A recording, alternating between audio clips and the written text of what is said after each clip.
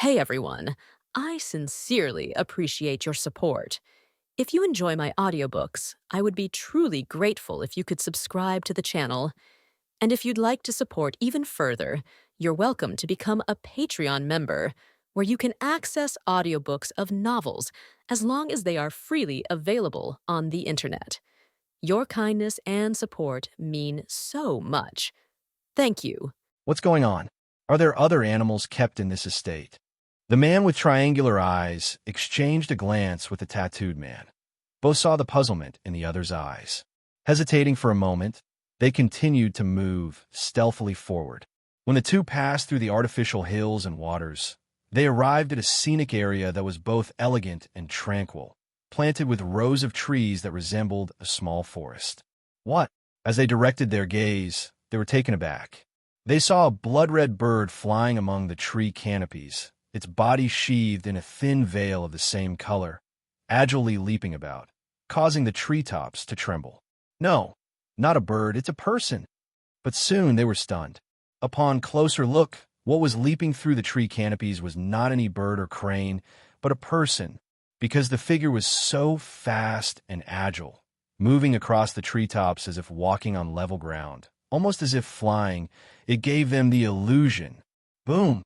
The next second, the blood-red figure leaped down from the tree canopy, heavy as a nearly 1-ton violent bear, brash and forceful, plummeting from several meters up and causing the ground to shake thunderously, leaving a crater 2 to 3 meters in diameter.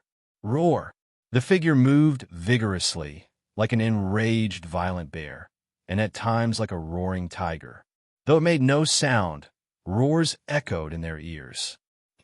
He's practicing martial arts? What martial arts is this? The two of them stared wide-eyed at the blood-red figure in the distance, realizing that he was practicing martial arts. However, the scale of the practice and the fist techniques displayed were beyond their imagination. At times it was like a nimble crane spiraling into the sky.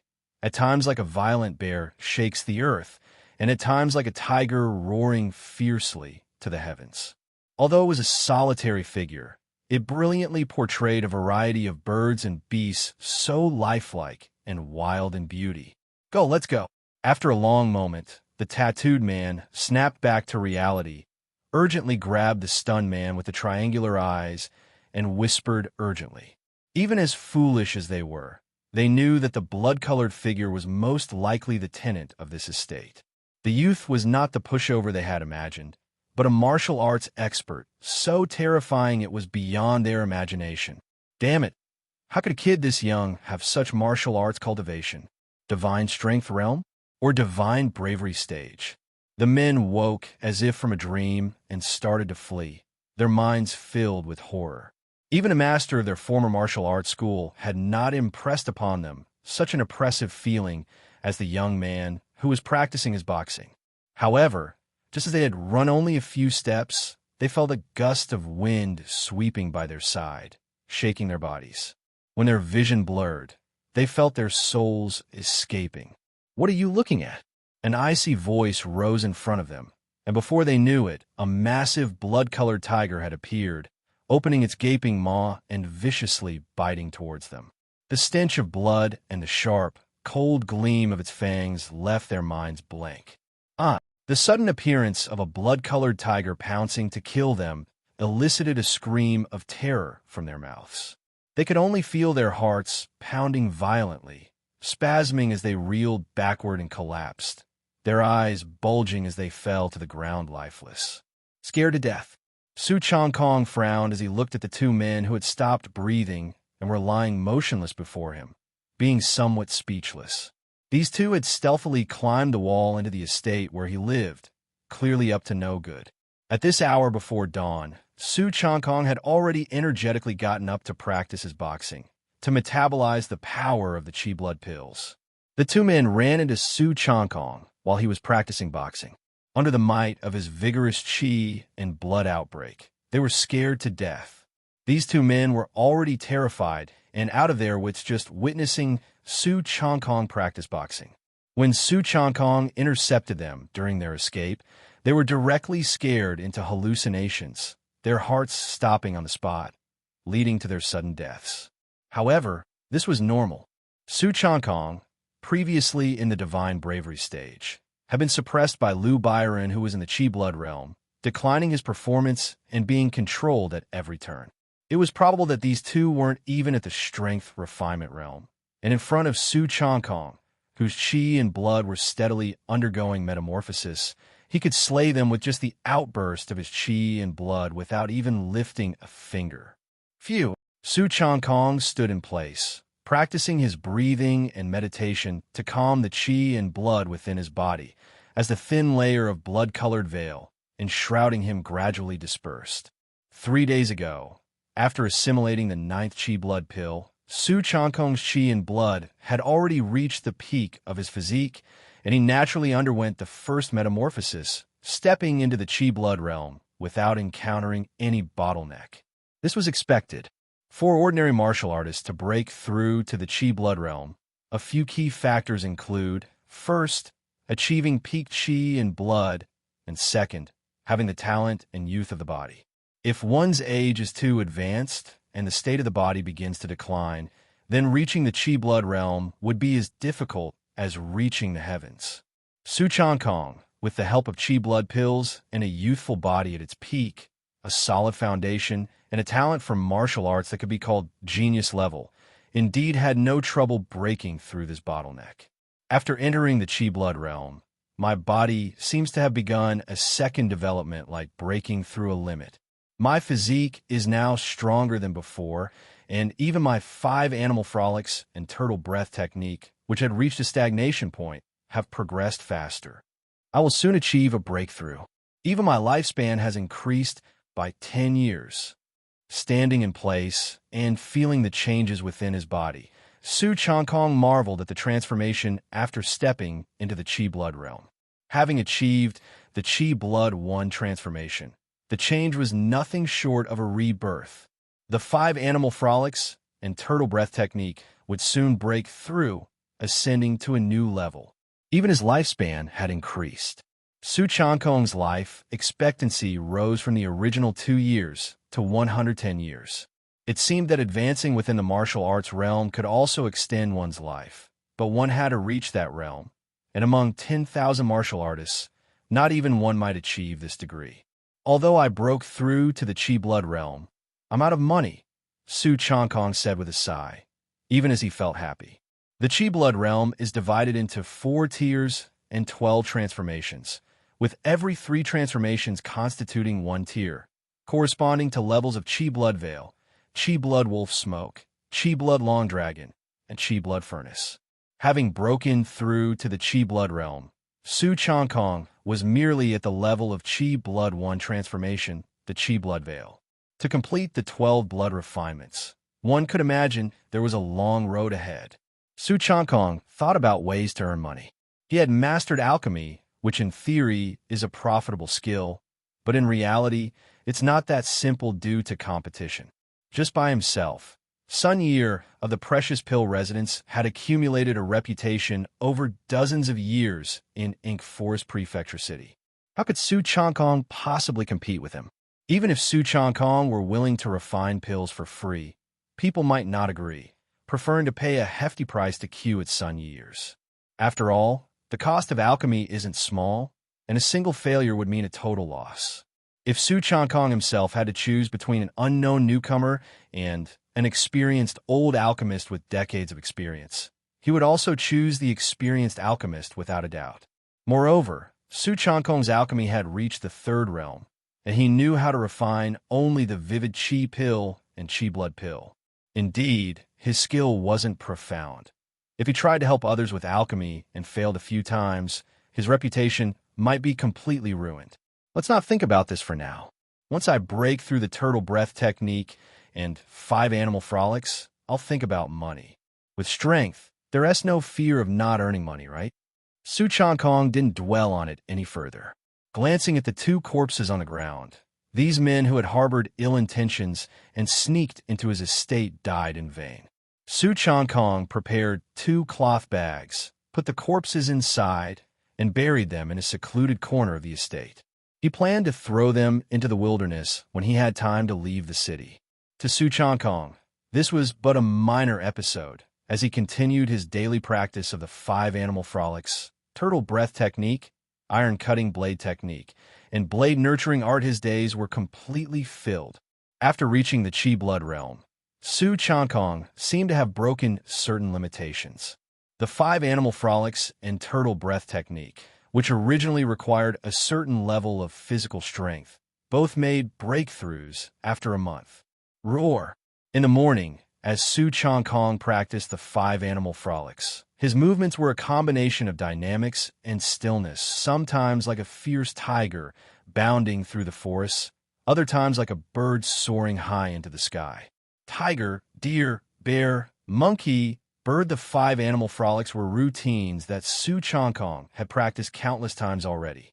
At that moment, he brought the 5 animal frolics to the ultimate level, as if dividing into 5 separate entities, each form with 54 variations switched according to his will. When still, he was like a spirit deer moving silently through the forest. When fierce, like a roaring tiger that could intimidate the woodlands. Anyone who witnessed Su Changkong's practice of the 5 animal frolics would be unconsciously immersed in it and could only exclaim that it was flawless and transcendental. It was a realm that seemingly could not be achieved by humans merely through effort.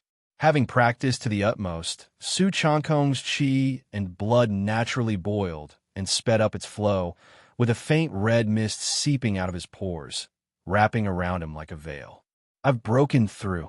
Sweat beaded on Su Changkong's forehead as he stopped his practice, feeling an unprecedented sense of exhilaration. A slight smile appeared on his lips. The 5 animal frolics had finally broken through again, advancing to a new realm.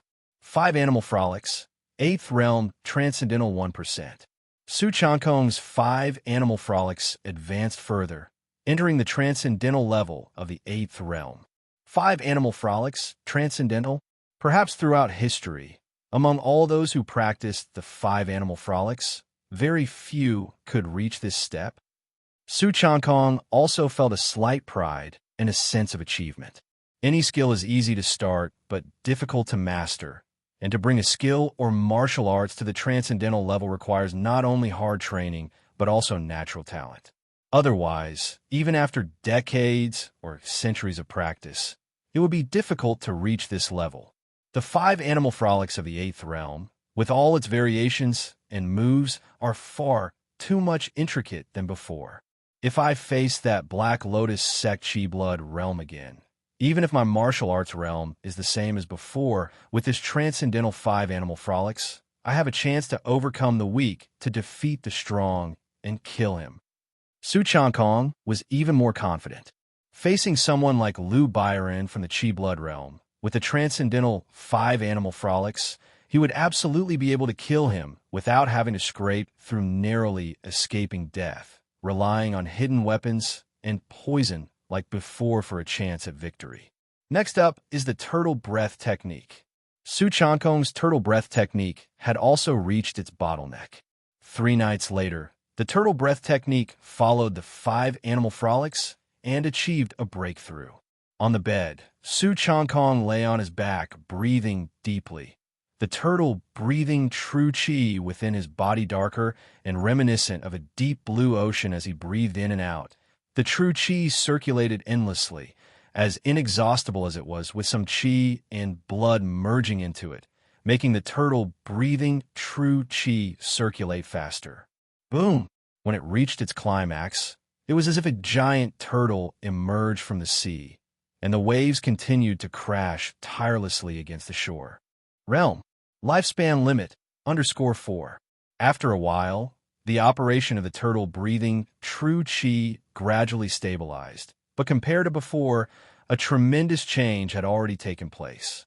Turtle breath technique, 7th tier, profound mastery 1%. If the original turtle breathing true chi was a streaming creek, it had now become a galloping waterfall. Su Changkong took a deep breath, operated his turtle breathing true chi, gathering it in his lungs. When it reached its peak, he suddenly opened his mouth and exhaled forcefully. Whoosh! A thick, solid stream of true qi, like a blue water arrow, trailed a shadow and with the swiftness of a thunderbolt, struck the wooden cup placed on the bedside table. Crack! In the sound of the explosion, the wooden cup shattered as if it had been furiously hammered, bursting apart into fragments. The turtle breath technique has reached the 7th tier. My true qi is far more robust than before, to the extent that it can leave the body, breathing out an arrow of qi. Su Changkong couldn't help but marvel. This was the power of inner strength. Even though it was weak at the beginning, as one's skill deepened, it could gradually reveal some astonishing and horrifying abilities.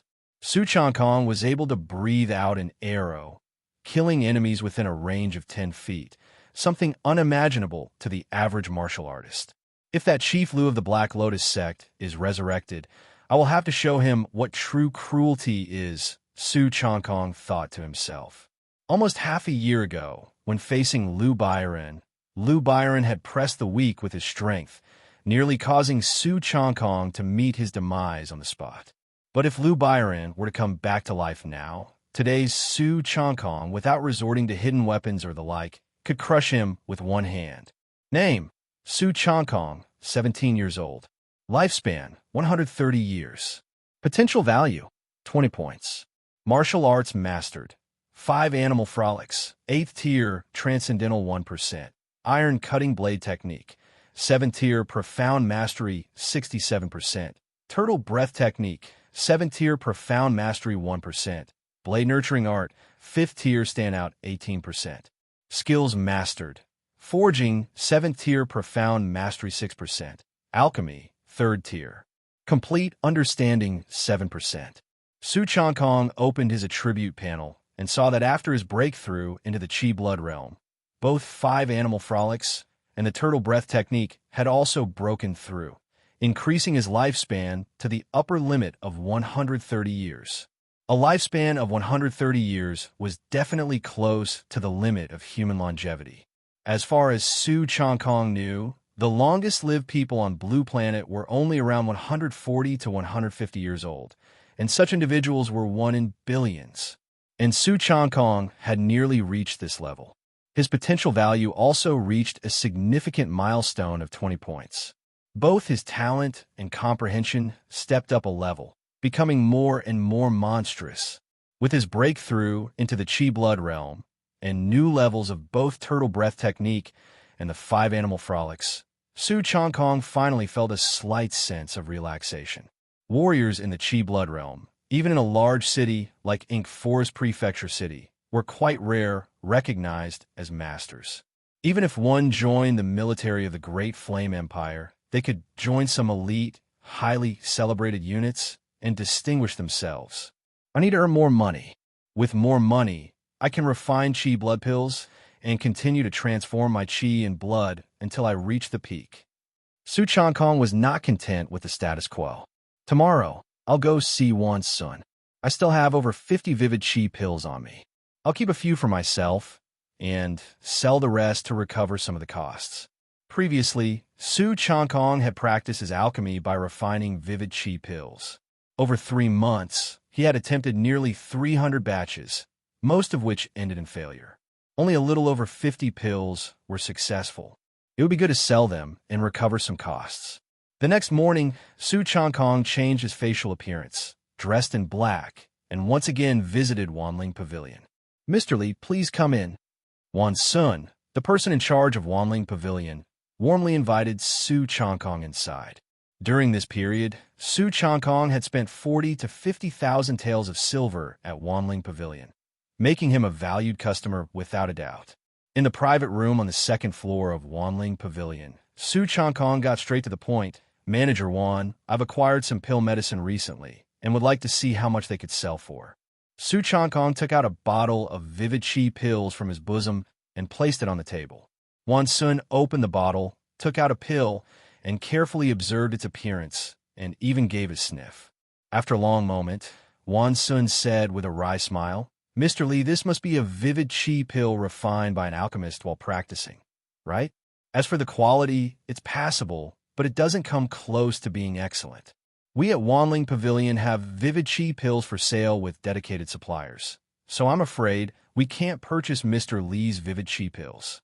As the manager of Wanling Pavilion, Wan Sun had seen countless treasures and medicinal materials. His discernment was astonishing. He easily identified the quality of the pills Su Changkong had provided and even understood their quality. Barely passable, far from excellent. It was a frank evaluation of the pills that Su Changkong had refined while practicing, which indeed varied in quality. And Wanling Pavilion wasn't about to sell these inconsistent Vivid Chi pills in their store. If someone noticed the discrepancy, it might affect the Wan family's reputation. Upon hearing this, Su Changkong did not make it difficult for Wan Sun. He didn't want to be indebted over a small amount of money. So he asked, "Then do you know where nearby I can sell these Vivid Chi pills without any concern?"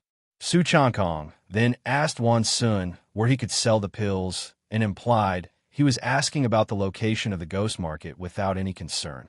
Generally, every place has its ghost market, like Clearwater City had one. So it was certain that there was one near Ink Forest Prefecture City, and with Wan Sun's extensive knowledge, he would most likely be aware of it. Knowing where the ghost market was, Su Changkong could sell his Vivid Chi pills there at a slightly better price. If it came to it, he could also forge some fine crossbow bolts to sell at a high price and make money. Indeed, Wan Sun understood Su Changkong's meaning, and he said, "I have heard others say that near the Blackstone Bay of the Blue Rain Sea, on a specific day each month, there will be ships docking, inviting guests aboard to hold a trade meeting."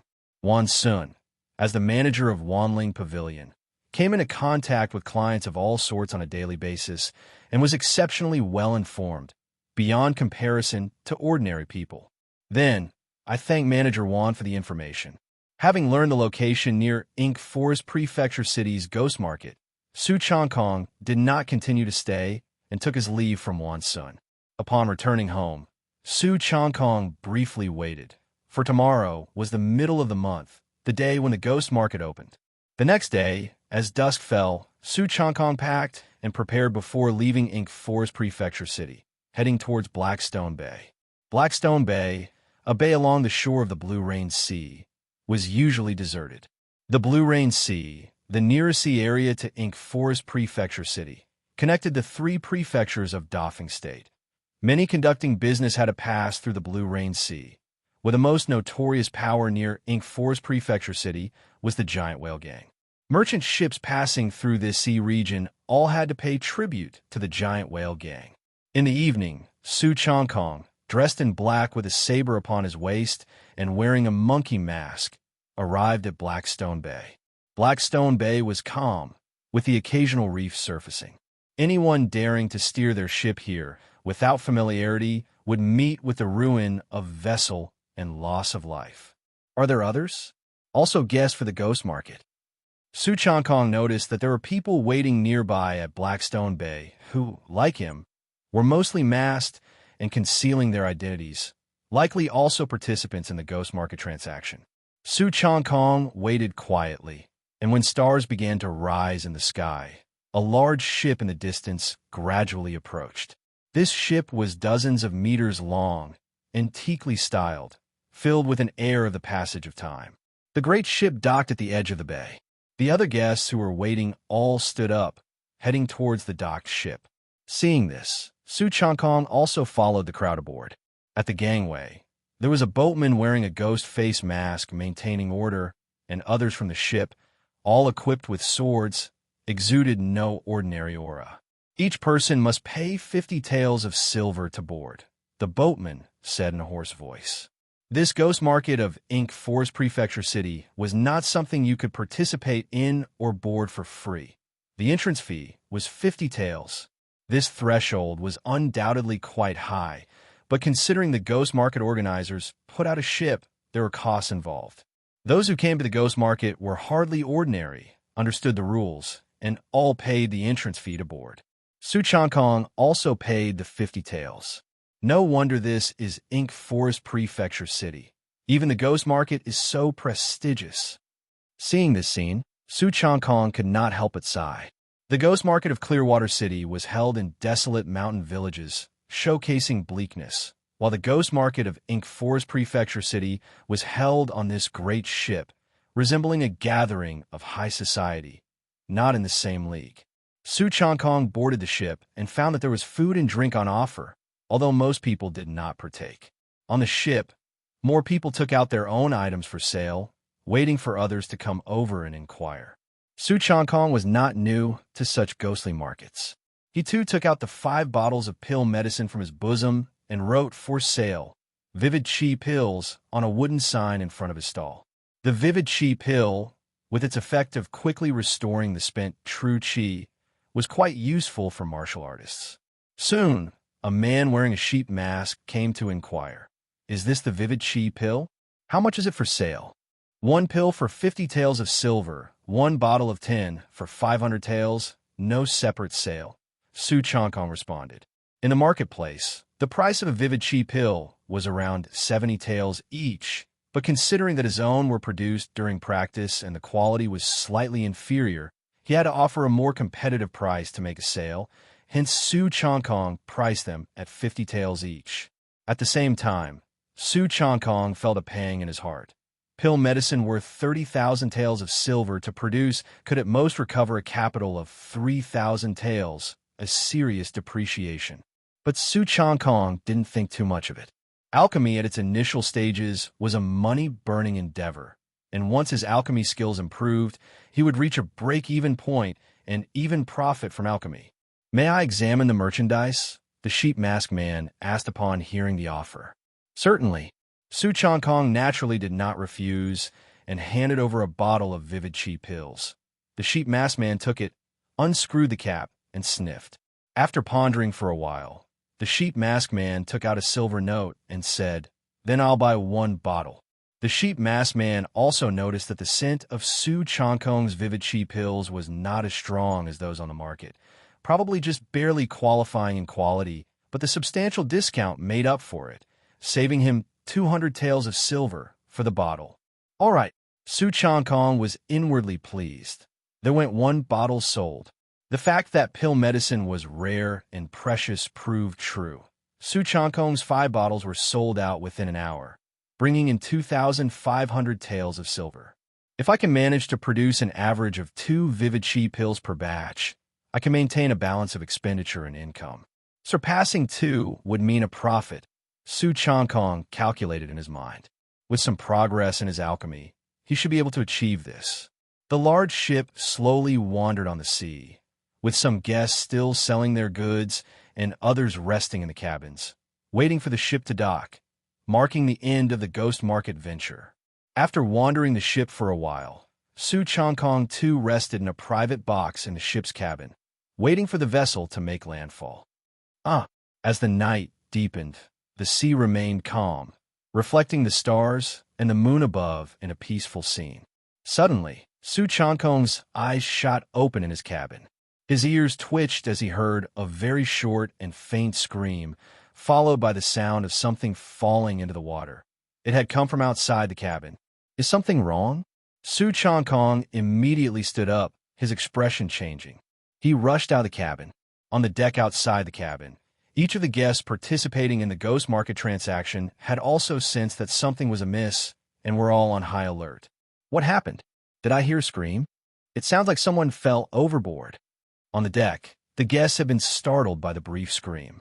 Some seemed to know what was happening and responded. Help! I can't swim."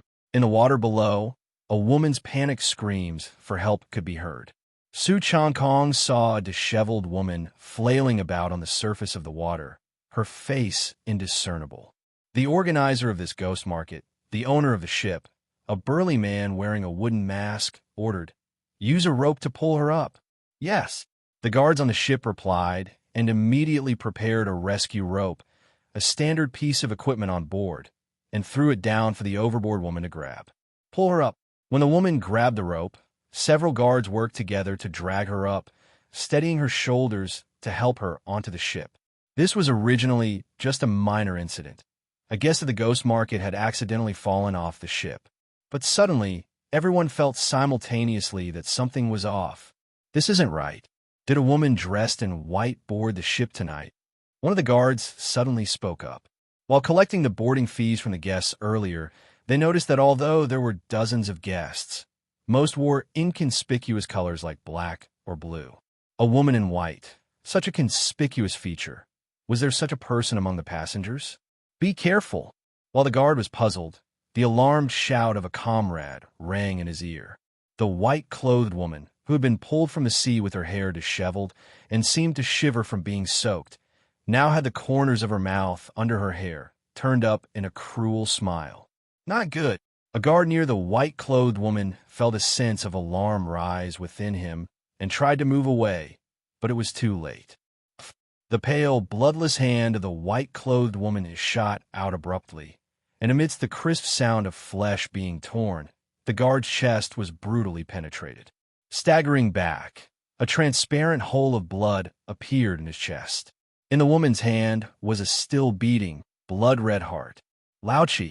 The guard collapsed onto the deck as the rest of the guards cried out in anger. This white-clothed woman, who had appeared out of nowhere, had murdered one of their companions without any warning. What was even more horrifying was that the white-clothed woman, holding the heart, sniffed it and then brought it to her mouth, greedily gnawing on it. This sight made everyone's scalp tingle. Has she gone mad? Someone stepped back subconsciously. Most of those attending the ghost market were no easy prey, having seen plenty of brutal characters. Yet, this act of eating a human heart before everyone was unprecedented in their lives. This woman is very strange. Su Changkong watched this unfold, his face also showing seriousness. This white-clothed woman had called for help in the water near the ship, making people believe she was a guest who had fallen overboard. But once they pulled her up, she immediately attacked, effortlessly gouging out the heart of a guard with a foundation in martial arts. We're dealing with a dangerous individual. Damn it, you're looking for death. In a furious roar, a guard wearing a horse-face mask saw his comrade die on the spot, and the white-clothed woman was now chewing on his heart. In a mix of shock and rage, he drew his cleaver from his waist and aimed a splitting cut at the woman's neck. Plop! To everyone's astonishment, the powerful cut, capable of splitting a thick tree, struck the white-clothed woman's neck and made a slight ringing sound as if a dull blade had struck tough leather. Her neck was left completely unscathed. What is this horizontal training hard skill? The guard in the horse-face mask was stunned. Typical horizontal training hard skills might resist attacks like punches, kicks, and bludgeons, but to withstand a blade with one's bare body, there were very few experts capable of such feats, even in the whole of Forest Prefecture City. This white-clothed woman had taken his powerful blow to the neck without any defensive posture. This was almost inconceivable to the man in the horse-face mask. At that moment, the white-clothed woman had swallowed the heart she held and suddenly lifted her head, revealing a pale face devoid of any blood. Most eerie were her eyes, a beast-like yellow with vertical pupils, glowing peculiarly, nothing like human eyes. Plop! With a sweep of her hand, her slender and delicate yet blade-like palm cleanly severed the neck of the guard in the horse-face mask. His head flew off and landed heavily on the deck. Demon monster! Could be a demon monster. The owner of the passenger ship, a burly man wearing a mask, exclaimed with a tingling scalp. Demon monster? What demon monster? Most people were clueless. Demon monster? As for Su Changkong, the word stirred something in his heart. When he first arrived in this world, he occasionally heard members of Black Iron Manor talk about the outside world, claiming it was dangerous and rumored to be inhabited by demon monsters that relish eating human hearts and are difficult for humans to overcome. Initially, Su Changkong treated these as mere ghost stories and rumors. However, they seemed not to be unfounded. Demon monsters were not mythical creatures, but were real in this world, albeit so rare that most people would never encounter one in their lifetime. The more than 10 martial artists' corpses with strange deaths that I discovered when I first came to Forest Prefecture City, could they have been the work of a demon monster? At the same time, Su Changkong thought back to an incident from nearly half a year ago when he encountered more than 10 corpses in the wilderness with their hearts gouged out and bodies gnawed upon. He had wondered then what kind of person was responsible. Likewise, in the inn at Ink Forest Prefecture City, he had heard similar rumors, with the guests speculating that it might be the work of a demon monster, but he had his doubts. Yet, this bizarre and ferocious woman in white seemed to corroborate that possibility. Su Changkong frowned and silently retreated several meters. He had killed many people, but this was his first encounter with a being suspected of being a demon monster. He had no idea how strong it was or what methods it possessed. Therefore, it was best to be cautious. Better to let another die than risk his own life. Damn, demon monster? Are there really demon monsters? The rest of the people on the ship, whether the guards or guests who came to attend the ghost market, all drew their weapons, ready for battle. Their hearts pounded fiercely. Most had heard the rumors about demon monsters, but had always believed them to be just that, legends. Now, a creature most would never see in their lifetime appeared before them. Jie Wu, the woman in white, had already killed 2 people, her face smeared with blood. Seemingly caught up in the thrill of the kill, she opened her mouth wide, revealing serrated, sharp teeth and emitting a piercing screech. The screech was sharp and grating, assaulting the brain directly, making many feel as if their skulls were being hammered. Even Su Changkong felt a sharp pain in his eardrums. After a sharp screech, the woman in white lunged at several people. Her speed was incredibly fast, like a specter with palms that could tear metal. Poo-poo, poo-poo. 4 or 5 men wearing masks had almost no chance to fight back and were slaughtered by her, flesh flying everywhere. Monster! Some on the ship were so petrified by the bloody and cruel scene that they collapsed and only wanted to escape, leaping directly from the ship into the sea. The woman in white's eyes twinkled eerily as her white clothes were stained with patches of red. Her gaze swept across and suddenly fixed on Su Changkong, who stood at the back of the crowd. The woman in white sensed a vigorous qi and blood flowing within Su Changkong that was different from ordinary people. Compared to others around him, he stood out like a crane among chickens. Eat you. The woman in white's mouth gaped open, saliva flowing freely as if she had seen an unparalleled delicacy. You set your sights on me? Su Changkong was also shocked, not having expected to be targeted while standing at the back of the crowd. Go! The woman in white let out a piercing scream and lunged frantically towards Su Changkong.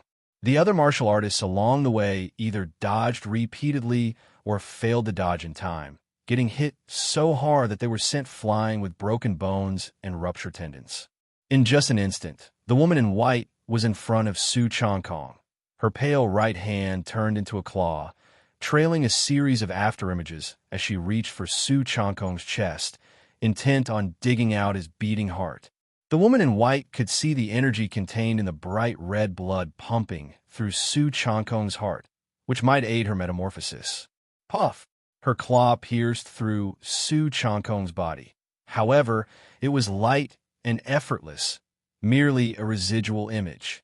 Using the highly skilled footwork of the spinning flying crane from the 5 animal frolics, Su Changkong spun and dodged the woman in white's deadly pounce, reappearing behind her. Whether you're human or ghost, die. Su Changkong's eyes under the ape mask flashed with a cold light. Initially, he did not act rashly as he was unaware of the depth of the woman in white's strength.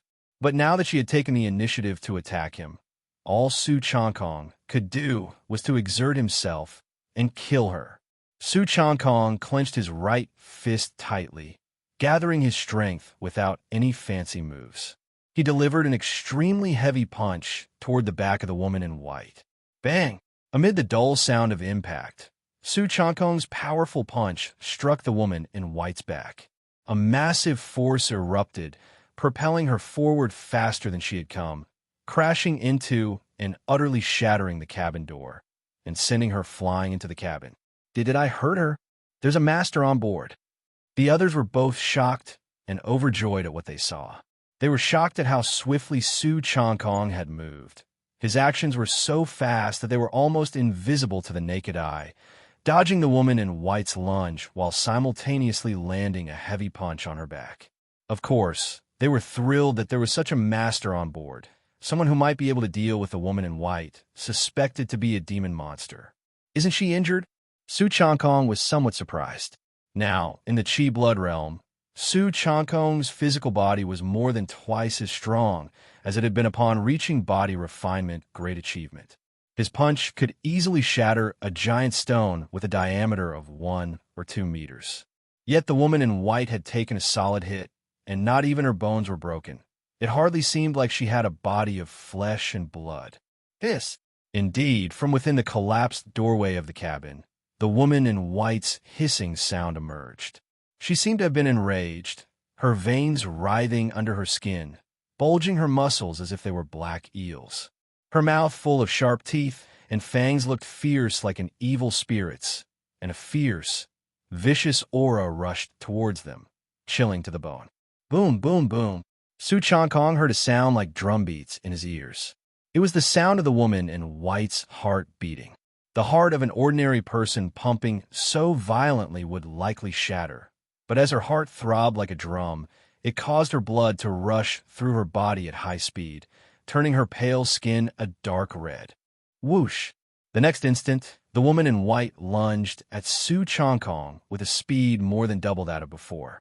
Her sharp claws, capable of tearing apart metal, interwove into a dense web of shadows, clawing at Su Changkong's surroundings, her frenzied manner as if she intended to tear him to shreds on the spot. In the face of the woman in white's tempestuous offensive, Su Changkong remained unflustered. His body swayed with an incredibly minimal motion to dodge. Puff, puff, puff. Su Changkong was like a nimble leaf, blowing about in the strong wind, the series of claw shadows failing to even touch his clothing. Amazing! What brilliant footwork! The hearts of the other martial artists on the boat couldn't help but quiver. Many among them practiced martial arts. Yet Su Changkong's footwork, refined to the utmost degree, left them feeling as though it was unattainable. After Su Changkong's 5 animal frolics reached the 8 realms, it became several times stronger than before. Both his offensive abilities and footwork were exceedingly rare. This woman who resembles a demon monster. It's strange. It's as if she's never practiced martial arts. Her moves are too rough, entirely reliant on instinct. Su Changkong's body moved with the wind, agile like a deer, swift like a bird. He frowned slightly, finding the woman in white not as terrifying as he'd imagined. The woman in white's speed and strength surpassed those of a body refinement great achievement martial artist by more than one level, and might even slightly outmatch the once blood-refining Su Changkong. However, her moves were too repetitive, like a brute with only strength. Against ordinary martial artists, even those at the level of body refinement great achievement, she would be overpowering. But when facing a master like Su Changkong, she appeared somewhat clumsy and inadequate. Finish her. Su Changkong didn't want to entangle with the woman in white too much. He decided to slay her first and talk later. 5 animal frolics. Bear leans on the mountain. Seizing an opening in the woman in white's attacks, Su Changkong's body, seemingly clumsy, was in fact focusing strength into his torso. He thrust forward with his shoulder like a giant bear crashing into trees and mountains, robust and powerful. Bang! The impact of Su Changkong's charge immediately scattered the woman in white's offensive. She staggered backward, unsteady on her feet. A regular person, even a Qi blood realm martial artist like Liu Byron, would have been left with broken bones after such a hit. But the woman in white only lost her balance. Her body seemed as tough as iron. Die! Just then, Su Changkong's true Qi concentrated within the veins of his arms. His forearms undulated as his muscles bulged. Hands outspread, he delivered a brutal twin peak through ear strike from both sides towards the woman in white's head. His broad palms, like 2 massive hammers, crashed onto either side of the woman in white's skull. Immense force exploded, compressing under the powerful strike of Su Changkong's palms charged with true Qi. Even steel would be twisted and deformed under such a blow. Crack! The air around them vibrated briefly. Despite the woman in white's steel-like fortitude, capable of withstanding slashes of swords, The severe blow to her head produced the sound of breaking bones, causing her head to dent and warp as blood seeped from her eyes, ears, mouth, and nose. With unsteady steps, the woman in white retreated, swaying. A look of bloodthirst had been replaced with a tinge of panic on her face. The man in the black, ape-faced mask demonstrated a strength the likes of which she'd only rarely encountered since becoming this way. Still not dead, even Su Changkong felt a surge of alarm. How could she still be capable of moving after such a serious head injury? Guard! The woman in white, her head twisted and deformed, seemingly came to her senses and let out a strange wail. She retreated continuously and with a leap, cleared the railing of the deck, plunging into the sea, splashing water around. She escaped. Su Changkong immediately reached the railing and looked down only to find that the woman in white had sunk into the water and disappeared without a trace. This made Su Changkong furrow his brow. He hadn't expected the woman in white to be so bizarre, still capable of fleeing after sustaining a severe head injury. Of course, the main issue was the sea. Once she jumped into the water, Su Changkong couldn't pursue her, as there might be unpredictable dangers in doing so. Is this creature really a demon monster? Su Changkong's heart weighed heavily with concern. Impervious to sword and axe, with a tenacious life force, still able to flee even after a serious head injury. Many thanks for your aid in driving her back. At that moment, a voice roused Su Changkong from his thoughts. It was the voice of the ship's owner, a burly man wearing a wooden mask. He now expressed gratitude towards Su Changkong, at the same time inwardly astonished by the presence of such a formidable expert on board. No matter. Hasten the ship back to the shore. Su Changkong's hoarse voice came out lowered, making him sound not young, instructing the burly man to steer the ship back to shore. Yes. Having just encountered the woman in white who resembled a demon monster, the burly man naturally didn't dare linger. He quickly instructed the others on the ship to set sail for home. Was that really a demon monster just now? Don't know. Thankfully, we had him on board, or our blood would have flooded the deck. The other customers attending the ghost market all looked at Su Changkong with a mix of respect and fear.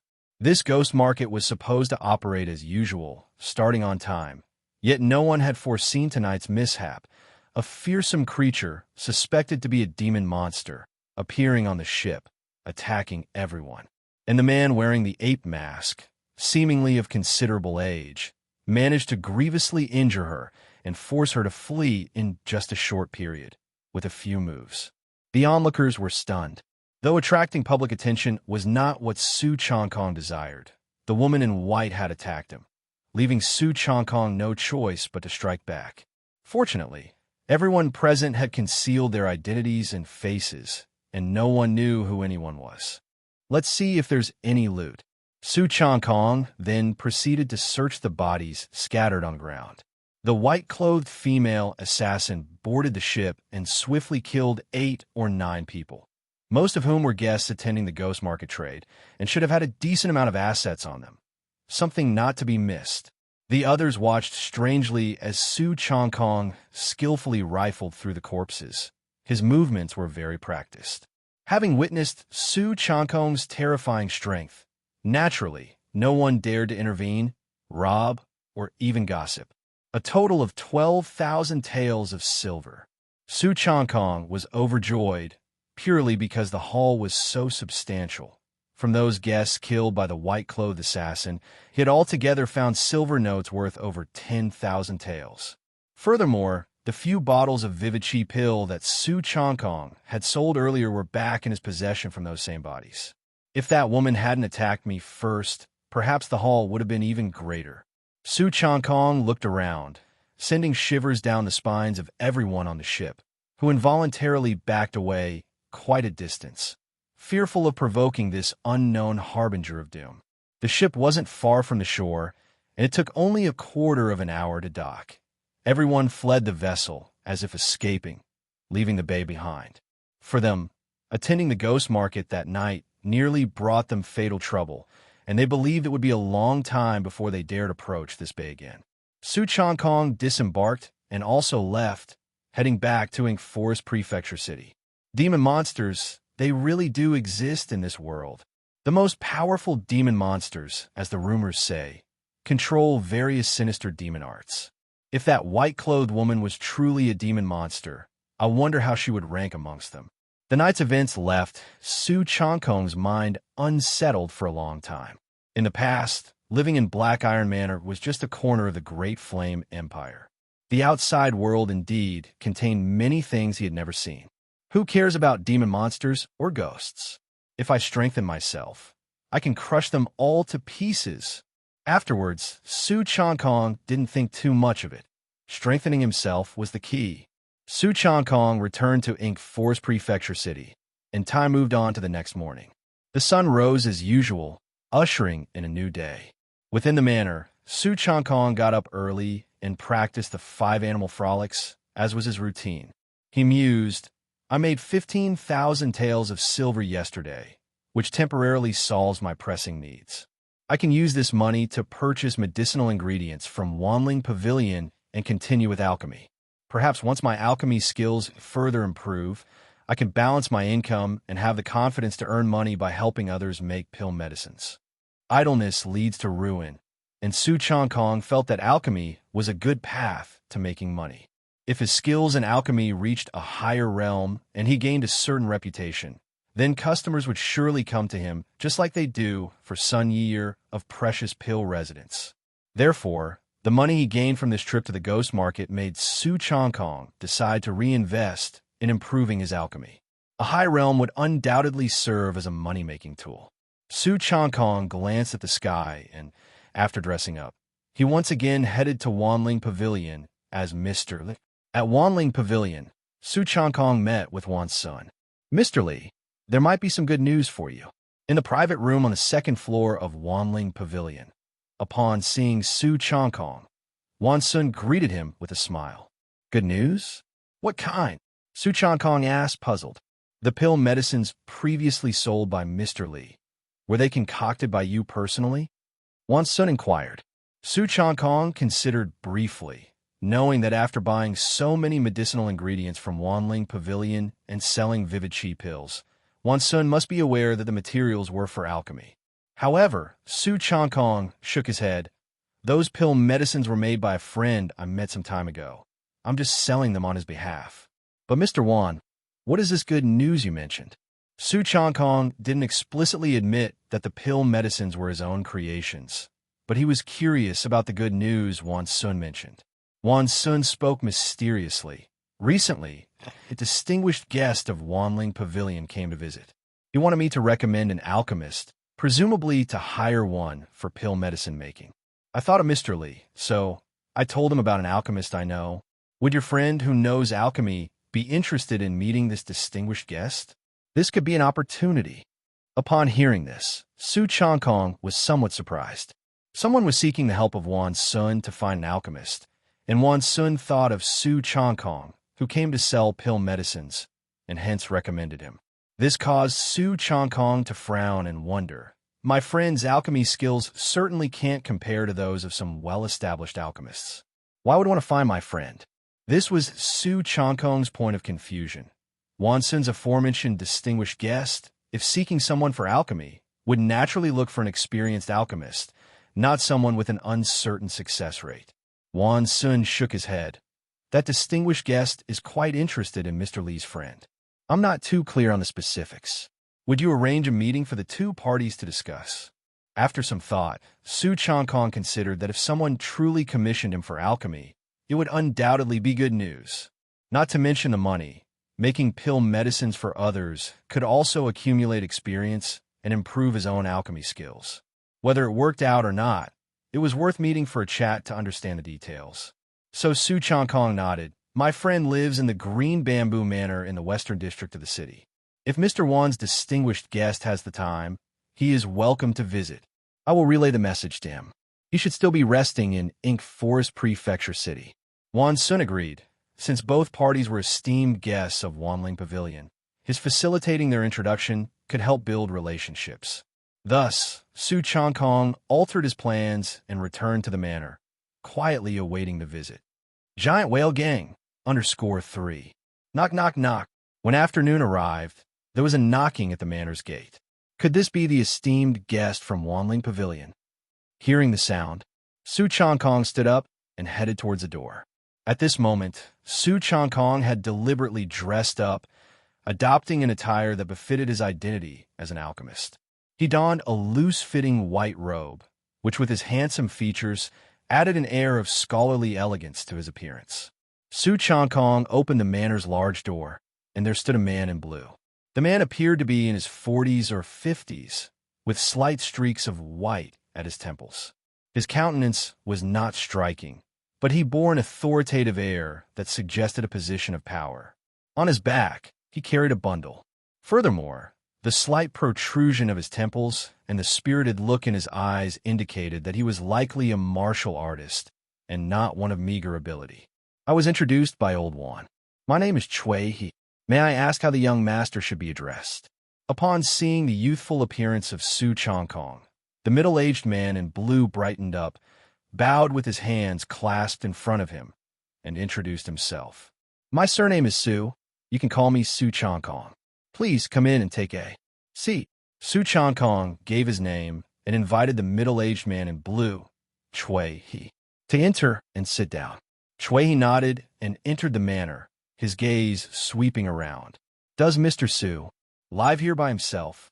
Yes, I prefer a peaceful environment for my alchemy practice, Su Changkong nodded and casually replied.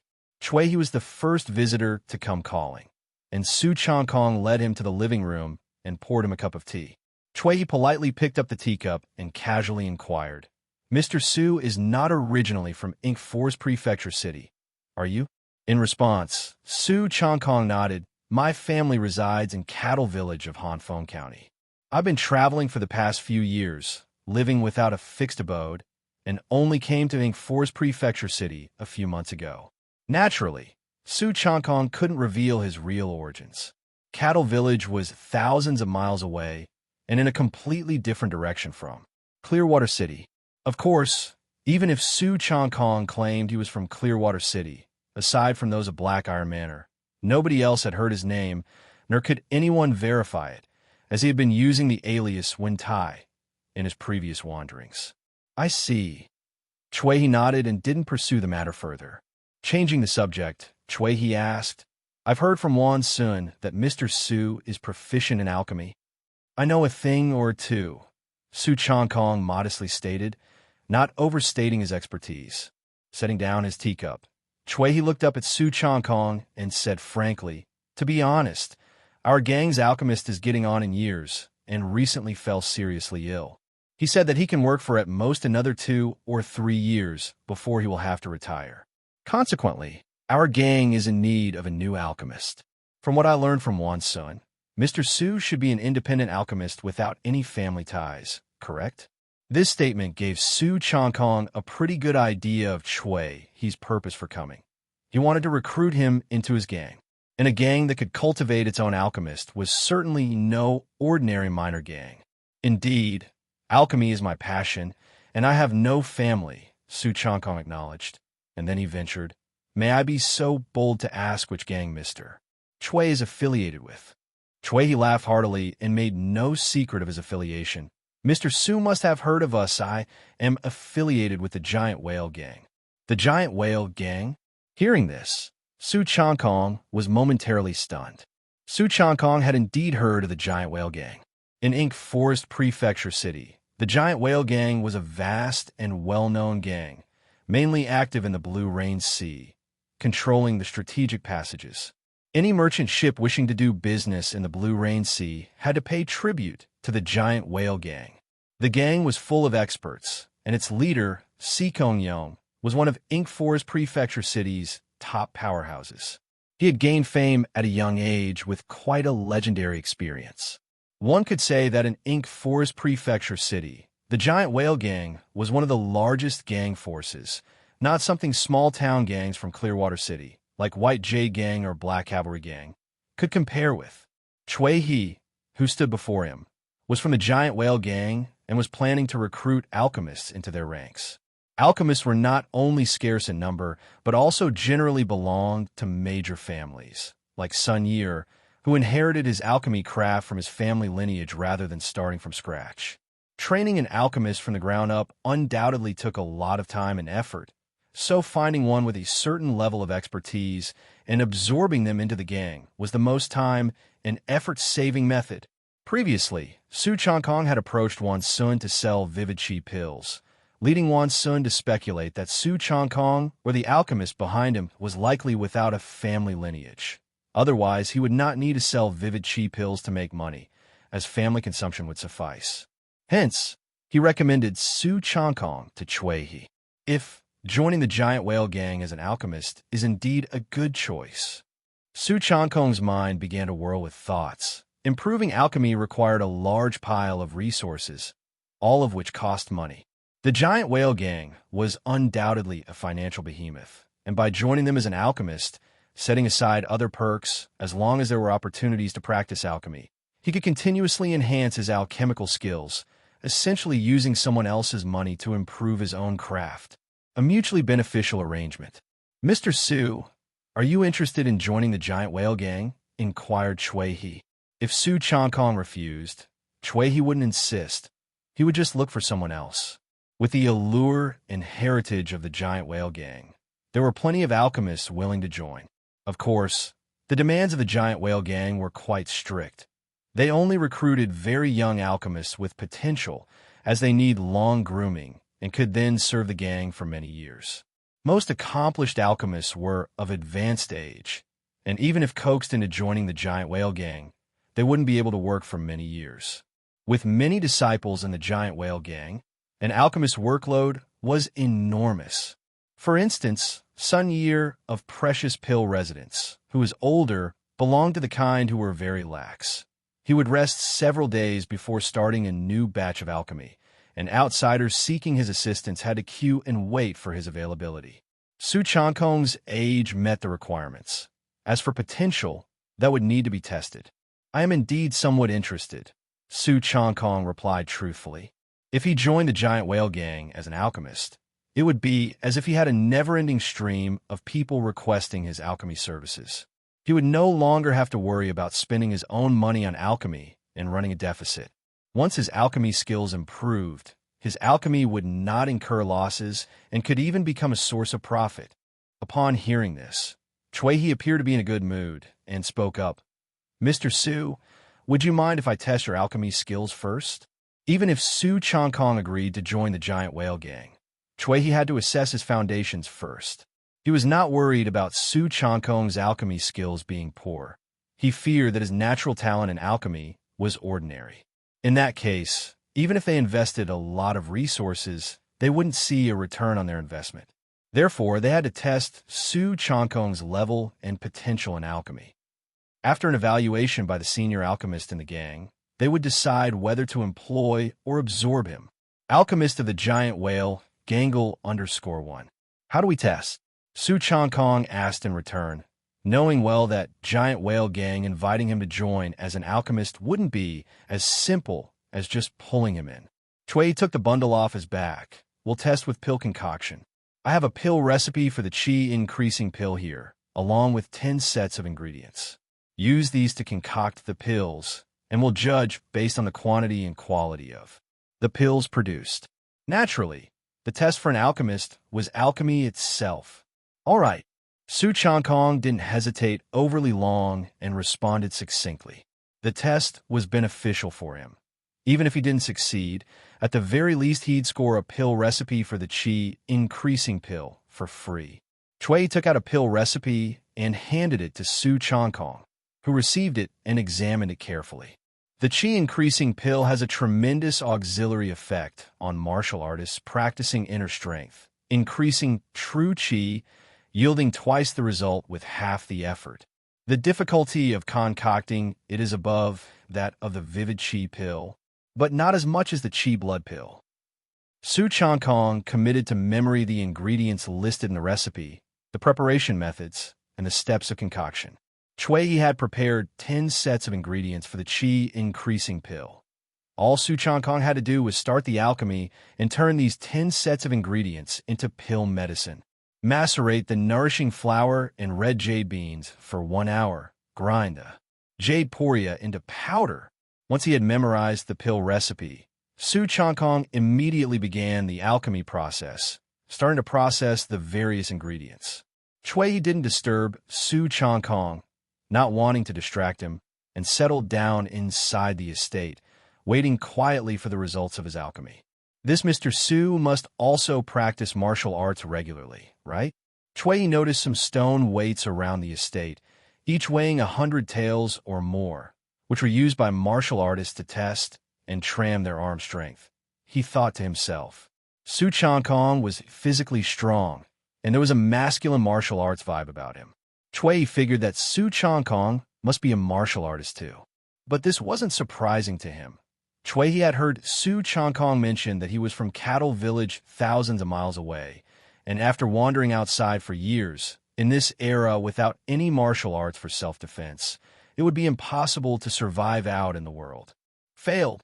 Several hours later, from the pill refining room, a burnt smell wafted out, signaling unsurprisingly that the first batch of qi increasing pills had failed to concoct.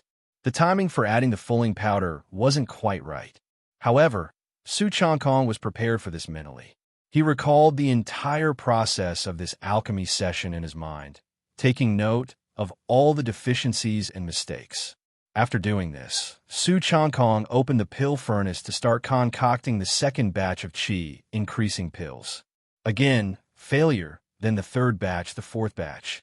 Despite the continuous failures, Su Changkong became more proficient in concocting the qi increasing pill. Finally, on the fifth batch, a faint medicinal fragrance emanated from the furnace. Success! Su Changkong felt a surge of joy in his heart. Upon opening the pill furnace, he found a fragrant pill. Although he had only made one pill, this success proved he was on the right track. With more practice and rectification of mistakes, he could steadily increase his success rate. Indeed, out of the remaining 5 sets of ingredients, some failed, but 2 more batches also produced pills. 3 days later, Su Changkong looked at the bottle with a total of 7 pills in his hand and took a deep breath. Finally done. From 10 sets of materials, only 7 qi increasing pills were concocted. Definitely a loss, but Su Changkong believed that as his alchemy improved, he could certainly increase this success rate. This Mr. Su must at least be at the internal strength realm. His vigor is robust, able to fire the furnace 10 times in 3 days. He definitely meets the standard in this aspect. Chui nodded to himself, having stayed in the estate for 3 days. The giant whale gang valued the age of recruited alchemists highly, being young meant potential and robust energy. Some elderly alchemists, despite their high skills in alchemy, couldn't withstand the heavy workload of alchemy. Concocting some pill medicine could take days without rest, which wasn't something an ordinary person could endure. Mr. Su, I'll take this bottle of qi increasing pills with me first.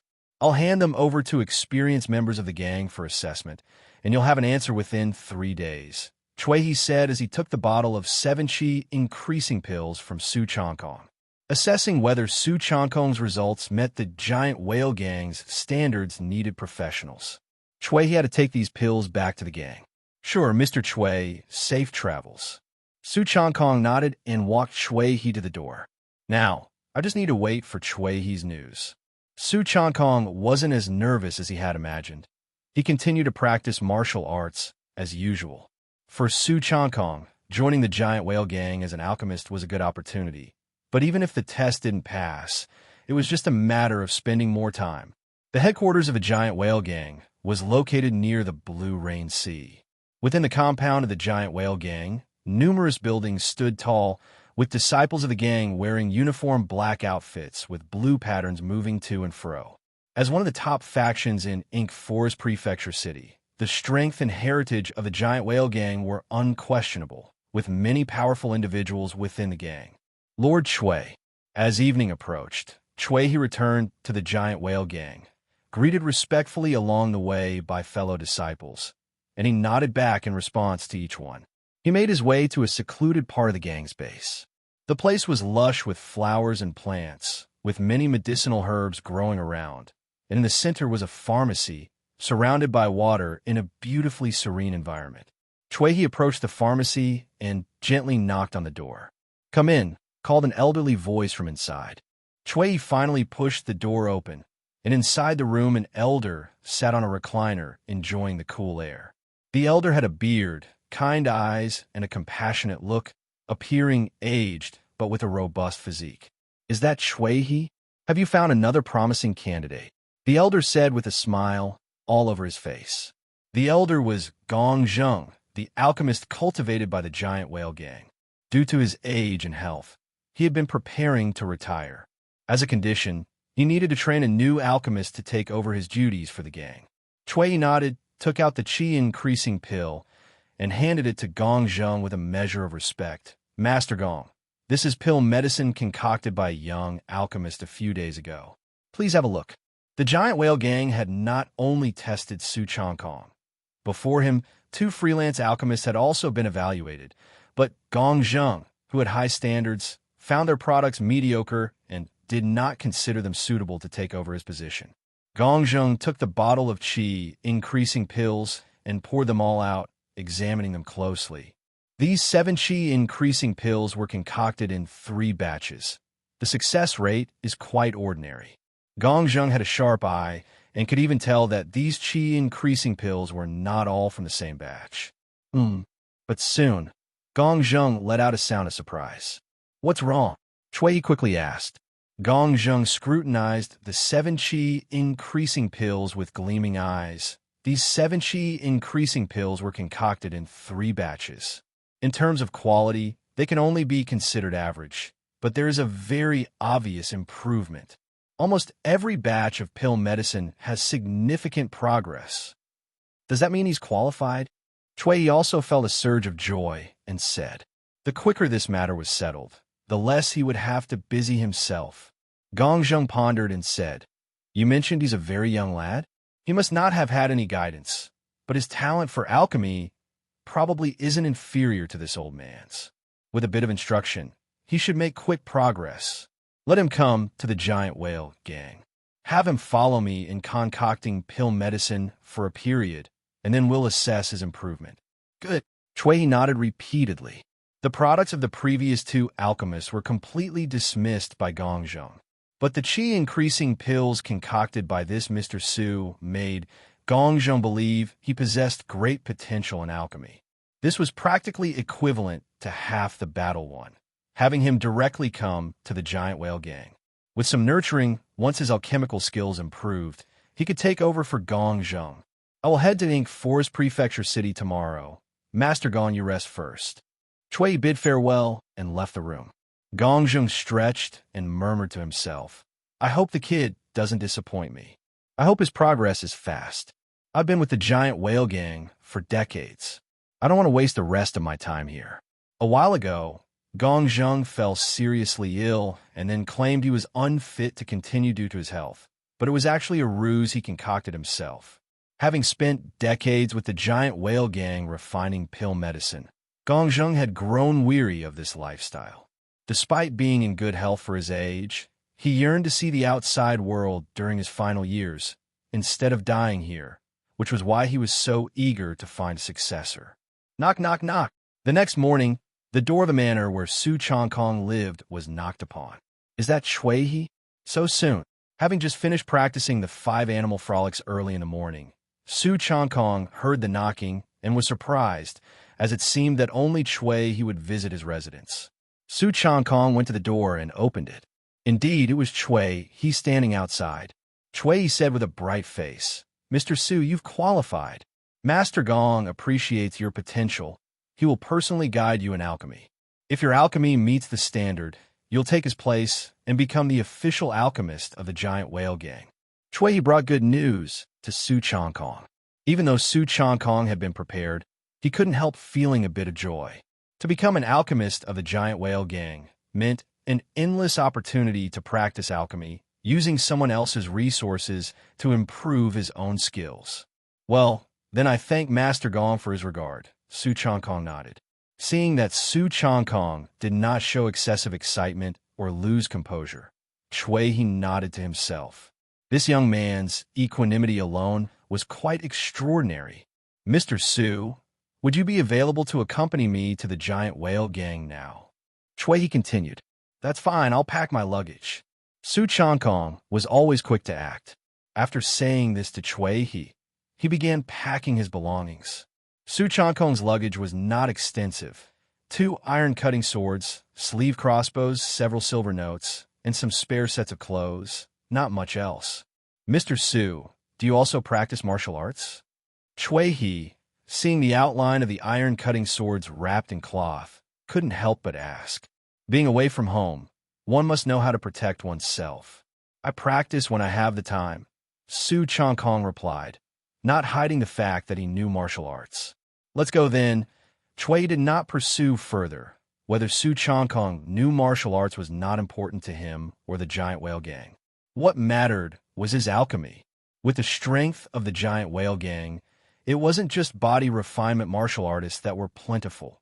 Even those in the Qi blood realm were numerous. Whether it was the gang leader Si Kong Yong or his son and daughter, they were among the top experts in Forest Prefecture City.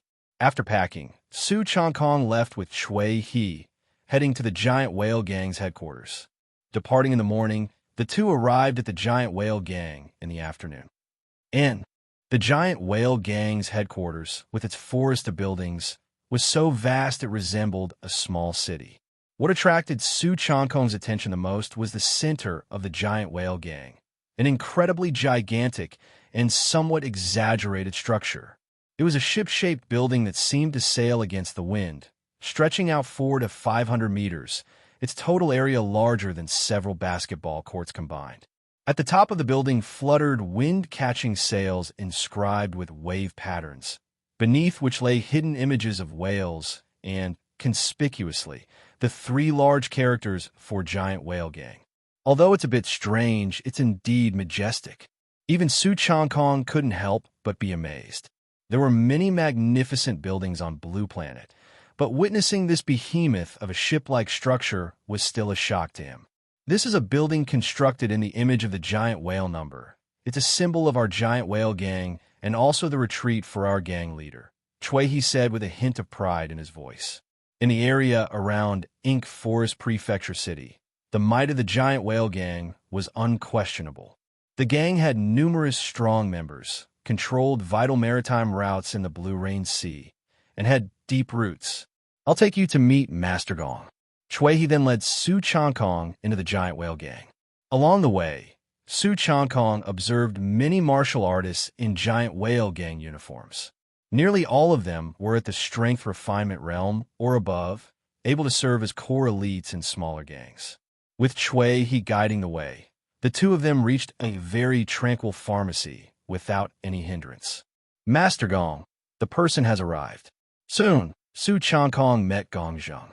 "Greetings, Master Gong," Su Changkong said very politely to Gong Zheng. Su Changkong knew that Gong Zheng would instruct him in alchemy, and his own progress needed to satisfy Gong Zheng in order to become an alchemist for the giant whale gang. A handsome and intelligent-looking young man. You really have the air of my younger days." Gong Zheng sized up Su Changkong with a somewhat sour tone. "You rest today. We'll start alchemy tomorrow." Su Changkong was somewhat speechless, and Chui said awkwardly, "That's just how Master Gong is. I'll arrange accommodations for you first." This Gong Zheng was quite a character, seemingly not someone easy to get along with. Chui arranged luxurious accommodations for Su Changkong. Because he might become the new alchemist for the giant whale gang in the future, his living quarters were quite grand, with a private, serene courtyard and even personal servants, all of which Su Changkong declined, preferring quiet. "Rise early tomorrow and follow Master Gong to learn alchemy." Arriving in a new place, busier and more crowded than Black Iron Manor, Su Changkong felt slightly uncomfortable, but he soon calmed down. He entered a meditative state, breathing in and out, practicing the turtle breath technique. The next morning, after completing the 5 animal frolics, Su Changkong went to the pharmacy where Gong Zheng lived, finding him already up and about. Su Changkong watched Gong Zheng exercise, his movements neither hurried nor sluggish, likely a form of health-preserving fist similar to the 5 animal frolics. So Su Changkong quietly waited until, after a short while, Gong Zheng expelled a breath of turbid air, and then he looked at Su Changkong with a smile. "Young man, you're up early. Come with me. We have many pill medicines to refine today." Su Changkong nodded and followed Gong Zheng into the alchemy room of the pharmacy. Inside the alchemy room, various alchemy tools were arranged, with not just one pill furnace, but many of different sizes. There were 4-legged pill tripods, as well as dragon-patterned pill furnaces, a complete set of tools. The so-called alchemy is nothing but the fusion of various medicinal ingredients into pills, combining their properties to bring out their greatest effects. The ultimate goal of alchemy is to turn decay into something magical, even making the ingredients exceed their limits in medicinal efficacy. There are no shortcuts on this path. Practice more and learn more. Now, you give it a try, refine the chi increasing pill that you have refined before, and I will guide and correct you to the best of my ability, Gong Zheng said to Su Changkong. All right, Su Changkong nodded earnestly and began the alchemy process. You don't need to grind the fulling powder so finely. Keeping it a bit coarse will make it more effective. The raw materials for alchemy are like the ingredients needed for cooking. If the raw materials are not handled properly, no matter how skilled the chef, the dish won't come out tasty, Gong Zheng commented from the side as he watched and guided. Su Changkong couldn't help but admire Gong Zheng, who truly had decades of experience as an alchemist and could easily point out Su Changkong's shortcomings. Previously, Su Changkong's few months of alchemy were done solely through book learning, but having the guidance of an experienced alchemist like Gong Zheng was a shortcut and doubled the efficiency of his efforts. After one day, Su Changkong had refined 3 batches of chi-increasing pills and actually produced 6 finished pills, with quality surpassing his previous attempts. This was undoubtedly a tremendous improvement. Not bad. Let's continue tomorrow. At the Giant Whale Gang, the most supplied pills are the chi-increasing pills and body refinement success pills. Being skilled at refining these 2 types of pill medicine will meet most of the gang's needs, Gong Zheng praised matter-of-factly. This young man is simply a genius. He gets it with a single explanation, no need for extra words at all. I reckon it won't take 2 or 3 months before I have nothing left to teach him. In reality, Gong Zheng was extremely astonished. Su Changkong's progress was practically visible to the naked eye, picking up the skills with ease. This naturally benefited from Su Changkong's potential value of 20 points, which was absolutely at the level of a top-notch genius. Third realm complete understanding 12%. My alchemy proficiency went up by 5% in just one day. Su Changkong was also very excited because his progress in alchemy was rapid, thanks to Gong Zheng's guidance, with a substantial gain of 5% in just one day.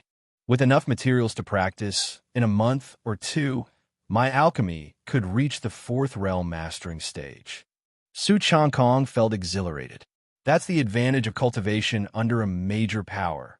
Not only do you get guidance from a seasoned alchemist, but you also get an endless supply of rare medicinal materials for direct practice. Master Gong, thank you for your guidance. Su Changkong expressed his gratitude to Gong Zheng, for Gong Zheng was imparting decades of his alchemy experience to him. It's nothing. It's part of the deal with the Giant Whale Gang.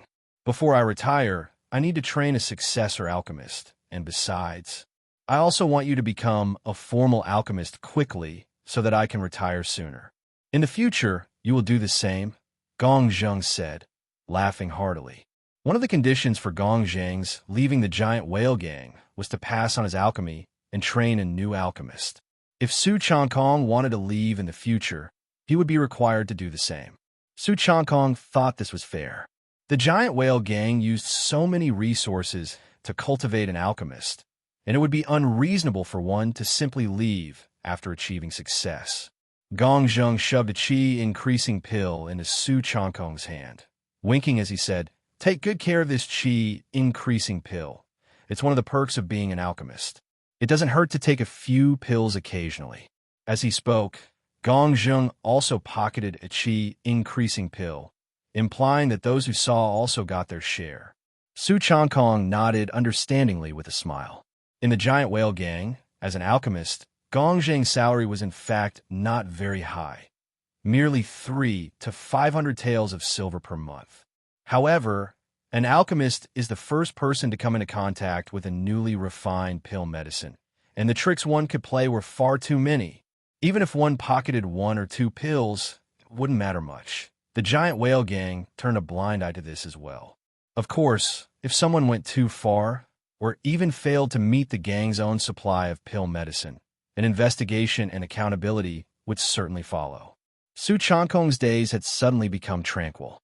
He continued his life just as he did at Black Iron Manor, practicing martial arts and working every day. The only difference was that his work had shifted from forging to alchemy. Su Changkong's forging skills had already reached a profound mastery, making major progress in a short time unlikely, so putting it aside for now was not an issue. This job is indeed quite good. As night fell, Su Changkong looked at a qi increasing pill in his hand, feeling immensely satisfied. He swallowed it in one gulp and then began practicing the turtle breath technique. In the giant whale gang, pill medicines were also exceedingly precious items, not something ordinary members could enjoy. Only elite disciples with a certain status within the gang were entitled to a fixed quantity of pill medicine each month. To obtain more, one would need to exchange for it with contributions. As for someone like Su Changkong, as the alchemist himself, pocketing a few pills occasionally wouldn't bother anyone. Even if the giant whale gang knew about it, they would turn a blind eye.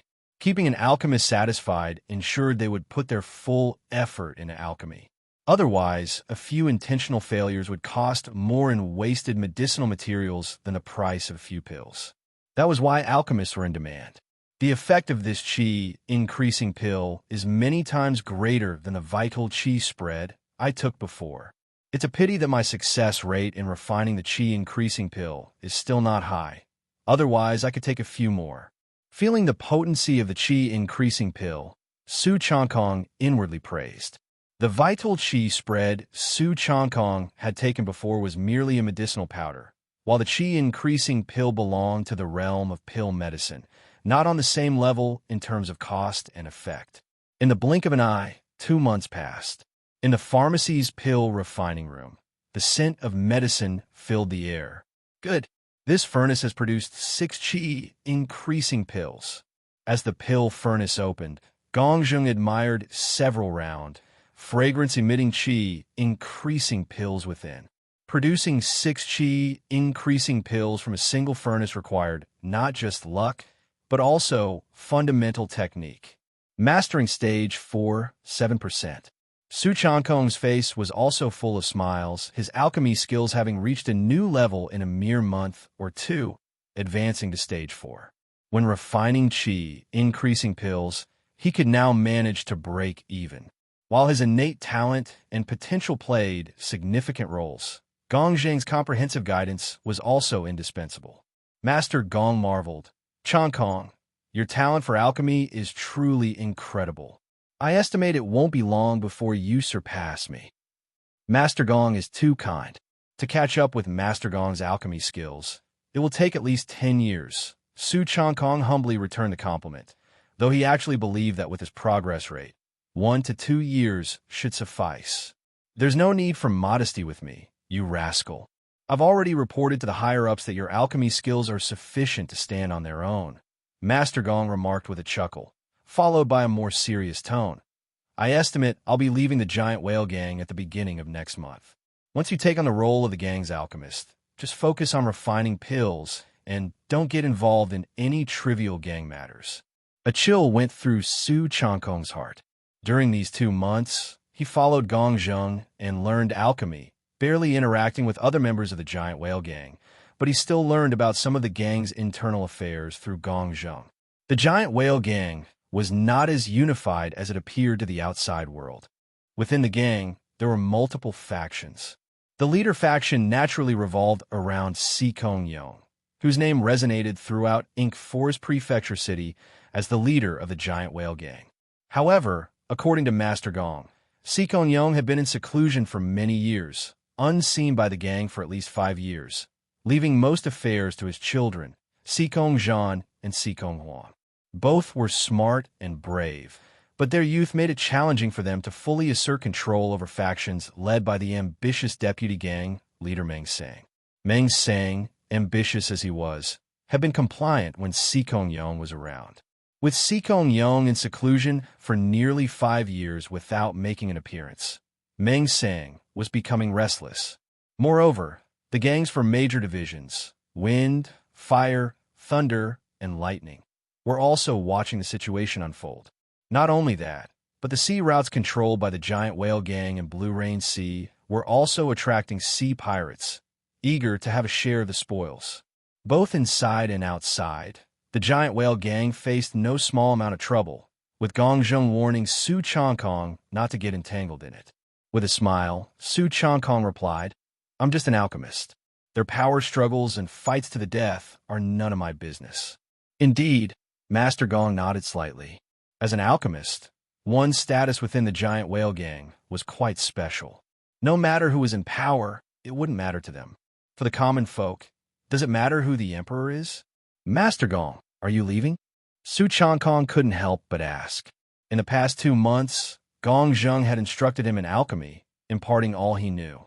Although a major reason was his own interests, Su Changkong was nonetheless very grateful.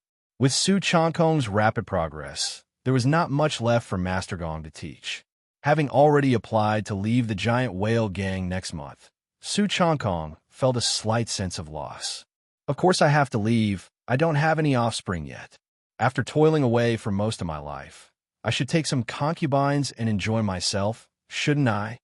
Gongzheng puffed his beard and glared as he spoke. Su Changkong couldn't help but laugh. Gongzheng, well into his 50s or 60s, was old in years but young at heart, showing disrespect for his age, but the sadness of parting was also much diluted by this. "Changkong, you are still young. In any case, take good care of yourself in the future." Gongzheng hesitated, then patted Su Changkong on the shoulder. Su Changkong roughly understood what Gongzheng meant. While Gongzheng enjoyed an extraordinary status and reaped many benefits as the giant whale gang's alchemist, this is because, since his youth, throughout his own prime years, he spent his time in the pill refining room of the giant whale gang. When he looked back, he was already old and had not seen or enjoyed many things in this world.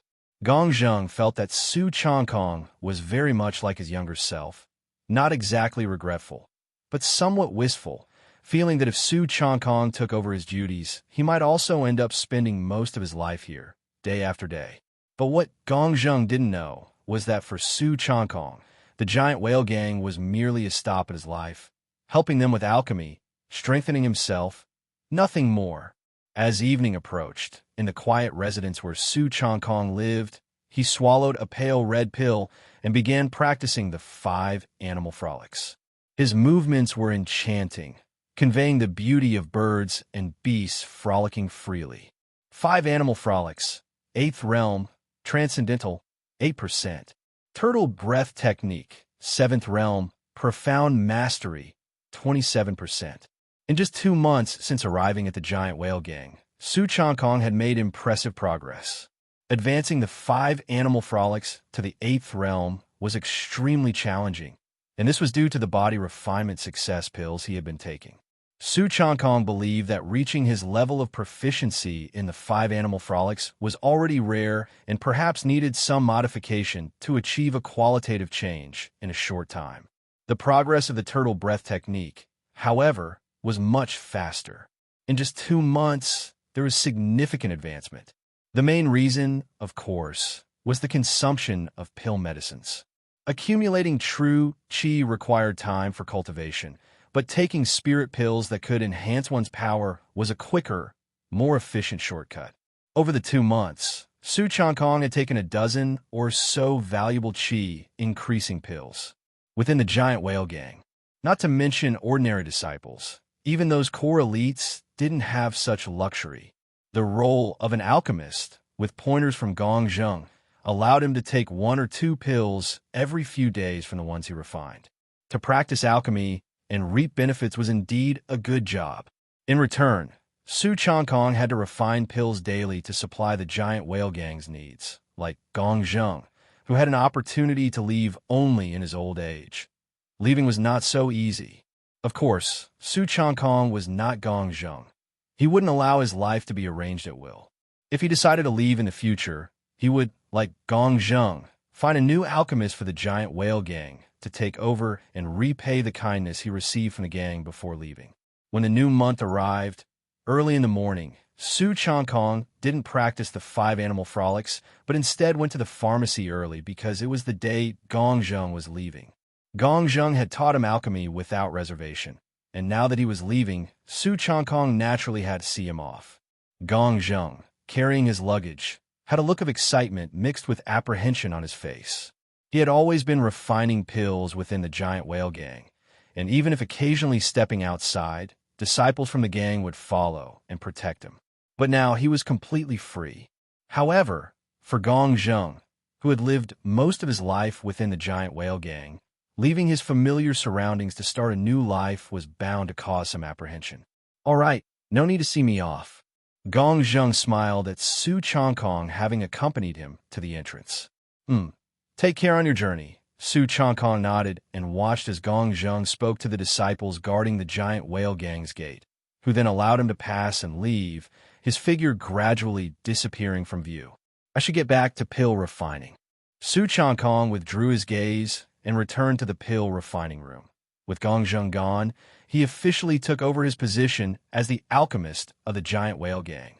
After refining pills in the pill refining room until the afternoon, Su Changkong packed up the refined medicines. Every day, there would be disciples from the giant whale gang who would come to collect and inspect them.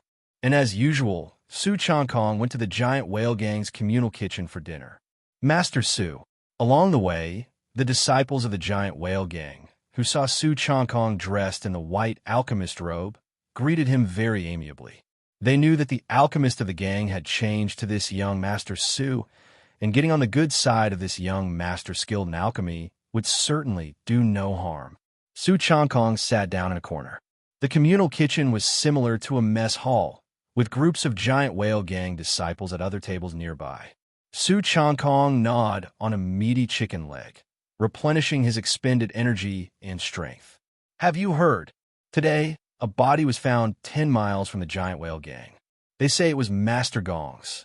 "Master Gong? Wasn't he in the gang? How could he have been killed?"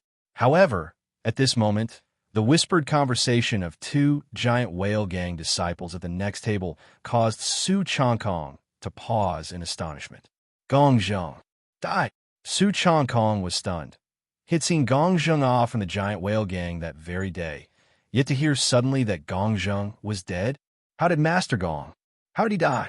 Unable to help himself, Su Changkong stood up and looked at the 2 giant whale gang disciples who were eating, forcefully suppressing his emotions.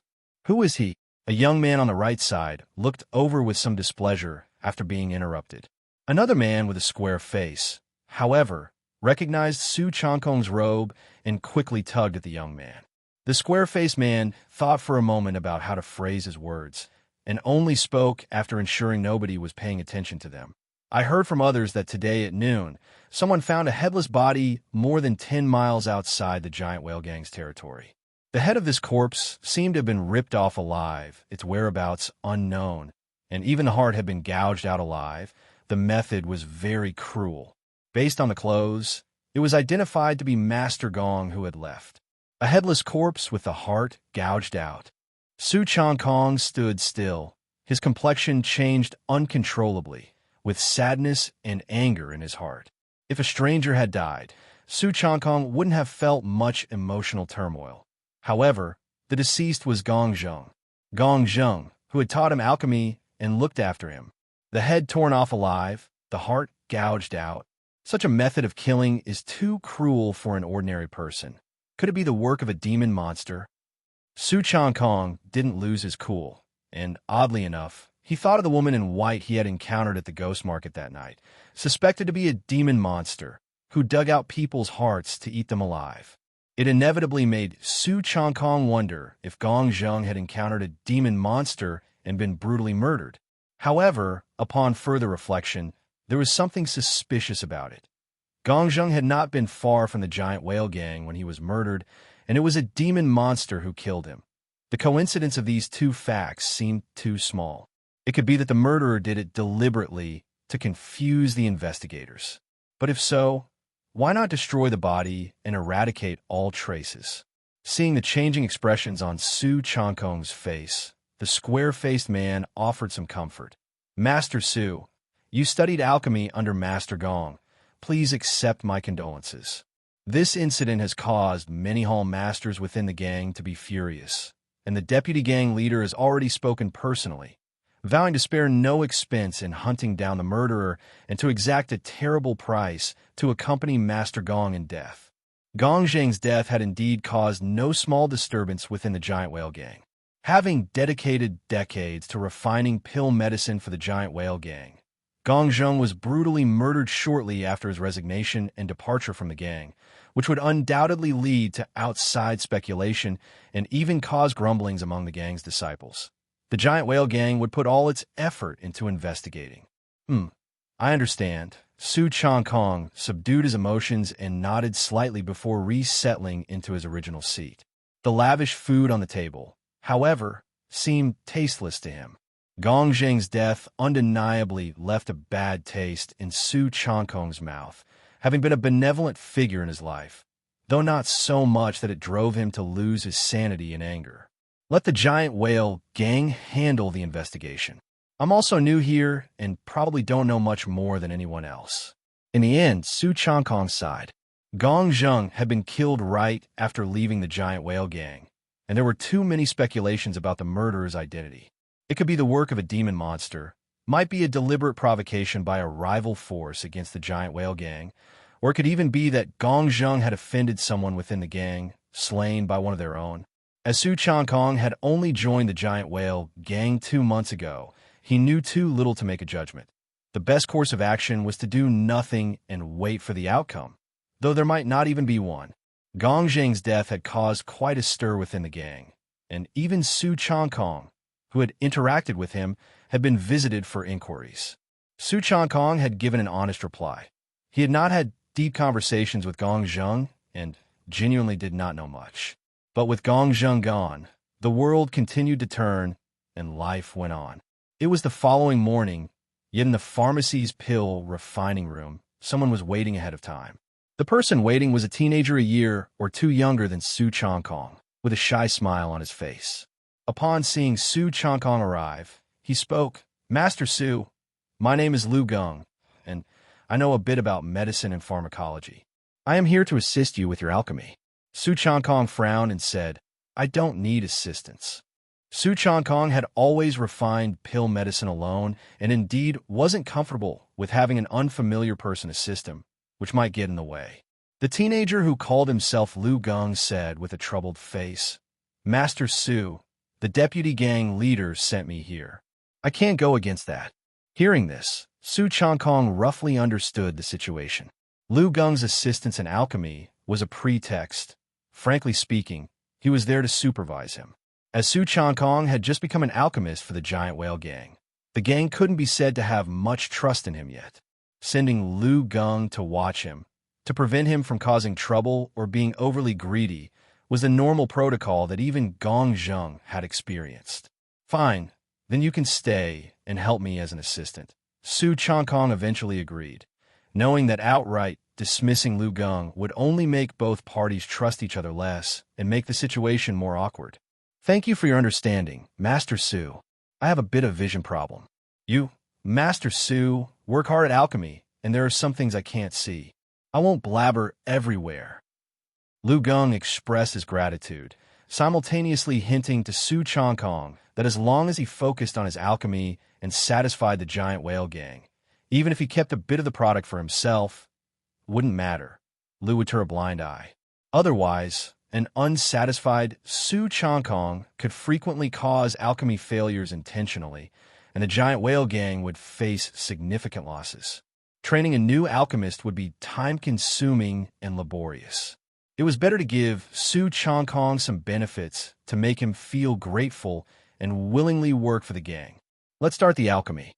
You help me light the pill furnace for preheating. Su Changkong went straight to the point, beginning a new day of alchemy. True to his word, Lu Geng showed no reaction when Su Changkong occasionally took away a pill or two. Moreover, Lu Geng was very diligent, helping Su Changkong watch the flames and being incredibly helpful, proving to be quite a competent assistant. But Su Changkong noticed that Lu Geng always tried to get close to him during his free time, asking about his past experiences. Su Changkong guessed that the other party might be probing his background. Therefore, Su Changkong used the same story he had told before, saying that his hometown was in Cattle Village, thousands of miles away, that his parents had passed away, and that he had not returned home for many years since he had left to wander the world.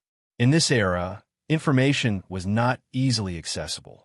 Verifying this would be time-consuming and laborious, and even if someone went to verify it and found no such person as him, Su Changkong could simply claim that he had left Cattle Village when he was young, so it was normal for no one to remember him. Additionally, Su Changkong discovered that Lu Geng also had a certain foundation in alchemy. He could easily recognize various medicinal herbs and had a very precise control over the heat. Su Changkong then casually inquired, "You also practice alchemy?" Upon hearing this, Lu Geng's expression turned slightly unnatural, but still, he responded with a shy smile, "A little. When Master Gong was around, I would occasionally help him with various tasks." Su Changkong was contemplative. 7 qi increasing pills in one furnace. Su Changkong's eyes lit up as the aroma of the pills wafted from the pill furnace. This time he had set his own record by producing 7 fully formed pills in a single batch. An envious tone was evident in Lu Geng's voice beside him as he said, "Master Su, your talent for alchemy is extraordinary. No wonder Master Gong chose you." Su Changkong did not respond to the remark. He took out the 7 qi increasing pills from the pill furnace, placed 5 into a jade bottle, and 1 into a smaller vial for himself. "You have been a great help to me today. Take this qi increasing pill as a token of my gratitude," he said as he handed the remaining pill to Lu Geng. Seeing it as only fair to share, Su Changkong felt it was necessary to maintain a good relationship with Lu Geng.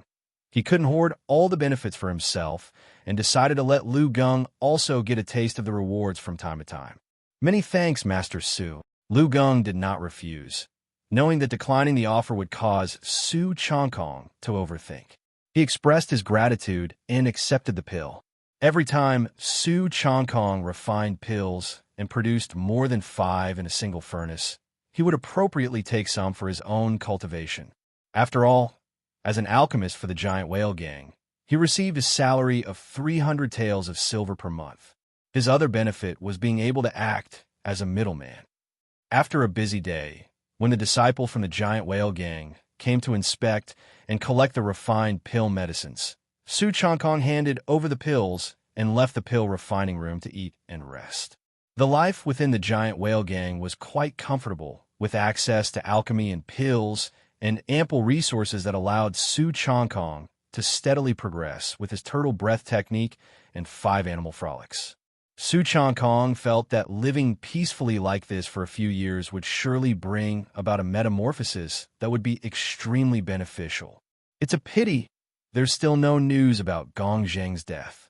The only thing that slightly concerned Su Changkong was the unresolved issue of Gong Zheng's death. Gong Zheng was brutally killed not long after leaving the Giant Whale Gang.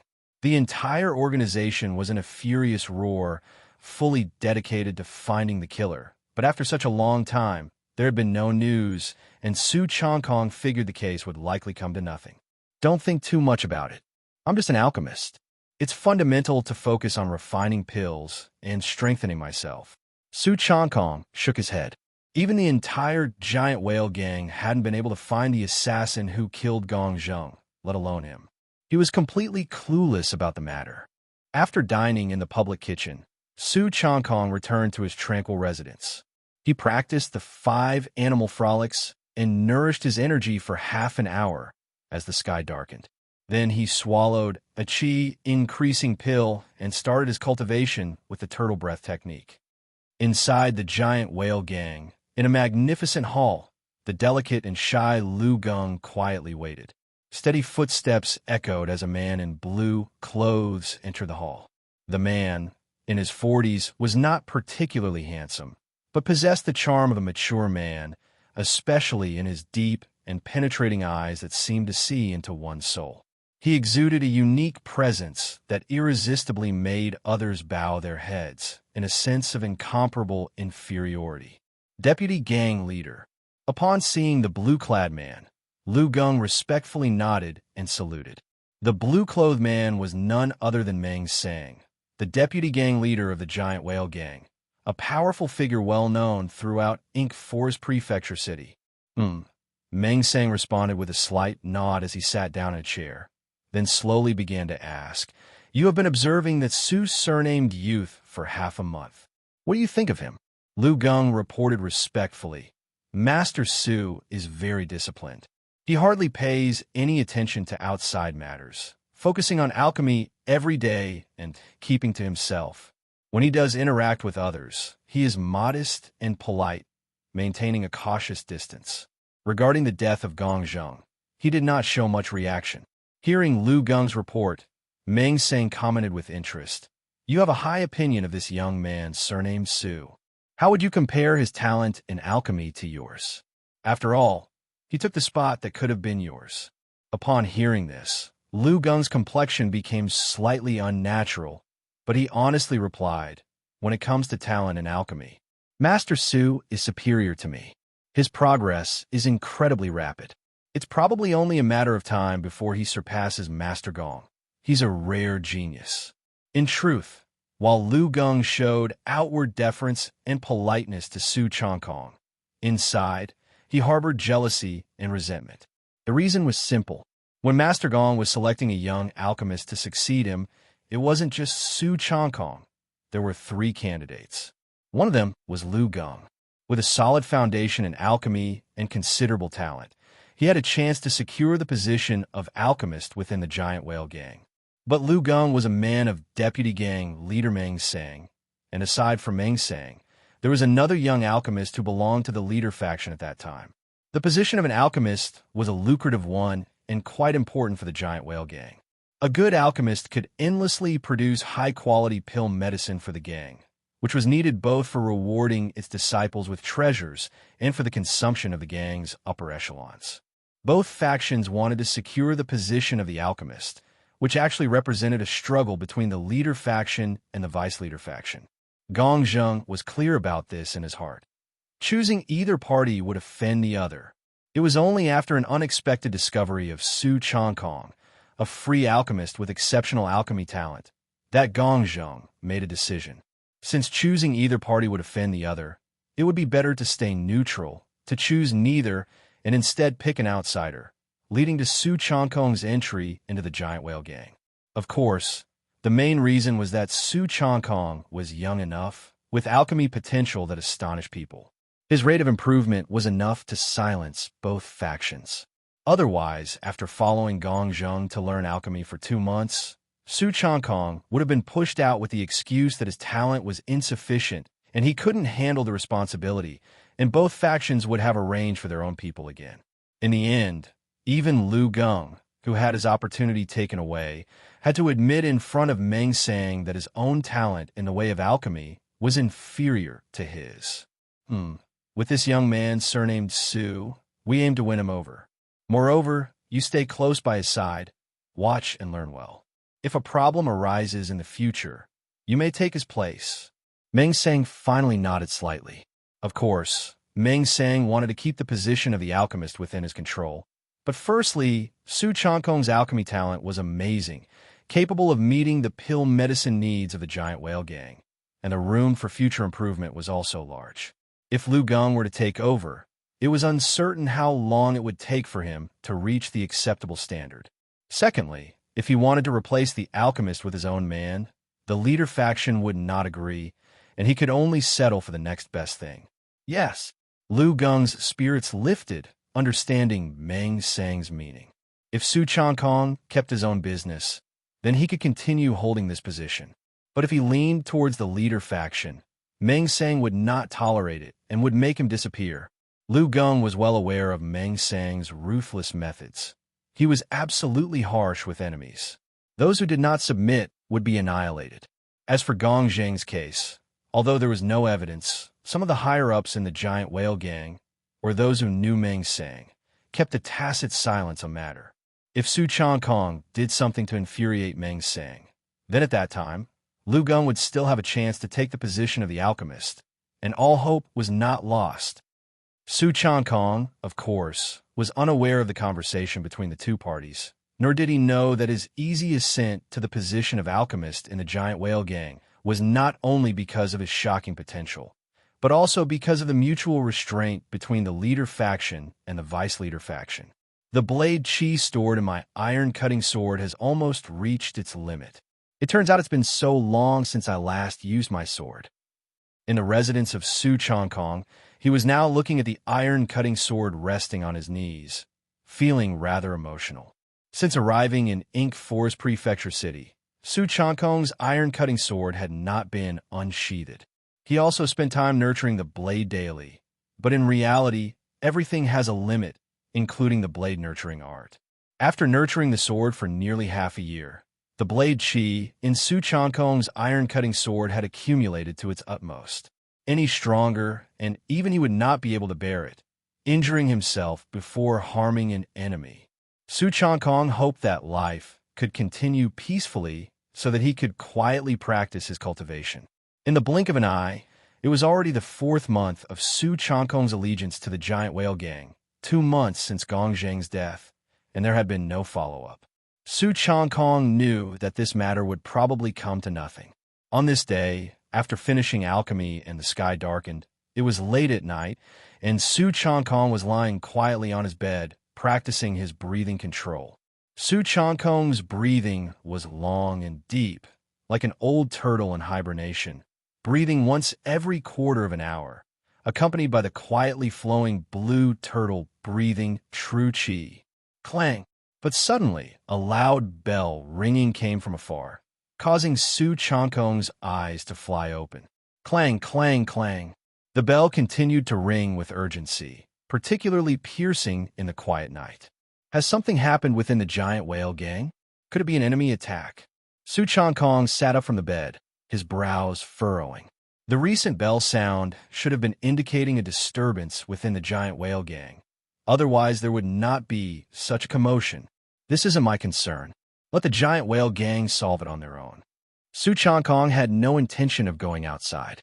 There might be some disturbance within the giant whale gang, but it had nothing to do with Su Changkong. With the gang's strong power, most disturbances could be quickly suppressed.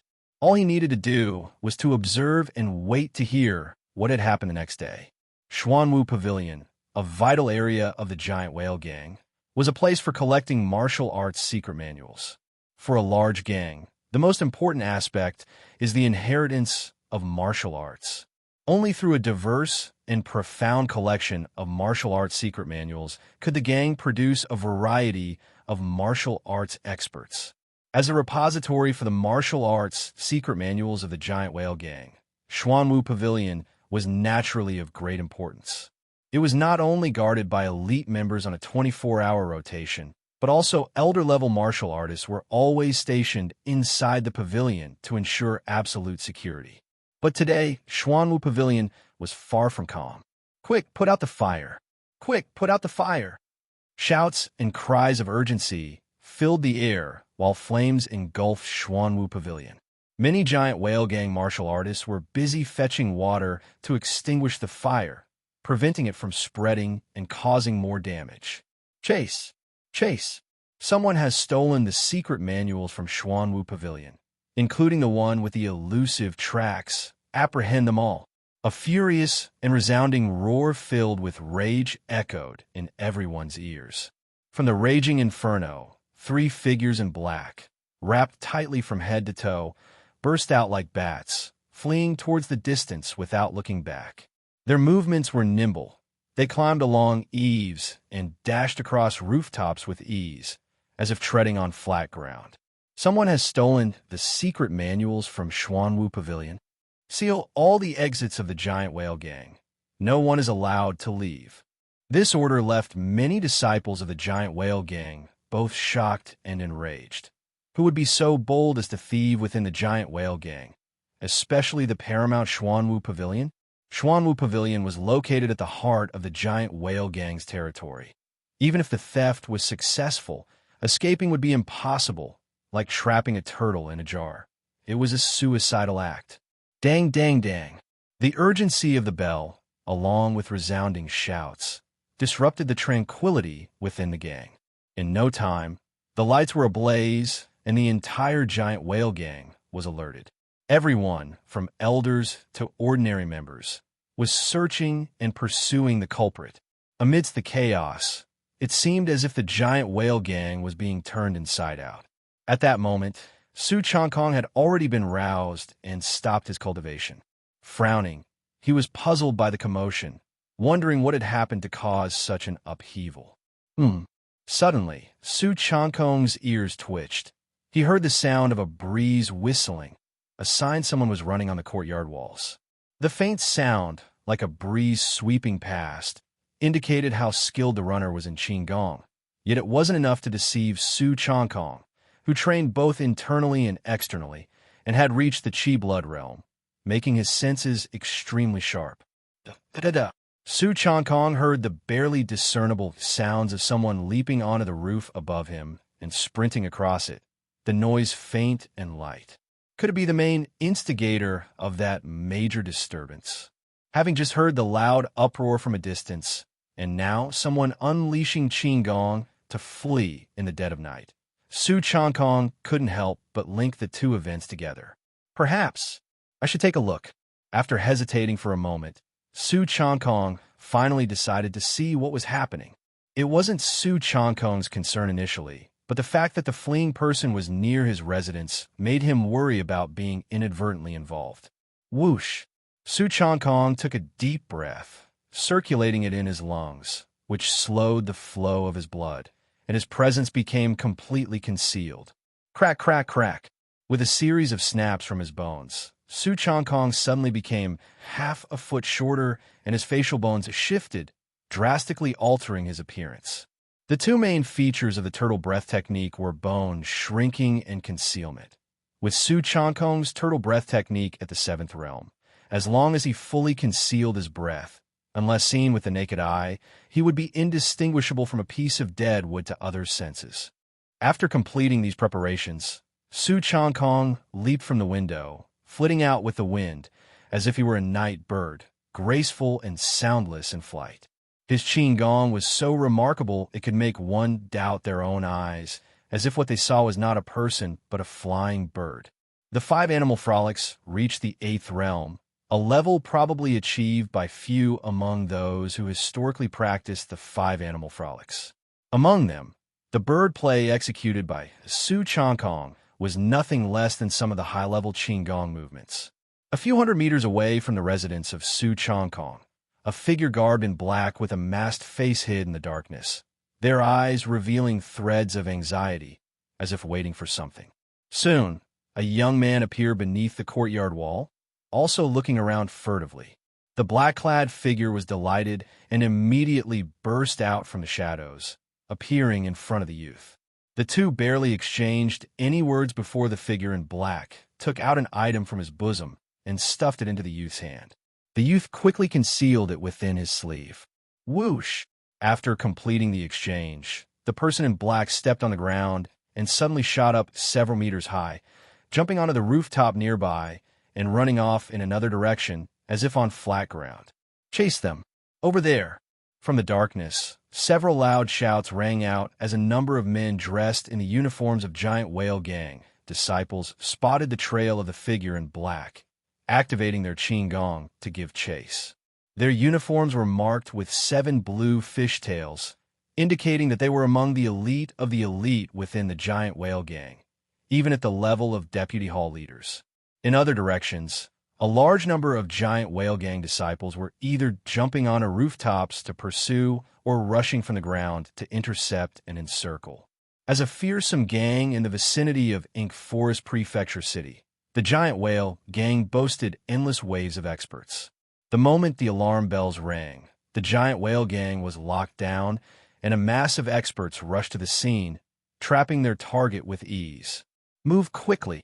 The young man also hastened his steps to head in another direction, aiming to return to his dwelling. Bang! However, the youth had only taken 2 steps when he suddenly felt as if the back of his head had been struck by a hammer, his world spinning as his pupils dilated and he collapsed to the ground. Behind the young man stood a youth with slender eyes. This youth was none other than Su Changkong, naturally skilled in the arts of concealment and bone shrinking. Surprise showed on Su Changkong's face. Lu Gong. The person lying unconscious on the ground from his strike was indeed Lu Gong. Su Changkong had been alerted and followed quietly to observe the situation. From afar, he saw a figure in black hand over an item to Lu Gong and then swiftly leave, drawing away the other members of the giant whale gang. Clearly, the figure in black was one of the culprits behind the commotion tonight, and Lu Gong was also involved as an accomplice.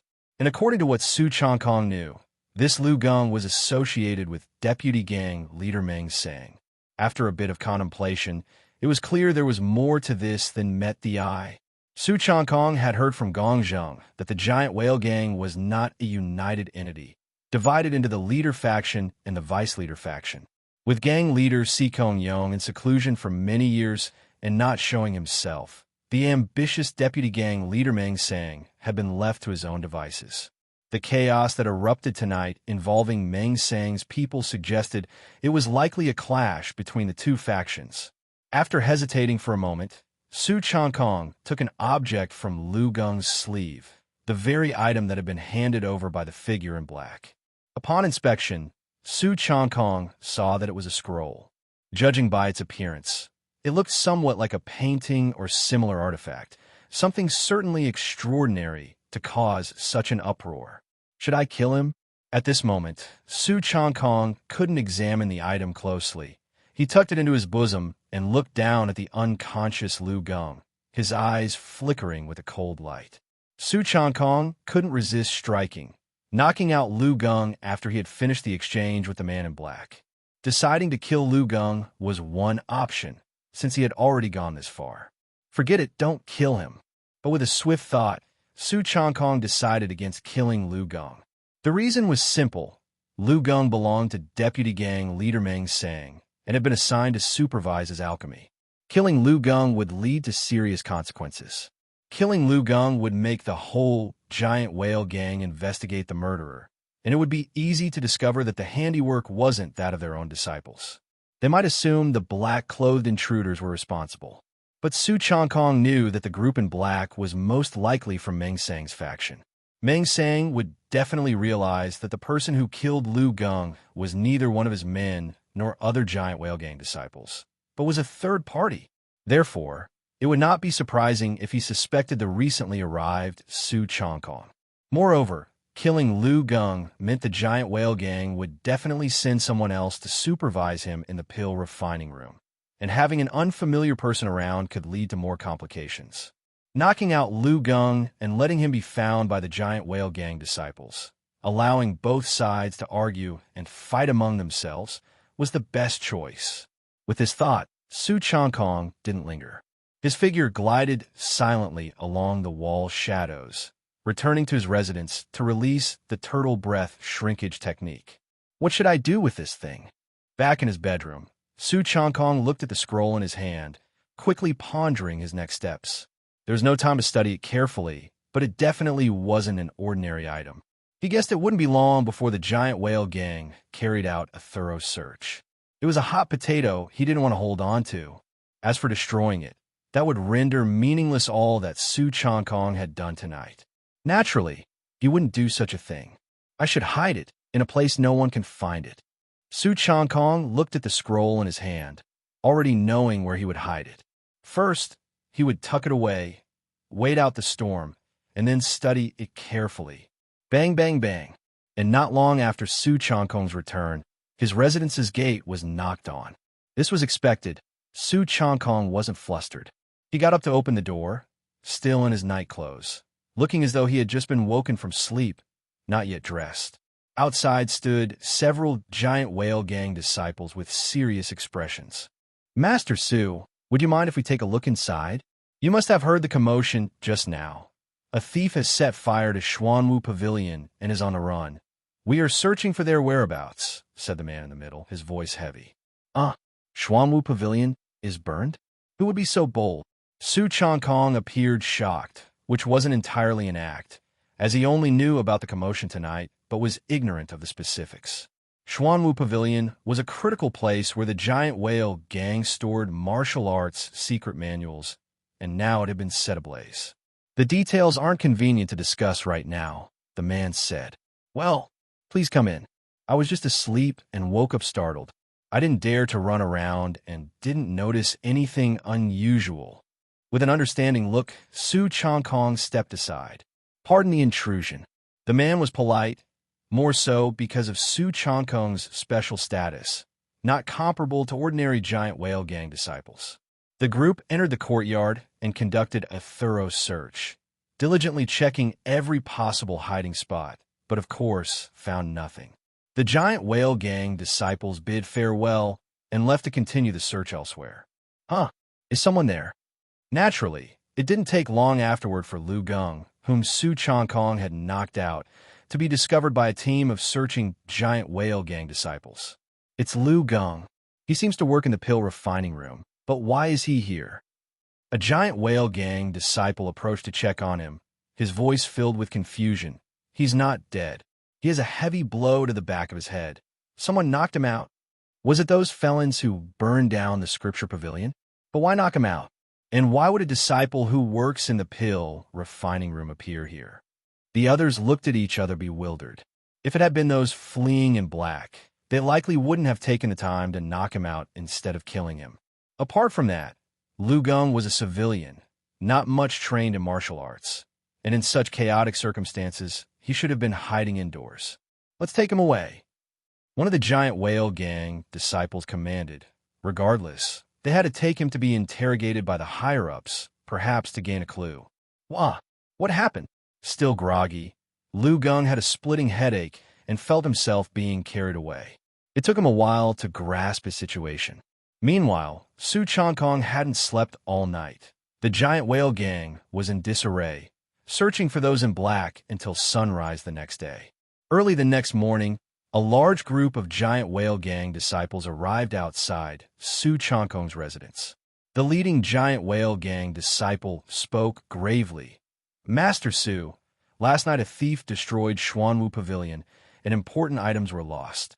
We need to conduct a search. We ask for your understanding. No problem. Please proceed. Su Changkong was very cooperative. Thus, the giant whale gang disciples began searching his courtyard, leaving no stone unturned, even the crevices under the small pond. Su Changkong stood by and silently thought, are they looking for that scroll? The scroll stolen from Xuanwu Pavilion by those men in black.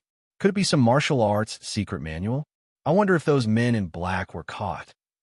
The group of giant whale gang disciples was busily searching everywhere, not sparing even the roof beams and rooftops. They also inspected some of Su Changkong's personal belongings, but found nothing. Sorry for the disturbance. Eventually, the giant whale gang disciples, having found nothing, all turned around and left. Not only Su Changkong's place was searched thoroughly, but so were the living quarters of other disciples. Naturally, no findings were made, as the scroll was hidden by Su Changkong in a place only he knew of. Su Changkong went about his usual routine and headed to the communal kitchen to eat. Today, the communal kitchen was filled with a large number of the giant whale gang disciples who all seemed very quiet, the atmosphere somewhat somber. Last night, 3 men in black set fire to Xuanwu Pavilion, and that's bad enough. At least there are backups for those manuals, so at most it's a loss of face if they get out, but it said the 3 that burned down Xuanwu Pavilion have vanished without a trace. Not one of them was caught.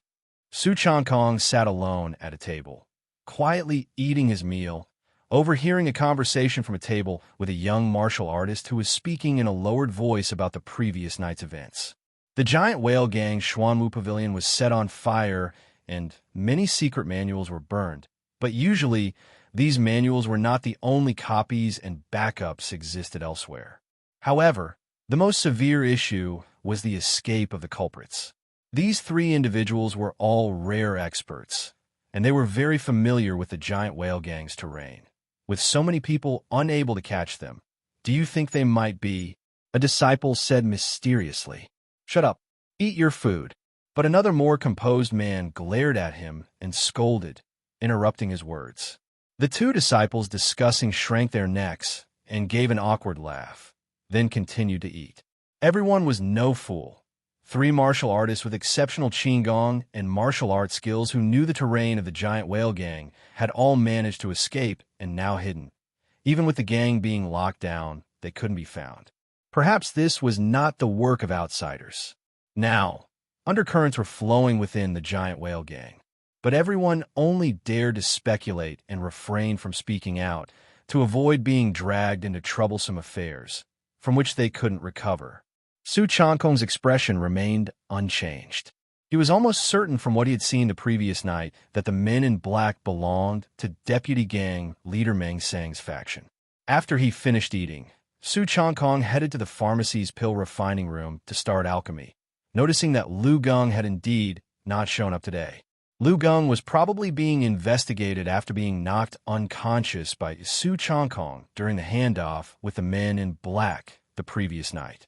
I just need everything to remain as usual, with no one knowing I was the one who acted, Su Changkong thought to himself as he refined pills. With the chaos of the previous night, and Su Changkong having altered his appearance and practiced concealment before swiftly returning to his residence after knocking out Lu Geng and taking the scroll, someone confirming that it was he who had acted would have to be a fortune teller. As long as he didn't give himself away, it would be fine. That night, Lu Geng kneeled on the ground in a grand hall, trembling with cold sweat dripping from his forehead.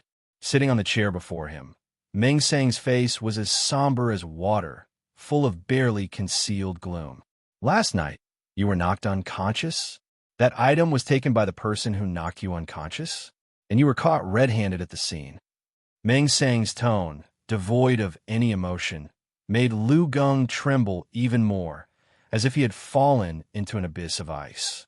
I don't know, just after I received that item, I was planning to leave and hide it carefully, but as soon as I prepared to leave, I was knocked unconscious from behind. The one who knocked me out must have followed Vicehall Masterly. Even such a skilled person like Vicehall Masterly didn't realize he was being followed. Lu Geng clenched his teeth, his face pale as he spoke. Meng Sang sat in his chair without speaking, his expressionless face deep in thought. A master capable of following Li Lai without being detected by him is a rare individual within the giant whale gang. The one who knocked out Lu Geng and took that item, instead of catching him in the act, probably didn't want to offend me. Within the giant whale gang, it was almost common knowledge that there were disputes between the leader faction and Meng Sang's faction. Most of the gang's upper echelons were playing a waiting game, afraid to pick sides. Meng Sang guessed that the one who had knocked out Lu Geng the previous night was most likely a hall master from a neutral faction. Other party, upon discovering Lu Geng was his man, would be completely offending Meng Sang by catching him with the evidence. Out of concern, the culprit only took the item instead of outright catching him with it, thus avoiding causing Meng Sang to lose face. Forget it. Last night's affair was mostly successful. That item was merely icing on the cake for me, Meng Sang mused. Meng Sang's goal in burning Xuanwu Pavilion was not to steal anything, but to test the cloistered Sikong Yong and to strike at the reputation of the leader faction. With such a big incident occurring, there was no sign of the gang leader Sikong Yong coming out to take charge, which led Meng Sang to certain speculations. With this in mind, Meng Sang's brows gradually relaxed. He looked coldly at Lu Geng kneeling on the ground. All right, go back. Be more cautious in your actions from now on. Keep an eye on that youngster with the surname Su. Report to me any abnormalities immediately. Yes. Upon hearing this, Lu Geng breathed a sigh of relief, nodding vigorously, knowing that his life had been spared. After such an incident the previous night, if Meng Sang made Lu Geng disappear from this world today, it would inevitably provoke suspicion. Second, if a Hall Master-level figure had secretly made a move, given Lu Gung's abilities, he really wouldn't have had much chance to resist. The fact that the other party didn't go all the way to catch him red-handed suggests that they were also afraid to offend him too much. Now, there are two Hall Masters left in the gang. Was it Lei Jie or Zhao Tianhua who made a move last night? Meng Sang fell into thought, almost certain that it was one of the giant whale gang's Hall Masters who had taken action, and he did not consider that a young man could be responsible. The burning of the Xuanwu Pavilion in the giant whale gang triggered a certain amount of turmoil within the gang. From the high ranks to some disciples and menials of the giant whale gang, everyone had their speculations about the incident, but they also dared not talk about it recklessly. The storm was gradually subsiding, and Su Changkong also discovered that 2 days later, Lu Gung returned to work in the pill refining room as usual. "Why didn't you come the past 2 days?" Su Changkong thus feigned confusion and asked. Lu Gung gave a wry smile and said, "Isn't it because of the incident the day before yesterday? I got up at night to enjoy the cool and ended up being knocked out by a thug. I was then taken away for personal questioning by the deputy gang leader, and it only ended today. I was almost scared to death." Hearing this, Su Changkong offered sympathetic comfort. "This is a great misfortune that you have survived. Surely great fortune will follow."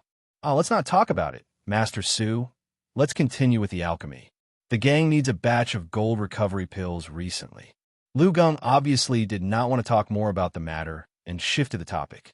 Seeing Lu Gung's reaction, Su Changkong knew that Lu Gung had no idea that the person who had knocked him out was none other than himself standing right before his eyes. The two continued their alchemy, and the uproar within the giant whale gang gradually calmed down, but everyone knew that another round of open and secret strife had begun within the giant whale gang. But this was none of Su Changkong's concern. In the blink of an eye, 5 days had passed since the Xuanwu Pavilion was burned.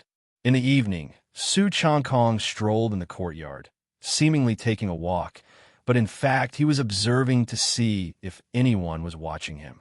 After confirming that no one was, Su Changkong returned to his room and closed the doors and windows. "Let's see. The stuff that group stole from the Xuanwu Pavilion is very likely some martial arts secret manual. I wonder if it will be of any use to me." Su Changkong took a deep breath. The Xuanwu Pavilion was where the giant whale gang stored their martial arts secret manuals, and the item stolen by Meng Sang's people was likely a secret manual of considerable level. Su Changkong opened his mouth, breathing in and out, his abdomen undulating as a corner of scroll emerged from his throat. Indeed, Su Changkong had swallowed the scroll from that day and stored it in his belly. The scroll was made of an extraordinary material, impervious to damage from being soaked in liquid.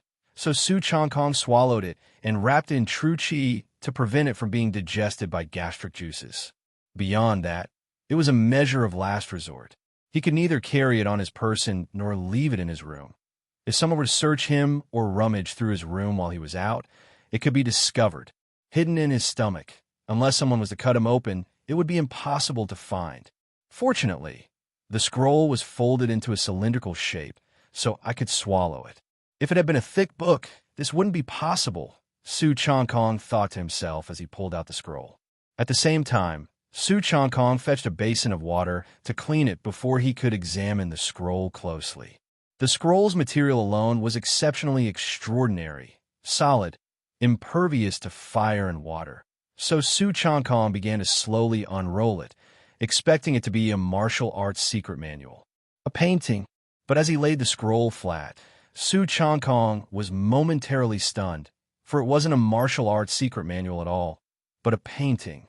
On the scroll was a shade of azure blue, depicting a vast sea of raging waves, with a faint outline of a gigantic whale in the ocean, tiny rocks surrounding it like pebbles, accompanied by thunderbolts. The entire painting was crafted with a divine touch, filled with a bold and unbridled intent realm. Although Su Changkong was not an art connoisseur, he could tell at a glance that this painting was a rare masterpiece that some would pay a fortune to own. However, Su Changkong frowned slightly. Meng Sang's people burned down the Xuanwu Pavilion just to steal this painting? Su Changkong thus concentrated on the painting and was immediately stunned. Whoosh! Su Changkong heard the sound of surging waves in his ears, as the whale in the painting seemed to come to life, tumbling and leaping through the raging waves, stirring up towering billows. This sight shocked Su Changkong's heart, nearly making him drop the painting. But as his attention dissipated, the painting returned to its usual stillness, just an ordinary painting. Is this a divine intent picture? This bizarre moment widened Su Changkong's eyes as his heart pounded. He instantly thought of something legendary, his heart racing. It was said that many profound martial arts often became lost or incomplete primarily because of divine intent pictures. A lot of profound martial techniques were difficult to record or express in text, which led to the creation of divine intent pictures. A divine intent picture is drawn by a martial artist who has reached a very high realm in a particular skill, combining their true meaning and intent realm with their own insights. That is a divine intent picture. Only with text combined with a divine intent picture could one comprehend the practice of that martial art and successfully cultivate it. Text could be copied and transcribed, but a divine intent picture imbued with a martial artist's true meaning was difficult to replicate. Outsiders, even with prints or tracing, could only obtain a plain image, unable to capture its essence. A divine intent picture could only be drawn by someone who had cultivated a martial art to a very high realm, combined with personal insights. The painting before him was precisely a divine intent picture of a profound martial art. But there's only one divine intent picture here. Where are the cultivation methods? However, Su Changkong soon found his lips twitching slightly. The cultivation methods recorded in text, when paired with the divine intent picture, would form a complete martial arts secret manual. Yet Su Changkong discovered that this scroll contained only one giant whale divine intent picture with not a single word. How did Meng Seng handle this? He only stole the divine intent picture, but not the cultivation techniques. Su Changkong was silently speechless. Of course, it was possible that the people Meng Seng sent also stole the cultivation methods, but they weren't all placed on one person, so it was unknown. This giant whale divine intent picture must be from a mysterious cultivation technique, even perhaps a secret not passed down from the giant whale gang. Without the cultivation methods, and only the divine intent picture, can I comprehend the methods of cultivation from the picture? Su Changkong fell into contemplation. The giant whale gang had profound foundations, being one of the top gangs in Ink Forest Prefecture City. This divine intent picture definitely represents the apex of the gang's martial arts. Even without the cultivation methods, carefully studying this picture might still offer certain benefits. With this thought, Su Changkong focused intently on the picture, concentrating his spirit. Boom rumble. In Su Changkong's eyes, the originally calm giant whale, divine intent picture came to life again. He saw in the ocean a giant whale raising enormous waves, the sky flashing with thunder, and the whale, like a tyrant of the seas born from the desolate ancient times, opened its mouth to devour large amounts of water along with fish and shrimp. The belly of this giant whale was like an abyss that could never be filled. Splash crash. As if sated, a bout of pressure surged from the whale's breathing hole, and a thick waterspout shot straight to the heavens, as if intending to scatter the clouds in the sky. Marvelous! Could such a spectacular sight exist in the world? Su Changkong also exclaimed in wonder at the sight of the whale, stirring the sea and swallowing everything. This scene unfolded before Su Changkong as if he had experienced it himself, mysterious and unfathomable. Su Changkong became immersed in a strange realm, unconsciously opening his mouth and imitating the whale's breathing. Ha ha ha! In the room, it was as if gusts from above the sea had arisen. The sound of howling winds was loud, and even the furniture in the room seemed as if it might be blown away. If the high ranks of the giant whale gang who had studied the giant whale divine intent picture saw this scene, they would definitely be agape with astonishment. Without the cultivation technique, yet able to comprehend, so much from only the divine intent picture and master a unique breathing method. Such talent and comprehension could only be described as monstrous. This, of course, benefited from Su Changkong's high potential value of 20 points, as well as his solid foundation. If it were any other martial artist, upon receiving the giant whale divine intent picture, even becoming focused and perceiving the inherent realms of intent would be difficult. Even if one occasionally entered such a state, it would be impossible to witness such a clear and shocking scene as Su Changkong had, let alone comprehend it. Cultivation realms can be amassed with resources, but comprehension is innate. Some things if you can't learn, then you just can't learn. Time passed, and in the blink of an eye, a whole night had elapsed, with dawn's light beginning to brighten the sky. After a night of breathing exercises, Su Changkong felt quite tired and stretched lazily. "I'm so hungry, why am I this hungry?" But then, Su Changkong felt a hunger as if he hadn't eaten in a day or two. Giant Whale Technique, entry 15%. Su Changkong opened his attribute panel and took a glance, then was immediately stunned. A new piece of information had appeared in his martial arts section, Giant Whale Technique. Giant Whale Technique. Is this the martial arts contained within the Giant Whale divine intent picture? Su Changkong understood. The Giant Whale Gang, the Giant Whale Technique. One could infer the status of this technique within the gang just from the names. It's even possible that the Giant Whale Gang was named for the technique developed by their founding ancestor, which allowed him to dominate in all directions. Without the cultivation methods, simply by comprehending the basics of the Giant Whale Technique from the picture, even the Giant Whale Gang predecessor, who left behind the divine intent picture, would surely be astonished at Su Changkong's frightful level of comprehension. Having cultivated the Giant Whale Technique for one night, he had not yet discovered anything particularly miraculous, with the sole change being that Su Changkong felt extremely hungry. Su Changkong consequently got out of bed, carefully storing the Giant Whale divine intent picture and carrying it on his person, washed up, and went to the public kitchen for food. It wasn't Su Changkong's misperception. He really was very hungry, consuming half as much more food for breakfast than usual. Not only that, but Su Changkong also noticed other changes. The speed at which I metabolize qi increasing pills has also increased by a lot. Is this the mysterious benefit of the Giant Whale Technique? Su Changkong was moved, somewhat grasping the features of the Giant Whale Technique. What animal in the world consumes the most? Whales. The whale, which eats the most, can consume up to 5 tons of food a day. What does that mean? It's 2,000 to 3,000 times what an average person eats. And eating is a biological instinct, the main way to acquire energy for survival and growth. The power of martial artists doesn't come out of nowhere. Through practicing martial arts, they tap into their potential, eating food, consuming pill medicines.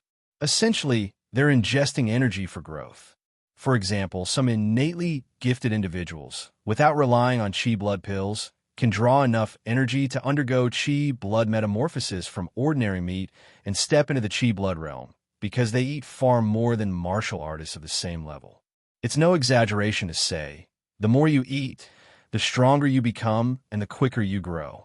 The strength of the Giant Whale Technique lies in its ability to improve the practitioner's physique, enhance their digestion of food and pill medicine, making them particularly voracious eaters.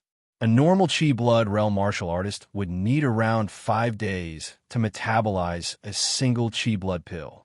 If one has cultivated in the Giant Whale Technique, then perhaps only 2 or 3 days would be required. Cultivating the Giant Whale Technique, combined with enough cultivation resources, one's growth rate could far exceed the imagination of most people. So that's how it is. No wonder the gang leader of the Giant Whale Gang, Su Changkong, became famous at a young age, beaten few rivals within Forest Prefecture City, and his succession to the role of gang leader went unchallenged. While his martial arts talent played a part, more importantly, he practiced the Giant Whale Technique. Su Changkong thought to himself, Su Changkong, as the gang leader of the Giant Whale Gang, had no shortage of cultivation resources. Combined with the giant whale skill, he was able to make a name for himself in Ink Forest Prefecture City at a young age. This giant whale skill has tremendous potential and is the sex top skill of the giant whale gang. It's incomparable to any cultivation technique I've practiced before. Training in it more will undoubtedly benefit me greatly in the future.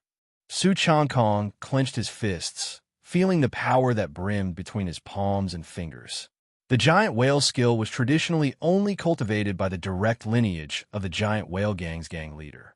Meng Sang planned the arson of Xuanwu Pavilion and even stole the giant whale divine intent picture as part of a scheme to undermine the authority of the leader faction and to probe Sikong Yang's situation, inadvertently giving Su Changkong a windfall.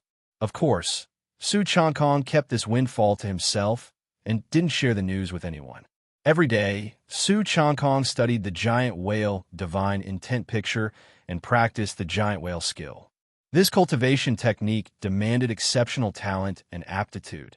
Yet Su Changkong faced virtually no obstacles while practicing it, progressing at a miraculous speed. Giant whale skill, first realm, beginner's path 1%. In just 10 days, Su Changkong broke through to the first realm of the giant whale skill. Crack, crack, crack. Su Changkong was breathing in and out, large amounts of air being sucked into his lungs and then expelled, creating gusts of wind in the room. Deep within his body, there were faint sounds of something shattering, and he felt a numbing sensation. It was as if his cells were dividing. His physique was undergoing a fundamental transformation. Practicing the giant whale skill has greatly changed my physique. Previously, I could only refine one qi increasing pill in the same amount of time, but now I can refine two. It is estimated that my turtle breath technique will take another half a year to break through, but with my current progress, I'm afraid it will only take about 2 months to reach the next level. Su Changkong couldn't help but marvel at how the sex top skill of the giant whale gang was wonderfully profound, far beyond the reach of third-rate techniques. The only downside was hunger. I'm so hungry. Practicing this giant whale skill, my appetite has increased dramatically, but I can't just eat whatever I want, he lamented. A martial artist's appetite exceeds that of an ordinary person, and Su Changkong's had grown even more since he started practicing the giant whale skill. The food that used to fill him was now far from enough, not even reaching 7/10 full. But Su Changkong couldn't just eat without restraint. If he showed an appetite far beyond that of other martial artists, it could easily draw attention and cause the giant whale gang to suspect he was practicing the giant whale skill, leading to trouble. Furthermore, as an alchemist of the giant whale gang, Su Changkong couldn't leave the gang at will. Every time he went out, martial artists from the gang would accompany him for protection, so he couldn't even go out to find his own food. Every afternoon, Su Changkong would pack some food from the communal kitchen, claiming he needed a night snack to bring back to his room to supplement his meals, but it was still not enough to satisfy his hunger. With no other choice, and for safety reasons, to prevent others from discovering that the divine intent picture of the giant whale had come into his possession, Su Changkong had to endure the hunger. As autumn gave way to winter, 2 months flew by in the blink of an eye, heralding another cold winter. At night, snowflakes danced in the sky, heralding a cold and icy night. Snow piled up on the roofs of the buildings in the giant whale gang, and the flowers, grass, and trees were clothed in white. All of this gave the giant whale gang a very quiet atmosphere today, with only some disciples patrolling in their cotton clothes. However, for Su Changkong, the night was anything but quiet. Another year had passed, and he was now 18. Not only that, but he had also made a breakthrough tonight. Whoosh! In his tightly shut room, Su Changkong switched from lying on his back to sitting cross-legged. As he inhaled and exhaled, a solid sea blue, true qi circulated ceaselessly through his eyes, ears, mouth, and nose, and even through the pores of his skin. The thickness of this true qi was as if it had condensed into a tangible form. Whoosh! The sound of crashing waves was deafening, the robust true qi almost bursting forth from his body, forming a curtain of qi several inches thick. The power was so astonishing that it could smash walls and rocks. Yet Su Changkong forcefully suppressed it back into his body to avoid making too much noise. To calm the surging and restless true qi, Su Changkong opened his window and took a deep breath before exhaling sharply. Boom! An arrow of qi mixed with true qi burst forth, causing the falling snow outside the window to be swept away by the wind, some snowflakes being pulverized in a fine powder by the force of the qi arrow that flew 2 or 3 yards before dissipating gradually. Such a powerful burst of true qi was unimaginable from 17 or 18-year-old youth. Turtle breath technique, 8th realm, transcendental 1%. I've broken through. After releasing some energy, Su Changkong gradually calmed the tumultuous true qi inside him and sighed in satisfaction. His turtle breath technique had advanced to the 8th realm, on par with the realm of the 5 animal frolics. This breakthrough of the turtle breath technique from the 6th to the 7th realm was much faster, mainly because Su Changkong, as an alchemist, had consumed a large amount of precious qi increasing pills. Moreover, Su Changkong's advancement into the 2nd realm of the giant whale skill had significantly increased his appetite, speeding up the rate at which he refined pill medicine, allowing him such rapid improvement. Only a 10-year increase in lifespan? Su Changkong furrowed his brow. His turtle breath technique had broken through again, and its characteristic effect had increased his lifespan, but the increase was modest, just 10 years, from 130 to 140 years. His potential value had only increased by 2 points as well, rising from 20 to 22 points.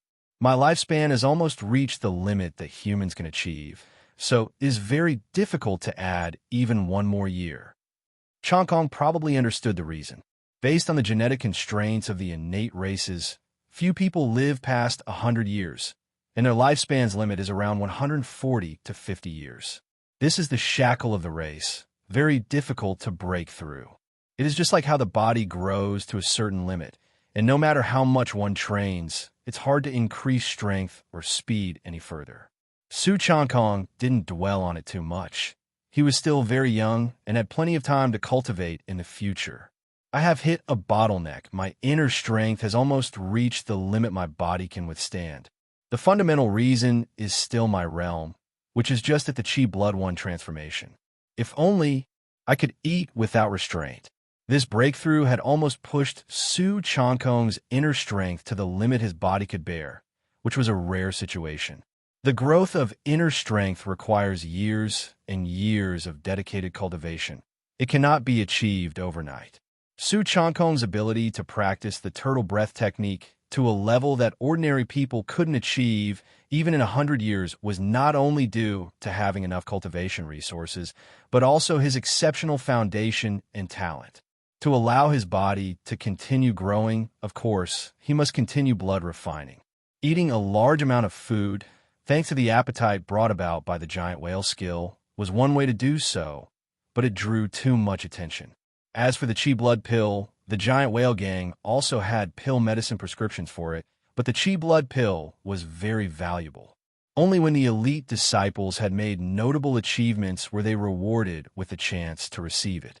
There were few opportunities to concoct Qi Blood pills, and because of the valuable nature of such pill medicine, the difficulty of concoction was also high.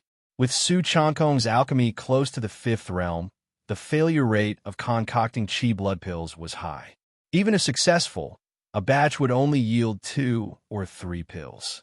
Su Changkong could not afford to be too extravagant with the costs. I have nearly 20,000 taels of silver on me. I can buy the herbs myself and try to concoction a few batches. I hope the success rate is high. Su Changkong thought helplessly about solutions. Having become an alchemist for the giant whale gang, Su Changkong indeed reaped many benefits, but also made his actions very inconvenient. However, the advantages outweighed the disadvantages. The next morning, as soon as the sky brightened, Su Changkong got up, completed his routine practice of the 5 animal frolics, and went to the public kitchen to eat. Because he had been cultivating the giant whale skill, he had been almost insatiably hungry for the past 2 months. After a day of alchemy, the winter night fell early. In the evening, Su Changkong took out the giant whale divine intent picture and pondered it for a while. In the end, there are no detailed cultivation methods. This giant whale divine intent picture can only let me understand a very superficial cultivation method. To cultivate to a profound realm and fully unleash the power of this technique is too difficult. Su Changkong sighed helplessly, finding the picture's help becoming minimal. Knock, knock, knock. While Su Changkong was contemplating, someone knocked on his residence's courtyard door. Who would come to see me at this hour? Su Changkong was curious. He quickly hid the giant whale divine intent picture under his clothes, close to his body. Having done this, Su Changkong stepped outside his room, opened the courtyard door, and saw a familiar face. It was Chui He, the one who had discovered him and invited him to the giant whale gang. Lord Chui, what brings you to visit me at this late hour? Su Changkong greeted, also puzzled as to why Chui He would have any matter with him, especially at night, when nearly everyone else was resting. Chui got straight to the point. I apologize for disturbing your rest so late at night, but the second young mistress wishes to see you and has sent me to bring you to her. The second young mistress? Su Changkong was momentarily stunned, but quickly realized who this second young mistress referred to. Gang leader Sikong Yong of the Giant Whale Gang had a son and a daughter, the latter being Sikong Huang, who was assertive and extremely talented in martial arts. She often followed her brother, Sikong Zhan, to suppress the sea pirates in the Blue Rain Sea and had a considerable reputation. Sikong Huang wants to see me? Could it be about the giant whale divine intent picture? Su Changkong's thoughts raced, but he quickly dismissed the idea. If the giant whale gang knew the giant whale divine intent picture was in his possession, they wouldn't be so polite in summoning him. They would have sent someone to capture him directly. With this in mind, Su Changkong spoke with a puzzled face. Does the second young mistress need something from me? I don't know either. You will find out when you get there. Chui He shook his head, equally unaware of the reasons. All right, let me get dressed. With no alternative, despite a faint sense of wariness, Su Changkong followed Chui He nonetheless. Having dressed and groomed, Su Changkong followed Chui He towards the heart of the giant whale gang, a grand and heavily guarded hall, which was the residence of the second young mistress, Sikong Huang. In the deep chill of the late night, besides the disciples on night patrol, everyone else had already retired to rest. With Chui He leading the way, no guard along the path dared to stop them, and Su Changkong arrived at a grand hall. Master Su, please go in. The second young mistress is waiting for you, Chui He said from the doorway. All right.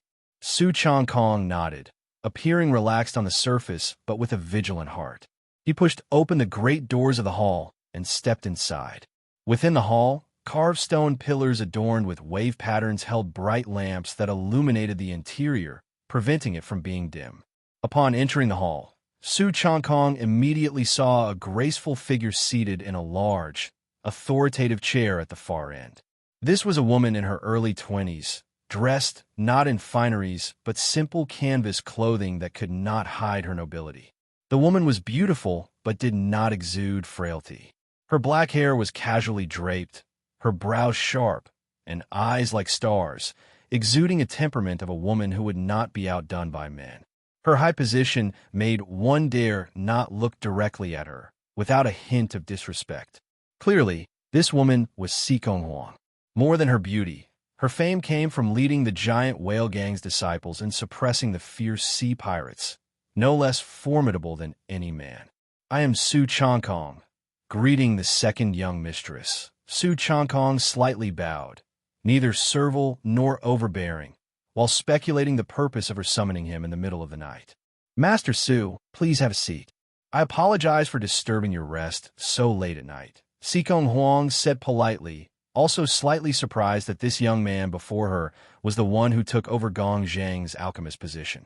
Su Changkong did not stand on ceremony, taking a seat to Sikong Huang's right, simultaneously feeling slightly relieved, knowing her approachable attitude probably meant she needed a favor, rather than an issue concerning the giant whale divine intent picture. Su Changkong thus spoke, Second miss, summoning me late at night. Is there a task you need to assign to me? Sikong Huang nodded, and she didn't beat around the bush, directly making her request. Master Su, I would like to ask you to help me with alchemy. This left Su Changkong somewhat surprised. Is it just this matter? Su Changkong was now the alchemist of the giant whale gang. When others sought him for pill refining, he would not refuse. If Sikong Huang wanted his help with alchemy, she could just have the ingredients brought to the pill refining room. So why call him over in the middle of the night? Is there anything I should pay attention to in this matter? Su Changkong asked, knowing that Sikong Huang's request for his help with alchemy wouldn't be a simple one. There must be a key issue. Sikong Huang's expression became slightly stern as she said, "The pill medicine I need you to refine is of great difficulty. Are you confident? There are only 3 sets of ingredients. Second, miss, I don't even know what pill medicine I will be refining. I can't assure you of success. It might succeed, or it might fail. I can only promise to do my best." Su Changkong did not make any guarantees. He made it clear that he could only do his best and not assure that the pill medicine Sikong Huang needed would be refined successfully. Upon hearing this, Sikong Huang also gave a rueful smile, self-mocking. She had sought Gong Zheng's help with alchemy before and had forgotten this point. For alchemists, refining a pill they were skilled and had a higher success rate, while for a pill they had never refined before, it would be normal to fail multiple times, even 10 times. Here is the pill recipe. Please look it over, Master Su. Sikong Huang took out a pill recipe, and with a flick of her pale palm, the recipe was seemingly supported by an invisible force, floating unhurriedly towards Su Changkong. This Sikong Huang's martial arts cultivation is quite profound. This scene inwardly shocked Su Changkong. But that was to be expected. Sikong Huang, being Sikong Yang's daughter, had access to the resources of the giant whale gang for cultivation, along with the practice of profound martial skills and techniques and her own talent. It was impossible for her to be weak. Su Changkong reached out to catch the flying pill recipe and started to read it. Condensing Spirit Protecting Heart Pill. The pill recipe detailed the method of preparing a pill medicine named Condensing Spirit Protecting Heart Pill. Condensing Spirit Protecting Heart Pill fortifies the spirit and calms the qi, a high-level pill medicine used for healing wounds. Even if one suffers severe injuries, as long as they draw breath, it can halt the worsening of wounds and gradually restore them. Su Changkong carefully inspected the recipe and found that the Condensing Spirit Protecting Heart Pill was a healing pill medicine. Could it be that someone has sustained severe injuries and requires this Condensing Spirit Protecting Heart Pill?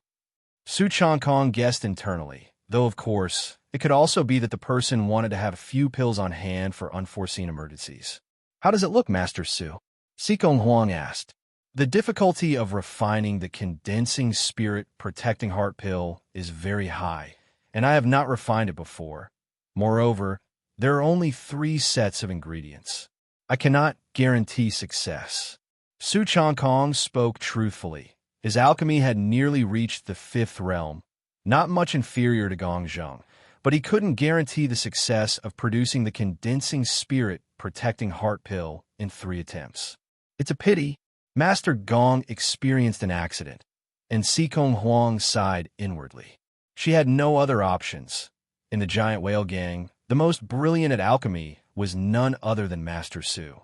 Although she didn't know much about Su Changkong, she had to choose to trust him. Then Sikong Huang said, "Master Su, you just go ahead with the refining, and even if all fail, I won't blame you." Given so, then I can be at ease. Su Changkong replied with a nod after receiving Sikong Huang's promise. If he failed to produce the Condensing Spirit Protecting Heart Pill all 3 times, and Sikong Huang blamed him for it, he would not be willing to undertake this task. "Follow me. This place has a pill furnace and all the materials required for alchemy.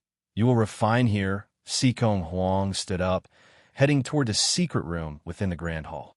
Following her, Su Changkong observed Sikong Huang's graceful figure from behind, his thoughts swirling. Sikong Huang's late-night request for the refining of the Condensing Spirit Protecting Heart Pill and wanting it done in her private domain indicated she might not want others to know of this matter.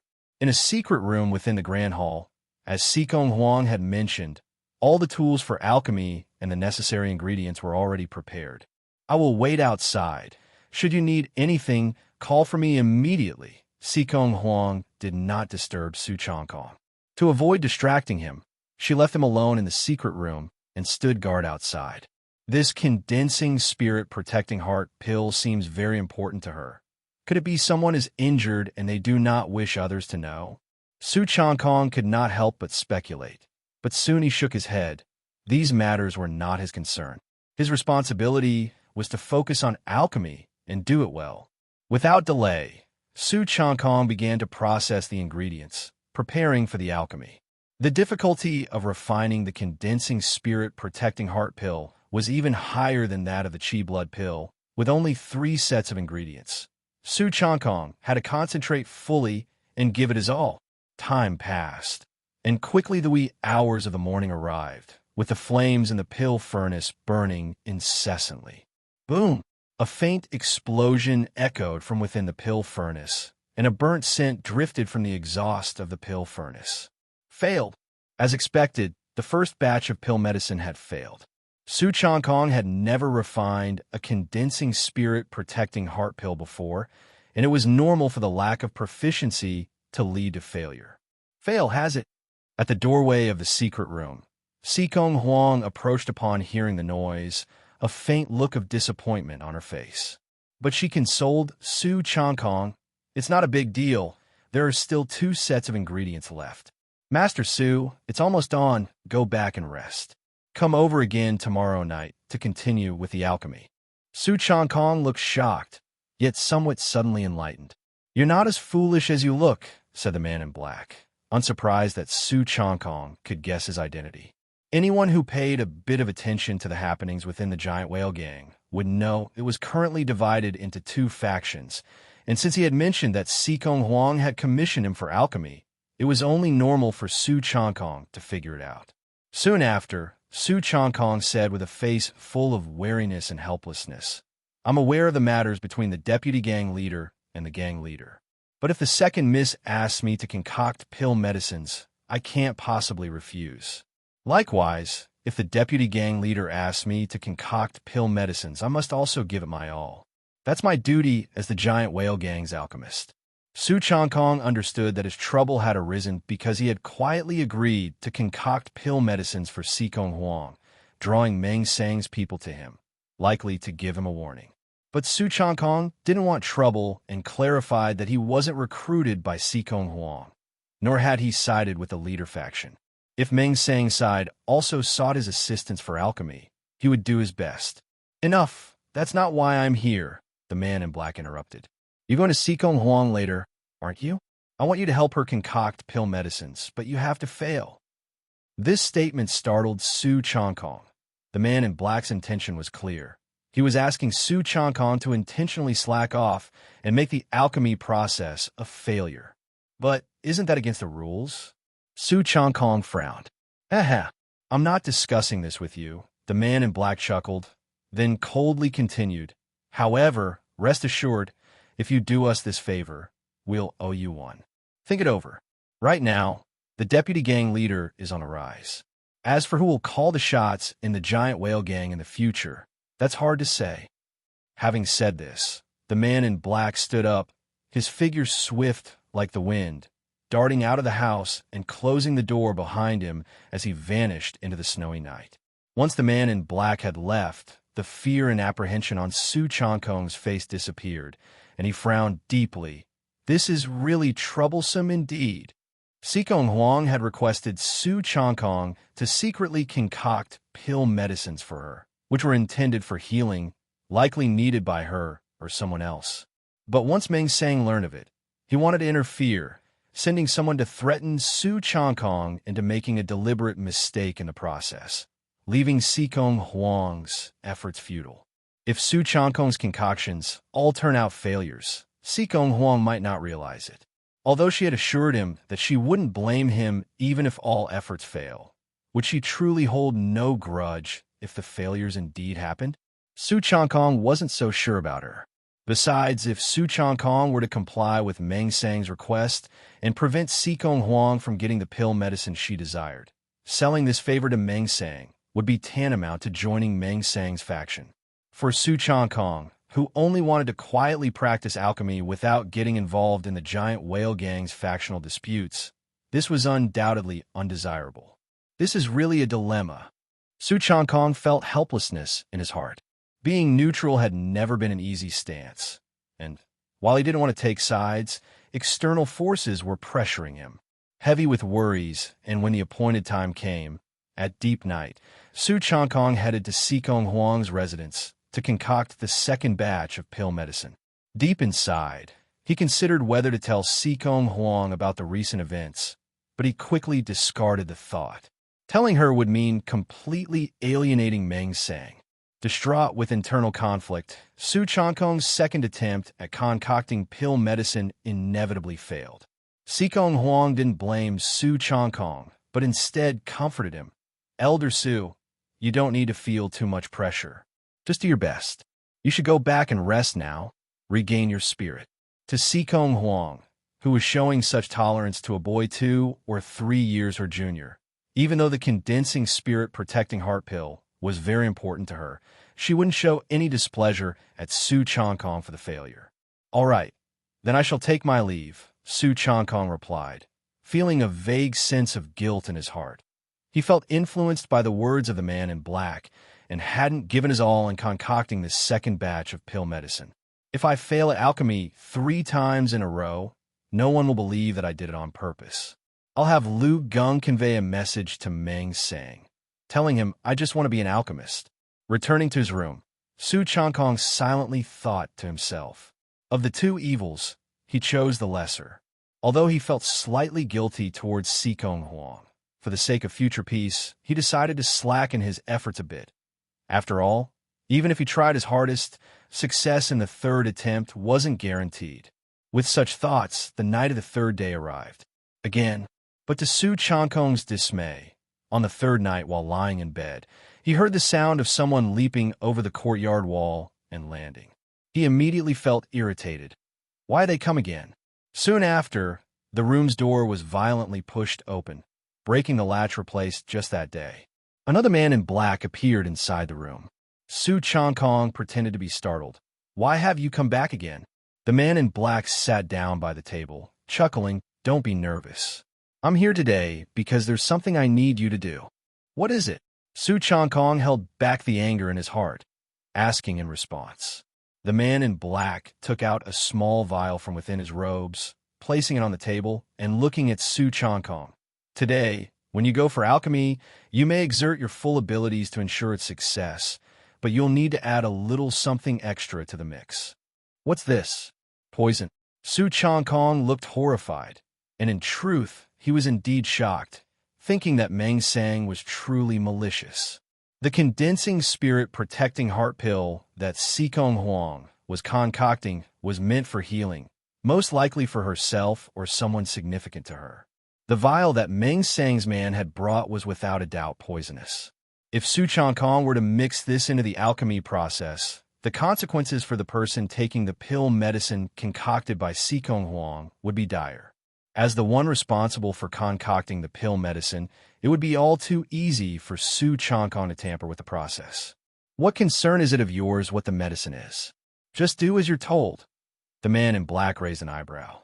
The man in black thought he had frightened Su Changkong into submission, believing he had scared him out of his wits and knew how to choose. He dropped a sentence and swiftly left. In the room, Su Changkong slowly picked up the iron-cutting sword that had been placed by the bed. He caressed the sheath and quietly contemplated. With one strike, he could kill the man, take revenge for Gong Zheng, and also vent his own fury. But doing so would completely obliterate his desire to peacefully cultivate.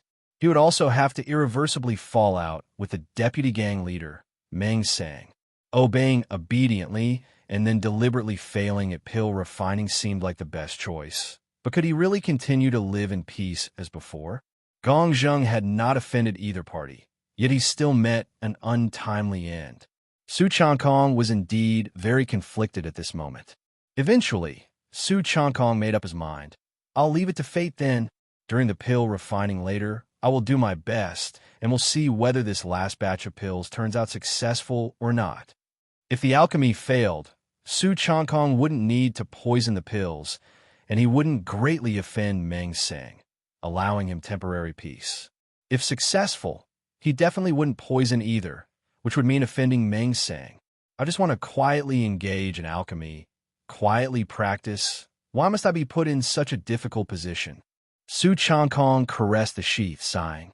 As the night deepened, Su Changkong got ready and went to Sikong Huang's residence on time to refine the third batch of pills.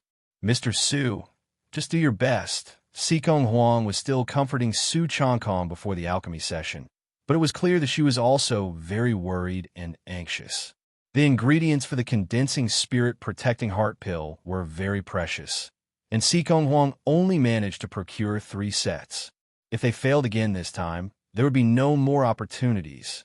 Su Changkong nodded, entered the secret chamber to start the pill refining, pushed aside all distractions, and began to meticulously prepare the ingredients, preheat the pill furnace, and at the right moment, added various ingredients into it. As time passed, Su Changkong completely forgot about other matters, focusing solely on making this batch of pills a success. Alchemy, Realm 5, Standout 1%. Unbeknownst to him, Su Changkong's alchemy skills, already nearing the 5th realm, naturally broke through in the process, officially stepping into the 5th realm. And at this moment, dawn was breaking. The flames under the pill furnace were dimming, and a heartwarming scent of the medicinal fragrance began to waft through the room. Was it a success? Sikong Huang, who had been waiting outside, entered the secret chamber and, smelling the intoxicating medicine fragrance, a smile of genuine joy appeared on her usually stern face. Did it really succeed? Su Changkong looked at the pill medicine inside the open furnace, the corner of his mouth revealing a wry smile. Lucky, there's only 1 pill formed. Su Changkong nodded. A grateful smile spread across Sikong Huang's face. That's enough. It's enough. Master Su, thank you for your hard work these past few days. If there's anything you need in the future, you can come to me, and if it's within my power, I won't refuse. It's nothing, it's my duty. Su Changkong shook his head, silently to himself. Sikong Huang had no idea that by coming to him for pill refining, she had already made him offend Meng Seng. After thinking it over, Su Changkong didn't tell Sikong Huang about Meng Seng forcing him to poison the pills. If he did, and Sikong Huang asked him to confront Meng Seng, Su Changkong's plan to leave the giant whale gang quietly would be ruined. With the internal strife within the giant whale gang growing fiercer, and his inability to remain uninvolved, slipping away quietly was an option. After the pill refining, Su Changkong bid farewell and left with Sikong Huang seeing him off. Although Sikong Huang's matter was resolved, Su Changkong knew that it wouldn't take long for Meng Seng's informants to report back. Su Changkong had not only successfully refined the condensing spirit protecting heart pill for Sikong Huang, but also refrained from poisoning it as instructed, so Meng Seng might retaliate against him for it. But such was fate, and Su Changkong had to be ready to deal with whatever came his way. In the blink of an eye, 3 days passed by peacefully. That morning, as Su Changkong headed to the pill refining room, he hadn't yet entered when he heard a joyful tune coming from inside. It was Lu Geng, who seemed to have encountered some happy event and was excitedly humming a little tune. Master Su, you've arrived? Lu Geng noticed the approaching Su Changkong and immediately stopped, a flicker of something strange in his eyes. But his face showed his usual shy smile as he greeted Su Changkong. You seem to be in a very good mood today. Did something nice happen? Su Changkong asked curiously. No, nothing. Let's start alchemy. Master Su, I've been watching and learning by your side when you refine pills, but I can hardly match half of Master Su's ability. Some things are truly hard to make up for with just effort. Lu Geng shook his head and sighed. Lu Geng was indeed happy because the previous night, Meng Sang had come to him to inquire how his alchemy skills were progressing and whether he was sufficiently capable of taking up the significant responsibility of being the giant whale gang's alchemist. Lu Gung clearly understood what this meant. It meant that Su Changkong had gravely offended Meng Sang, and Meng Sang would rather nurture an alchemist with less talent and efficiency, rather than one who was disobedient. Since arriving at the giant whale gang as a youth, Lu Gung had put in countless efforts and endured much hardship, and at last he was about to rise to prominence. To become an alchemist that even the elite disciples and hall masters had to treat with respect. Although Lu Gung didn't say anything, from his unabashed delight, Su Changkong could guess what had happened. Meng Sang must have decided in his heart to replace the alchemist with someone more compliant. The black-clad man was around 40, with a pair of triangular eyes resembling those of a snake. Although Su Changkong had not seen the man's true face before, he could tell from a voice that this black-clad person was the same one who had visited his residence twice in the past few days, threatening him. How did you get here?" Su Changkong appeared panic-stricken, but in reality, he had long been aware of someone following him at a distance. As expected, he feigned escape to draw the follower out, also to check if there were others. The black-clad man couldn't help laughing upon seeing this scene. "What do you think? I told you to purposely fail the alchemy. You didn't do it. I told you to poison the pill medicine. You didn't do it either. Do you really think we're saints and virgins?" He laughed, but his laughter was cold. He had previously been confident that he had intimidated Su Changkong sufficiently that Su would obediently follow orders, becoming an alchemist tool at their disposal. But it turned out Su hadn't taken their words seriously at all. This was undoubtedly a loss of face for him in front of Meng Sang. Not to mention the giant whale divine intent picture they had lost last time, which had already caused him to be unable to raise his head around Meng Sang. Now, the black-clad man had taken the initiative to ask Meng Sang for this task, also to vent his own anger. He intended to personally take action, to make Su Changkong pay the most severe price. "Remember, my name is Li Lai, and I will make you suffer a miserable death. I will make you wail and beg for mercy, regretting that you defied my orders. I will make you die a worse death than that old bastard Gong Zhang." The black-clad man Li Lai grinned, his eyes flashing with ferocity. From the moment he realized that Su Changkong had fooled him, he had thought of countless ways to torment this young man. Li Lai. Su Changkong had heard the name. He was the deputy hall leader of the Fire Whale Hall. Within the giant whale gang, the highest ranks were held by the gang leader and deputy gang leader, followed by the leaders of the 4 halls of wind, fire, thunder, and lightning. Each hall had 3 to 5 deputy leaders. As a deputy hall leader of the Fire Whale Hall, Li Lai was indeed an influential figure in the giant whale gang. Upon hearing Li Lai's threat, the look of fear on Su Changkong's face disappeared, replaced by a curving smirk. He couldn't help but burst into laughter. Ha ha ha! His laughter grew louder and wilder, causing Li Lai's eyebrows to furrow unconsciously and a chill to flicker in his eyes. "Kid, what are you laughing at? Have you lost your mind?" Li Lai had been sure no one else had followed Su Changkong. Yet now, confronted with this situation, Su Changkong still managed to laugh. "I'm laughing at you, you fool. After losing the giant whale divine intent picture that day, you must have been scolded quite a bit by Meng Sang, right?" Su Changkong was still laughing, but his smile was cold and dangerous. The killing intent within it made Li Lai's pupils shrink. "What?" Upon hearing Su Changkong's words, Li Lai was completely stunned. Li Lai was one of the 3 martial artists who had set fire to the Xuanwu Pavilion that night, and he had stolen the giant whale divine intent picture from the pavilion. He had handed it over to Lu Gung on the way, and thereafter distracted the pursuing giant whale gang disciples. Pleased with himself, he was, however, later scolded by Meng Sang, because as soon as he had left, someone had knocked Lu Gung unconscious and taken the giant whale divine intent picture. That person had clearly followed him. Both Li Lai and Meng Sang suspected that it must have been one of the hall leaders who had the capability to follow Li Lai without being noticed.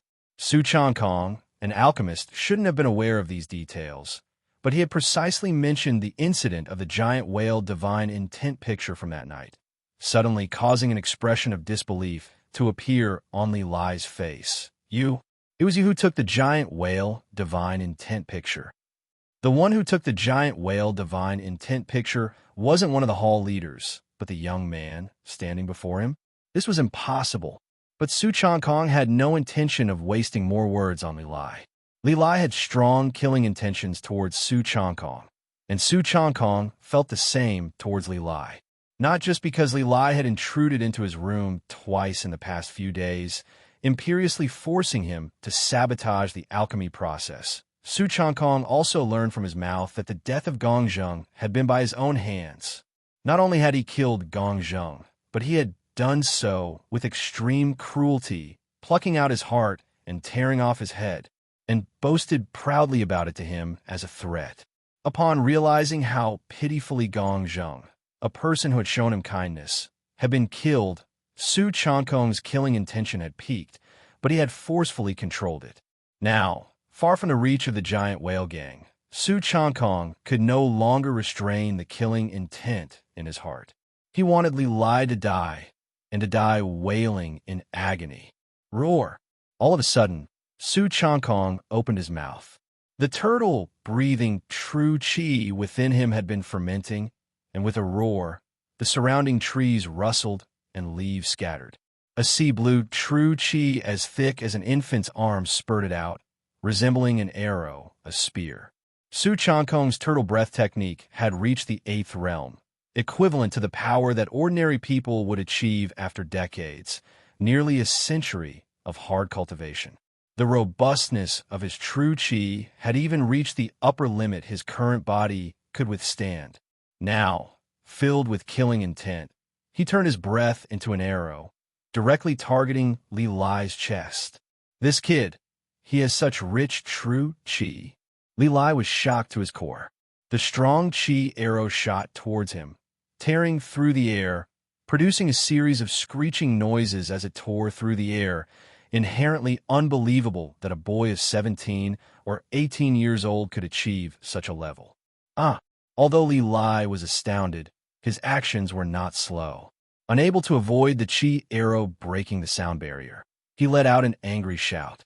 His qi and blood surged violently, erupting from his pores in layers of blood-colored mist, forming a blood-hued sheer surrounding his body. His arms crossed protectively in front of him. The black-clad man was around 40, with a pair of triangular eyes resembling those of Snake. Although Su Changkong had not seen the man's true face before, he could tell from the voice that this black-clad person was the same one who had visited his residence twice in the past few days, threatening him. "You, how did you get here?" Su Changkong appeared panic-stricken, but in reality, he had long been aware of someone following him at a distance. As expected, he feigned escape to draw the follower out, also to check if there were others. The black-clad man couldn't help laughing upon seeing this scene. "What do you think? I told you to purposely fail the alchemy. You didn't do it. I told you to poison the pill medicine. You didn't do it either. Do you really think we're saints and virgins?" He laughed, but his laughter was cold. He had previously been confident that he had intimidated Su Changkong sufficiently that Su would obediently follow orders, becoming an alchemist tool at their disposal. But it turned out Su hadn't taken their words seriously at all. This was undoubtedly a loss of face for him in front of Meng Sang. Not to mention the giant whale divine intent picture they had lost last time, which had already caused him to be unable to raise his head around Meng Sang. Now, the black-clad man had taken the initiative to ask Meng Sang for this task, also to vent his own anger. He intended to personally take action, to make Su Changkong pay the most severe price. "Remember, my name is Li Lai, and I will make you suffer a miserable death. I will make you wail and beg for mercy, regretting that you defied my orders. I will make you die a worse death than that old bastard Gong Zheng." The black-clad man Li Lai grinned, his eyes flashing with ferocity. From the moment he realized that Su Changkong had fooled him, he had thought of countless ways to torment this young man. Li Lai, Su Changkong had heard the name. He was the deputy hall leader of the Fire Whale Hall. Within the giant whale gang, the highest ranks were held by the gang leader and deputy gang leader, followed by the leaders of the four halls of wind, fire, thunder, and lightning. Each hall had 3 to 5 deputy leaders.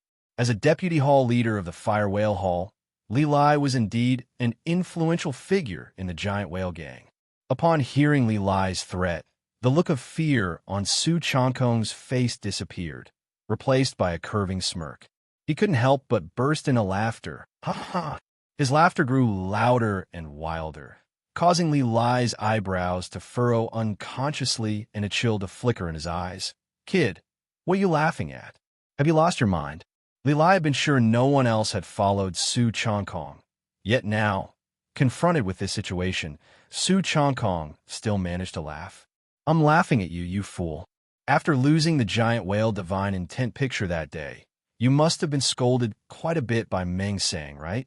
Su Changkong was still laughing, but his smile was cold and dangerous. The killing intent within it made Li Lai's pupils shrink. What? Upon hearing Su Changkong's words, Li Lai was completely stunned. Li Lai was one of the 3 martial artists who had set fire to the Xuanwu Pavilion that night, and he had stolen the giant whale divine intent picture from the pavilion. He had handed it over to Lu Gung on the way, and thereafter distracted the pursuing giant whale gang disciples. Pleased with himself, he was, however, later scolded by Meng Sang, because as soon as he had left, someone had knocked Lu Gung unconscious and taken the giant whale divine intent picture. That person had clearly followed him. Both Li Lai and Meng Sang suspected that it must have been one of the hall leaders who had the capability to follow Li Lai without being noticed. Su Changkong, an alchemist, shouldn't have been aware of these details, but he had precisely mentioned the incident of the giant whale divine intent picture from that night, suddenly causing an expression of disbelief to appear on Li Lai's face. You? It was you who took the giant whale divine intent picture.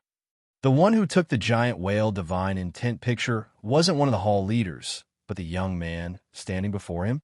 This was impossible, but Su Changkong had no intention of wasting more words on Li Lai. Li Lai had strong killing intentions towards Su Changkong, and Su Changkong felt the same towards Li Lai. Not just because Li Lai had intruded into his room twice in the past few days, imperiously forcing him to sabotage the alchemy process. Su Changkong also learned from his mouth that the death of Gong Zheng had been by his own hands. Not only had he killed Gong Zheng, but he had done so with extreme cruelty, plucking out his heart and tearing off his head, and boasted proudly about it to him as a threat. Upon realizing how pitifully Gong Zheng, a person who had shown him kindness, had been killed, Su Changkong's killing intention had peaked, but he had forcefully controlled it. Now, far from the reach of the giant whale gang, Su Changkong could no longer restrain the killing intent in his heart. He wanted Li Lai to die, and to die wailing in agony. Roar! All of a sudden, Su Changkong opened his mouth. The turtle breathing true qi within him had been fermenting, and with a roar, the surrounding trees rustled and leaves scattered. A sea blue true qi as thick as an infant's arm spurted out, resembling an arrow, a spear. Su Changkong's turtle breath technique had reached the 8th realm, equivalent to the power that ordinary people would achieve after decades, nearly a century of hard cultivation. The robustness of his true qi had even reached the upper limit his current body could withstand. Now, filled with killing intent, he turned his breath into an arrow, directly targeting Li Lai's chest. This kid, he has such rich true qi. Li Lai was shocked to his core. The strong qi arrow shot towards him, tearing through the air, producing a series of screeching noises as it tore through the air, inherently unbelievable that a boy of 17 or 18 years old could achieve such a level. Although Li Lai was astounded, his actions were not slow. Unable to avoid the qi arrow breaking the sound barrier, he let out an angry shout. His qi and blood surged violently, erupting from his pores in layers of blood-colored mist, forming a blood-hued sheer surrounding his body. His arms crossed protectively in front of him. Li Lai, as a deputy hall leader of the giant whale gang, had stepped into the qi blood realm many years ago, and the vigor of his chi and blood was formidable. Not a mere chi blood one transformation, but at least a successful completion of 2 or even 3 blood refinings within the chi blood realm. He was by far stronger than the Black Lotus Sect's fragrance master, Liu Bairen, whom Su Changkong had previously encountered. Bang! The next second, an arrow of turtle-breathing true chi condensed and shot through the chi blood veil, striking Li Lai's arms held defensively in front of his chest, emitting a muffled explosion like a torpedo detonation. The robust true chi impact raged wildly, just like a shock wave beach assault. Thud, thud, thud. Immediately, a bone-deep pain surged through his arms accompanied by a faint sound of cracking bones, and Li Lai staggered uncontrollably backward. He was pushed back 3 steps by the force of the impact, each step creating a deep footprint where he trod. How is this possible? This kid has such strength? Isn't he an alchemist? Arms aching unbearably, Li Lai's heart was filled with disbelief. In his eyes, as well as in the eyes of all the martial artists of the Giant Whale Gang, Su Changkong was simply a humble, polite alchemist who spent his days immersed in the pill refining room, diligently practicing alchemy. Even if he had practiced martial arts in the past, at his age, it would be quite good if he had achieved a level of internal strength or divine power. Such power would be considered skilled in the outside world, but within the Giant Whale Gang, it was merely mediocre. However, Su Changkong, who Li Lai thought could be easily crushed, had suddenly transformed into a ferocious tiger, wounding him with just one exchange. 5 animal frolics, foraging tiger. Roar! Breathing out as if shooting arrows, Su Changkong took the initiative after repelling Li Lai. With a stomp on the ground, his chi and blood surged vigorously, creating a crimson chi blood veil. His towering stature resembled a bloodthirsty crimson tiger.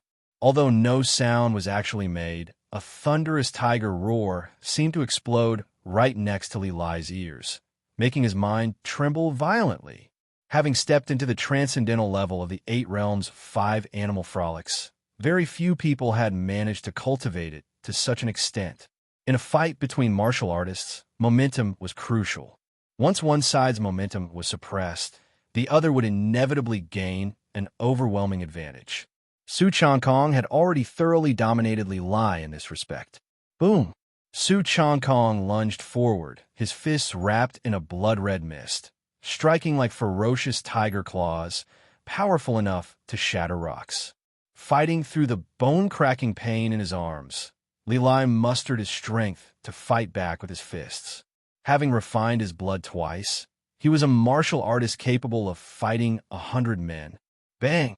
Their fists collided, and in terms of physique alone, Li Lai, who had undergone blood refining twice, was slightly stronger than Su Changkong. But with his arms wounded by Su Changkong's single turtle-breathing true chi arrow and facing Su Changkong's fierce and unbridled tiger play, Li Lai couldn't help but feel weaker.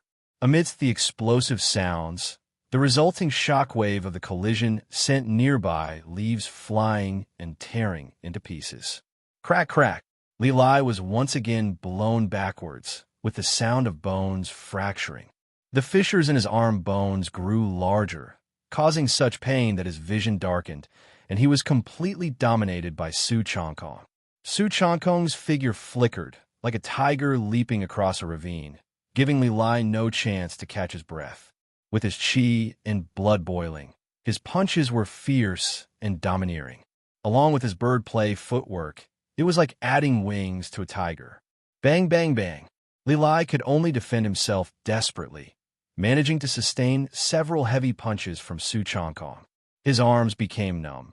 Due to the urgent mobilization of his chi and blood and the external pressure, his arm's skin burst open with cracks, bleeding profusely. Ow! How could I not be a match for a youngster? Li Lai struggled to hold on, unable to accept the reality. Nearly 40 years old and having undergone blood refining twice, he couldn't even fight back against Su Changkong. Bang! At the moment Li Lai's mind was filled with terror, Su Changkong seized the opening, his right fist piercing the clouds and the fog, furiously hammering Li Lai's chest. Crack! Blood spurted from Li Lai's mouth as his chest caved in, and he was flung 2 to 3 zhang away like a broken sack, landing heavily on the ground. He coughed up blood mixed with fragments of his innards, struggling to rise but unable to sense his arms. Li Lai, you said you wanted me to die more miserably than Gongzheng? Su Changkong looked at the struggling, trembling figure of Li Lai on the ground and spoke with a false smile. You know, I was very close to slapping you dead on the spot when you, like an annoying mosquito buzzing in my ear, threatened me while I was holding back. In Su Changkong's eyes, Li Lai was only slightly better than Lu Byron. However, twice Li Lai had intruded into his room during his cultivation, arrogantly threatening him. Even with Su Changkong's temperament, he had almost lost control and immediately slapped him dead. You can't kill me. It's the deputy gang leader. He made me do it. Blood-soaked hair stuck to Li Lai's face. He wailed in panic, stripped of his earlier bravado of making Su Changkong die an even more wretched death than Gongzheng. You killed Gongzheng, so I will let you experience the pain he felt before death. Su Changkong said indifferently, stepping closer to Li Lai. No, don't. Help! The murderous intent and chill in Su Changkong's eyes filled Li Lai with fear as he struggled to crawl away, trying to escape. But Su Changkong stepped on his spine and grabbed his head with both hands, pulling harshly. Rip! Li Lai's scream was abruptly cut off as the flesh and bones of his neck tore apart, and Su Changkong brutally tore off his head. Blood trickled down incessantly, and Li Lai's eyes still held onto the agony and terror. Master Gong, I have repaid your kindness and avenged you, Su Changkong said, glancing at the head in his hand and sighing.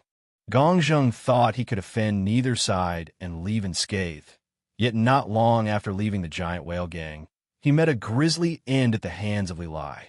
Now, Su Changkong had exacted a terrible revenge on this Li Lai. Avenging him. Is it about time? This is not an easy burden to shoulder. At this moment, Zhang Yi and 2 other martial artists accompanying Su Changkong waited in place, an unmistakable helplessness on the Chun family brothers' faces. The Chun family's brothers were martial artists from the Mengsang faction, assigned to protect Su Changkong, only to monitor his whereabouts, then let Li Lai personally slaughter him. The Chun family's brothers also understood that they would definitely be punished by the gang afterward for failing to protect Su Changkong, hoping only that Mengsang would compensate them later. Hasn't Master Su returned yet? As for Zhang Yi, he was completely unaware of the situation and somewhat anxious. It had been quite a while, and Su Changkong still hadn't returned. Nothing could have happened, right? Zhang Yi stood up, unable to restrain himself, preparing to go and check the situation when joy appeared on his face. Master Su, have you returned? What?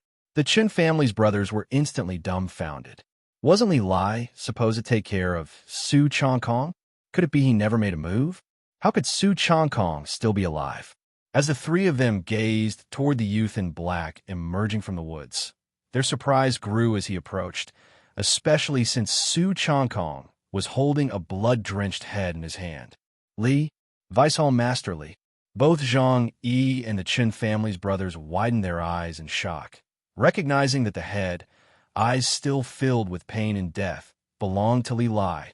Vice-Hall Master Li made a mistake, was killed. How is this possible? Chen Wen and Chen Wu's mouths went dry, questioning if what they were seeing was an illusion. Not only had Su Changkong returned safely, but he was also holding Li Lai's head. What happened? How did Vice-Hall Master Li end up here? How did he die?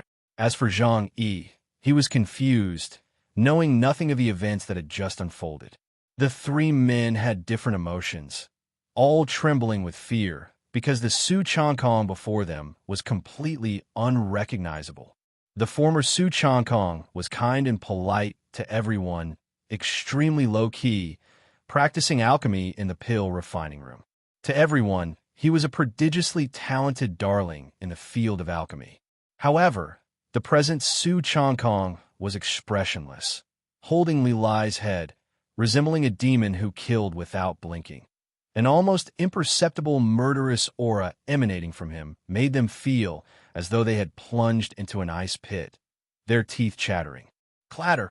With a casual toss from Su Changkong, Li Lai's head flew out, rolling on the ground and stopping near the feet of the Chun family's brothers, making them instinctively retreat. Go back and tell Meng Sang. No need for send-off. If I happen to have time later, I might return to the giant whale gang to personally see him. Su Changkong's indifferent voice echoed in the ears of the three men. By killing Li Lai, he had avenged part of the wrongs, but Su Changkong had not forgotten Meng Sang, the very instigator who forced him to leave the giant whale gang. Meng Sang was the giant whale gang's deputy gang leader with extraordinary strength and status. Su Changkong currently had no power to confront him. It was like he was just collecting some interest for now. In a few years, when he was almost certain he could terminate Meng Sang's life, Su Changkong would return to make him pay the price. Gone. By the time the three regained their senses, where could they find Su Changkong's silhouette? He had already disappeared into the dim forest like a ghost. He killed Weisholm masterly. The Chun family's brothers were dazed and incredulous. Li Lai was ordered to kill Su Changkong, which was supposed to be as easy as reaching into a bag. Yet in just a short amount of time, it was Li Lai who lost his life to Su Changkong. What exactly happened? Only Zhang Yi, who was unaware, was both shocked and bewildered, but he could somewhat sense that something significant had occurred. What? Li Lai is dead. Inside a grand hall of the giant whale gang, Meng Sang in a blue robe received news from his subordinates and was somewhat stunned, but he couldn't disbelieve it. In front of him lay a head in a cloth bag brought back by the Chun family brothers, the head of Li Lai with eyes wide open, unblinking even in death. Yes, he seems to have died at the hands of Su Changkong. In just a moment, he returned holding the head of Weisholm masterly and even claimed he'll come back to the giant whale gang to see the deputy gang leader if he has time. Still somewhat in shock, the Chun family brothers reported with trepidation. Meng Sang's face turned terribly grim. His understanding of Su Changkong was limited to the latter's exceptional alchemy talent, but he had never considered the young man important enough to take seriously. No matter how skilled in alchemy, he was just a tool for pill refining, and if he couldn't be of use, he would be replaced. Once he learned of Su Changkong's departure from the giant whale gang, he knew the latter must be trying to escape, so he casually ordered Li Lai to deal with him. Yet the same youth he disregarded had killed Li Lai and even sent the Chun family brothers back with the message. This was a threat to him. The Chun family brothers kept their heads low, not daring to speak, thinking that suffering such a loss would enrage Meng Sang. I understand. You may go, said Meng Sang unexpectedly with a wave of his hand, showing no emotion as he dismissed the Chun family brothers. The brothers bowed and left the grand hall, exchanging glances, knowing that Su Changkong's departure and Li Lai's death would cause quite a stir within the giant whale gang.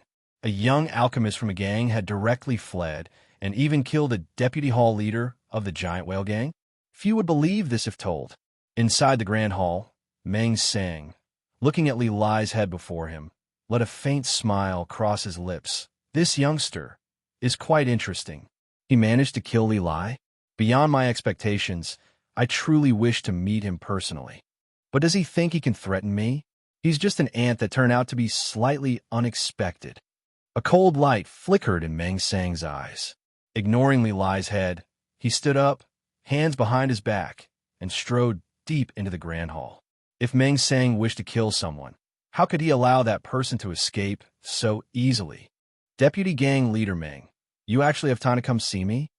In a quiet and secluded chamber, a figure clad in gray materialized like a ghost, staring at Meng Sang who had entered the chamber, chuckling mischievously. Meng Sang, with hands clasped behind his back, said indifferently, Chi Chung Hong, I need you to kill someone for me. Once the deed is done, a blood-refining pill will be your reward. This gray-clothed figure, Chi Chung Hong, seemed rather extraordinary. Even someone of Meng Sang's status needed to offer a fair exchange to persuade him to take action. A blood-refining pill? No problem. Who's the target? The eyes of the gray-clothed figure, Su Changkong, lit up, and he readily agreed to the task. A blood-refining pill was extremely advanced among the pill medicines of the Qi blood realm. One blood-refining pill was equivalent to 10 or 20 Qi blood pills, immensely precious. A cold smile played on Meng Sang's lips. The identity of this gray-clothed man, Su Changkong, was not ordinary.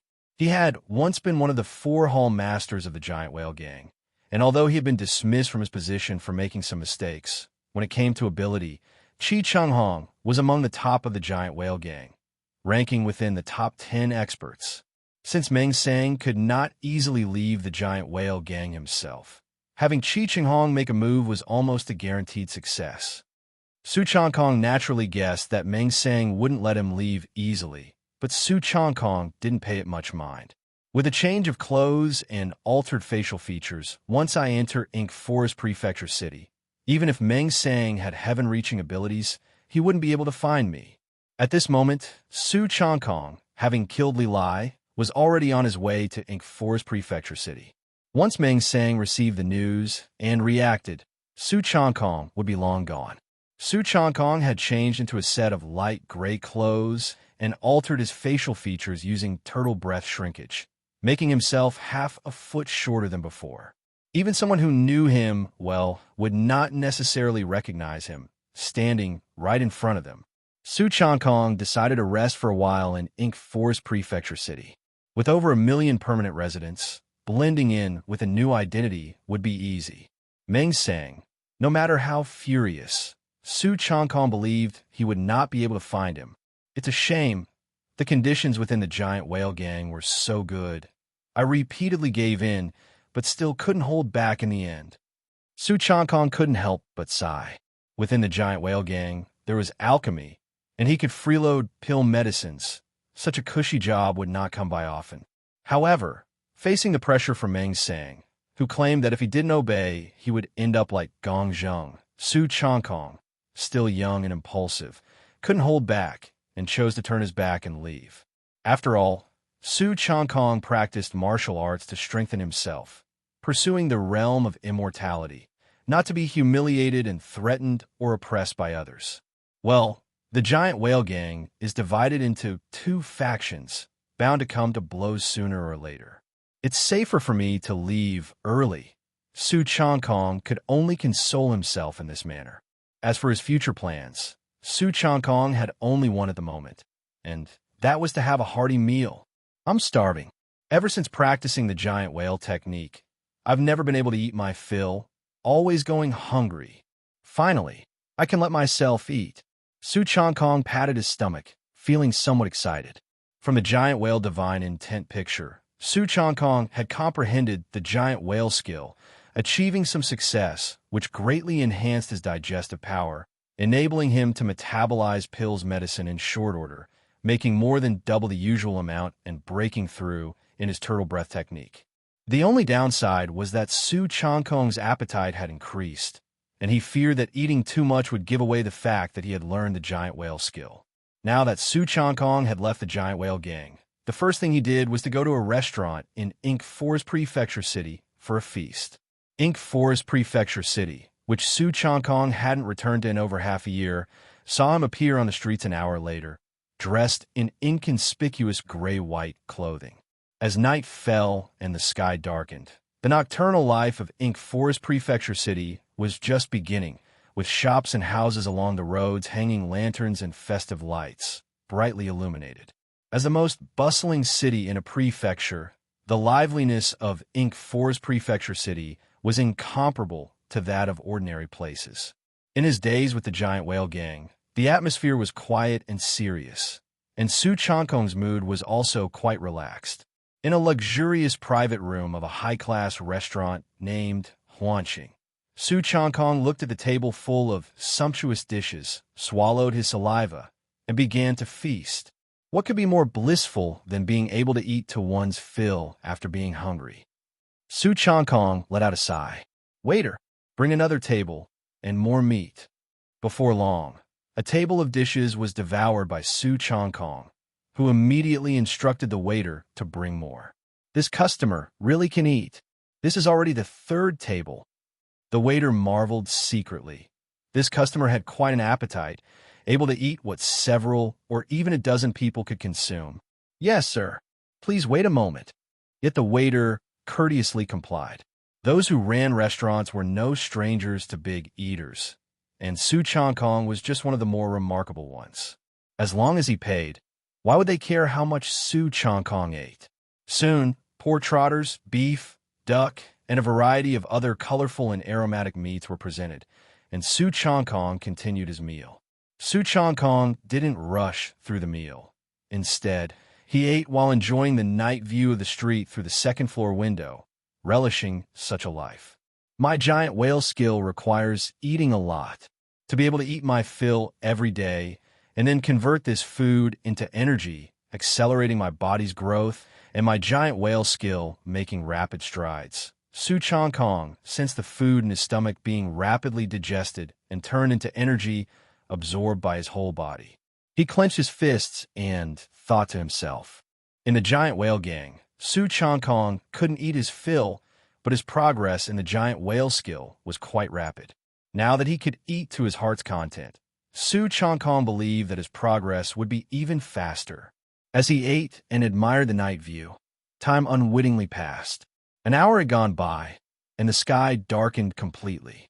The weather was still very cold tonight, with few stars and a faint moon shining down. The bustling streets gradually emptied of pedestrians. After eating another 2 tails of beef, I'll find an end to rest for a bit. Su Changkong was already 80% full, and he silently thought this to himself as he took a sip of tea. Buzz, buzz. At that moment, Su Changkong heard the sound of an insect's wings buzzing in his ears.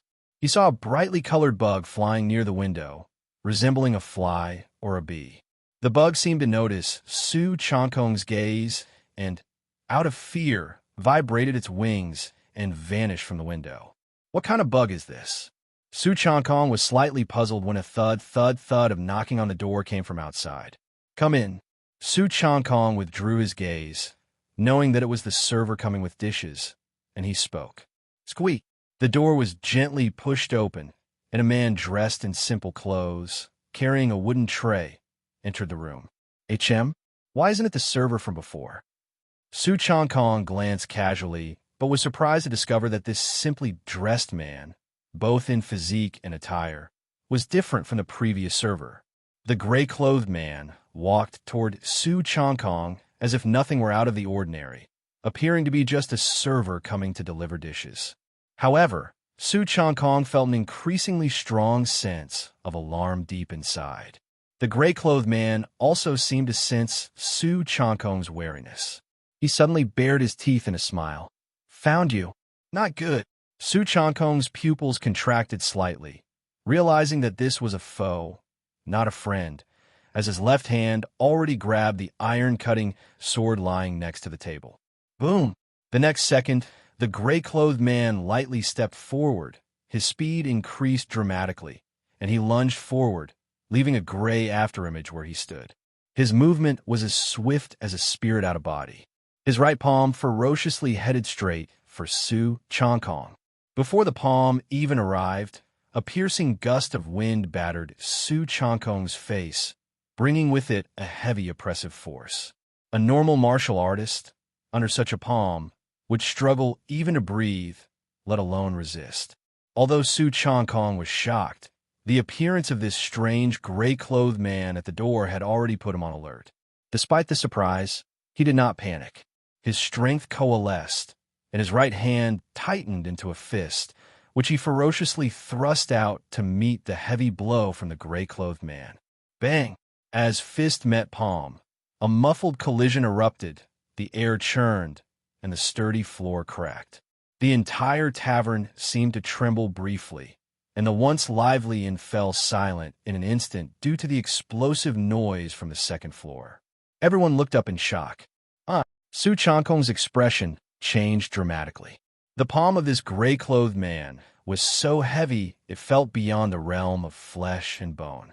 Even though Su Changkong had already undergone one chi blood metamorphosis, and his physical condition far exceeded that of a martial artist at the great achievement of body refinement, The immense force transmitted from the gray-clothed man's palm uncontrollably sent Su Changkong flying backward. Su Changkong's back slammed into the wall, causing it to collapse, and he was hurtled out from the second floor. In midair, he adjusted his posture and landed on the street below. The ground where his feet touched indented slightly, and this finally stopped his retreat. On the street, passers-by were startled to see such a commotion on the second floor of the tavern, and then a man crashing down onto the street. They screamed in alarm, many reacting instinctively and retreating in all directions, creating chaos. An expert far surpasses the likes of Liu Byron and Li Lai by more than just a bit. No, he's not even on the same level of mastery. Su Changkong was also astonished. Despite being ambushed, the gray-clothed man's speed and power completely overwhelmed Su Changkong, which was why he was able to suppress him with a single palm strike and send him flying from the second floor to the street below. This indicated that the gray-clothed man had undergone blood refining many times, far more than Su Changkong, thus achieving such prowess. Whoosh! Silently, from the broken wall of the second floor, a gray figure, like a ghost bat, elegantly leaped down and landed on the street without stirring a speck of dust. Only then did Su Changkong clearly see the gray-clothed man's face. He was quite ugly, with one eye larger than the other, over 40 years old, his eyes brooding, almost the kind to make people steer clear of. Su Changkong's expression turned grim. "What do you mean by this? Why attack me for no reason?" He had a vague guess in his mind, but dared not confirm it. How had this person found him? The gray-clothed man gazed at him and chuckled. "No wonder Li Lai died by your hand. To be able to take one of my palms, you are indeed not ordinary." Indeed, this gray-clothed man mentioned Li Lai. There was no doubt he was a member of the Giant Whale Gang, specifically from Meng Sang's faction. The reason for his presence here was obviously to hunt down Su Changkong, but Su Changkong found it somewhat incomprehensible. After killing Li Lai, he had changed his appearance and entered the densely populated Ink Forest Prefecture city. By all accounts, even with Meng Sang's extensive divine skills, it shouldn't be possible to track his whereabouts. Yet within just 2 or 3 hours, Meng Sang's men had found him, and they recognized him on sight, even though he had changed his bone structure and makeup. This made Su Changkong frown darkly. "How did you find me?"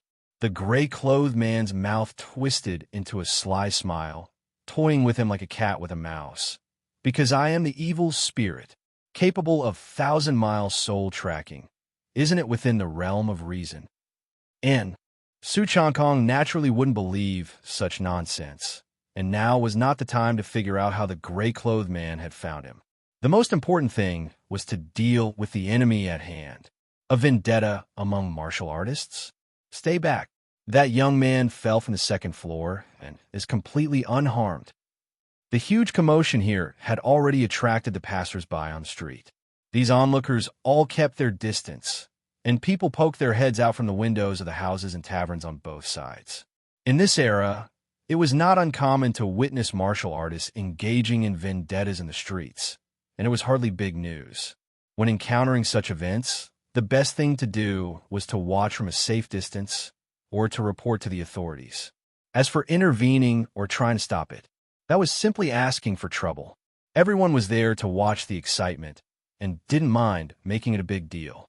Su Changkong's gaze swept around him warily, on alert for anyone other than the gray-clothed man who might be lurking and preparing a secret attack against him.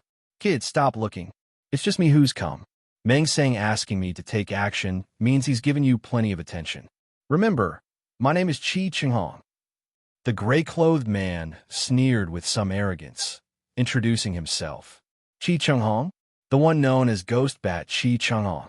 This name was somewhat unfamiliar to Su Changkong, who could not recall such a person among the hall masters and deputy hall leaders of the Giant Whale Gang. But soon he remembered the man's identity. In the Giant Whale Gang, Su Changkong had naturally taken an interest in the top fighters within the gang. The number one expert of the Giant Whale Gang was naturally the gang leader Si Kong Yong.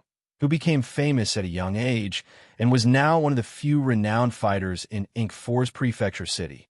No one in the giant whale gang would deny his prowess.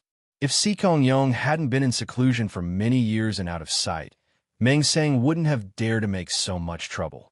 Below Su Changkong, there were more than 10 martial artists in the gang who had reached the Qi Blood Realm, and those who could stand out among these Qi Blood Realm martial artists were qualified for the position of Hallmaster. Su Changkong had heard of the name Su Changkong before. Su Changkong was known as Ghost Bat, renowned for his Qigong and claw technique. He used to be the Hall Master of the Wind Whale Hall, one of the 4 major halls of the giant whale gang, but he was demoted because of his ruthless nature and for accidentally killing a fellow disciple in a fit of rage. In the giant whale gang, most disciples would feel frightened when talking about this name, indicating his notoriety. In other words, this was a master whose strength was not inferior to any of the 4 hall masters of the giant whale gang, a top-notch expert ranked among the top 10 in the tens of thousands of elite martial artists of the gang. Meng Sang, although in charge of the giant whale gang, did not take action personally. Instead, to ensure absolute certainty, he directly sent a formidable fighter like Su Changkong to take the lead. Ghost Bat Su Changkong is known for his Qigong. I'm afraid I won't be able to run away from him. I have no choice but to fight desperately, to chop him down. Su Changkong's heart was heavy.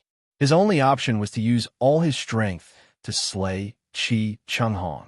Kid, don't blame me. Meng Sang wants your death to be a gruesome one, so I have no choice but to dismember you. The gray-clothed man, Su Changkong's mismatched eyes flashed with a fierce and bloodthirsty glint. His favorite thing was to snuff out the lives of young and vital martial artists. Ka.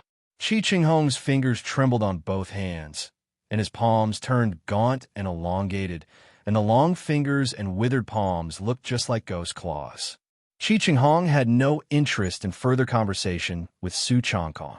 He couldn't wait to torment and slaughter his current enemy. Ghost Bat Claw. With a flit of a shadow, Su Changkong swooped in like a giant bat. His now gaunt and elongated claws pierced the air silently, aiming for Su Changkong's chest with razor-sharp talons that could easily puncture metal.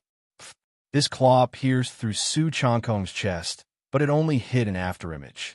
Su Changkong twisted his foot, his body spinning like a nimble crane, performing the transcendental crane play technique, light and illusory, evading Su Changkong's claw strike while simultaneously appearing behind him. But Su Changkong seemed to have anticipated this, casually flinging his left arm, turning it into a soft, boneless limb. 5 sharp and long claws swept towards Su Changkong's face, aiming to tear apart his head. Su Changkong was startled by Su Changkong's speed. He immediately retreated backward. The claws swept past his face, and from their pitch-black tips emanated a faint stench of decay, making Su Changkong, who inhaled a bit of it, feel slightly dizzy. Su Changkong's heart grew vigilant. Su Changkong's claws were poisoned. He couldn't afford to be scratched in the slightest. The ghost bat claw technique practiced by Su Changkong required his claws to be soaked daily in a special medicated liquid. Over time, his claws became capable of tearing through metal and also carried a toxin. Even the slightest scratch from his claws could cause an opponent to lose combat capability in a short time, leaving them at his mercy to be slaughtered. Su Changkong's speed and strength were both superior to Su Changkong's, a real gap that couldn't be bridged by even the most exquisite techniques. I must use all my strength and chop him down. Cold light burst forth from Su Changkong's eyes. Facing such a high-level expert, any reservation was tantamount to seeking death.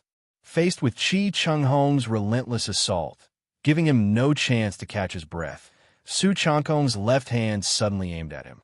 His fingers clenched into a fist, and with a forceful press of his wrist downward, he triggered the mechanism of his sleeve crossbow. Bang, bang, bang. Within the muffled, loud sounds of the mechanical trigger, 3 heavy crossbow bolts, more than half a foot long, whistled through the air in a character pattern, directly targeting Su Changkong's face and chest.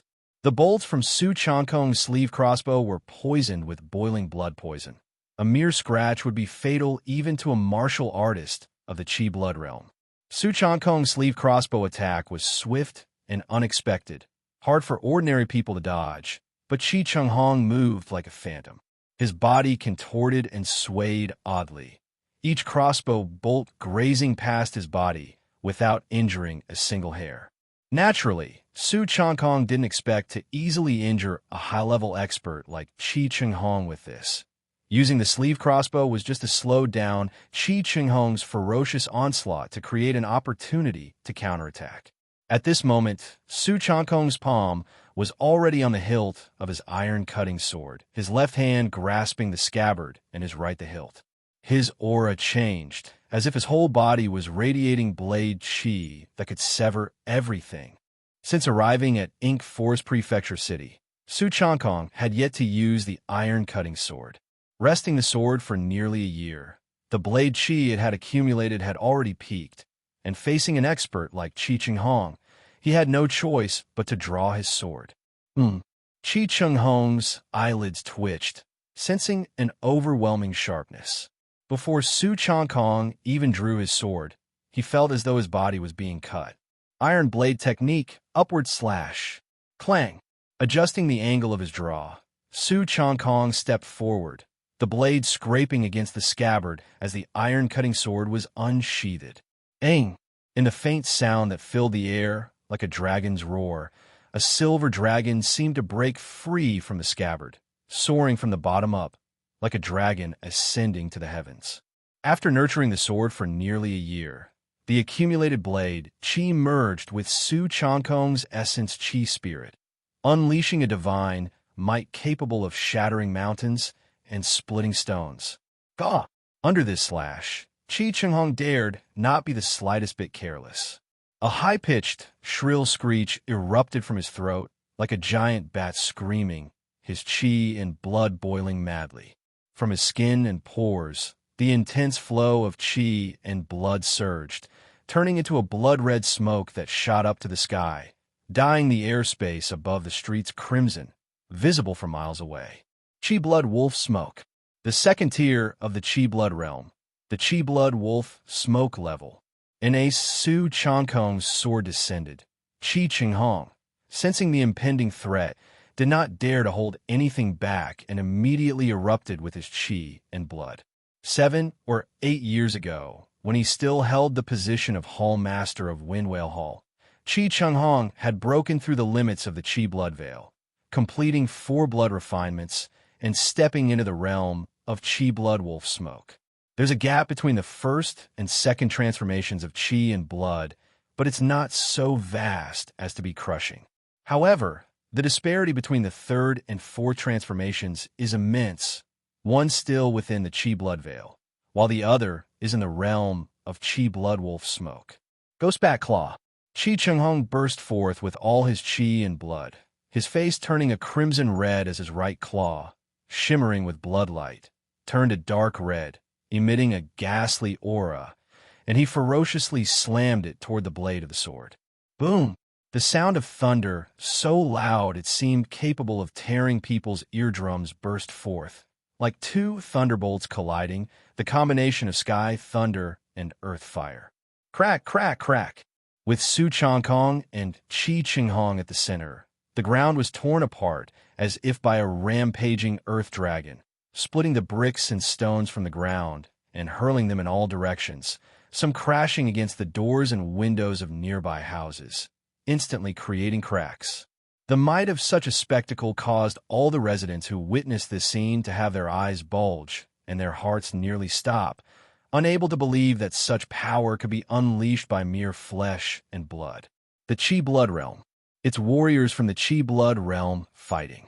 Among the bystanders, there were also knowledgeable martial artists who were utterly shocked, realizing that both combatants were warriors from the Chi Blood Realm. Reaching the Chi Blood Realm, even when looking at the entire Ink Forest Prefecture City, is considered among the ranks of experts, capable of taking on 100 foes. 2 such powerful warriors fighting in the streets indicated deep hatred and enmity. Hiss! Su Changkong, overflowing with chi and blood, fiercely contested Su Changkong's iron-cutting sword, which he had been nurturing for nearly a year. With the support of Qi blood at the Qi blood wolf smoke level, Su Changkong's claws were comparable to a divine weapon, strong enough to rend metal asunder. Yet he still felt a pain in his palm as a tear appeared on the surface of his claw. What kind of blade technique is this lad using to injure me? Su Changkong was shocked. With his forward transformation in the martial arts realm, he should have been able to completely suppress Su Changkong. Yet Su Changkong's astounding sword strike had pierced through his ghostly claw. I've injured him. While Su Changkong was amazed that Su Changkong could withstand his astonishing sword strike with his bare claw, he also felt a surge of joy, for his iron-cutting sword was smeared with boiling blood scatter poison, which had already entered Su Changkong's system upon being wounded. But the effects of boiling blood scatter poison needed time to take hold. Roar! Su Changkong roared, blocking Su Changkong's iron-cutting sword with his claw. His roar was thick with qi and blood, which surged up like a boiling wolf smoke, causing bystanders a dozen paces away to feel their eardrums would split and their vision turn dark. Even for Su Changkong, who bore the brunt of the attack, his qi and blood felt unsteady within, a testament to the suppression of the refining blood realm. In the roar, the dark red mist at Su Changkong's claw tips almost congealed into liquid. His 5 slender fingers, like the claws of a wild beast, ferociously reached for Su Changkong. Horizontal chop. Su Changkong pushed his turtle-breathing true qi to the limit and unleashed his second chop. The blade qi nurtured by his blade-nurturing art would swell on the first strike, wane on the second, and be exhausted by the third. The power of his second stroke, although not as fierce as the first, was like a sword river waterfall, confronting Su Changkong's ghostly claw. Clang! When the sword collided with the claw, Su Changkong's first strike had been enough to battle Su Changkong, at the level of Qi blood wolf smoke, to a standstill, even gaining a slight upper hand. However, in their second clash, he found himself overpowered, as the force transmitted from Su Changkong's ghostly claw was like a mountainous wave, forcing Su Changkong to take a step back, causing the ground where he stood to cave in, and leaving his arm, which held the sword, numb. The disparity between the fourth transformation of qi and blood and the first is immense, even in terms of physique alone. Su Changkong's eyes were tinged with threads of blood. Not giving Su Changkong any chance to catch his breath, his left hand reached out, his arm bones cracking as his entire arm elongated by more than half a foot in a vicious strike. Those sharp fingernails, as if they were blade edges, tore through Su Changkong's chest clothing, including his golden-threaded chainmail, leaving 5 deep gashes visible to the bone on Su Changkong's chest. Had it not been for the protective chainmail, Su Changkong could well have been disemboweled. Clearly, Su Changkong had also not expected Su Changkong to wear metal inner armor. He paused for a moment. But more than that, a burning, painful sensation seeped through his body, the poison of boiling blood scatter. His palm had been cut open by the iron-cutting sword, contaminated with the poison, and as he furiously pumped his qi and blood, the poison had begun to take effect. Damn it! Su Changkong's eyes turned a blood red as he realized Su Changkong's sword was poisoned. This lad was devious, using hidden weapons and sleeve crossbows, wearing golden-threaded chainmail, and even poisoning his sword. Dying, Su Changkong became somewhat crazed, ignoring the damage boiling blood scatter was inflicting on his body. His veins bulging as if they were about to explode, his right claw reached for Su Changkong's throat, the 5 fingers tearing through the air, carrying with them the sound of a piercing howl. In this moment, Su Changkong also went completely mad. If he were to falter, he would be the one to die. Ignoring the bone-deep wounds on his chest and the tingling sensations that washed over him, he gripped his sword with both hands and executed his third and final chop aimed at Su Changkong's head. Though their clash was brief, both had exhausted all their means, leaving no room for retreat. Their eyes reddened in fury. They forgot about life and death, locked in a do-or-die struggle. The best outcome seemed to be Su Changkong chopping Su Changkong in half with a single stroke, while his own throat would also be pierced by Su Changkong, leading to a mutual demise. Boom! Just as both sides seemed fated for mutual destruction, the sound of stormy winds and thunderous lightning exploded, and a cold light shot forth from over 100 meters away. It was an arrow that broke the sound barrier, moving several times faster than the sound itself. This arrow, carrying the force of wind, rain, and thunderbolts, shot towards Su Changkong's claw that was aimed at Su Changkong's throat. Crack! Amidst the bursting sound, Su Changkong's palm exploded into a shower of flesh and blood. Su Changkong was somewhat dazed. Even the pain hadn't fully spread throughout his body, and he hadn't realized what had happened. Meanwhile, Su Changkong's iron-cutting sword, with the force of thunderous might, viciously chopped down from above. Poochie! The crisp sound of flesh tearing and bone shattering. The unuttered scream of Su Changkong as he, like a wooden stake, was cleaved in two by the descending chop of the sword. The two halves of Su Changkong's body fell to the sides, his eyes filled with confusion and unwillingness as blood and viscera flowed out, staining the ground with a chaotic mess. Huff, huff, huff! Su Changkong gasped for breath, with cold sweat streaming down his forehead. He had survived. This Su Changkong, a skilled enemy enlisted by Meng Sang, was a former hallmaster of the giant whale gang, having completed the Chi Blood 4 transformation, attained the Chi Blood Wolf Smoke realm, and was considered an elite within the Chi Blood realm martial artists. How he had found Su Changkong to launch an assault and, after a bloody battle, ultimately met his demise under Su Changkong's sword, it was unknown. Just now, who assisted me? At the same time, Su Changkong looked into the distance. The original outcome was supposed to be Su Changkong chopping Su Changkong in half, and himself being pierced through the throat by Su Changkong's claw, leading to their mutual death. But there came an arrow, cleaving through the sky, that shattered Su Changkong's palm to pieces, thus sparing Su Changkong from the mutual destruction. However, when Su Changkong looked towards the direction for which the arrow had come, he saw no one.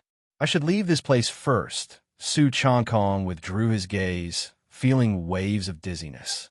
The brief encounter had sapped nearly all his strength. The blade chi he had accumulated exhausted in those 3 strikes, especially the wound in his chest from Su Changkong's claw, which sent sensations of numbness, pain, and itchiness. With crowds all around, he needed to leave quickly. Su Changkong, supporting himself, reached Su Changkong's corpse and searched it, but found nothing. Su Changkong had not carried any treasures when he left to pursue Su Changkong. Consider a compensation for the damage caused. Su Changkong took out 200 taels worth of silver notes from his bosom, threw them beside Su Changkong's corpse, and then quickly vanished. The passers-by involuntarily made way, casting reverent and fearful glances at Su Changkong. The duel between Su Changkong and the gray-clad man, Su Changkong, in the streets of Ink Forest Prefecture City was brief but deadly.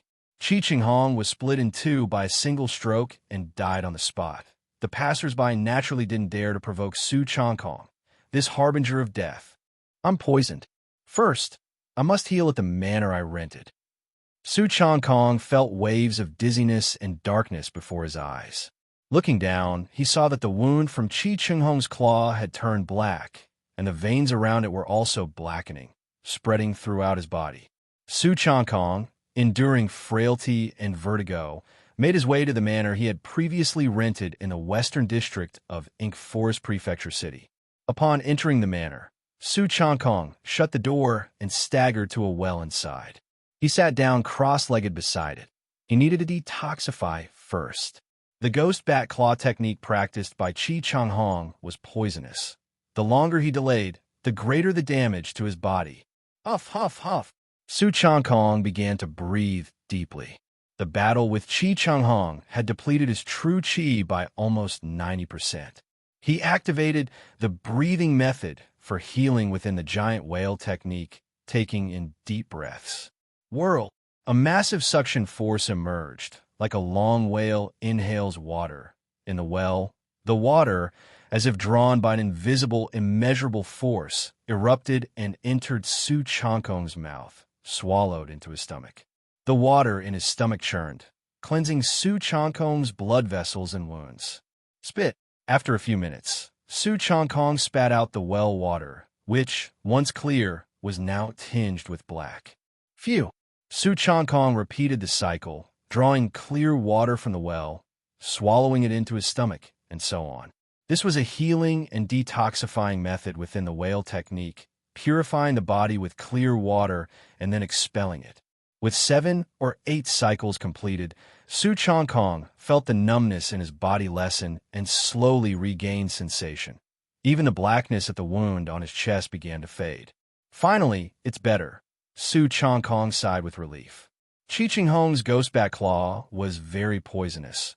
But fortunately, since the poison wasn't in his system for long, it was easy to expel it from his body with the giant whale technique.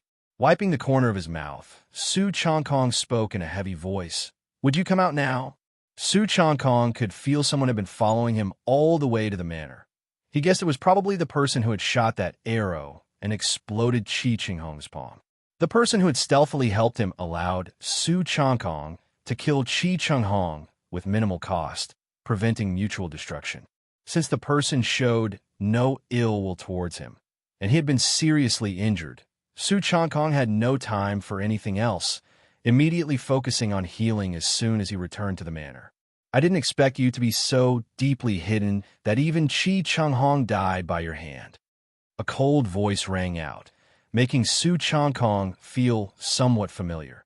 He turned in astonishment toward the graceful figure that emerged from behind a rockery. Second miss. Su Changkong looked at the figure before him with surprise. A stunning face, modest attire, majestic eyebrows like stars, and an imposing aura. It was Sikong Huang. On Sikong Huang's back was a large bow made of some unknown material, its surface carved with ocean blue wave patterns, as if the wind, rain, thunder, and lightning were all etched onto it. Without a doubt, the one who had secretly shot and wounded Hong with an arrow was Sikong Huang. Sikong Huang looked at Su Changkong with complicated eyes. Even though Su Changkong had altered his appearance from the previous fight between Su Changkong and Hong, she knew that he was the alchemist Su Changkong with whom she had several encounters. Su Changkong, this inconspicuous young alchemist in the giant whale gang, had hidden so deep, he had chopped down Li Lai and killed Hong. His strength within the giant whale gang was formidable, with less than 10 individuals able to defeat him. Cough, cough. Thank you for your timely assistance just now. Second Mississippi. Su Changkong coughed as he expressed his gratitude, although he did not know why she happened to be there. Had it not been for her intervention, by now Su Changkong might have perished alongside Hong. "It's nothing. Consider it a repayment for the effort you put into concocting the condensing spirit protecting heart pill for me last time," said Sikong Huang with a shake of her head. Su Changkong sighed with relief, knowing that she indeed had no ill intentions. He stood up, supporting his weak body, and said to Sikong Huang, "Second miss, let's go inside to talk." "MHM." Sikong Huang acknowledged and glanced around, aware that this estate was where Su Changkong had lived before joining the giant whale gang. Meanwhile, Sikong Huang couldn't help but be astonished by Su Changkong's background. To possess such exquisite alchemy skills was one thing, but his martial arts cultivation had also reached the Qi blood realm, and he could even fight to a standstill with an expert such as Hong. His identity and background could not be as simple as they appeared on the surface. But why had he joined the giant whale gang? Sikong Huang followed Su Changkong into the estate's living room. It had been over half a year since he last returned, and there was some dust inside. Sikong Huang didn't mind. She casually wiped away the dust and sat down. "Second miss, why are you here?" Su Changkong couldn't help but ask. At the same time, he was puzzled. He had changed his appearance, his clothing, and entered a large city like Ink Forest Prefecture City, which could have a population in the millions. Reasonably, even with tremendous abilities, neither Sikong Huang nor Hong should have been able to find him so quickly. I received news that you left the giant whale gang. Not long after, Su Changkong also left. Su Changkong is Meng Sang's man, and I wondered if you possibly offended him when you helped me with alchemy last time, so I followed to check on you. Sikong Huang answered Su Changkong's question. I see. Su Changkong came to a realization. Sikong Huang was not a naive miss who knew nothing of worldly affairs.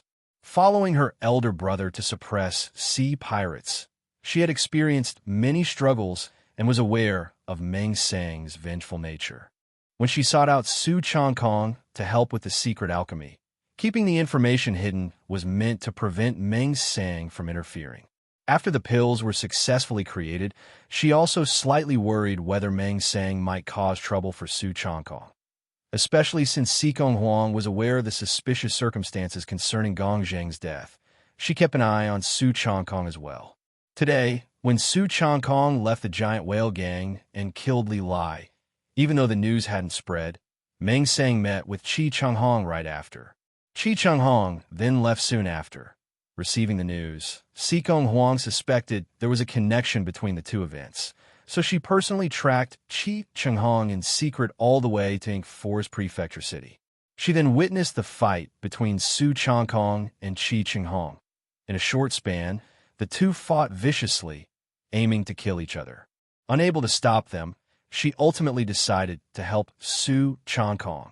For one thing, Su Changkong was Meng Sang's man and known to be unruly and uncontrollable, having deliberately injured fellow disciples. And because of his great strength, he was just stripped of his Hall Master title without severe punishment. Secondly, the reason Su Changkong encountered such difficulty was because he had helped her with alchemy. Consequently, Su Changkong died, and Su Changkong lived. Listening, Su Changkong also felt surprised. He had underestimated this second miss. During the time when he was refining pills, Sikong Huang probably also had her guard up against him. If he truly had poisoned the pill medicine, Sikong Huang would likely have conducted a meticulous inspection after the pill was created and would have discovered any issues with the pill. At that time, Su Changkong did not believe Meng Sang would truly protect him. Looking at it this way, his decision at that time was half right. How did Su Changkong manage to find me? I clearly changed my appearance. Su Changkong also asked another puzzling question.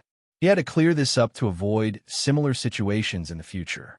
After a moment of thought, Sikong Huang said, they must have used a fragrance recognition bug. There's a special fragrance that only the fragrance recognition bug can detect. You've been tainted with this fragrance, and with Meng Sang's help, using the fragrance recognition bug to trace it, what use is changing your appearance? Is that so? Su Changkong sniffed himself, but didn't smell anything unusual while also understanding the reason. To deal with Su Changkong, Meng Sang wanted to prevent him from escaping without a trace.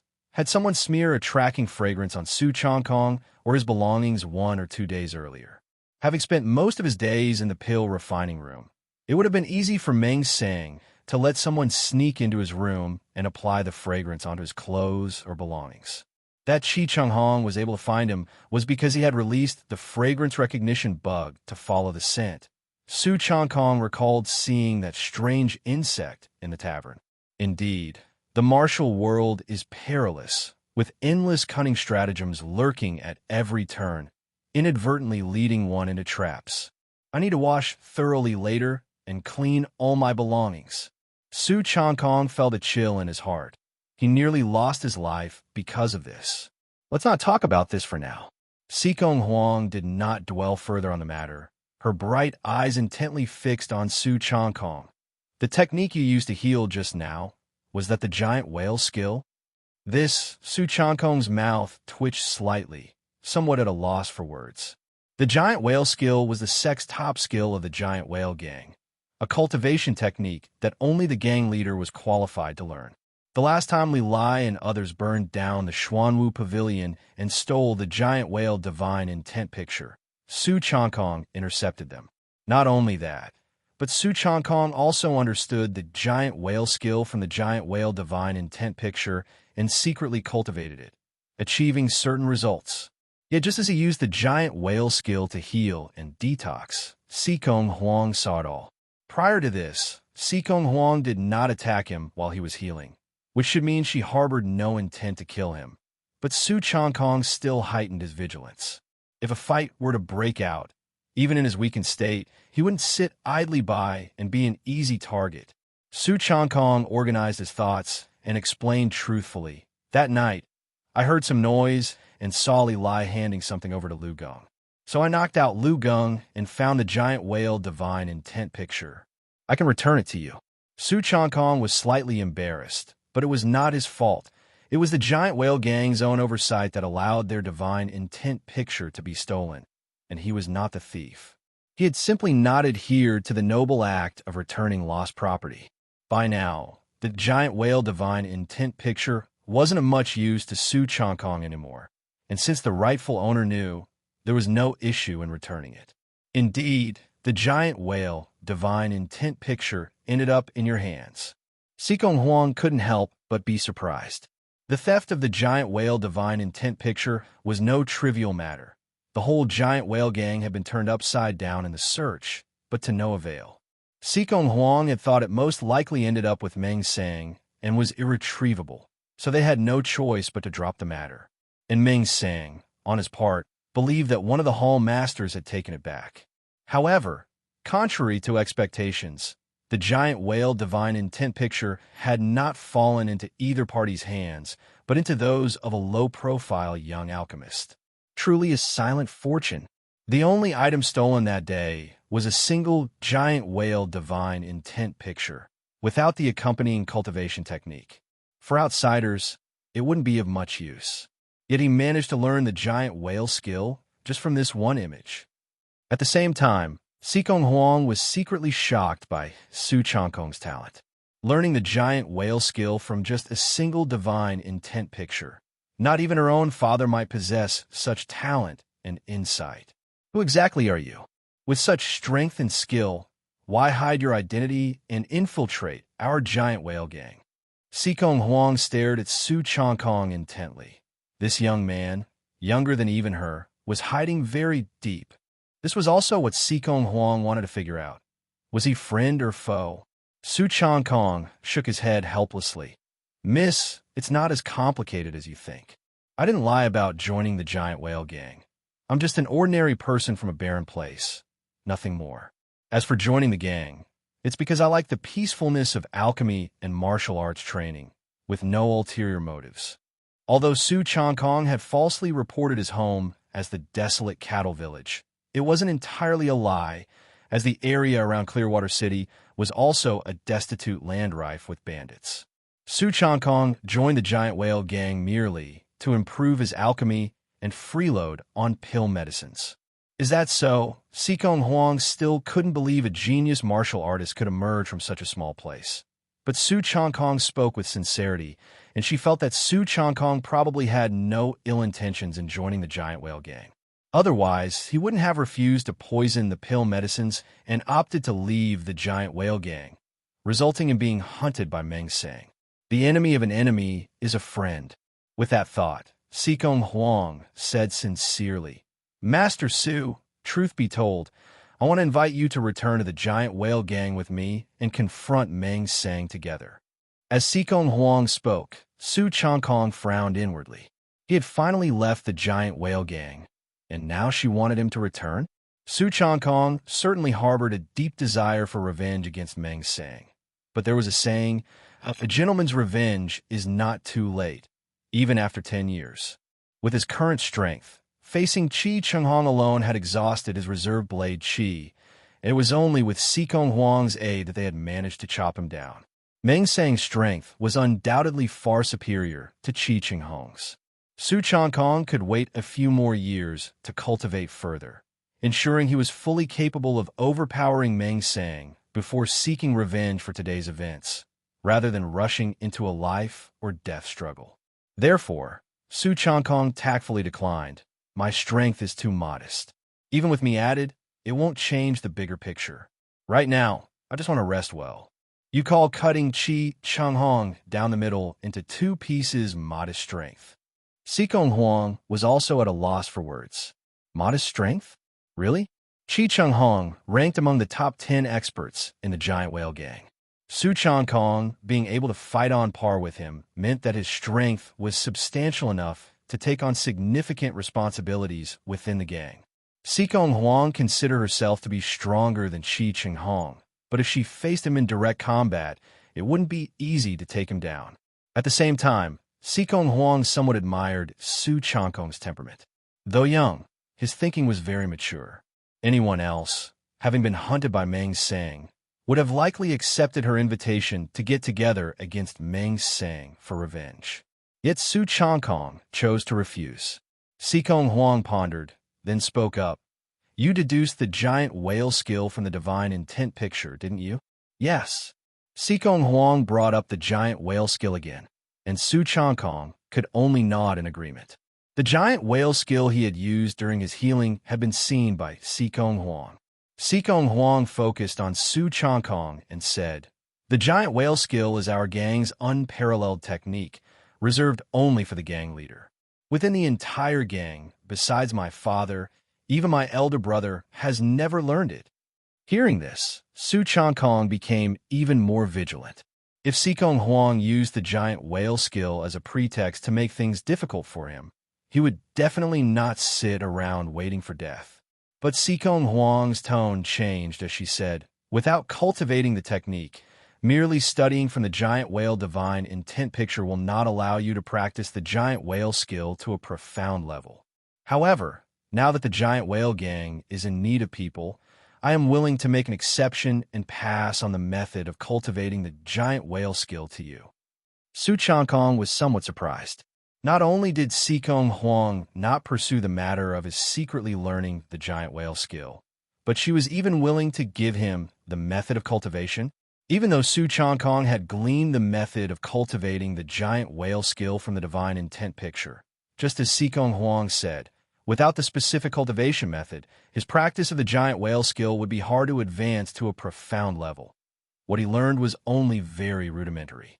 The cultivation technique combined with the divine intent picture is the complete giant whale skill.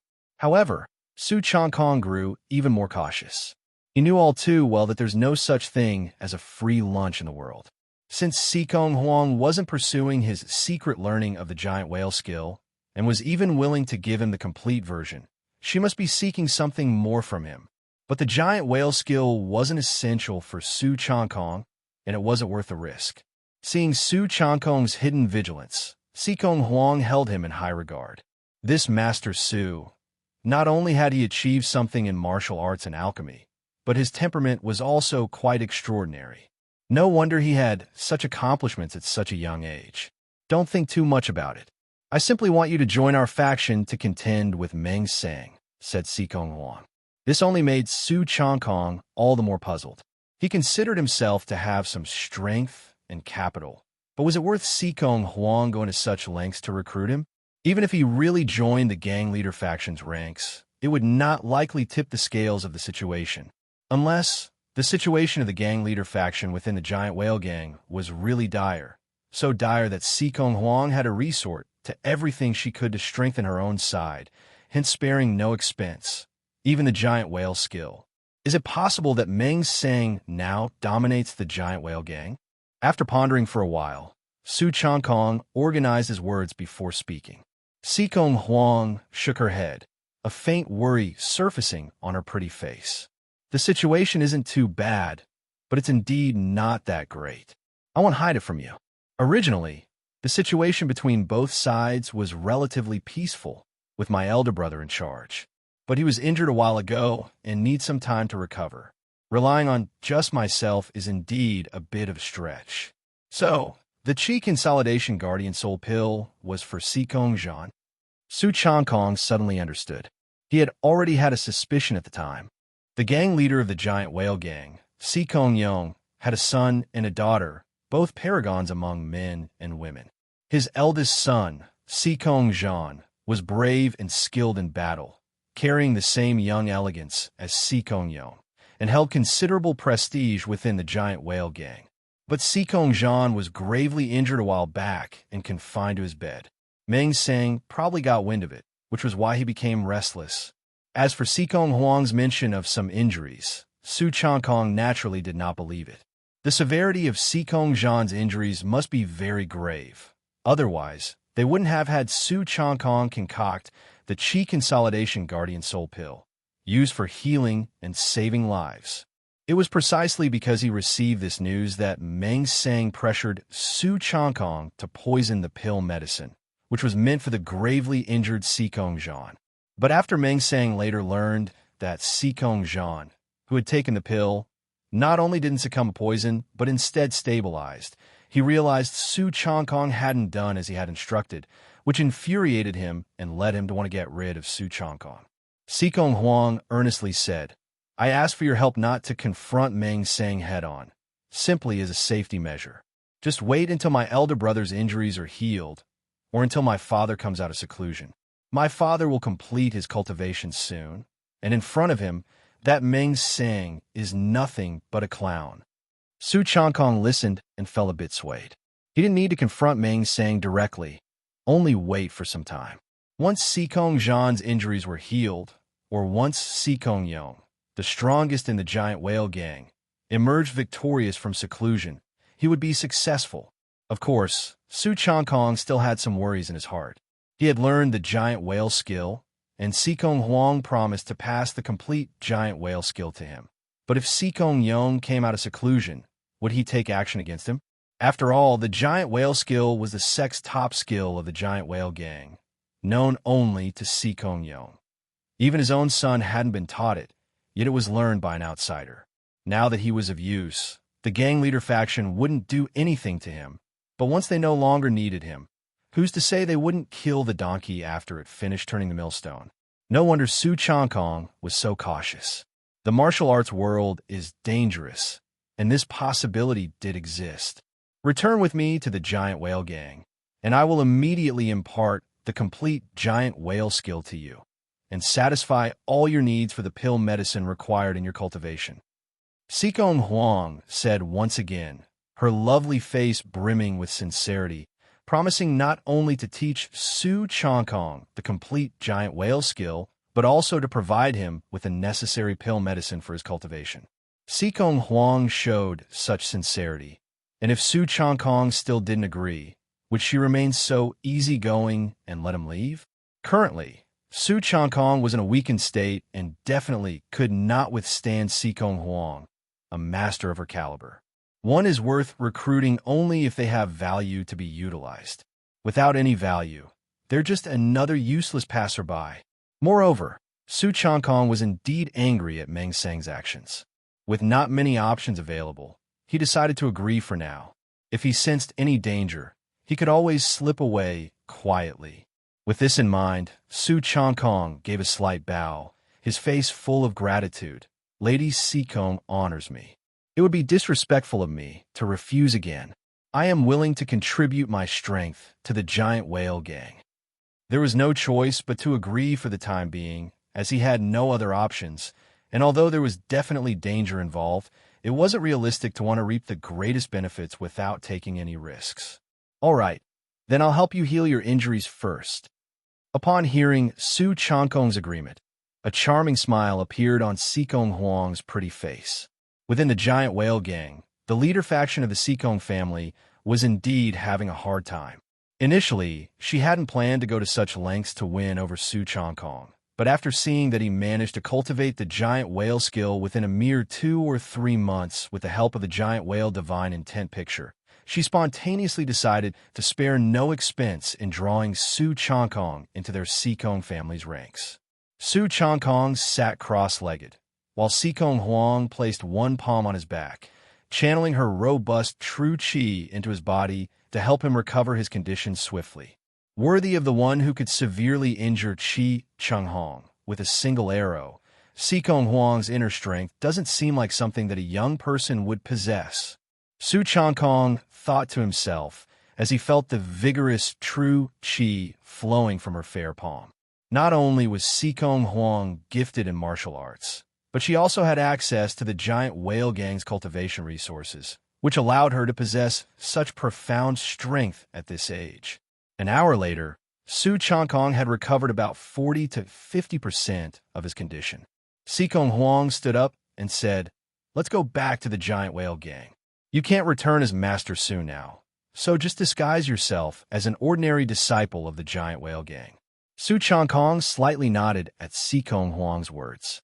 Now that he had completely fallen out with Meng Sang, he felt that joining the leader faction's camp would certainly require hiding his identity, moving from the light into the shadows, so he could catch the other side off guard at a critical moment. Su Changkong left Ink Forest Prefecture City with Sikong Huang and headed back to the giant whale gang.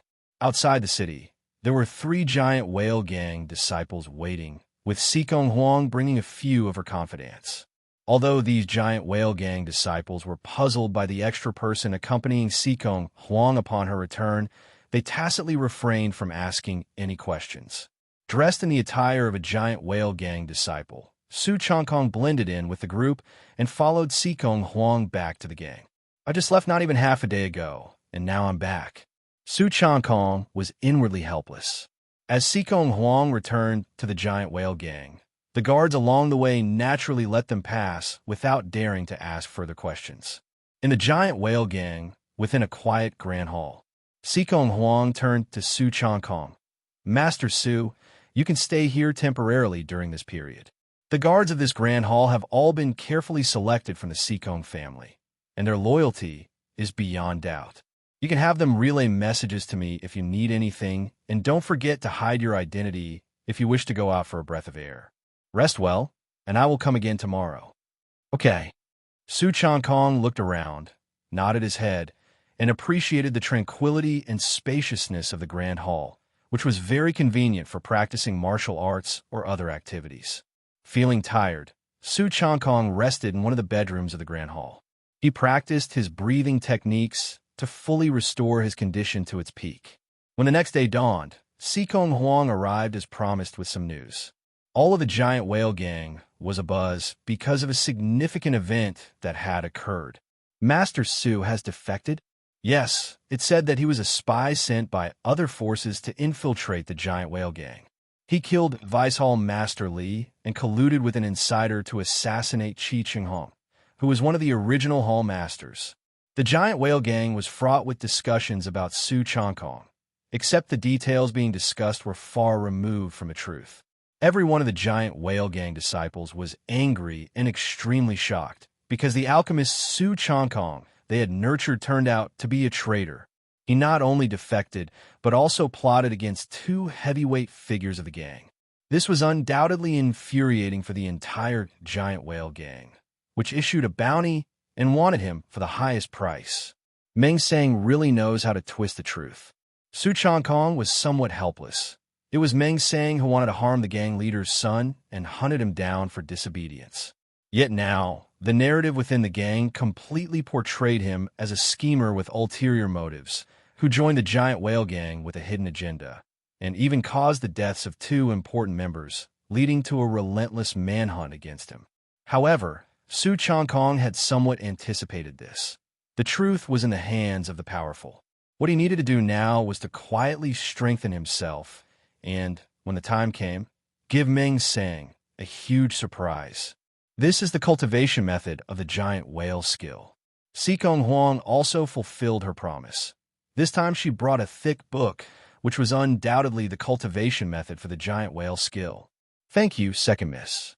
Su Changkong's eyes lit up as he expressed his gratitude. No matter whether Sikong Huang had other intentions or not, she was indeed investing heavily in him, not only saving his life, but also teaching him the giant whale skill as promised. "Don't mention it. Focus on your cultivation during this period. These are body refinement pills and chi increasing pills. Just ask for more from the Sikong family disciples if you need them." Sikong Huang then produced a gourd filled with chi increasing pills and body refinement pills, easily dozens of them. Within the giant whale gang, only elite disciples had the opportunity to enjoy such precious pill medicines, not to mention having an unlimited supply, like Su Changkong. It was clear that Sikong Huang did not hesitate to spend lavishly to enhance Su Changkong's strength. "Thank you, Second Mississippi." Su Changkong thanked her again. accepting the gifts without hesitation. He understood that Sikong Huang was willing to invest so much in cultivating him because she wanted him to be useful, a fair trade. I hope he really can bring me a surprise. Sikong Huang turned and left, whispering to herself. In reality, the Sikong family situation was even worse than imagined. Otherwise, she wouldn't have decided to teach the giant whale skill, reserved only for the gang leader, to a foreigner. What she needed was to survive the impending storm at all costs. Otherwise, all would be in vain. Although Sikong Huang was a woman, her resolute and decisive character was unmatched by many men. The Great Hall once again fell silent. Without my command, no one is to disturb us. On Su Changkong's side, he gave an order to the elite disciples of the Sikong family guarding outside the Great Hall. Yes, the disciples of the Sikong family responded respectfully, knowing that this mysteriously identified person was a distinguished guest invited by Sikong Huang, and they could not afford to show the slightest neglect. Let me see just how impressive this giant whale skill, heralded as the giant whale gang's top skill, truly is. Upon closing the heavy doors of the Great Hall, Su Changkong took a deep breath and began to study the giant whale skill. Indeed, the giant whale skill was profound. Su Changkong, with the help of the giant whale divine intent picture, had already benefited greatly from practicing the giant whale skill to the second realm. Now that he had the complete cultivation method for the giant whale skill, it would undoubtedly surpass his previous accomplishments. Now that he was back within the giant whale gang and sincerely cooperating with Sikong Huang, it was estimated that it wouldn't be long before unknown events would unfold, and what Su Changkong needed to do was to strengthen himself. Only with enough strength could he survive in the chaos. This complete version of the giant whale skill is truly remarkable. Su Changkong flipped through the secret manual of the giant whale skill, secretly marveling. The cultivation method understood from the giant whale divine intent picture was just the foundation. The complete giant whale skill was an incomparably profound inner strength technique that emphasized engulfing all things and achieving greatness through capacity. Furthermore, over generations, the gang leaders of the giant whale gang had created matching techniques, comprising 5 unparalleled techniques, mainly consisting of fist, palm, finger, internal, and external techniques. Fist technique, endless furious sea. The fist was domineering and overwhelming, like a furious tidal wave, unfathomable, growing stronger against stronger foes. Palm technique, furious waves slapped the shore. The palm was ferocious, like towering waves crashing onto the shore, overpowering the strong with strength. Finger technique, a single drop penetrates the stone.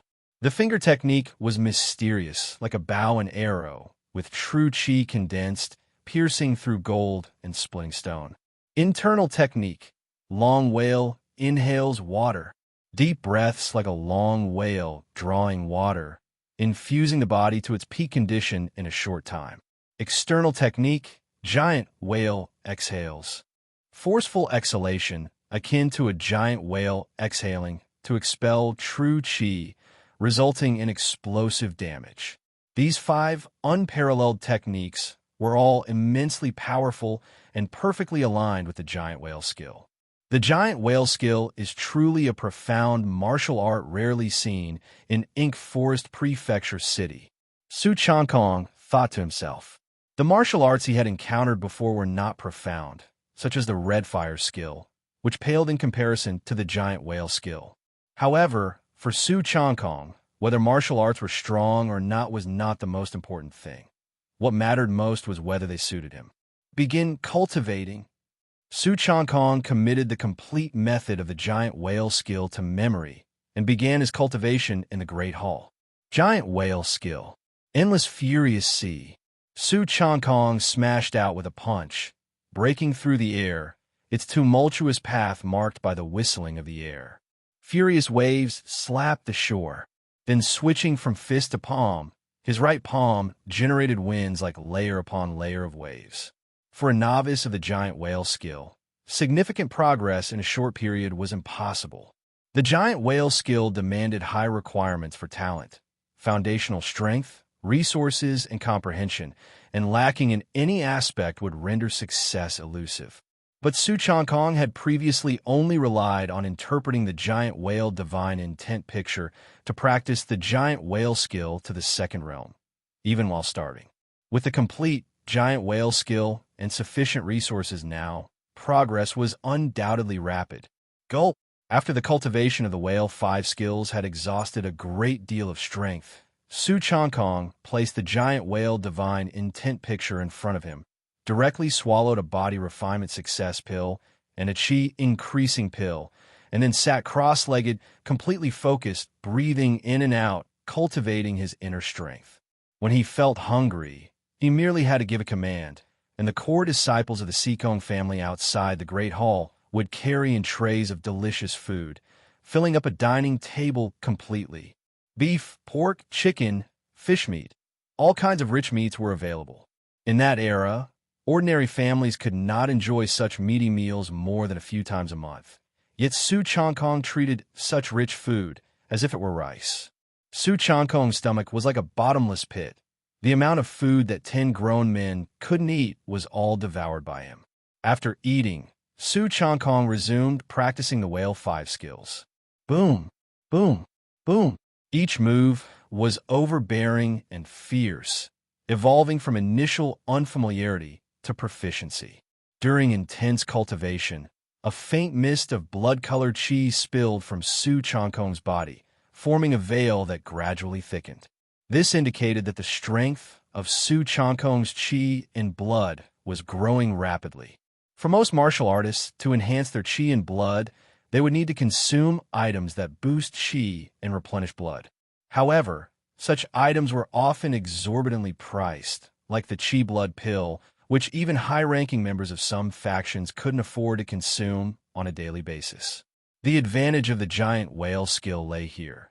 By consuming an extraordinary amount of food well above that of an ordinary person, it would transform the excess into chi and blood that fortified the body, facilitating metamorphosis. When Su Changkong cultivated the giant whale skill before, he had to endure hunger to avoid arousing suspicion. Now, he was free to eat his fill, determined to make up for what he previously lacked. Refreshing, eating heartily, and practicing martial arts with pleasure. Although exhausting, Su Changkong enjoyed the thrilling process of his swiftly growing body. As he brought the whale 5 skills to their peak, Su Changkong's sweat poured off him like water, and the sweat emerging from his pores evaporated in a mist, billowing outwards. Gulp! Gulp! Su Changkong then stopped, grabbed a water jar, and guzzled it down, like a colossal whale replenishing water. Su Changkong also didn't forget to practice the 5 animal frolics and the turtle breath technique every day. The time he used to spend on alchemy and forging was now entirely devoted to cultivating the giant whale skill. As time trickled by, Su Changkong could feel his body growing daily. His muscles became more refined and full of strength.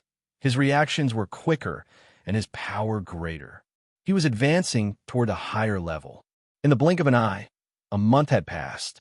In the quiet grand hall, with torches hanging on both sides, shining a bright light, the interior space was illuminated. Boom! Su Changkong sat in silent meditation, practicing the breathing techniques of the giant whale skill, with faint sounds of ocean waves and thunderous roars echoing around him. Within Su Changkong's body, a series of azure, true chi was gradually forming. This was a second stream of true chi, distinct from turtle-breathing true chi, the giant whale true chi. Both streams of true chi were blue, yet their properties were entirely different. The turtle-breathing true chi of light blue color, thick but calm, like a babbling brook flowing. The azure giant whale true chi, on the other hand, was fierce and overbearing, reminiscent of the ocean's water, capable of raising towering waves in anger, engulfing everything in its path. Giant whale skill, 3rd level complete, understanding 1%. A month of grueling practice, an ample supply of pill medicine, and food, along with complete cultivation methods, led to the lightning speed progress of Su Changkong's giant whale skill. In just 1 month, he had stepped from the second realm to the third realm and had cultivated the giant whale true chi. Such speed was indeed enough to leave people dumbfounded. Luckily, my turtle-breathing true chi is neutral and peaceful, neither clashing nor contending. It doesn't conflict with the giant whale true chi. On the contrary, the two types of true chi share similar origins and can cooperate to a degree. Additionally, Su Changkong breathed a small sigh of relief that there was no conflict between the true chi. A martial artist possessing multiple types of true chi might not be a good thing. If the true chi contradicted each other, there was a danger of going berserk. The turtle breath technique that Su Changkong cultivated belonged to the water element. If he were to cultivate the red fire skill as well, the two might clash. But because the giant whale, true chi cultivated from the giant whale skill, also belonged to water, this concern did not exist. Fist. With his right hand's middle and index fingers together, Su Changkong pointed a finger, and at its tip, a strand of azure true chi condensed like a droplet of water, making his fingers touch silent and capable of penetrating metal. Only upon reaching the third level of the giant whale skill and feeling its powerful energy, which gave birth to giant whale true chi, could one say that the giant whale skill had truly achieved something significant. Whoosh! Su Changkong clenched his fist. His heart began beating faster, blood flowed swiftly through his body, and chi and blood surged. A faint mist emerged on his skin, condensing into a veil. Compared to a month ago, Su Changkong's chi and blood had made significant advances, benefiting from the vast amount of food consumed thanks to the giant whale skill. The rich nutritional meat, accumulated over time, successfully allowed him to undergo a round of blood refining, reaching the Chi Blood 2 transformation stage. His physique was now stronger than before, and this was no small enhancement. As for his lifespan, there was no change. Su Changkong guessed it was because his Chi and blood had not undergone a qualitative transformation. If he could cultivate Chi Blood Wolf Smoke, his lifespan should increase once more. Now I'm much stronger than I was a month ago. If I had the condition I possess now back then, along with the blade nurturing art, I would definitely have been able to kill Su Changkong without both of us perishing together. Su Changkong reflected on the transformation that had taken place over the month. The battle against Su Changkong was avoided thanks to Sikong Huang's intervention to prevent a mutual destruction. But now, facing Su Changkong again, it would not come to a do-or-die situation. Knock, knock, knock. After regulating his breath for a while, Su Changkong heard knocking at the door. No one usually disturbs me at this hour. Could it be Sikong Huang? Su Changkong got up, feeling it should be Sikong Huang.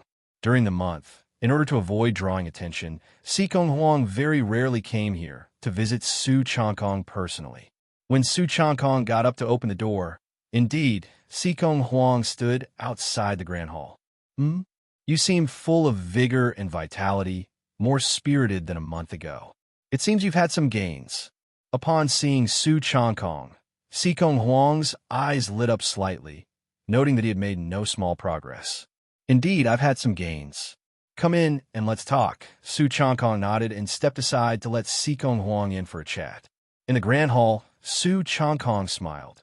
Second miss, did you come see me because there's something you need? Indeed. There is something. A serious expression appeared on Sikong Huang's face. Seeing her look, Su Changkong knew it was something out of the ordinary. He didn't speak, but listened attentively. Sikong Huang began, in 3 days' time, it will be the Giant Whale Gang's annual gathering. All the high-level members will attend. But my elder brother is not yet healed from his injuries and cannot make it. If he doesn't attend, not only will the disciples who support the Sikong family's leader faction become restless, but that Meng Sang will likely seize the opportunity to make trouble. Therefore, my brother must attend. Sikong Zhan, Sikong Huang's elder brother, the son of the gang leader, young gang leader of the Giant Whale Gang, was brave and valiant with immense prestige. Yet, having returned severely injured from an operation against sea pirates, Sikong Huang had even asked Su Changkong to make a Qi Consolidation Guardian Soul pill, indicating the severity of the injury. He had been confined to his room ever since, recuperating in quiet. But over the past month, Sikong Zhan's injuries had still not healed, and his current condition definitely prevented him from attending the Giant Whale Gang's annual gathering. For the young gang leader to be absent would undeniably cause a stir within the gang. Sikong Zhan would not be able to attend the Giant Whale Gang's yearly meeting, but Sikong Huang said he must, and now she was discussing this matter with Su Changkong. Su Changkong roughly guessed what Sikong Huang had in mind. Second miss, you're not planning to have me impersonate the young gang leader at the gathering, are you? Su Changkong couldn't help but ask, finding the idea somewhat absurd. But Sikong Huang nodded with anticipation on her face, confirming Su Changkong's suspicion. Sikong Huang really intended for him to impersonate Sikong Zhan at the gathering. An outsider like me impersonating the young gang leader would be easily exposed. I don't mind myself, but once the cover is blown, it might lead to a bad ending. Su Changkong said with a wry smile. No worries, my older brother is silent and not fond of socializing. When attending the gathering, I will help with the socializing on the side. You just need to speak less. Besides, there are still 2 days left. During this time, I will tell you about some of my brother's behaviors and habits for you to learn. Sikong Huang said. Moreover, you should possess some kind of disguise technique, right? Your build and height are very similar to my older brother's. With the makeup artist's help and the disguise, nobody will recognize anything amiss from the appearance. Sikong Huang continued to reassure him. Su Changkong scratched his head, knowing early on that Sikong Huang was keen on recruiting him and would certainly need his help with something. And this first task was to impersonate the young gang leader Sikong Zhan of the Giant Whale Gang at the Giant Whale Gang's gathering, which was quite troublesome.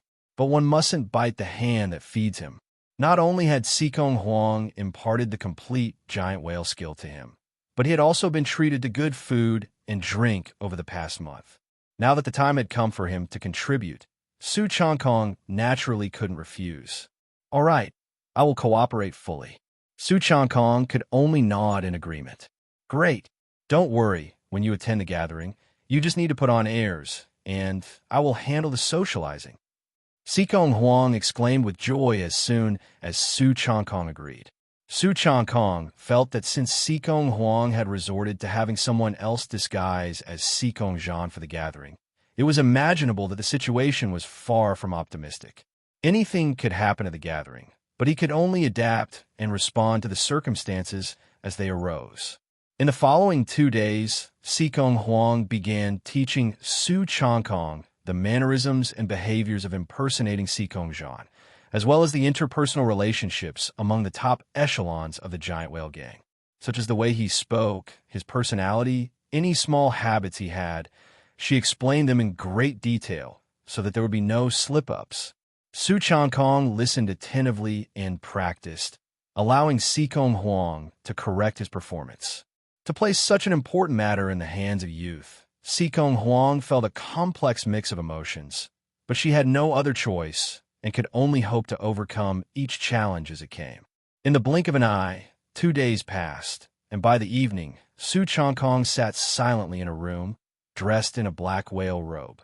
The black fabric was patterned with waves and whales, adorned with pearls and jewels. The cost of this single garment was a fortune that an ordinary person could hardly earn in a lifetime. Sikong Huang watched on the side, while an elderly woman helped Su Changkong with his brows and makeup. This elderly woman was a member of the Giant Whale Gang and part of the Sikong family, aligned with the leader faction. She was skilled in the art of makeup. A disciple from the same family like her, chosen by Sikong Huang, was still trustworthy.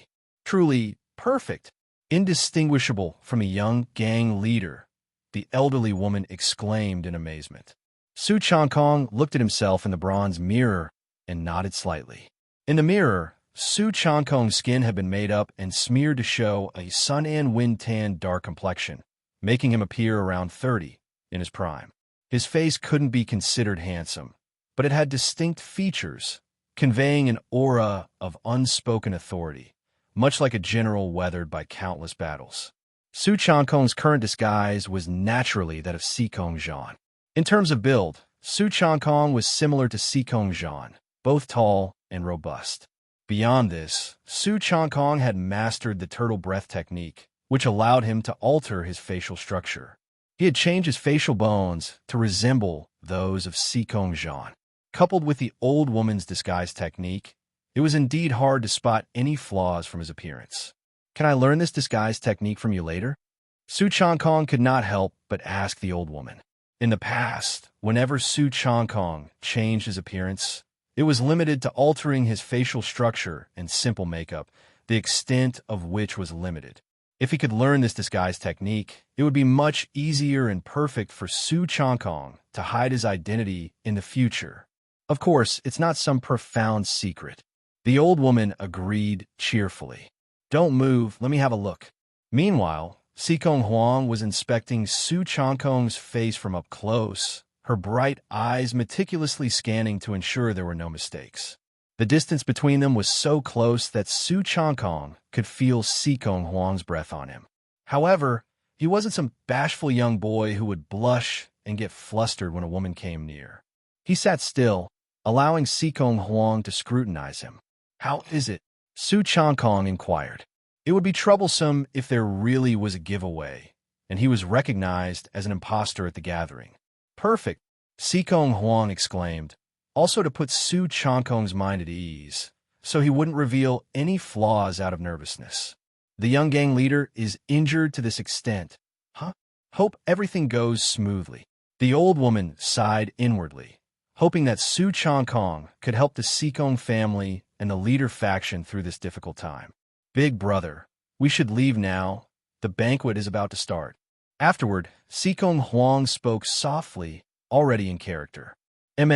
Su Changkong responded calmly, slowly got to his feet, and walked steadily toward the exit of the house, with Sikong Huang following by his side.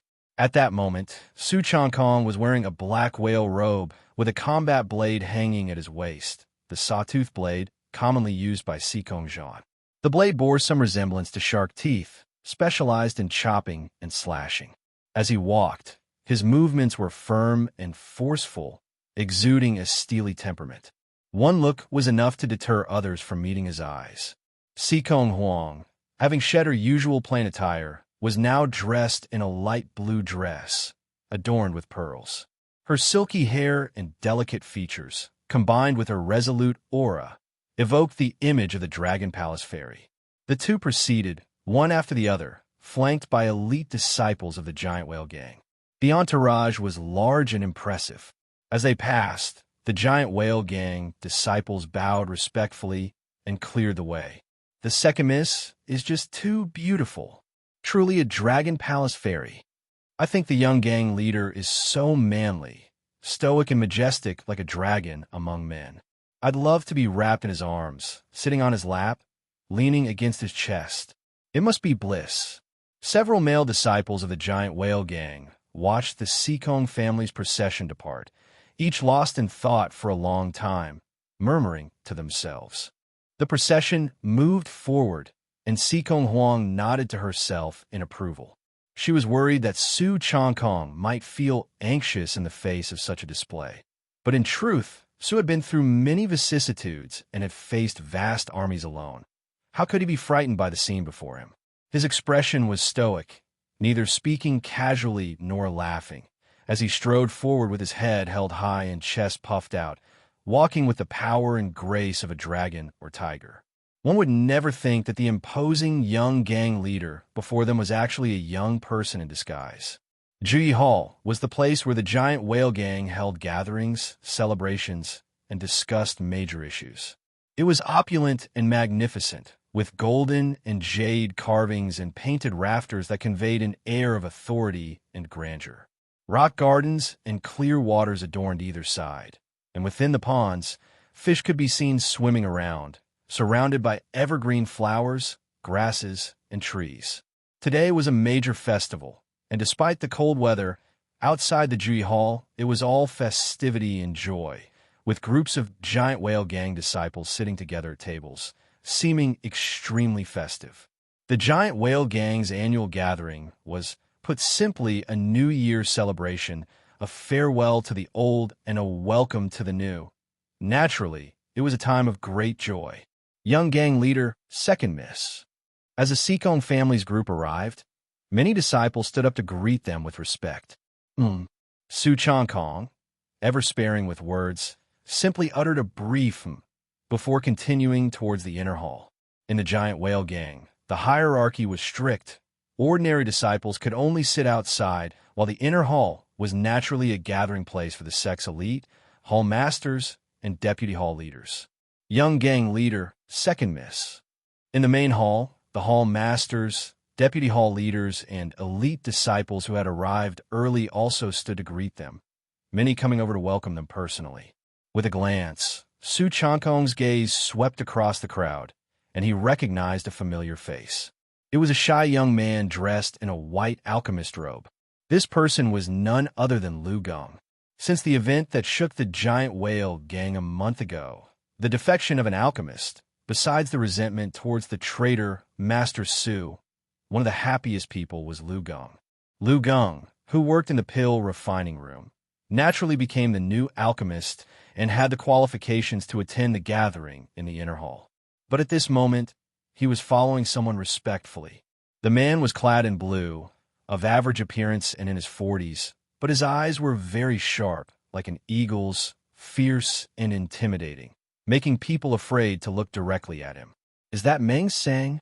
Although Su Changkong had not met Deputy Gang leader Meng Sang before, he recognized him nonetheless, keeping his face devoid of any emotion. While most in the hall rose to greet him, Meng Sang remained seated in his chair.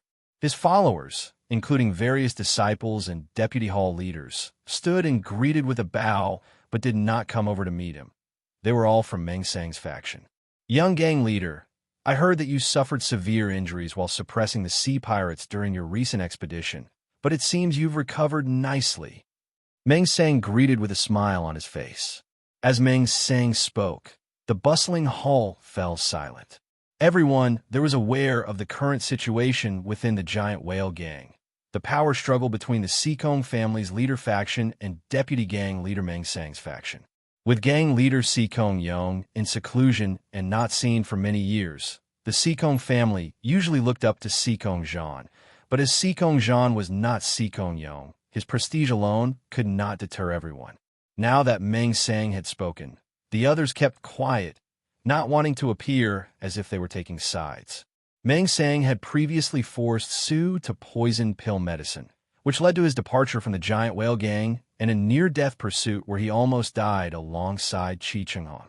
It was natural, then, for Su to regard Meng Sang as an enemy to be eliminated. But in that moment, Su Changkong showed no emotion so as not to give himself away. Su Changkong glanced at Meng Sang, and with a voice purposefully practiced to mimic the deep tone of Su Changkong, he said indifferently, I, Su Changkong, have battled the sea pirates of Blue Rain Sea and fought in the north and south. A small injury is not worth mentioning. Having said that, Su Changkong paid no more attention to Meng Sang and headed towards a large tiger skin chair, where he sat down confidently, while Su Huang took a seat beside him. Today, let's not be reserved.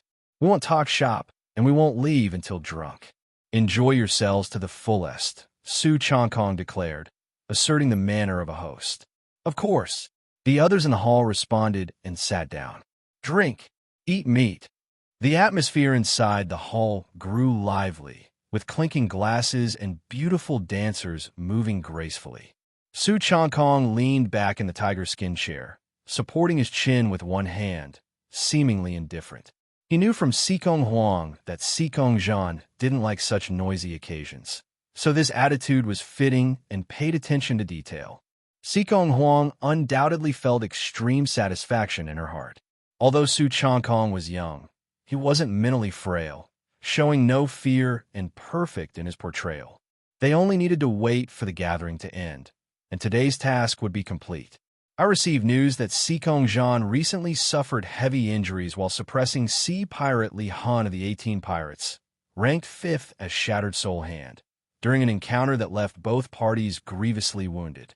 Could he have recovered from the injuries inflicted by the shattered soul hand so quickly? Is he forcing himself to appear strong? Meng Sang frowned in concern, observing Su Changkong intently. According to Meng Sang's information, Sikong Zhan should have been gravely injured and not recovered so swiftly. Yet from his observations, Sikong Zhan seemed to breathe steadily, with a sharp gaze and a full spirit, not at all like someone who was injured. Could he be feigning strength, just for show? This possibility wasn't unfounded. With Sikong Yong secluded and absent for many years, which already caused unrest among the gang's disciples, if Sikong Zhan were to miss the gathering, the consequences would be troublesome. The opponent was seriously injured, but he forced himself to attend the gathering. Since that is the case, let's give it a try. Meng Sang sneered secretly, intending to strike at the prestige of the leader faction and embarrass Sikong Zhan. The giant whale gang's gathering was full of joy. Everyone seemed happy and was enjoying themselves thoroughly, but they all knew that today's event was unlikely to end so smoothly and peacefully. Indeed, when the atmosphere of the banquet reached its climax, Meng Sang, who was quietly sipping tea while holding his teacup, glanced intentionally or unintentionally at a man sitting beside him. This man was in his 40s, with a broad mouth and rather ugly features, but no one dared to attack him on this point.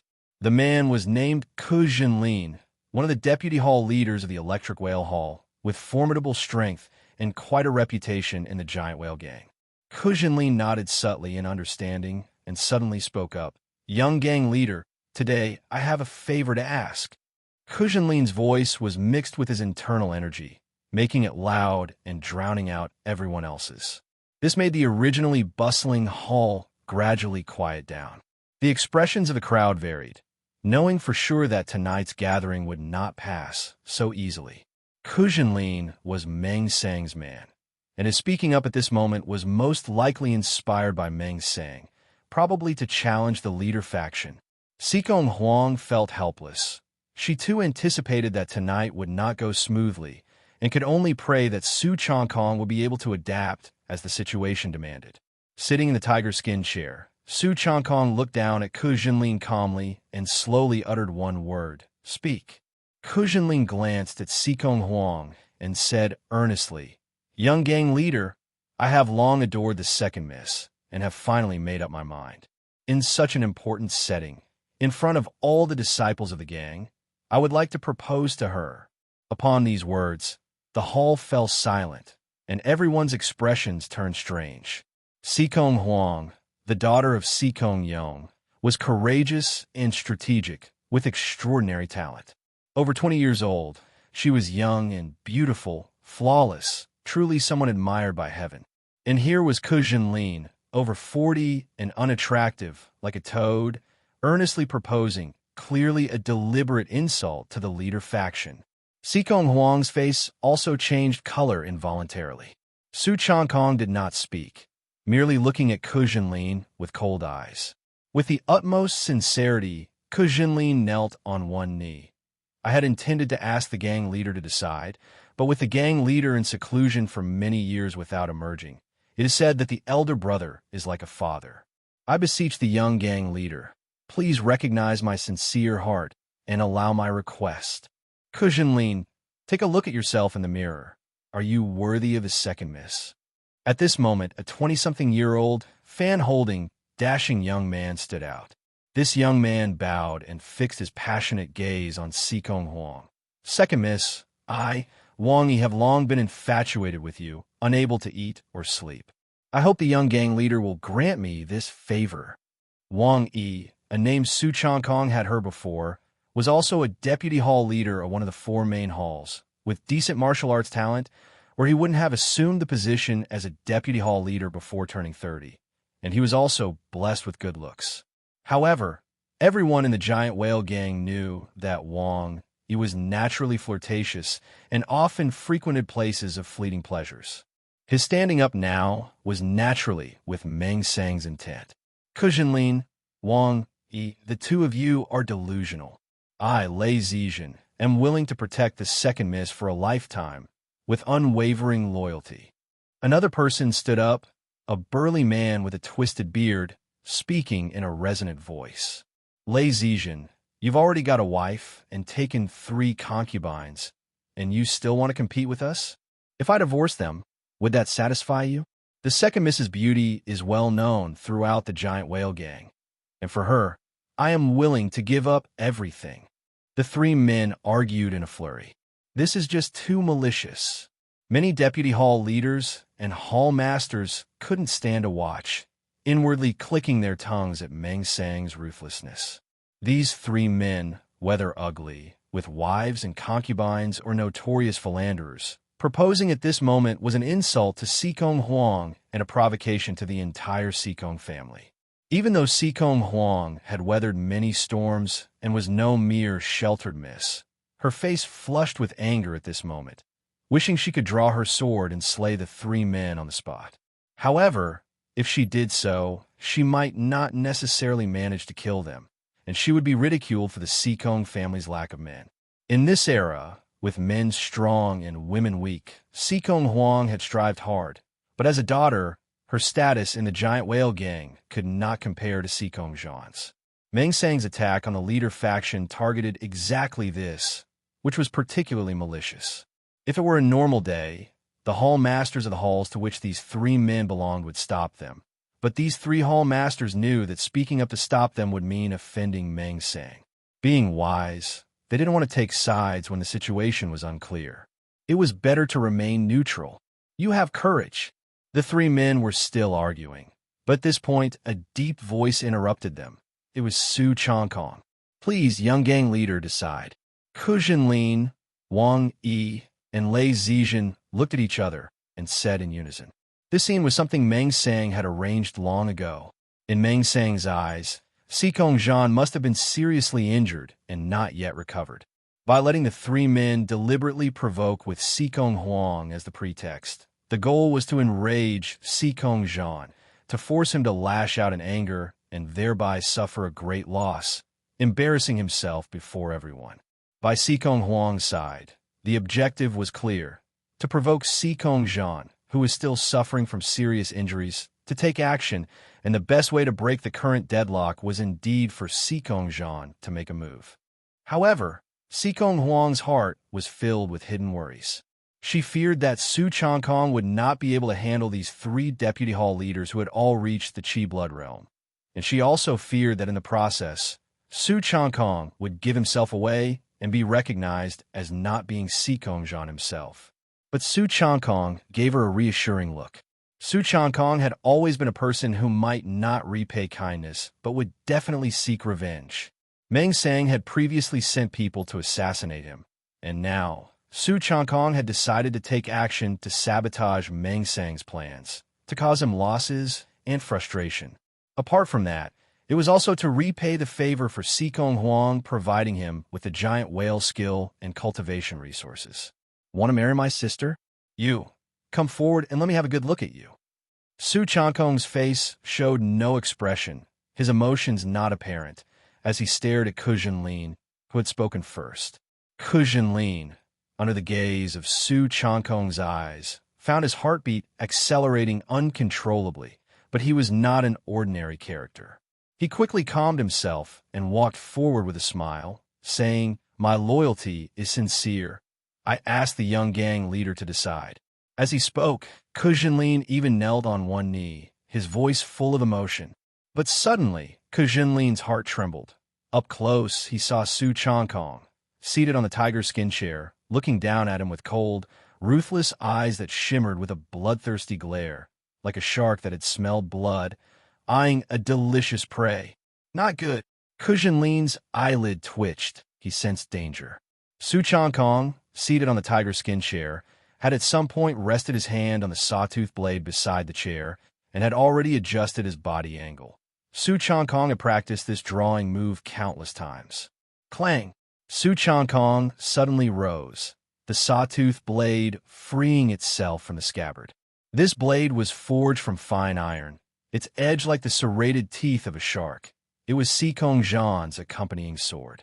At this moment, with the sawtooth blade unsheathed, Su Changkong held the sword with one hand, aiming a downward blow at Ku Jinlin, who was half kneeling on the ground. This strike, long in the making, was as quick as lightning, yet it bore the weight of a heavy hammer that could shatter iron rocks, falling from the heavens above. It was Su Changkong's iron-cutting blade technique, nearing the transcendental realm. Turtle-breathing true qi ran quietly, and there was an inch-thick layer of blade qi condensed on the blade. Even though Ku Jinlin had long been guarded against Su Changkong striking, he could never have expected the other party to act so decisively and fiercely, starting with a killing move without showing the slightest bit of mercy. Ku Jinlin didn't even have time to draw his sword to fight back, and with one knee on the ground, dodging was not an option. He gritted his teeth, his qi and blood boiling, veins on his forehead bulging, as he brought his hands together forcefully, hoping to use the bare hand intercepts blade technique to block Su Changkong's strike. Pucci, however, Ku Jinlin clearly felt what it meant to be as feeble as a mantis trying to stop a chariot. His hands failed to stop the falling sawtooth blade. It continued to slash down, accompanied by the sounds of flesh tearing and bones splitting, causing Ku Jinlin's body to shake violently. Ku Jinlin's eyes bulged. He opened his mouth, wanting to say something, his eyes filled with unwillingness and fear. As a deputy hall leader, a prominent figure in the giant whale gang, was he to die so wretchedly in front of everyone? Whoosh!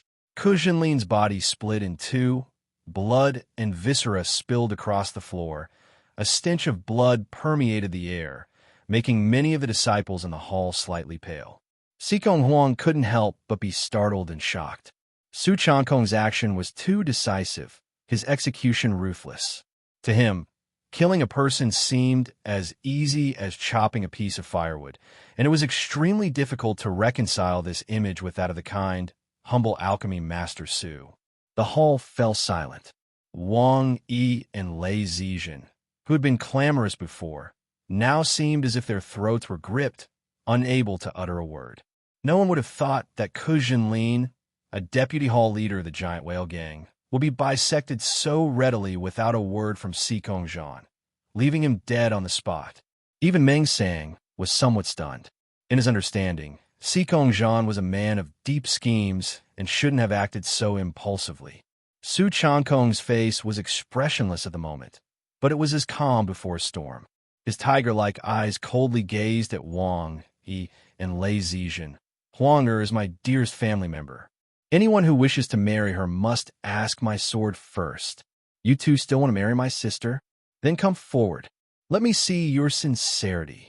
On the ground, the two halves of Ku Jinlin's body still faintly showed a beating heart, causing the cheeks of the people present to twitch slightly.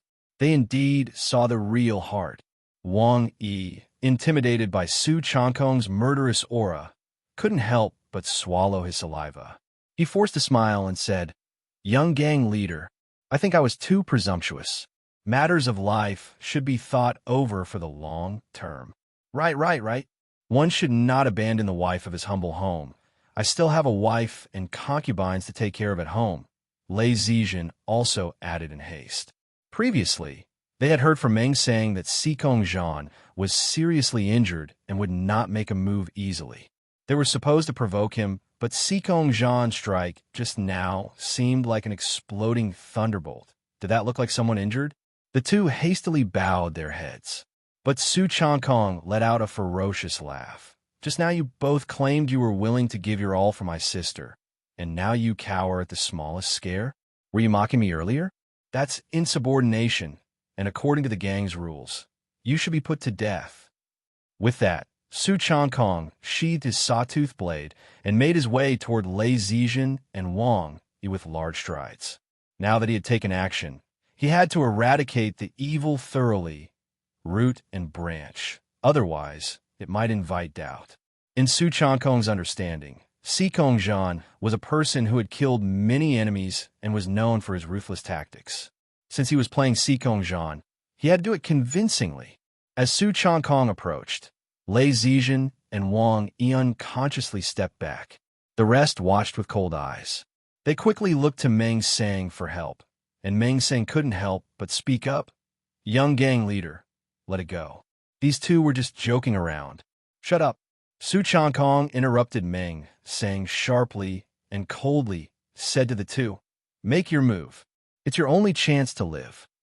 Sikong Huang watched this scene with a complicated gaze. He seems even more big brother than big brother himself. Don't force us. Lei Zizhen and Wang Yi's eyes turned red. Su Changkong before them instilled fear in their hearts. His advance felt like stepping directly on their chests. But they were martial artists who had undergone Qi blood metamorphosis in the Qi blood realm. Faced with Su Changkong's pressure, they wouldn't just sit and wait for death, and a fierce look appeared on their faces. They had to fight with everything they had. Reprimanded by Su Changkong, Meng Sang's complexion immediately darkened. As the deputy gang leader of the giant whale gang, he believed that only Sikong Yong could surpass him within the gang. In his eyes, Sikong Zhan was nothing more than a green boy, and he dared to rebuke him to his face? Meng Sang hesitated. If he intervened to stop them, it would be tantamount to admitting that the three were acting under his orders. But if he didn't, it would discourage those following him. Young gang leader, don't force me. Lei Zizhen's qi and blood surged throughout his body. He clenched his teeth tight and glared at the approaching Su Changkong. As a deputy hall leader of the giant whale gang, Lei Zizhen was brave and good at fighting, already a fierce figure in his own right. Faced with Su Changkong's coercion, he too harbored thoughts of murder, ready to stake his life if necessary. Wang Yi, too, clenched the folding fan in his hand. He somewhat regretted getting involved in this affair, but recalling Meng Sang's earlier promise, he also allowed a cold look to appear on his face. It wasn't necessary to kill Sikong Zhan. Just showing him up in public, making him lose face would be enough, and that was Meng Sang's original intention. Sikong Huang was worried too, afraid that Su Changkong wouldn't be able to handle Lei Zizhen and Wang Yi, or that he would reveal a weakness in the process and expose his true identity. Su Changkong didn't continue to use Sikong Zhan's sawtooth blade precisely to avoid showing any weakness. His iron cutting blade technique was very different from Sikong Zhan's. The more he used it, the more flaws would be exposed, but even without a weapon, Su Changkong was confident he could kill these two men. Act now, seeing Su Changkong unwilling to relent. Lei Zizhen and Wang Yi exchanged glances, both stealing their hearts. Not acting would mean certain death, so they may as well go all out. Thunder-breaking fist. The stout and bearded Lei Zizhen struck first. He stomped his foot, his body's intense qi and blood swirling and condensing into a gauze-like layer that advanced towards Su Changkong, his right fist roaring with thunderous fury, the sound formidable.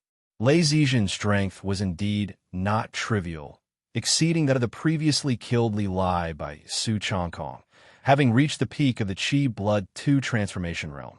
Just one step further, and he would not be far from the level of Qi Blood Wolf Smoke. Su Changkong had a triumph over Lei Zizhen and Wang Yi, and he had to do so decisively. Whale 5 skills. Endless Furious Sea. Facing Lei Zizhen's pressing and powerful punch, Su Changkong showed no fear. The two streams of true qi within him surged as if calling forth a tsunami, his fingers tightly clenched into a fist, a violent current surging forth with his right punch, which was a technique from the Whale 5 skills. Whoosh! This punch, accompanied by the robust true qi, was like an enraged ocean, rolling up a huge deep-sea vortex, growing stronger when facing resistance, crushing everything in its path. Boom! Upon collision, the two heavy fists met with an ear-ringing explosion. The ground trembled violently, and even people who were far away could feel the vibration beneath their feet. Many wine cups placed on tables either splashed their contents or cracked and shattered. A martial artist in the Qi Blood realm held the power to fight 100 foes. A head-on clash was no small matter. What? In the instant of collision, Lei Zizhen was shocked. He felt as if Su Changkong's fist was a vortex, absorbing the force of his punch, dissipating much of it, and generating a spinning force that threw him off balance, swaying from side to side. The strength of endless furious sea from the whale 5 skills lay precisely here, capable of dissolving the enemy's force in a direct collision. Thump, thump, thump. Just having reached the Chi Blood 2 transformation, Su Changkong was theoretically not as formidable as Lei Zizhen, who had been in that realm for many years. However, under the power of endless furious sea, Lei Zizhen was forced back 3 staggering steps, his chi and blood tumultuous. Whale 5 skills. Furious waves slapped the shore. Su Changkong advanced instead of retreating, seizing the moment when Lei Zizhen was knocked back and off balance. He changed his punch into a palm strike, the successive palm energies like layers of surging waves. With one strike, the sound of a roaring tide filled the air. Although he had received the complete giant whale skill only a month before, with Su Changkong's potential, a month's practice equaled others 1 or 2 years. He had cultivated the whale 5 skills to a certain level. Damn it! Lei Zizhen had just steadied himself when Su Changkong's fierce attack arrived. Gritting his teeth, he cursed silently and could only let out a low roar from his throat, trying to muster his strength and throw a punch like thunder. Bang, bang, bang. But as fists and palms met, Lei Zizhen's body shook violently, sensing that Su Changkong's palm strike was like relentless waves crashing over him, each wave stronger than the last. His begrudgingly summoned strength sustained only 2 or 3 palm energies before those successive energies rolled unimpeded into his left arm. Crack, crack! Lei Zizhen let out a pained scream. He was sent flying, blood spewing from his mouth, his left arm fractured and twisted into a grotesque shape, resembling a braided rope. The giant whale skill, worthy of being the sect's top skill of the giant whale gang, and its corresponding whale 5 skills, paired with Su Changkong's profound inner power, unleashed a dreadful force. In just 2 exchanges, Lei Zizhen was beaten so badly he couldn't rise again. Master Su's whale 5 skills, to have practiced it to such an extent in such a short time, Sikong Huang couldn't help but be shocked. She knew that Su Changkong's whale 5 skills had been practiced for at most a month, but he was able to wield it to defeat the formidable Lei Zizhen. Hiss! A whispering slice sounded from behind Su Changkong. It was Wang Yi. While Su Changkong fought Lei Zizhen, he launched an attack from behind. His folding fan opened, its tip flicking out blades, turning the entire fan into a semicircular blade. With a spin, it whirled towards Su Changkong's neck to strangle him. Wang Yi's cultivation was not high, just 1 or 2 instances of blood refining, but his timing and attacks were extremely cunning. 5 animal frolics. Spinning flying crane. Su Changkong, with his keen senses, listened to the wind to discern positions and, without hesitation, displayed his crane play, which had reached a transcendental level. His figure was agile and appeared to fly, and Wang Yi's folding fan only struck the afterimage left behind by Su Changkong. Not good. Wang Yi's heart clenched. Su Changkong's figure had already appeared behind him. He brought his right hand's index and middle fingers together and stabbed towards Wang Yi's back. Puchi, that finger from Su Changkong was light and silent like a droplet falling from a rock, but possessed an impregnable penetrating force. Amidst the sound of tearing flesh, a finger-sized bloody hole exploded in Wang Yi's back, piercing through to the chest and ejecting a stream of blood like an arrow. His heart was penetrated. There was unwillingness in Wang Yi's eyes. He was considered young and talented within the giant whale gang, with a promising future ahead of him. But now he had lost his life here, following Meng Sang's orders. With a single finger strike, Su Changkong killed Wang Yi and prepared to follow up with an attack to finish off Lei Zizhen, who couldn't get up from the ground. Enough! At this moment, a thunderous roar erupted. It was Meng Sang, who suddenly stood up. Even though taking action now would confirm his involvement in today's affair, with Wang Yi and Lei Zizhen defeated, one dead and the other seriously injured. If he didn't act, and Su Changkong killed Lei Zizhen too, it would also chill the hearts of those who followed him. Therefore, Meng Sang could no longer stand by and watch. He had to take action to make his stance clear. Su Changkong ignored Meng Sang and walked straight towards Lei Zizhen, who was coughing up blood, fear-filled, and struggling to crawl backwards. Su Changkong showed no mercy, causing Meng Sang's eyes to turn cold. Had he not been slightly wary of Sikong Yong, who had secluded himself in closed-door cultivation for many years, why would he have tolerated so much? But now, this youngster dared to completely disregard him? Boom! Meng Sang abruptly moved, with speed beyond what ordinary eyes could capture, intercepting Su Changkong and striking out with his right palm. This simple palm strike carried an oppressive force capable of collapsing mountains and rivers. This Meng Sang was very strong, far stronger than Su Changkong from before, by more than one level. With every move, he possessed the full explosive power of Su Changkong.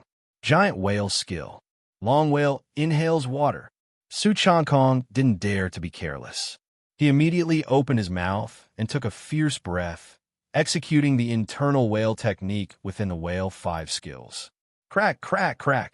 The surrounding air surged, and a great volume of it was drawn into Su Changkong's body, turning the area around him into a vacuum. His body cracked with the sound of bones, and his already tall stature expanded by half a foot, his muscles bulging. A savage aura spread out, the air itself seemingly crackling with the presence of lightning and thunder. The internal long whale inhales water, drawing external forces into the body, holding one's breath, and pushing one burst of chi to its limit, temporarily causing the body to operate beyond its normal capacity, dramatically increasing strength and speed. However, the longer it was maintained, the greater the strain on the body.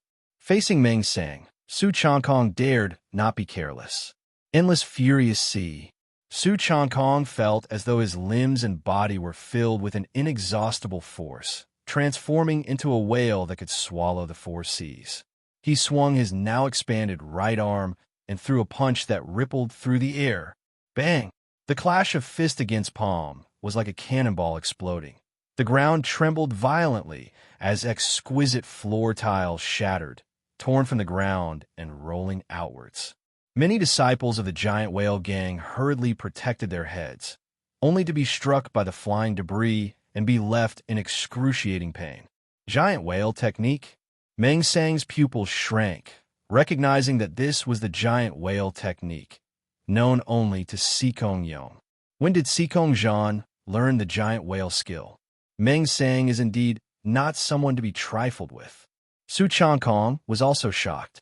He had unleashed the long whale inhales water to its peak, exploding his potential to the ultimate degree, but Meng Sang had taken his punch head-on and stood unshaken, not retreating a step. Giant whale exhales. Without hesitation, Su Changkong opened his mouth. His true chi mixed with the inhaled air, spewed out like a whale exhaling, capable of scattering the clouds. A violent stream of chi surged forth like raging rapids, charging towards Meng Sang, who was at close quarters. This attack could blast tens of thousands of tails of a giant rock into pieces. Meng Sang's eyes narrowed. A dense chi and blood enveloped his body like a thick fog threatening to cover the sun. It was vaguely transforming into a dragon. Waving his sleeve, he faced the incoming blast of chi. Roar! Amidst the roar, the chi expelled by Su Changkong was violently dissipated by the chi and blood condensed on Meng Sang's sleeve. The scattered chi surged in all directions, shaking the ground and causing craters the size of human heads to explode, twisting even steel out of shape. Su Changkong was forced to take a step back, his chi and blood churning. But Meng Sang was not completely overpowering. His sleeves exploded, and the torn pieces flew like butterflies, revealing his wrists and arms. Everyone in the hall was shocked at this scene. The deputy gang leader, and the young gang leader have taken action? So strong. The elites of the giant whale gang in the hall were agape. The banquet tonight surpassed everyone's expectations. The clash between the young gang leader Sikong Zhan and deputy gang leader Meng Sang could potentially trigger a transformative event in the giant whale gang that very night. Deputy gang leader, save me. At that moment, a cry of alarm and plea for help arose. It was Lei Zizhen lying on the ground, and beside him stood Sikong Huang, holding the sawtooth blade. Stop! Meng Seng shouted sternly. This, however, Sikong Huang did not hold back, and with a swing of the huge sawtooth blade, Lei Zizhen's screams came to an abrupt end as his head separated from his neck and rolled onto the ground. You! Meng Seng's eyes reddened with anger. He had been exchanging blows with Su Changkong when Sikong Huang took advantage of the situation to decapitate Lei Zizhen. Despite his intervention, he was unable to save Lei Zizhen, which was undoubtedly a failure. Sikong Huang's face bore a malevolent look. Meng Seng, how dare you lay a hand on my big brother? Are you trying to start a rebellion? Meng Seng couldn't help but change his expression. He wanted to take over the giant whale gang, but plotting to usurp the throne was without legitimacy or eloquence. Not to mention whether he could succeed. Even if he did, opposition from disciples supporting the leader faction would be enough to cause him great trouble. Young gang leader, deputy gang leader, why get so upset over 3 traitors? Let's sit down and discuss this calmly. At that moment, a tall and thin elder with half-white hair stood up and said with a smile. This was Zhang Lingfeng, the hall master of Wind Whale Hall of the Giant Whale Gang. He held one of the 4 hall master positions in the gang, was quite senior, and even with advancing age, his strength firmly placed him in the top 10 of the gang. He stepped forward to mediate, fearing the situation might escalate beyond control. Indeed, today is our annual gathering. Any grievances can be settled later. We shouldn't allow outsiders to laugh at our giant whale gang. Immediately, another man with red hair and a sturdy build rose to his feet to mediate as well. He was Zhao Tianhua, the hall master of Fire Whale Hall of the Giant Whale Gang. To prevent the situation from escalating, these originally neutral hall masters also came out one after another to break up the fight. Meng Seng's expression fluctuated, knowing that he could no longer continue the fight. Being aggressive now, when he was already in the wrong, would likely lead to being attacked by the collective. So Meng Seng snorted coldly and returned to his original seat. Meng Seng's strength is very formidable. I'm afraid it's just half a step away from reaching the level of the Qi Bloodlong Dragon. Su Changkong was also shocked by Meng Seng's power, knowing that if it truly came to a life-and-death struggle, he would definitely not be the match for his current self, so he decided to quit while he was ahead. Someone, take care of these traitors' bodies. Don't disturb everyone's enjoyment. Su Changkong immediately strolled back to his own seat and gave the order. Yes, disciples immediately started to deal with the 3 bodies on the ground. Drink. Let's continue drinking. The atmosphere within the hall seemed to once again become lively as people continued to eat meat and drink wine, yet everyone was naturally shocked by the night's events. Meng Seng had ordered Ku Jinlin and 2 others to pick a fight deliberately, but Sikong Zhan dealt with it without any tolerance, leading all 3 to end up dead on the spot. It even forced Meng Seng himself to take action, and the 2 had a brief exchange. Giant whale skill? Was it the giant whale skill the young gang leader just used? Definitely. Who would have thought the gang leader would have passed on the giant whale skill to the young gang leader? The young gang leader truly is the heir to the gang leader's position. Many of the giant whale gang disciples were whispering among themselves. The skill Su Changkong had displayed was clearly the giant whale skill. The giant whale skill, only the successive gang leaders of the giant whale gang were qualified to learn. But the display of the giant whale skill by Su Changkong during his scuffle with Meng Seng made everyone wonder.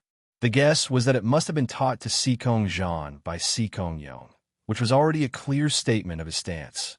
At the gathering, everyone had their own thoughts. Meng Seng had a sullen face, having suffered a great loss, with 3 of his subordinates dead and Sikong Zhan stealing the limelight. Fortunately, this mission is considered complete. Su Changkong also let out a sigh of relief in his heart. Having used the giant whale skill to face the enemy, no one suspected that he was not the real Sikong Zhan. Sikong Huang also felt much more relaxed. She had previously been worried that Su Changkong would expose himself. However, she was overthinking it. Su Changkong was more extraordinary than she had imagined, both brave and strategic, without a trace of stage fright. Young in age, his strength was such that he could easily kill 3 deputy hall leaders. It wasn't until late in the night that the banquet finally ended, and everyone left the scene one after another. The banquet had just ended, and the one who left the fastest was Meng Sang. For him, he had suffered a great loss this evening and could hardly wait to leave. "Oomph, I'll let you gloat for a moment," Meng Sang muttered in his heart, his lips twisting with ferocity. A man of vengeance for every slight, he resolved to repay today's loss.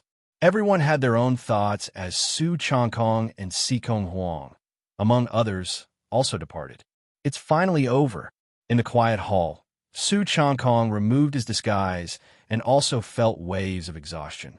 Impersonating Sikong Zhan at the gathering, where he had to fight with Ku Jinlin, Meng Sang, and others, and all without revealing his true identity, had taxed both his mind and body.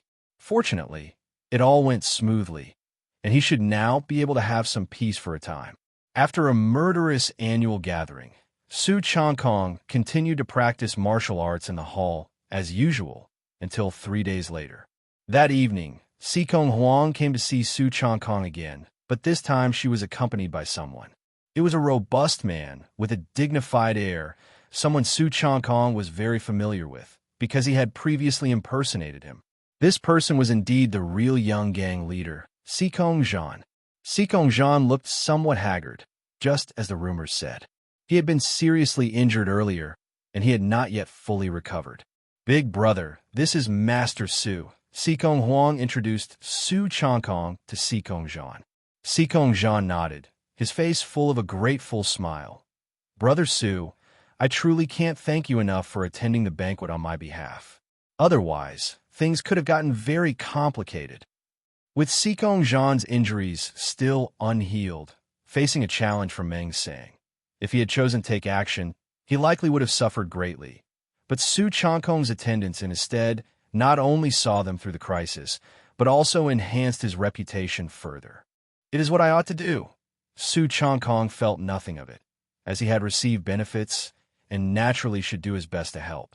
Moreover, he bore a deep grudge against Meng Sang, so seeing him humbled was good. But soon, Sikong Zhan changed his tone and said, "I hear from Huanger that you have learned the giant whale skill." Su Changkong's heart immediately grew cautious. He had previously guessed that learning the giant whale skill might bring trouble, even lead to being discarded after use, since it was the sex top skill of the giant whale gang. Now, Sikong Zhan had brought it up. It was an opportunity that I came across." Su Changkong nodded slightly. Sikong Zhan sighed and said, "The giant whale skill is the sex top skill of the giant whale gang. Throughout the generations, only the gang leader has been entitled to learn it. Brother Su, although you are a member of the giant whale gang, cultivating the giant whale skill really isn't quite proper." Su Changkong listened silently. He didn't believe that Sikong Huang had given him the method of cultivating the giant whale skill without telling Sikong Zhan. With Sikong Zhan's consent, Sikong Huang would definitely not impart it to him. Sikong Zhan then said, "Brother Su, you seem quite young, and apparently, you are not yet married?" "Ah." Su Changkong was somewhat stunned, faintly realizing something. As expected, Sikong Zhan promptly said, "My younger sister is 21 this year, only 2 years older than Brother Su.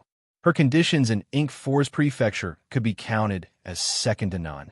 As the eldest brother acts as a father, if Brother Su is willing, I would like to betroth her to you. From then on, we would be one family."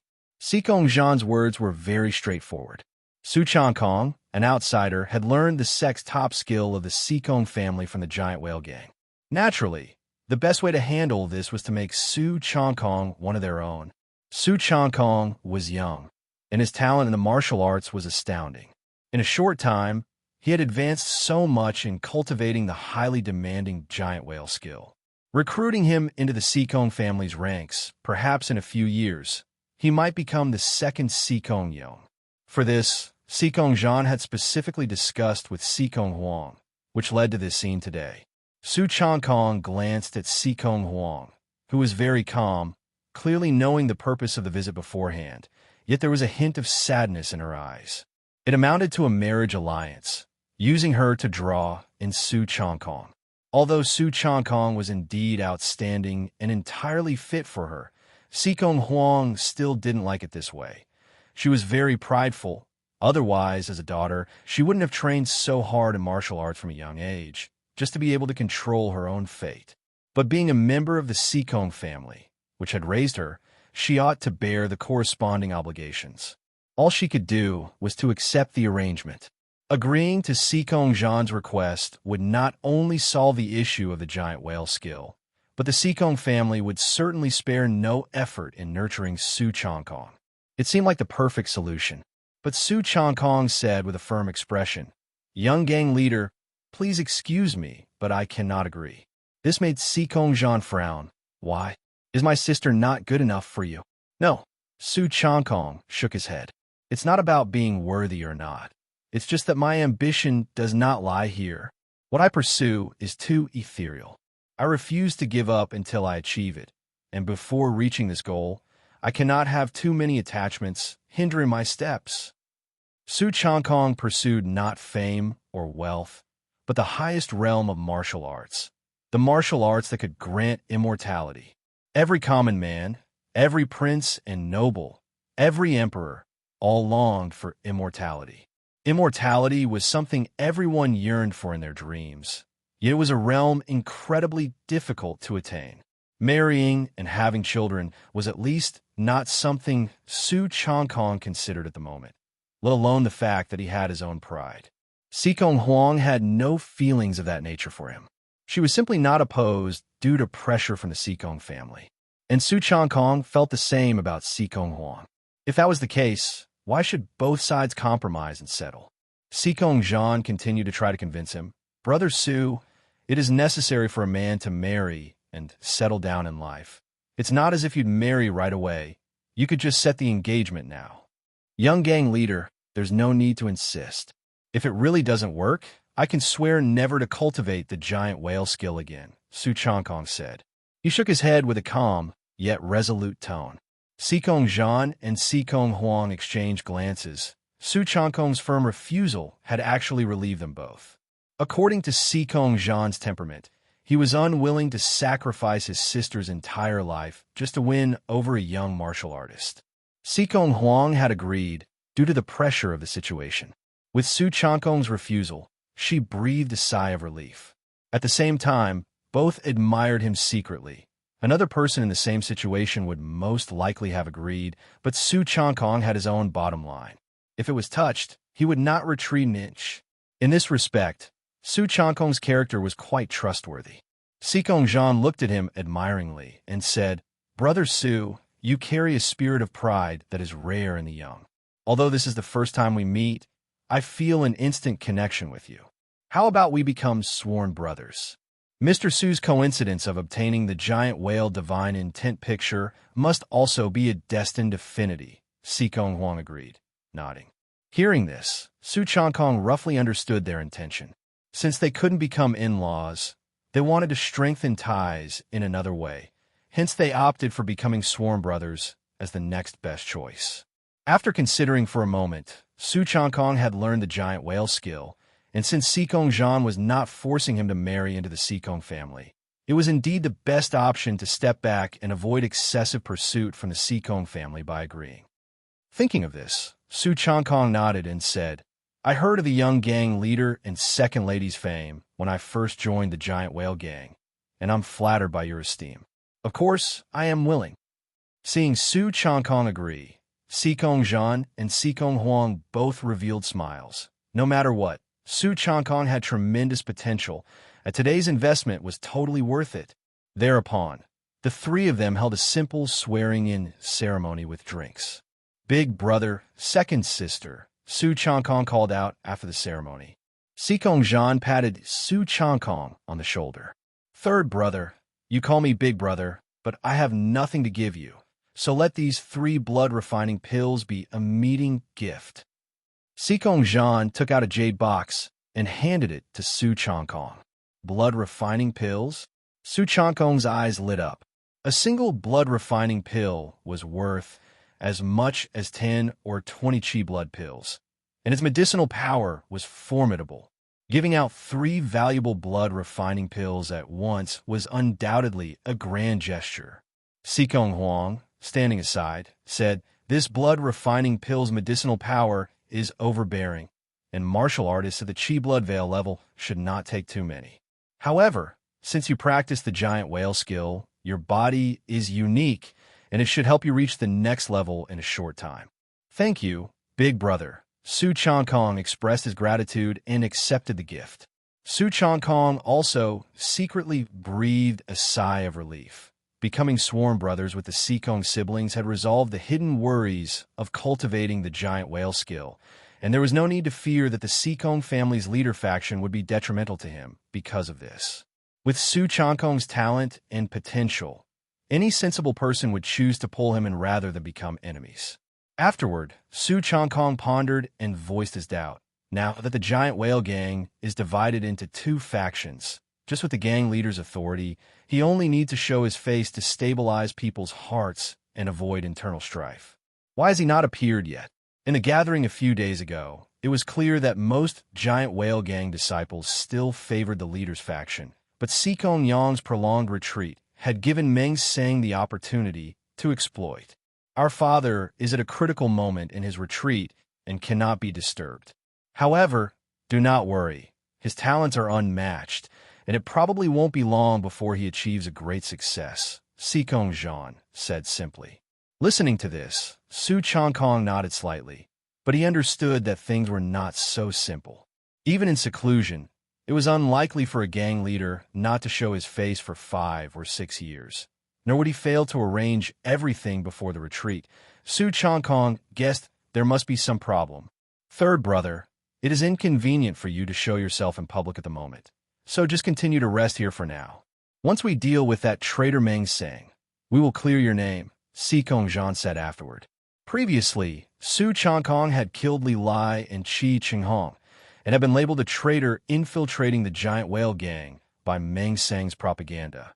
Now, in the eyes of everyone in the giant whale gang, he was a despised traitor. All right, Su Changkong agreed. His task now was to strengthen himself until he had the power to cut off Meng Seng's head.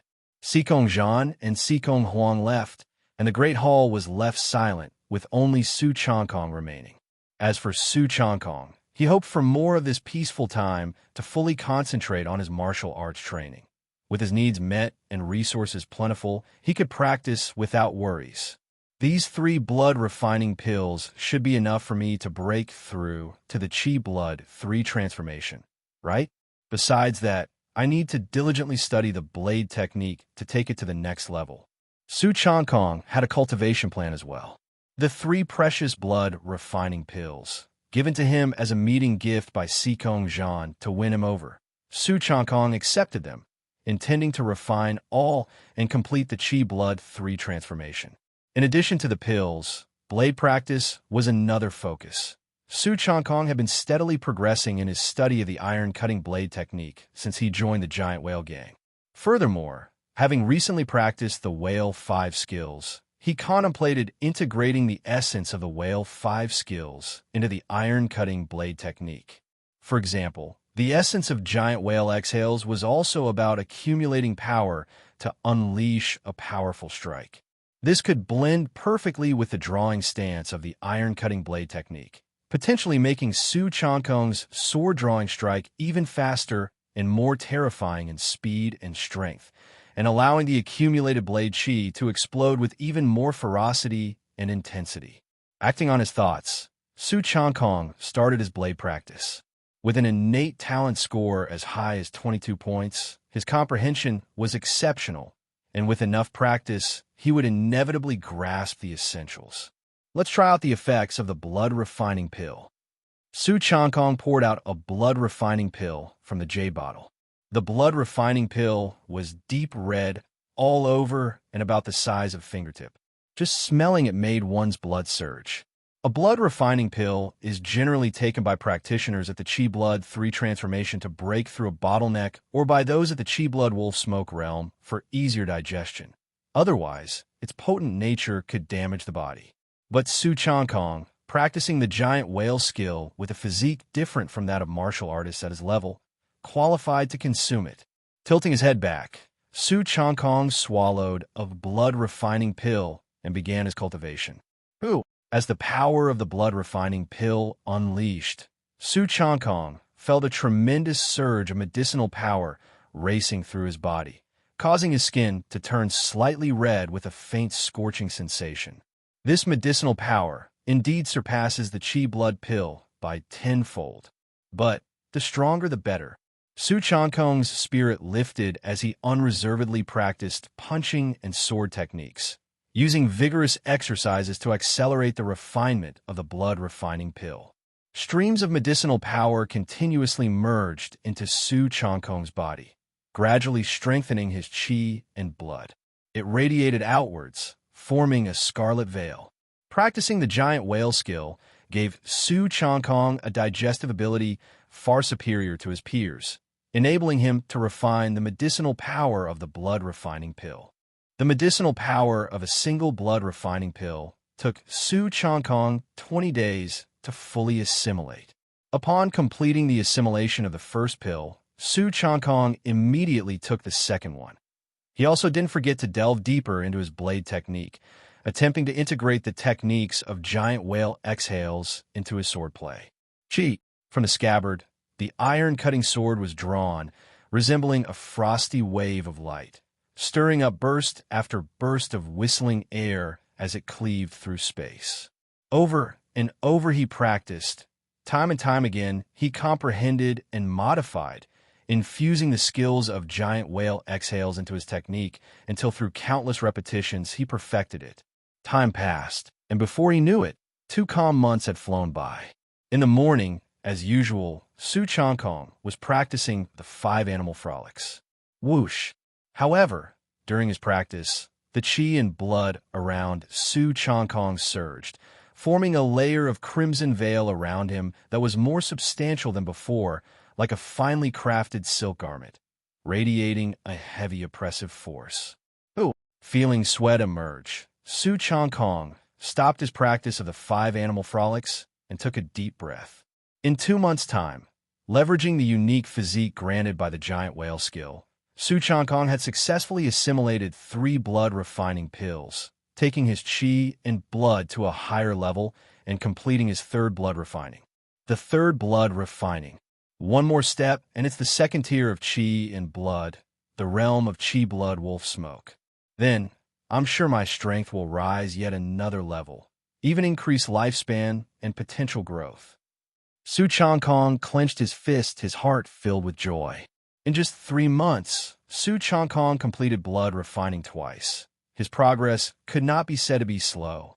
Although he had not increased his lifespan, a breakthrough to the realm of Chi blood wolf smoke and the qualitative change in Chi and blood should enable him to increase his lifespan. The other aspect was the iron blade technique.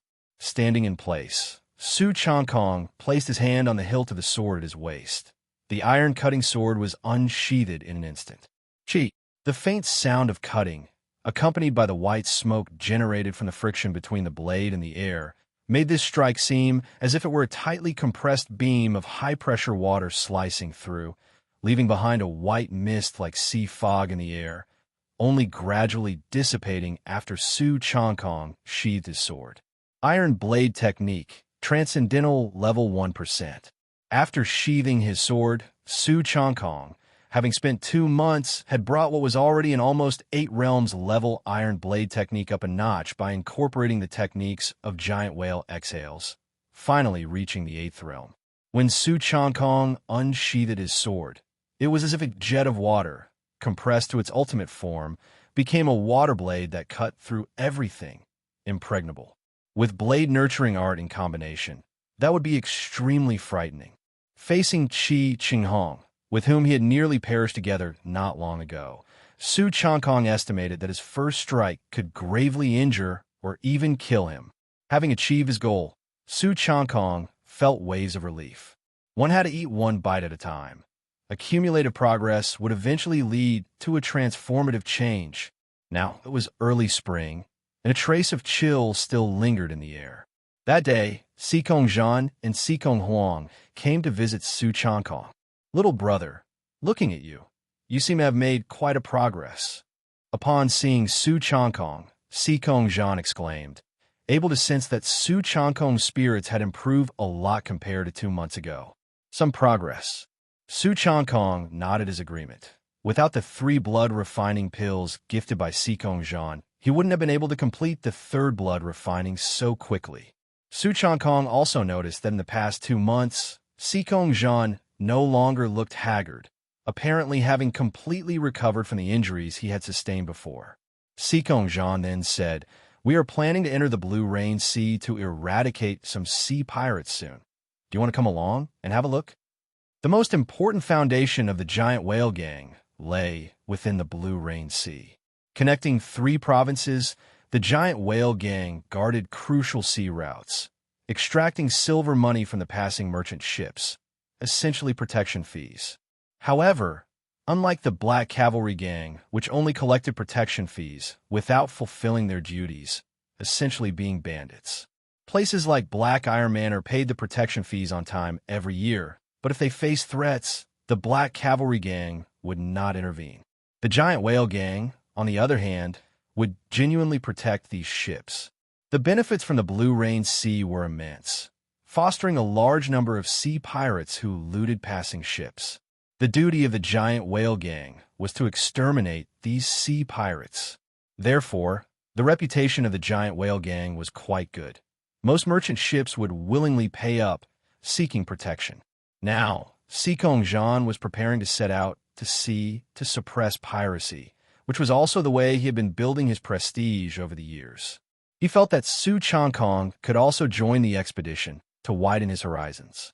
"That's fine. Let's go together." After a moment of thought, Su Changkong agreed. For one thing, he had been freeloading off the giant whale gang, which he felt a bit uneasy about. For another, Su Changkong needed a lot of resources to break through the limits of Chi Blood 3 transformation. After all, he was not a member of the Sikong family, and they could not be expected to provide such tremendous resources for him for nothing. By targeting these sea pirates, Su Changkong could rob from the rich to aid the poor, looting gold from them to then spend on buying pill medicines and ingredients, sustaining war with war. Even if not for that, it would still be beneficial to see the world and gain experience. "Then get ready. We'll set off early tomorrow morning," Sikong Zhan said upon seeing his agreement. With his current unique identity, Su Changkong could not afford to show his face in front of other giant whale gang disciples, so preparations were needed. Sikong Zhan left for the time being, and Su Changkong rested well for the day. Early the next morning, Su Changkong met up with Sikong Zhan and Sikong Huang. But at this time, he had gone through an even greater change. Not only had he altered his bone structure, but he also utilized a bit of the disguise technique he had previously learned on the side, making himself appear much older, almost looking close to 30. Dressed in the attire of a giant whale gang disciple, a black base embroidered with blue fishtail patterns, for in total, placed him in the ranks of the elite disciples within the giant whale gang. "Now, I am called Li Tai Lai," Su Changkong informed Sikong Zhan and Sikong Huang. This would be his current identity. With the capabilities of Sikong Zhan and others, fabricating a giant whale gang disciple identity for Su Changkong was more than easy. With thousands of disciples in the giant whale gang, the addition of a single person would go completely unnoticed. In a spacious square, over 100 elite martial artists from the giant whale gang had gathered, and Su Changkong, disguised and transformed in appearance, was among them. Sikong Zhan, a tall and burly man, declared loudly, "There are sea pirates ravaging the Blue Rain Sea. Now that spring has arrived, it's time to set out and root out some petty thieves." Set off. Without further ado, Sikong Zhan announced the departure. The martial artists here were the elite of the Sikong family, his personal guards. At the command, over 100 riders mounted their tall horses and rode towards the outside of the giant whale gang. Is the young gang leader setting out to wipe out bandits again? The young gang leader truly has the air of the old gang leader in his younger days. The giant whale gang disciples along the way, as they watched the galloping and majestic team travel far and wide, were filled with respect. At the last gathering, Su Changkong had directly clashed with Meng Sang, which had greatly bolstered his prestige. Many people thought he was the only candidate for gang leader. Galloping all the way, by noon, they arrived at a bay on the edge of the Blue Rain Sea. Su Changkong was also shocked at the sight before him. A port was built in the bay, bustling with the giant whale gang members, while a series of ships were docked at the port. Some were small, able to carry only a dozen people, and belonged to the category of fast ships. The large ones were 100 meters long and nearly 10 meters wide, capable of carrying hundreds of people. These were warships. Such large vessels, if placed in the ancient times of Blue Planet, would also be extremely rare. These large ships would find it difficult to navigate in ordinary rivers, and only on the vast Blue Rain Sea could they display their majesty. The giant whale gang possessed nearly 10 such large warships, which was why they could dominate the Blue Rain Sea area of Ink Forest Prefecture City. In this port, a large number of giant whale gang disciples were stationed, and since they were setting sail today, many craftsmen were busy checking and repairing the ships to avoid mishaps during the voyage. So many people, so many ships. This was Su Changkong's first visit to such a port, and he couldn't help but be stunned. Most of the giant whale gang's disciples were stationed at the port, many of whom were seasoned veterans in naval warfare, and the sight of the docked ships was extremely spectacular. It wasn't until the afternoon that preparations were complete. One after another, the people boarded the ships. Su Changkong boarded as part of Su Changkong's personal guard, stepping onto the Black Whale, a 100-meter class warship capable of accommodating hundreds of people. On the deck, Su Changkong stood at the edge, feeling the slight swaying of the entire ship with the gentle sea waves. The warships of the giant whale gang were built using precious ironwood, a wood as tough as steel, yet remarkably light, making it one of the most suitable materials for shipbuilding. Set sail. With everyone aboard, the command was given. The large sails fluttered in the wind, and the Black Whale gradually left the port, heading for the open sea, with the massive port disappearing behind it without a trace. Su Changkong enjoyed the seascape from the deck. High atop the tall mast were giant whale gang disciples with excellent vision, who climbed up to keep watch, monitoring the surroundings. The propulsion of the Black Whale came not only from the wind, but also from a large number of sailors rowing in the lower decks. As time passed, the day grew dark and the sea was calm and quiet. Su Changkong couldn't help but feel a bit bored. Life at sea was like this, mostly quiet and dull, with only the sound of the ship cutting through the water and occasionally the turbulence brought on by the wind and waves. I might as well return to the cabin to practice. Eventually, Su Changkong returned to the cabin inside the ship and spent a tranquil first night breathing in and out quietly on the ship. It was not until the early hours of the next morning that there was some disturbance. Situation ahead. Target spotted. From the mast, level with the sails, a scout shouted, electrifying everyone. What's the scale of it? Su Changkong immediately inquired. The scout, peering through the early morning mist after careful observation, reported, just one ship, about 10 meters long, with no tribal totem indicating its identity on the flag. Likely a pirate ship. A ship nearly 10 meters long could, at most, hold fewer than 100 people. Hearing this, Su Changkong's expression turned cold. Deploy 4 fast ships, each with 10 elite members on board. If they're sea pirates, show no mercy and kill them. Yes, everyone responded and quickly sprung into action. I'll go too. Unable to contain his curiosity, Su Changkong also wanted to witness a battle between the giant whale gang and the sea pirates, deciding to go along for a look. At the edge of the Black Whale's deck, small wooden boats tied up with ropes were lowered into the water. These boats were quite small, each able to carry no more than 10 people. In this era, naval battles were mainly divided into several types. One was long-range combat, attacking the enemy with arrows and catapults to destroy their ships. Another was using the ship's own bulk, coupled with the rams on their bows, to charge at full speed into the enemy, a technique that would result in mutual destruction. The least costly was to approach the enemy's ship stealthily with fast boats, board their decks, and engage in close combat, cutting down all the enemies on the ship. As the suspected pirate ship had not yet detected the giant whale number hidden in the haze, Su Changkong opted for the boarding and enemy elimination plan. Su Changkong also jumped onto one of the fast boats. "You look new around here, are you new?" On the fast boat, a middle-aged man gave Su Changkong a glance, finding him somewhat unfamiliar, and thus posed the question. My name is Li Tai Lai, and it's my first time going out to sea." Su Changkong nodded, giving a false name. "Then you must be careful later on." The middle-aged man offered a reminder before falling silent once more. Whoosh! Giant whale gang martial artists rowed the oars, and 4 fast boats swiftly headed toward the thick fog in the distance. It was dawn, and the sky was still dark. Mist churned over the sea. Sailing out a certain distance, Su Changkong could make out the silhouette of another ship moving slowly with the breeze in the midst of the fog. Most of the people on this ship were still resting, seemingly after having sailed for several days, and there were men in uniform gray clothing keeping watch on deck, all looking listless. Life aboard a ship can be exceedingly tedious. The 4 fast boats silently approached the ship, and, as they drew near, the leaders of each boat gave a hand signal.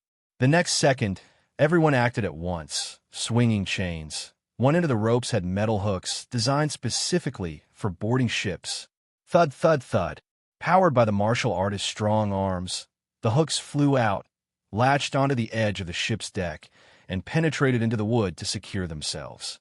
Then, one after another, the giant whale gang martial artists, using both their hands and feet and even more agile than apes, climbed up toward the deck.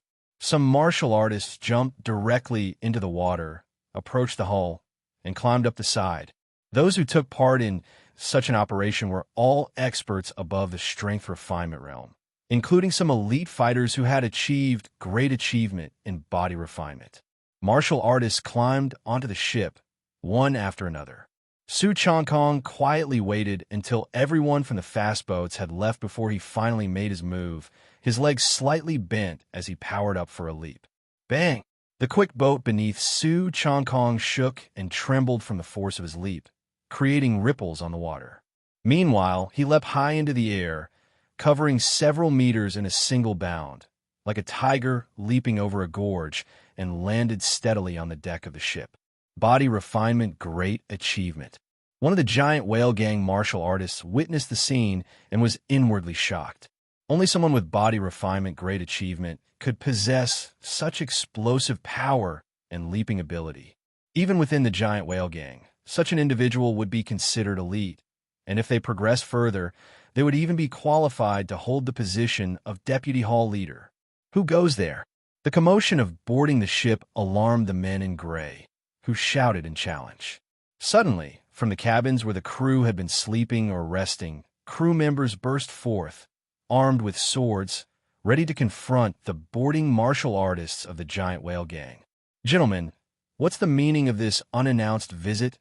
One man with a beard that suggested he might be the captain called out apprehensively, aware that these intruders who boarded silently were not ordinary folk. "Whose merchant fleet are you from?" "We are martial artists from the giant whale gang, and we need to verify your identities." A member of the giant whale gang declared sternly. If the people on this ship were merchants who had paid protection money to the giant whale gang, all would be well, but if they were sea pirates, giant whale gang, the bearded man and the other crew members' faces turned pale at that name. Everyone in the Blue Rain scene knew of the giant whale gang's fearsome reputation. "Kill them." Soon the bearded man's face showed a ruthless expression, and with a loud shout, he acknowledged that since these were martial artists from the giant whale gang, a peaceful resolution was impossible. The only option was to eliminate them and sail away from this place as quickly as they could. Kill them all. The members of the giant whale gang, too, wore grim expressions, realizing that the ship's people were afraid of having their identities checked and were almost certainly sea pirates who preyed on passing ships in the Blue Rain Sea. There was no need to show mercy. Kill. Both parties drew their weapons. There were no more words, just the start of a desperate fight to the death. A gray-clad pirate lunged for Su Changkong, slashing with a blade that brought a fierce gust of wind. His face twisted malevolently. Boom! But the next second, Su Changkong raised his leg and kicked out. The pirate was struck in the abdomen and sent flying back even faster than he came. His innards burst and his bones twisted, colliding with several other pirates behind him, leaving them in a heap of broken bodies. Too weak, Su Changkong found it somewhat dull, barely able to muster any interest in joining the fight. Most of these sea pirates were only in the strength refinement realm and of limited strength. Only the bearded leader had some ability, having reached the divine power realm, and was pushing back 3 giant whale gang disciples in retreat. However, among these elite members of the giant whale gang, there were martial artists at the divine bravery stage with body refinement great achievement. Splurt, one of the divine bravery stage martial artists, made his move and immediately overpowered the bearded man. And within 7 or 8 moves, he was beheaded. The leader is dead. Run for it. The remaining pirates, already suffering a one-sided massacre, realized their own leader had been so easily killed by the enemy, and panic set in. Many chose to jump into the water, but they were far from shore. Those who jumped into the water would end up either starving or drowning. The battle didn't last long before it was over. Notify the young gang leader. We've dealt with it. Everyone else, search the ship and see if there are any survivors. The giant whale gang elite with body refinement great achievement immediately ordered. Yes. Everyone nodded in understanding and began scouring the ship for valuables. According to the rules of the giant whale gang, not only were there rewards for killing pirates based on head count, but those who fought on the front lines like they did also had the right to choose from the spoils of war, which was why they were so eager to be there first. Su Changkong joined the others in searching the ship and ended up finding 20 or 30 taels of silver. Of course, this amount meant little to him. Thud, thud, thud. Su Changkong saw that none of the sea pirates who jumped into the sea to escape survived, because from a distance, arrows from the black whale plowed through them, and soon, several bodies pierced by arrows were added to the sea surface. Su Changkong returned to the deck of the black whale, where he saw Sikong Huang wiping down her bow. How does it feel? Sikong Zhan asked him from the side. These sea pirates are very weak, replied Su Changkong. Sikong Zhan chuckled. Certainly, ordinary rogue sea pirates couldn't possibly contend with our elite members of the giant whale gang. However, one must not underestimate them. These scattered sea pirates merely bully small merchant ships. Still, each of the Blue Rain Sea's 18 pirates is a martial artist adept in martial arts, with many soldiers and generals. They certainly should not be taken lightly. Su Changkong nodded slightly. Within the Blue Rain Sea, sea pirates roamed rampant, and the most notorious were the 18 pirates. Sikong Zhan had previously been severely injured because he encountered one of the top 5 experts among the 18 pirates. Both sides were injured, and it took Sikong Zhan 2 to 3 months to fully recover. This showed the strength and foundation of the 18 pirates, and fortunately, they held grudges against each other and did not share the same roots. If they were to unite, they would likely have the confidence to challenge the status of the giant whale gang in the Blue Rain Sea. Even a giant whale gang could only occupy the important sea routes near Ink Forest Prefecture City. It was impossible to swallow the entire Blue Rain Sea. Afterward, Su Changkong turned to Sikong Huang and couldn't help but say, "Miss, I would like to learn archery." At sea, many times during battle, the opponents would engage in long-range shooting. Many people had mastered formidable archery skills. Now that he was following the giant whale gang's team hunting sea pirates, Su Changkong felt it was better to learn another martial art skill like archery than to be idle. More skills do not overload one.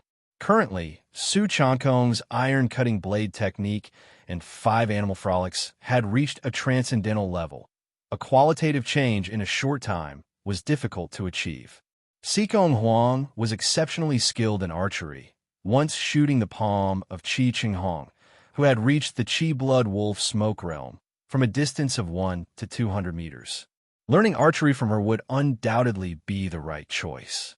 Now, in front of outsiders, Su Changkong still referred to Sikong Zhan and Sikong Huang as young gang leader and miss to avoid drawing attention. Sikong Huang was taken aback. Mastering archery to a high level required a great deal of time and effort. Bows and crossbows. The advantage of the crossbow is that it's easy to handle but has a low ceiling, unless it is one of those large bed crossbows or divine arm crossbows.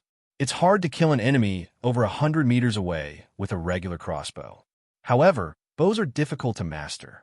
An archer might need several years of training, and their limit is naturally incomparable to ordinary crossbows. The potential of the bow entirely depends on the user's skill level. A good bow in the hands of an experienced shooter is like a sniper, posing a significant threat. When facing an enemy, finding the right position for long-range sniping and winning against stronger foes with weaker means is quite common. Like Sikong Huang, who started practicing archery from a young age to achieve her current level of success. If you want to learn, of course. I didn't give you a gift before, so let this wind thunder archery be a compensation, she said. Sikong Huang happily agreed. They had already drunk the Brotherhood wine and were sworn siblings, half of her own people, so there was nothing to be stingy about with her own people. Go fetch a fine iron strong bow. Sikong Huang ordered her subordinates to retrieve her spare strong bow from the ship's hold. Yes, in no time, a giant whale gang martial artist came with a fine iron strong bow, struggling with its weight. The entire bow was forged mainly from fine iron, half the height of a person, wrapped with numerous cloth strips for added stability. And as for the bowstring, it was made from repeatedly refined and processed ox tendon, soaked in medicinal fluid to create.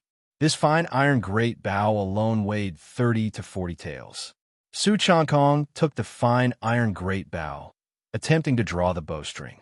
The bowstring and the bow were compact. It required at least hundreds of pounds of strength to draw it fully, like the full moon. Such fine iron strong bows were not even something ordinary people could use. Only martial artists above the divine strength realm could use them proficiently. For Su Changkong, who had undergone blood refining 3 times, using such a fine iron strong bow was naturally not a problem. What's the background of Li Tai Lai? How come Miss personally teaches him archery? Many martial artists on the Black Whale watched this scene and were secretly astonished. Although Sikong Huang was a woman, her proficiency in the realms of martial arts was profound. Coupled with the archery she had practiced since childhood, it was not an overstatement to call her the top archer in the Giant Whale gang. She seemed to value Li Tai Lai quite highly and was willing to personally instruct him in archery. But the others dared not get close and remained far away from the bow of the ship.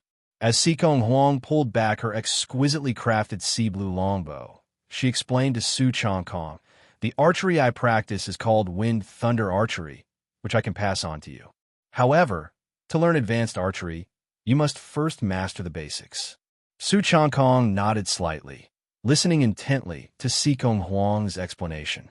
The posture for shooting an arrow, both feet evenly balanced as wide as the shoulders, power rising from the ground, the arrow driven by the arm, and both eyes in a straight line with the target.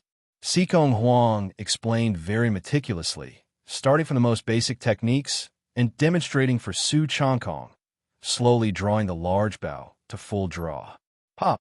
With the twang of the bowstring, an arrow shot out, creating a gust of wind, piercing through clouds and mist, shooting straight into the sky. Thwack! A crisp burst sounded 200 meters above, a height almost invisible to the naked eye, where the body of a flying seabird exploded. Excellent archery! Su Changkong couldn't help but admire the sight. The seabird was 200 meters away and in flight, yet Sikong Huang's precise arrow had shot it down. Indeed, her archery was unfailing and her foundation profound.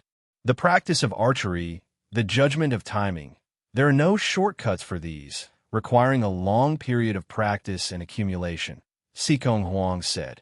Accuracy is the most important thing in archery. If you can't hit the target, no matter how strong your arm is or how deadly the arrow, it's utterly useless.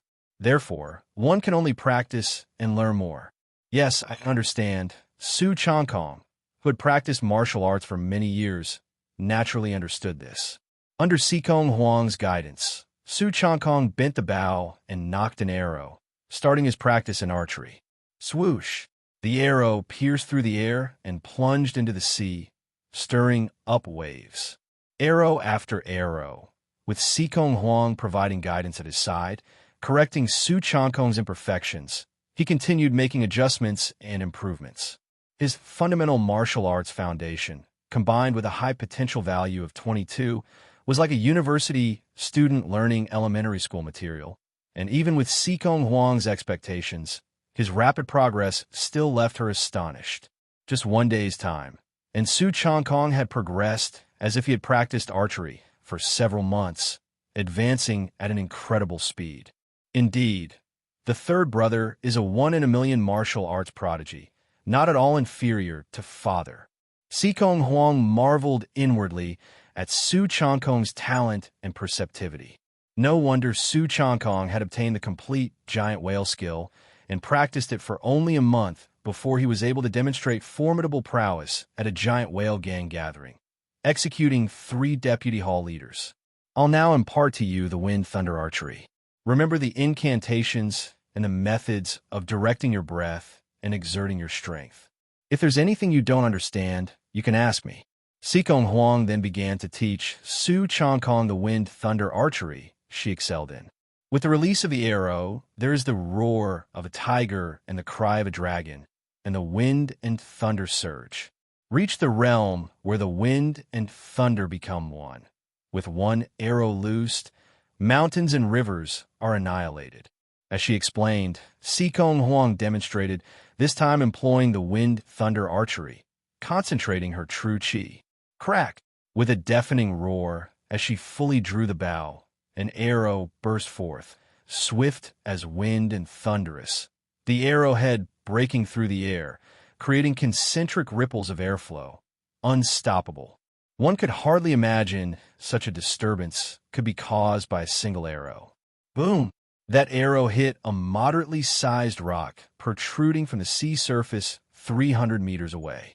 Amid explosive noises, the rock several meters in diameter shattered, sending fragments flying in all directions. This arrow, not to mention a body of flesh and blood, even if wearing armor, could be killed with a single shot. For an ordinary martial artist in the Chi Blood Veil realm facing this arrow, it's a matter of 9 deaths and 1 life, and even a master in the Chi Blood Wolf Smoke realm like Su Changkong, as long as the distance is maintained, could be exhausted and killed from afar. Su Changkong was immediately spirited and practiced eagerly. His inner strength was profound, with the turtle breath technique reaching the 8th realm, and the most important aspect of wind thunder archery is driving it with true chi and blood. Mastering this wind thunder archery, not to say that he would immediately match Sikong Huang, having 4 or 5/10 of her level for now was enough. Su Changkong practiced archery at the bow of the ship, this fine iron-strong bow requiring hundreds of pounds of arm strength to pull, but he didn't feel tired in the least. After a day, it was the fine iron-strong bow that showed some wear and tear. Su Changkong thought to himself that he would need to forge a strong bow suitable for himself in the future. Wind thunder archery, entry level 11%. Following Sikong Huang's guidance, as well as his own hard training, wind thunder archery also appeared on Su Changkong's attribute panel, and what he needed to do was to raise its realm. The days of pirate hunting were dull. Most of the time on the ship there was nothing to do, and the other ships occasionally encountered were merchant vessels. As for encountering sea pirate ships, it might not even happen once a week. Most pirate ships would immediately steer clear upon spotting a ship from the giant whale gang, and it was not that easy to pursue other ships at sea. Most of the time, the giant whale gang simply patrolled back and forth along their own shipping routes to prevent sea pirates from entering and robbing the passing merchant vessels. And the black whale would return to the port for repairs once every half a month. Su Changkong did not feel bored at all, practicing martial arts and cultivating the newly learned wind thunder archery every day. Days passed by rather peacefully, and 2 months flashed by. Until 2 months later, one day arrived. In a hall at the edge of the blue rain sea, at the port of the giant whale gang, Su Changkong, Sikong Zhan, and Sikong Huang were all present. With excitement on his face, Sikong Zhan said, "We've just received news. We've located Wang Tianyuan." Wang Tianyuan. Upon hearing this name, Su Changkong's heart stirred, for he had heard of it. Wang Tianyuan, one of the 18 pirates of the Blue Rain Sea, ranked 7th, wielded an elite fleet, notorious across the Blue Rain Sea. Wang Tianyuan is indeed a big fish. Sikong Huang was also somewhat surprised. Just the reward offered by Ink Forest Prefecture City's officials for Wang Tianyuan's head amounted to 50,000 taels of silver. Of course, not just anyone could earn these 50,000 taels of silver. Sikong Zhan spoke with invigorated tone. Wang Tianyuan has repeatedly delved deep into our giant whale gang's territory, ambushing passing merchant ships, and even once sunk a ship from our gang, causing substantial losses. If we can eliminate him, I believe it will greatly enhance the reputation of our giant whale gang and make the petty thieves quake in fear. Eliminating Wang Tianyuan would yield far greater returns than eradicating some scattered sea pirates by the hundreds or thousands. Wang Tianyuan is currently stationed on an island in the Blue Rain Sea, and we must act quickly on this mission. Sikong Zhan quickly decided to make a major move, to capture the 7th-ranked pirate and his forces in the Blue Rain Sea all in one net, which would undoubtedly lead to huge gains. Finally, something interesting crops up. Su Changkong naturally decided to join in. In the past 2 months, he had gone to sea, but only encountered scattered sea pirates, who were crushed like ants by the giant whale gang. However, Wang Tianyuan was clearly not an ordinary sea pirate, and would present more of a challenge. And perhaps it would reap even more rewards. The value of speed in warfare being paramount. On the same day, Sikong Zhan summoned his men and set out to sea. This time, the giant whale gang dispatched a total of 5 warships, carrying over 2,000 disciples, sailing deep into the Blue Rain Sea. Such a large deployment? Is there a major operation underway? Certainly, with half of the warships mobilized. The last time we had a mobilization of this scale was facing the 9th Grand Thief Li Han. A host of martial artists from the giant whale gang began speculating amongst themselves. To keep the mission secret, Sikong Zhan did not directly disclose the objective, planning to inform everyone just before reaching the destination. However, everyone understood that such a mobilization signified a likely major operation. On the deck of the Black Whale, Su Changkong watched several large ships cutting through the waves toward the sea, feeling a surge of excitement within. "Everyone, we have received news that Wang Tianyuan, the 7th of the 18 pirates, and his Heaven Source group are currently stationed on an island in the Blue Rain Sea. Our mission is to eliminate Wang Tianyuan and eradicate the Heaven Source group." After half a day of sailing by the 5 warships, it was only in the pre-dawn hours of the next day that Sikong Zhan ordered the news to be spread. The Heaven Source Sea Bandit Group? That's one of the formidable sea pirate organizations on the Blue Rain Sea. When they learned the news, without a doubt, all the disciples of the giant whale gang were shocked and immensely excited, knowing that they were about to gobble up a big piece of the pie. For this mission, chopping down an ordinary sea pirate from the Heaven Source Group will be rewarded with 100 taels of silver. Chopping down one of Heaven Source Group's lieutenants will be rewarded with 1,000 taels of silver. Chopping down a martial artist from the Heaven Source Group in the realm of Qi and Blood will be rewarded with 10,000 taels of silver. And if one can eliminate Wang Tianyuan, they will be rewarded with 50,000 taels of silver. The subsequent announcement detailed the rewards of the mission, the gang's generous and fair incentives, the indispensable way in which an organization could survive and thrive in the long term. In general, such major battles were accompanied by rewards to encourage the gang's martial artists to fight bravely. For every enemy chopped down, not only was there the glory of victory, but one could also gain a reward of no less than 100 taels of silver. A perfect time for ordinary disciples of the giant whale gang to distinguish themselves and achieve merit. Many disciples of the giant whale gang rubbed their hands in anticipation, their hearts both nervous and excited.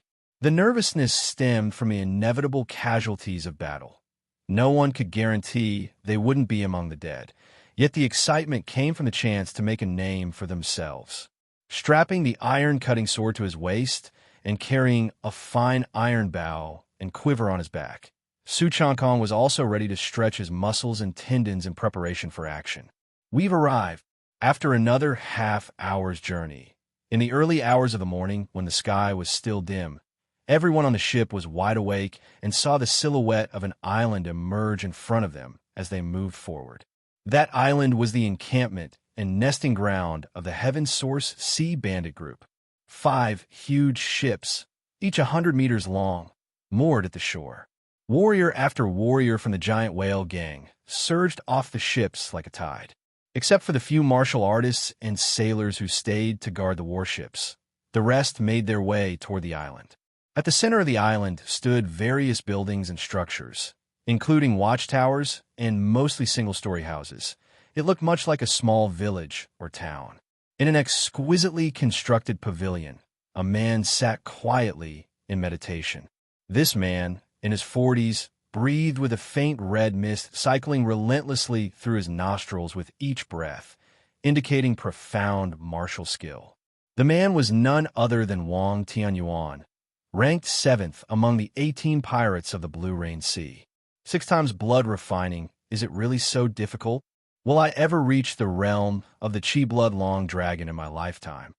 After a long time, when Wang Tianyuan had completed a cycle of breath and energy circulation, his brows furrowed, his face tinged with a hint of helplessness.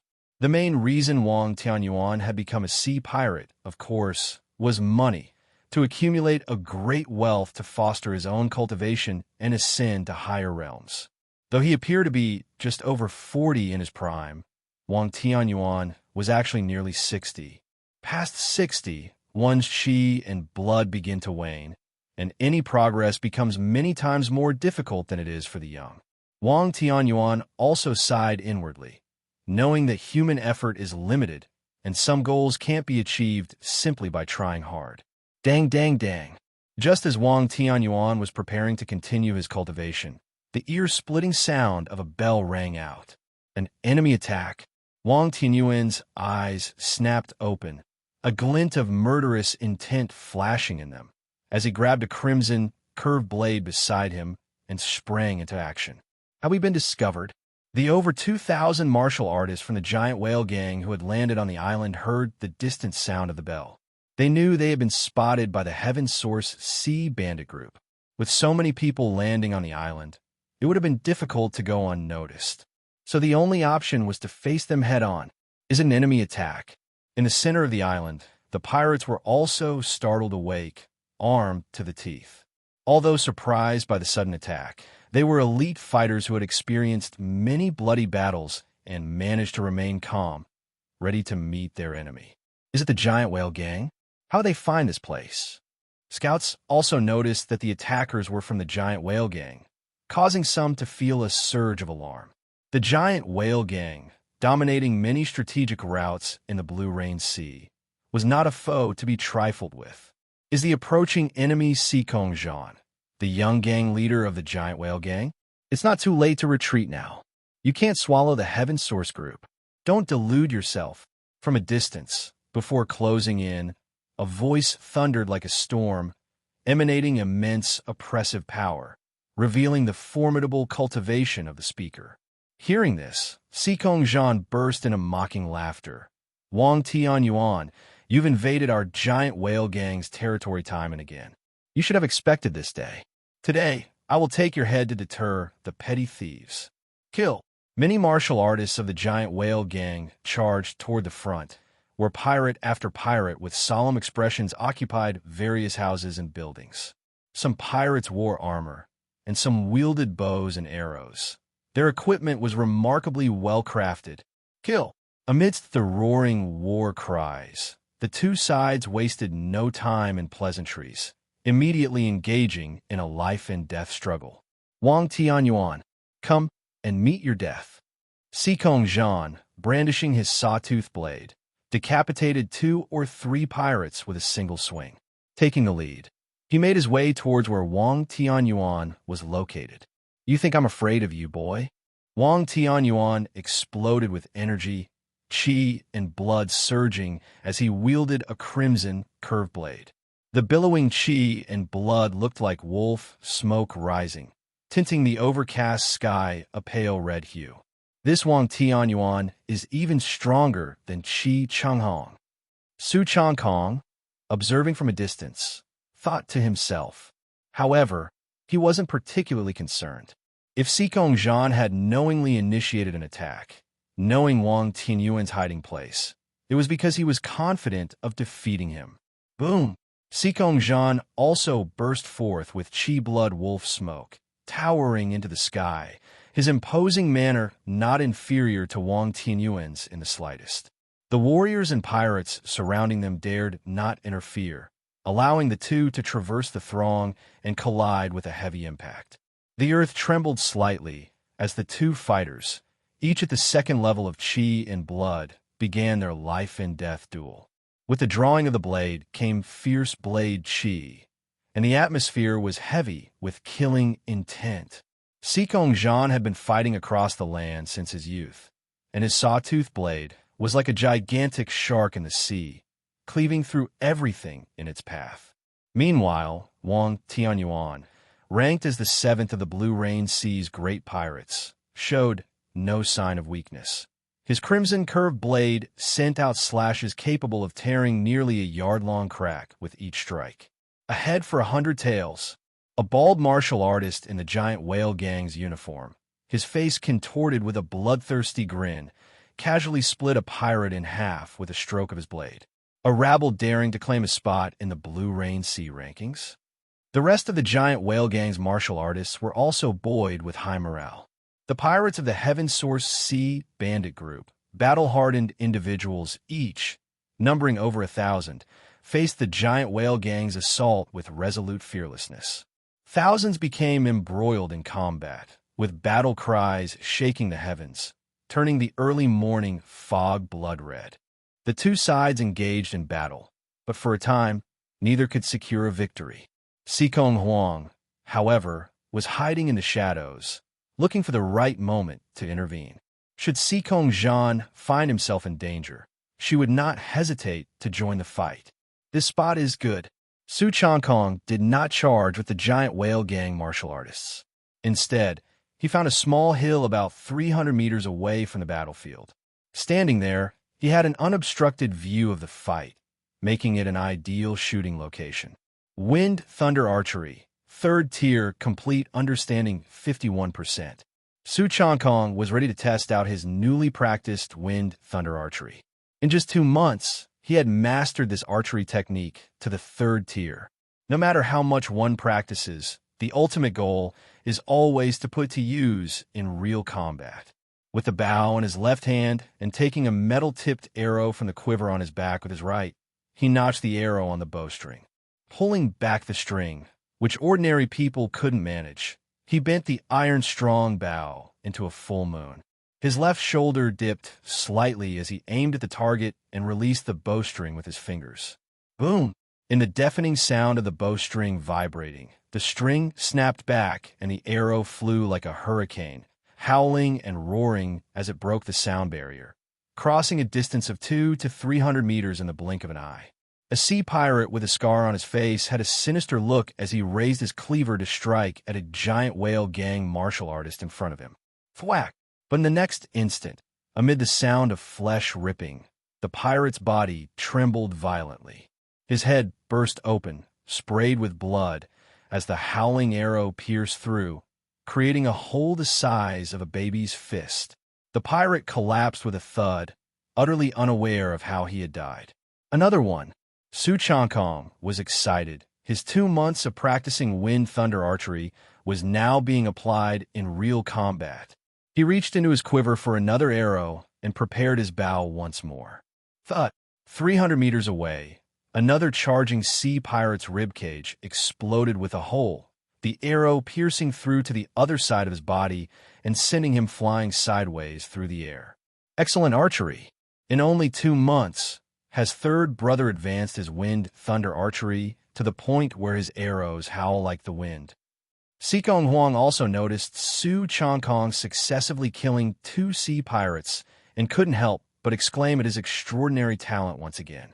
Wind thunder archery is roughly divided into several stages. Arrows howl like the wind, arrows roar like thunder, wind and thunder merge, wind-thunder linked beads. Sikong Huang's own talent in martial arts was that of a genius, and it had taken her a year or 2 to reach this level with wind-thunder archery. Su Changkong had only taken 2 months, a level of martial arts talent that was truly enviable. Even among geniuses, there are levels of distinction. Awesome. In that moment, Su Changkong was utterly lost in the thrill of shooting down his enemies with arrows. At first, he was concerned that his archery might fail, accidentally harming members of the giant whale gang, so he was very cautious. But once he realized his archery wasn't that bad, he loosened up and began shooting bow after bow. In just a short time, he had killed 8 or 9 sea pirates, most of whom didn't even realize how they had died before they were struck down by Su Changkong's arrows to their vitals. Yet Su Changkong's actions had also drawn the attention of the experts from the Heaven Source Sea Bandit group. Damn it, hiding like rats, only daring to harm with hidden arrows. That was a muscular man in leather armor with disheveled hair, standing 6 feet tall. Bloodshot-eyed, he looked towards the small hill 300 meters away and saw Su Changkong drawing his bow. "I'm going to slaughter you." The muscular man roared with rage and charged forward, his body enveloped in a thick chi blood veil. With a single rush, the giant whale gang martial artists blocking his path were sent flying like toys, their bones shattered by the impact. A martial artist of the chi blood realm? He is Su Jiashi, the deputy leader of the Heaven Source Sea Bandit group. The giant whale gang martial artists nearby all avoided the wildly charging, robust man like the plague, their hearts pounding as they recognized him as the second-in-command of the Heaven Source Sea Bandit group. Su Jiashi had been in the Chi Blood realm for many years, having achieved the stage of the Chi Blood 3 transformation, far surpassing those who had just entered the Chi Blood realm. He was capable of fighting 100 adversaries alone. At this moment, he charged at Su Changkong, each step leaving deep footprints in the ground, covering a distance of 2 to 3 zhang in a single bound. Coming at me? Su Changkong naturally also noticed the astonishingly vigorous Su Jiashi, who was rushing toward him. Shoot him! Su Changkong was excited too, as killing such an expert would give a true sense of accomplishment. Whiz! The bow, drawn to its full arc, released an arrow that tore through the air like a hurricane, breaking the sound barrier and aimed straight for the face of the approaching Su Jiashi. But Su Jiashi, nimble in his leap, dodged just as the arrow grazed past his face. It missed him. Continue. Su Changkong did not hesitate and immediately aimed and shot a second arrow. But with Su Jiashi's Chi Blood 3 transformation, his speed and reflexes were far beyond those of ordinary martial artists. He still managed to predict the trajectory of the incoming arrow and dodged it. 300 meters might seem far, an average person needing to sprint for half a minute to cross it. But to an expert such as Su Jiashi, going all out, it was a matter of just a couple of breaths. Su Changkong could only fire 3 arrows. The third arrow arrived as expected, yet this supersonic projectile was still avoided by the agile Su Jiashi. Filthy coward who attacks from the shadows. I'll tear you to pieces. Su Jiashi was not there yet, but the oppressive force of his vast chi and blood, along with his ferocious laughter, was already bearing down. He swore to himself that he would tear this young man in black limb from limb. However, Su Jiashi saw a trace of resignation mixed with coldness in Su Changkong's eyes. If it were my second sister, this Chi Blood realm martial artist would never even get close to her. She'd have shot him down mid-approach. I've only been practicing wind thunder archery for 2 months. Indeed, It's a bit forced to try to kill him. However, archery isn't exactly my strongest suit. Su Changkong's eyes were cold and indifferent. Damn it. As Su Jiashir got closer, Su Changkong showed no signs of panic or fear. This made Su Jiashir's expression even more ferocious. His body surged with qi and blood, and the qi blood veil on his skin almost solidified into substance. Having reached the Qi Blood 3 transformation, he held the second highest position in the Heaven Source C Bandit group with firmness. Su Jiashir channeled his Qi and blood, reaching out with a large hand that carried immense pressure towards Su Changkong. However, at that moment, Su Changkong had put down the strong bow, and his hand rested on the hilt of his sword at his waist, ready to draw and strike. In the next instant, a cold gleam flashed in the air. There was no earth-shattering noise, no dazzling blade chi, just a fine line of light that flashed like an extremely compressed water jet cutting through. Hiss! In a slight sound of tearing, Su Changkong and Su Jiashir brushed past each other. Su Jiashir continued to run forward out of inertia.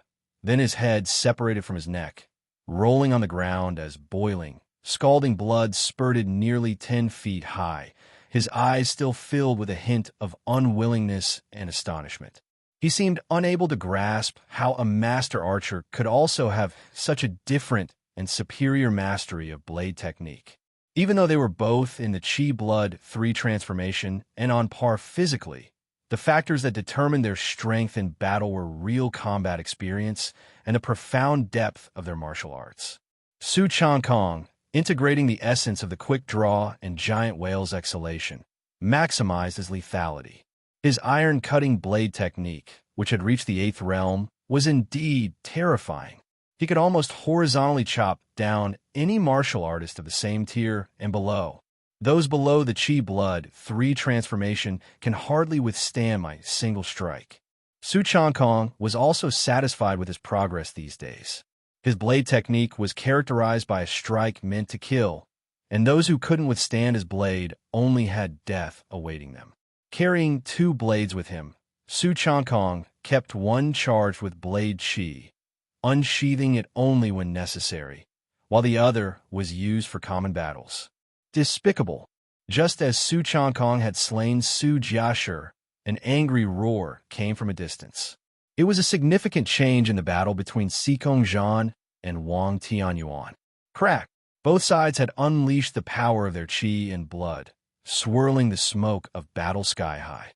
However, amidst the fierce combat, a roar like thunder came through the air, and before the sound arrived, an arrow wrapped in thunder and wind shot forth, faster than the speed of sound. It was Xikong Huang, who had been watching from afar, searching for the right moment to strike. Clang! Wang Tianyuan sensed the lethal threat.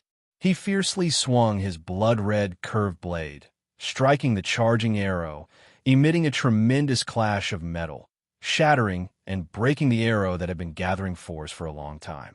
Nevertheless, the corresponding shock made one of Wang Tianyuan's arms go numb. Xikong Huang's long-prepared arrow was indeed terrifying. Hiss! Xikong Zhan didn't miss this golden opportunity and pressed the attack. The massive sawtooth blade violently came crashing down as if a shark was biting. Despite Wang Tianyuan's desperate evasion, one of his arms wielding a blade was still cut off at the shoulder. You lowlife! Wang Tianyuan, sweating coldly in pain, cursed with bulging eyes. He had been fighting Xikong Zhan, but Xikong Huang's arrow from a distance tipped the balance. Xikong Zhan's blade had decided the outcome by severing his arm. This made Wang Tianyuan extremely furious and unwilling. He believed that he had a great chance of victory in a life-and-death struggle with Xikong Zhan. But Xikong Zhan sneered, "This is a war of life and death, not a private sparring match." Xikong Zhan had no intention of engaging in a one-on-one duel with Wang Tianyuan to determine the victor. The longer the fight dragged on, the more potential losses for his side. Allowing Xikong Huang to strike from the shadows to jointly kill Wang Tianyuan was the best strategy to minimize losses. Despite Wang Tianyuan's desperate resistance, Having lost an arm, he undeniably was at half of his combat strength and was beheaded by Su Changkong after a few exchanges. Wang Tianyuan is dead. Holding Wang Tianyuan's head, which stared with unseeing eyes, Su Changkong bellowed loudly. The leader dead? The remaining sea pirates, upon knowing the outcome of Wang Tianyuan's demise, instantly showed drastic changes in their expressions, and despair crept into their eyes. The blow to their morale was imaginable. The young gang leader has killed their chief. Kill. Slay them all. 100 taels of silver for each head. The rest of the giant whale gang martial artists, upon hearing this news, had their eyes turn red with excitement, blood boiling, morale soaring like a rainbow, slaughtering the sea pirates. For each sea pirate killed, there was real silver as a reward.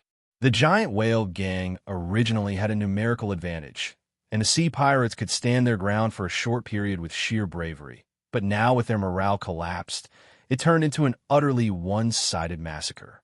The air was filled with continuous piercing screams. The sea pirates had nowhere to escape, and the giant whale gang had no intention of taking prisoners.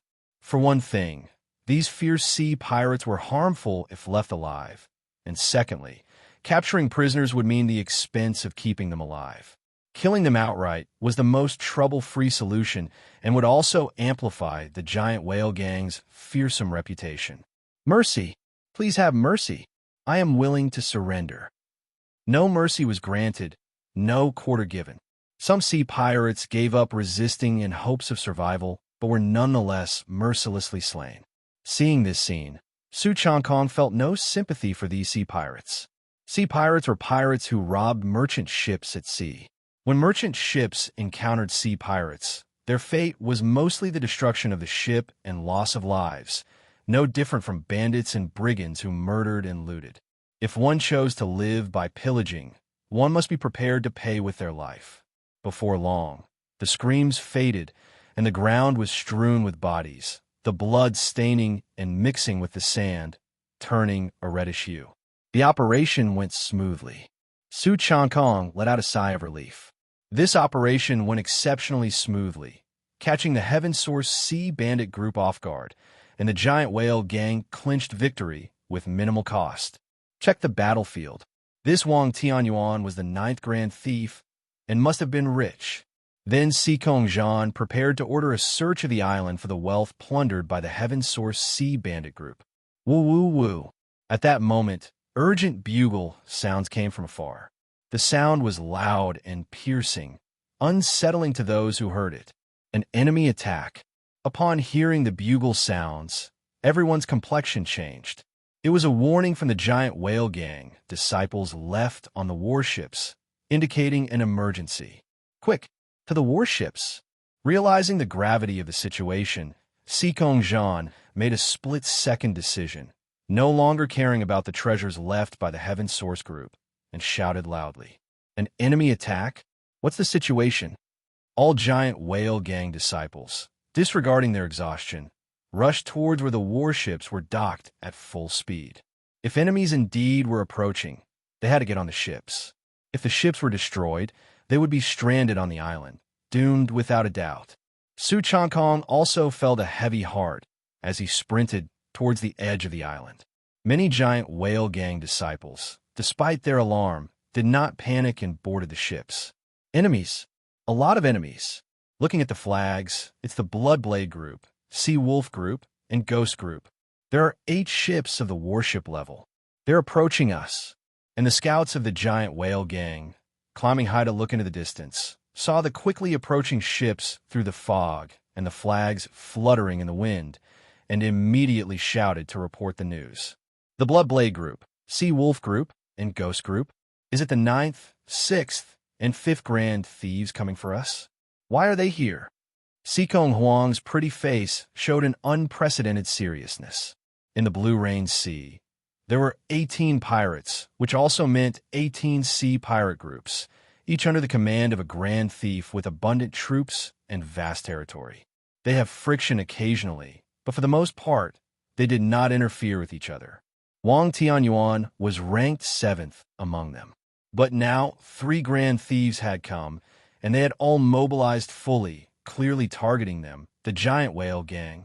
We had just set foot on this island to deal with Wang Tianyuan, and now these three sea pirate groups have followed suit? Someone has betrayed us. Sikong Zhan's face was as dark as water. The operation had been secret, so much so that even the members of the giant whale gang hadn't been told until they were about to arrive at the island. Yet, the three sea pirate groups were hot on their heels. Obviously a long-standing plot. Someone had betrayed them, and Sikong Zhan almost instantly knew who was responsible. Meng Sang. Even though he is the deputy gang leader of the giant whale gang, it's one thing to disagree with me on normal days, but to collude with outsiders against me. Sikong Zhan clenched his teeth so fiercely they made a grinding sound. His face flushed with rage. Factional fighting within a gang was normal. But to join forces with an external enemy against one's own was undoubtedly despicable and contemptible, worthy of the severest punishment. Big brother, Sikong Huang called out from his side. Send the order down. Scatter the 5 warships. Break out. Return to the giant whale gang's port. Sikong Zhan had not lost his cool and immediately issued the command. The 3 sea pirate groups had come prepared, with 8 warships at their disposal. A direct battle would most likely result in their complete annihilation. The only option was to break out and minimize the losses. Everyone was already aboard. The flags were unfurled, and the sailors in the hold were rowing fiercely, propelling the giant whale gang's 5 large ships away into the distance. They've spotted us? No need to hide anymore. Speed up. Today we'll make sure the giant whale gang never dares to sail again. On a 100-meter class warship flying a wolf head flag, a disheveled man with a knife scar by his eye, like a ferocious wolf, roared with laughter as he gave the order. Sikong Zhan, last time, you escaped by a fluke and kept your life. Today we fight again. On another warship, a tall, thin man with triangular eyes and a paper-pale complexion let out a wild roar, his voice traveling nearly 10 miles over the sea, revealing his deep cultivation. This tall, thin man was none other than the 5th Grand Thief, Shattered Soul Hanley Hun, who had clashed with Sikong Zhan several months prior. In that battle, Sikong Zhan was gravely wounded and needed several months to recover. The giant whale gang's reputation in the Blue Rain Sea is too prominent. Today, they dare to make a move on Wang Tianyuan, so nobody can guarantee they won't turn on us. They must be dealt a heavy blow in return. And a man with a blood-colored longsword hanging by his waist also had a cold look in his eyes. 3 sea pirate groups had learned that the giant whale gang intended to move against Wang Tianyuan and decided to join forces to confront the giant whale gang. In the Blue Rain Sea, they had already had conflicts of interest. The giant whale gang was the most powerful, and Sikong Yong had once caused the pirates to tremble with fear, leaving behind enmity. Now was their chance to take revenge. Meng Sang. Aboard the Black Whale, Su Changkong had a dark expression, knowing that the 3 sea pirate group's attack was definitely related to Meng Sang, and his desire to kill grew even stronger. Above the sea, the giant whale gang's 5 warships sailed at full speed, with sea pirate ships in the fog chasing relentlessly. Don't let them escape. Chasing down other ships on the sea wasn't so simple. The speeds were similar, and the pirates aboard could hardly contain their eagerness, as if they wanted to carry the ships on their backs. The chase continued for miles. Turn the rudder. Turn the rudder. On the Black Whale, a scout in the crow's nest suddenly changed his expression and urgently yelled down. On the side of the Black Whale, a warship unfurled its sails, speeding along with the wind, heading straight for the Black Whale with a reinforced ram at its prow. Ship-to-ship collision was one of the most effective means in naval combat, but usually it resulted in mutual damage and was not resorted to lightly. However, the 3 sea pirate groups were desperate for a victory and took advantage of the wind direction to command a distant vessel to cut off and execute a direct hit. Attack them. Don't let them get close. The frantic cries on the Black Whale were nonstop. The Black Whale was equipped with long-range trebuchets, with giant mechanical arms launching massive stones, hundreds of pounds each, into the air, creating arcing trajectories towards the incoming sea pirate ship. Boom, boom, boom. The huge stones crashed onto the deck, making large holes, but sinking such a 100-meter class warship was not so easy. There were also martial artists drawing bows and shooting arrows at the approaching sea pirate ship, but they could not prevent the pirate ship's approach, despite the black whale's helmsman frantically turning the rudder to widen the gap. Even among the martial artists of the giant whale gang, many were highly skilled, but in this situation, they could only watch helplessly as the sea pirate ship, carried by the wind, got closer and the reinforced ram brutally struck the black whale. Boom! Waves several zhong high surged on the sea as the black whale violently shuddered, accompanied by the crackling sound of splintering wood. The sea pirate's ram pierced straight into the hull of the black whale. The intense shock from the collision caused many of the giant whale gang's martial artists aboard to lose their footing, falling to the ground, while others were thrown into the air, flung overboard, and smashed into the waters below. Su Changkong's feet were firmly planted on the deck, keeping himself from being thrown off, but he felt a slight sinking in his heart, knowing that things had gotten troublesome. Huang third brother, take the spare speedboat and leave. Sikong Zhan was bracing himself against the ship's wall as he hurriedly said to Sikong Huang and Su Changkong. Now that the black whale had been impacted, it had lost its ability to move and would surely be surrounded by the other pirate ships that were closing in. Its destruction was inevitable. What they could do was to minimize the losses. On the black whale were small speedboats, which offered a chance of escape. What about you, big brother? Sikong Huang urgently asked. I will leave on another boat. Third brother, take her and go.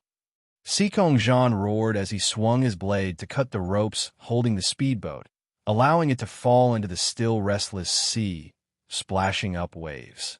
Su Changkong pressed Sikong Huang's shoulder, leading her to jump from the deck and into the speedboat. And me. Other giant whale gang martial artists nearby had come to their senses and hurriedly jumped towards the speedboat, scrambling over each other, as a speedboat could seat no more than 10 people at most. Several people pulled the oars together, and the small boat sped away quickly toward the distance.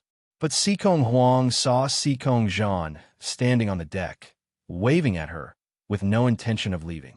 There were only 4 or 5 spare speedboats on the black whale, capable of carrying only a few dozen people, while there were at least 500 aboard the black whale. Clearly, it was impossible for everyone to leave by boat. It was my misjudgment that led to today's situation. I have no face to occupy a spot for escaping. Sikong Zhan's mouth twitched with bitterness. He blamed himself, feeling that the ambush by the 3 sea pirate groups was largely due to his own impatience for success. Now, with the black whale damaged and immobilized, 90% of the martial artists on board would lose their lives. Under such circumstances, Sikong Zhan did not allow himself to flee, as he felt he would have no face to meet the other brothers in the gang, even if he survived. Therefore, Sikong Zhan chose to stay on the ship and fight to the death, to buy a little time for the others. Big brother. Normally steadfast, Sikong Huang's eyes filled with glistening tears as, knowing him well, she already understood his choice, and all she could do was respect Sikong Zhan's decision. Su Changkong, too, was somewhat silent. If he were in Sikong Zhan's position, he would likely choose to save his own life, for with life, he would not worry about running out of firewood as long as the hills lasted. But that was Sikong Zhan's character. He valued honor and dignity more than life itself, and Su Changkong could understand that too. He could only sigh inwardly, hoping that fortune would favor Sikong Zhan and that he might yet survive. Kill them. And on the sea pirate ship that had collided with the black whale, boarding planks were lowered, and many bloodthirsty sea pirates clambered aboard the black whale, treading the planks. Sikong Zhan is here.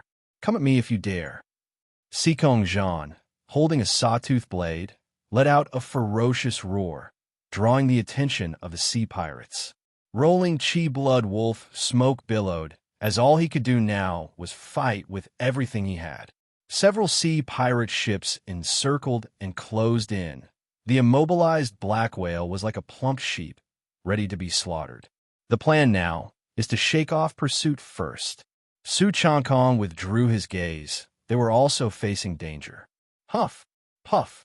On the speedboat, several members of the giant whale gang were rowing with all their might, propelling the boat to its maximum speed as they raced in the opposite direction of the sea pirate group.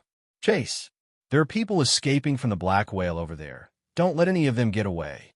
Not far away, a sea pirate ship more than 10 zhang long was in hot pursuit. The excitement of a sea pirate at the bow was evident, and from the unfurled sails painted with a blood-colored blade pattern, it must be from the Blood Blade pirate group. Bang! Sikong Huang's beautiful face was filled with a murderous aura as she drew her bow and knocked an arrow, pulling it to a full draw.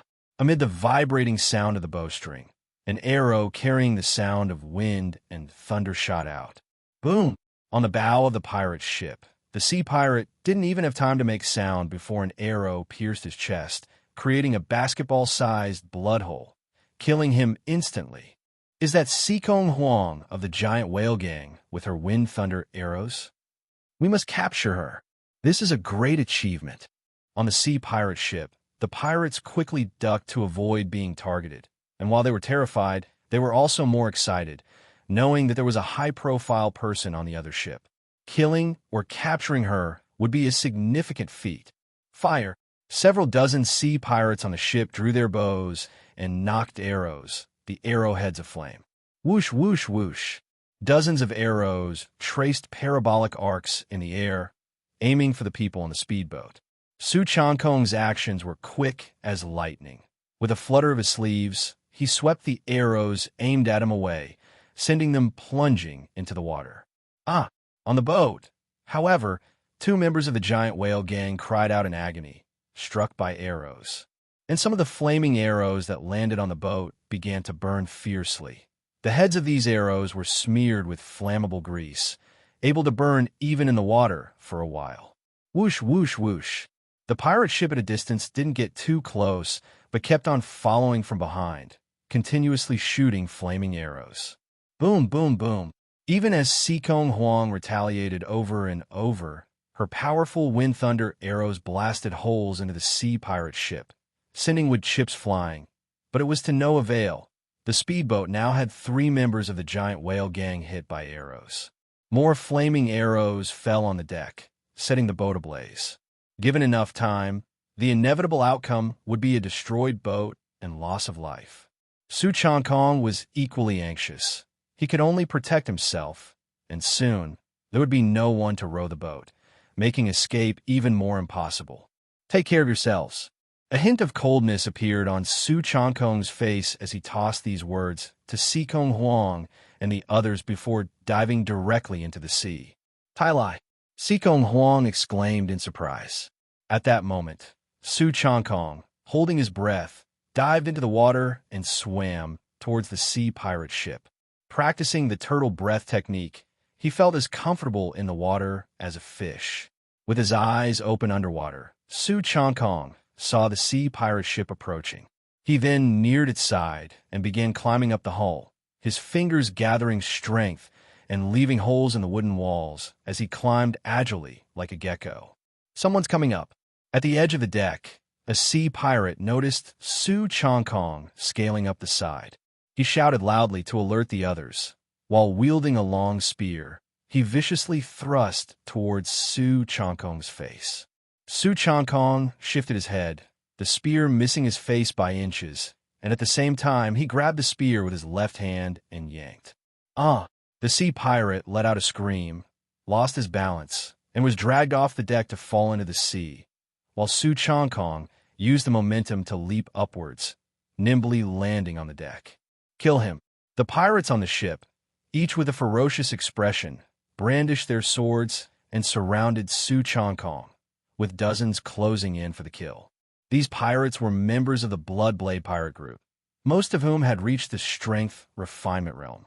Their power was quite formidable, but Su Changkong held a pin-up breath, and now he let it all out. Hiss!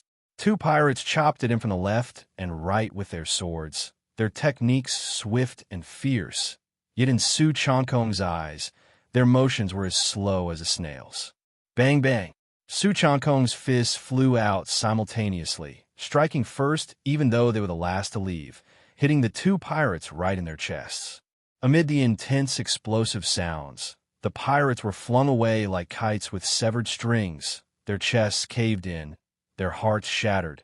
Instantly ceasing to beat, they fell dead on the spot. I need to deal with them as quickly as possible and then get back to the ship.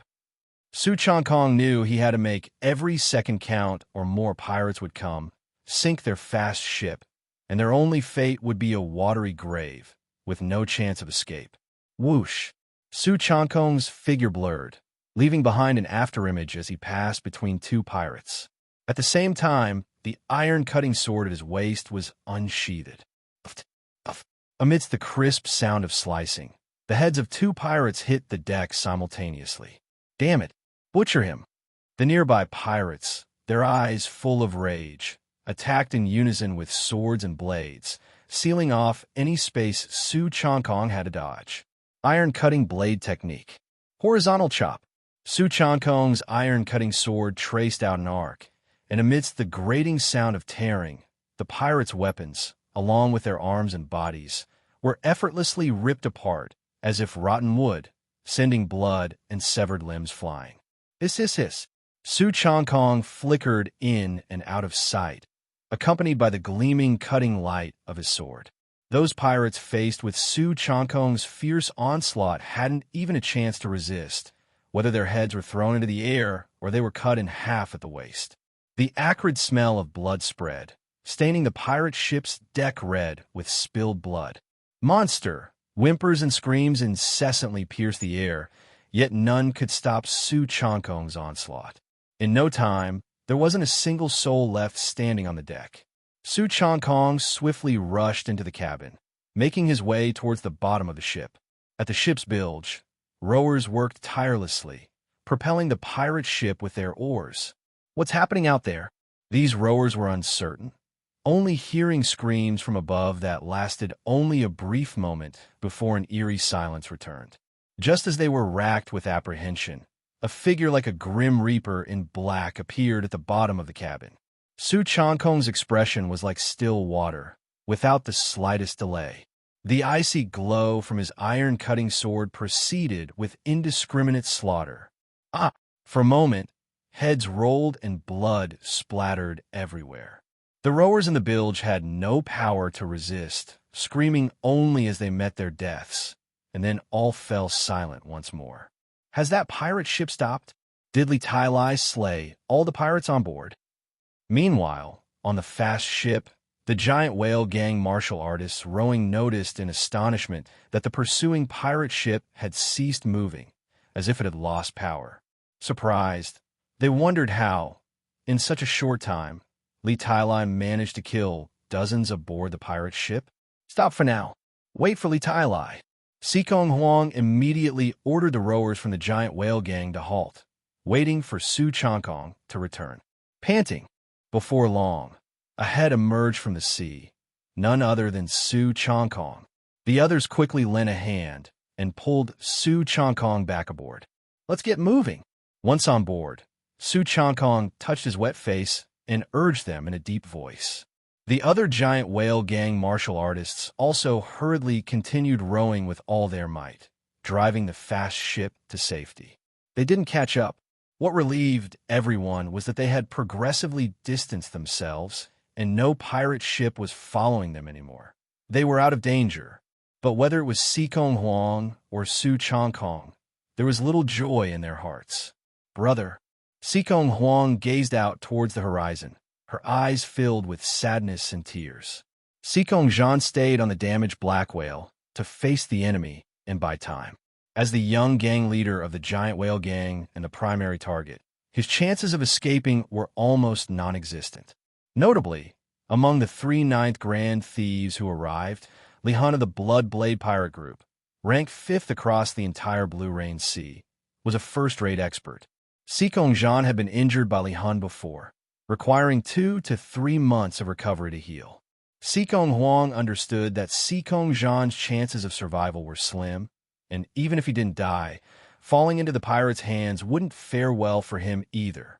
Meng sang, Su Changkong's killing intent towards Meng Sang soared to its peak in his heart.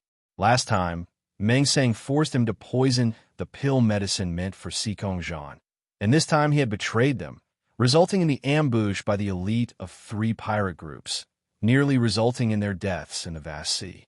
Su Changkong unquestionably harbored a murderous intent for Meng Sang. On the ship, nearly 10 people took turns rowing towards the port of the giant whale gang. It took a whole day and night before the fast boat finally reached the port. Second miss. At the port, the giant whale gang disciples on guard duty spotted the approaching Su Changkong and others. They all breathed a sigh of relief upon finding Xikong Huang safe and sound. After docking and disembarking, Su Changkong saw that of the 10 battleships originally moored at the port, each 100 meters long, only 8 remained. What is the situation? Although her heart was heavy with grief, Xikong Huang concealed it all and inquired about the current situation from a giant whale gang disciple. The giant whale gang disciple spoke with a face full of sorrow. Attacked by 3 major sea pirate groups, we fought bravely to break through, but only 3 battleships safely made it back. The black whale and white whale did not escape. Upon hearing this, Xikong Huang silently nodded. 2 battleships, nearly 1,000 giant whale gang disciples, including the young gang leader Xikong Zhan, failed to return. Increase the vigilance lately. Bring more experts from within the gang to prevent those sea pirates from attacking the port. Eventually, Xikong Huang issued the command. Without a doubt, this loss for the giant whale gang was too devastating. Just the cost to build 200-meter-long battleships was immense, not to mention the nearly 1,000 giant whale gang disciples lost on board. News of this incident, if spread, would be enough to shake the martial world of Ink Forest Prefecture City. The giant whale gang had suffered an unprecedented major loss. Everyone was hoping for a miracle. But after 3 full days had passed with calm seas and no sign of Xikong Zhan returning from overseas, everyone knew that his defending the black whale meant his chances were grim. Inside a large hall of the giant whale gang, Su Changkong practiced his breathing and cultivation, keeping to his daily routine. 4 days have passed since that battle at the Blue Rain Sea, and the atmosphere within the giant whale gang has been grim. Having completed a cycle of breathing and cultivation, Su Changkong silently sighed. The once renowned giant whale gang of Ink Forest Prefecture City, now heavy-stricken by the sea pirates, shook both internally and externally. Some hot-blooded giant whale gang disciples wanted to rally the elite within the gang to eradicate those sea pirates in the Blue Rain Sea. But, firstly, these sea pirates were itinerant. Their exact hideouts on the islands of the Blue Rain Sea remained unknown. Secondly, some giant whale gang disciples felt it was necessary to recuperate before initiating a forced battle. Winning would be great, but if it led to another devastating loss, the situation could worsen, sending the giant whale gang into an even deeper plunge. Within the giant whale gang, some from the leader faction suspected a too convenient coincidence, believing that right after Xikong Zhan had taken heavy forces to deal with Wang Tianyuan, the 3 major sea pirate groups arrived in sudden conjunction, seeming like a betrayal. Naturally, suspicion fell on Meng Sang. However, without concrete evidence, disciples from Meng Sang's faction accused Xikong Zhan of making the decision himself. Now that a catastrophe had occurred and he had involved himself in it, blaming others seemed utterly unreasonable. Where is the gang leader?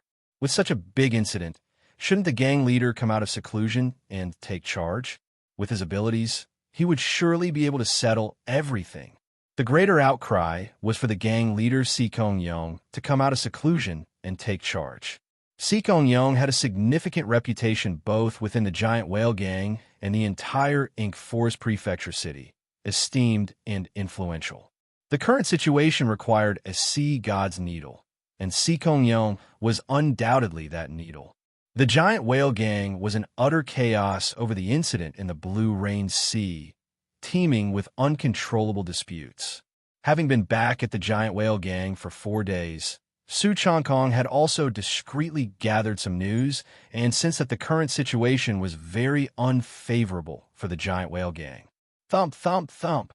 The heavy doors of the grand hall were knocked, and Su Changkong knew it must be Sikong Huang. So, Su Changkong stood up to open the door. Outside, a slightly haggard Sikong Huang appeared at the doorway. In the past few days, Sikong Huang had undoubtedly endured enormous pressure. Not only was her own brother's life in jeopardy, but she also had to try calming the gang members as much as possible. It wasn't just Sikong Huang who arrived. Beside her stood an elderly man with white hair and beard, nearly half his teeth missing, and extremely aged. "Come in and let's talk." Su Changkong glanced at the old man beside her, but, knowing Sikong Huang brought him, assumed he must be trustworthy, and so they entered the hall to talk.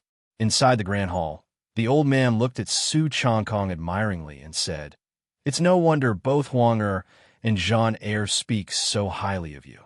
You truly are a sight to behold, a young hero." Respected elder Su Changkong was not swayed by the praises and was somewhat puzzled by the man's identity.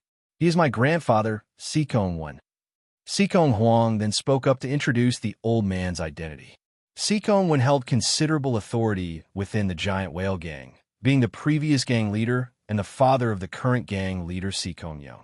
Sikong Wen was once a prominent figure in Ink Forest Prefecture City, but as he grew old and fortunately had a son late in life, Sikong Yong, he stepped down and handed over the Giant Whale Gang to his son.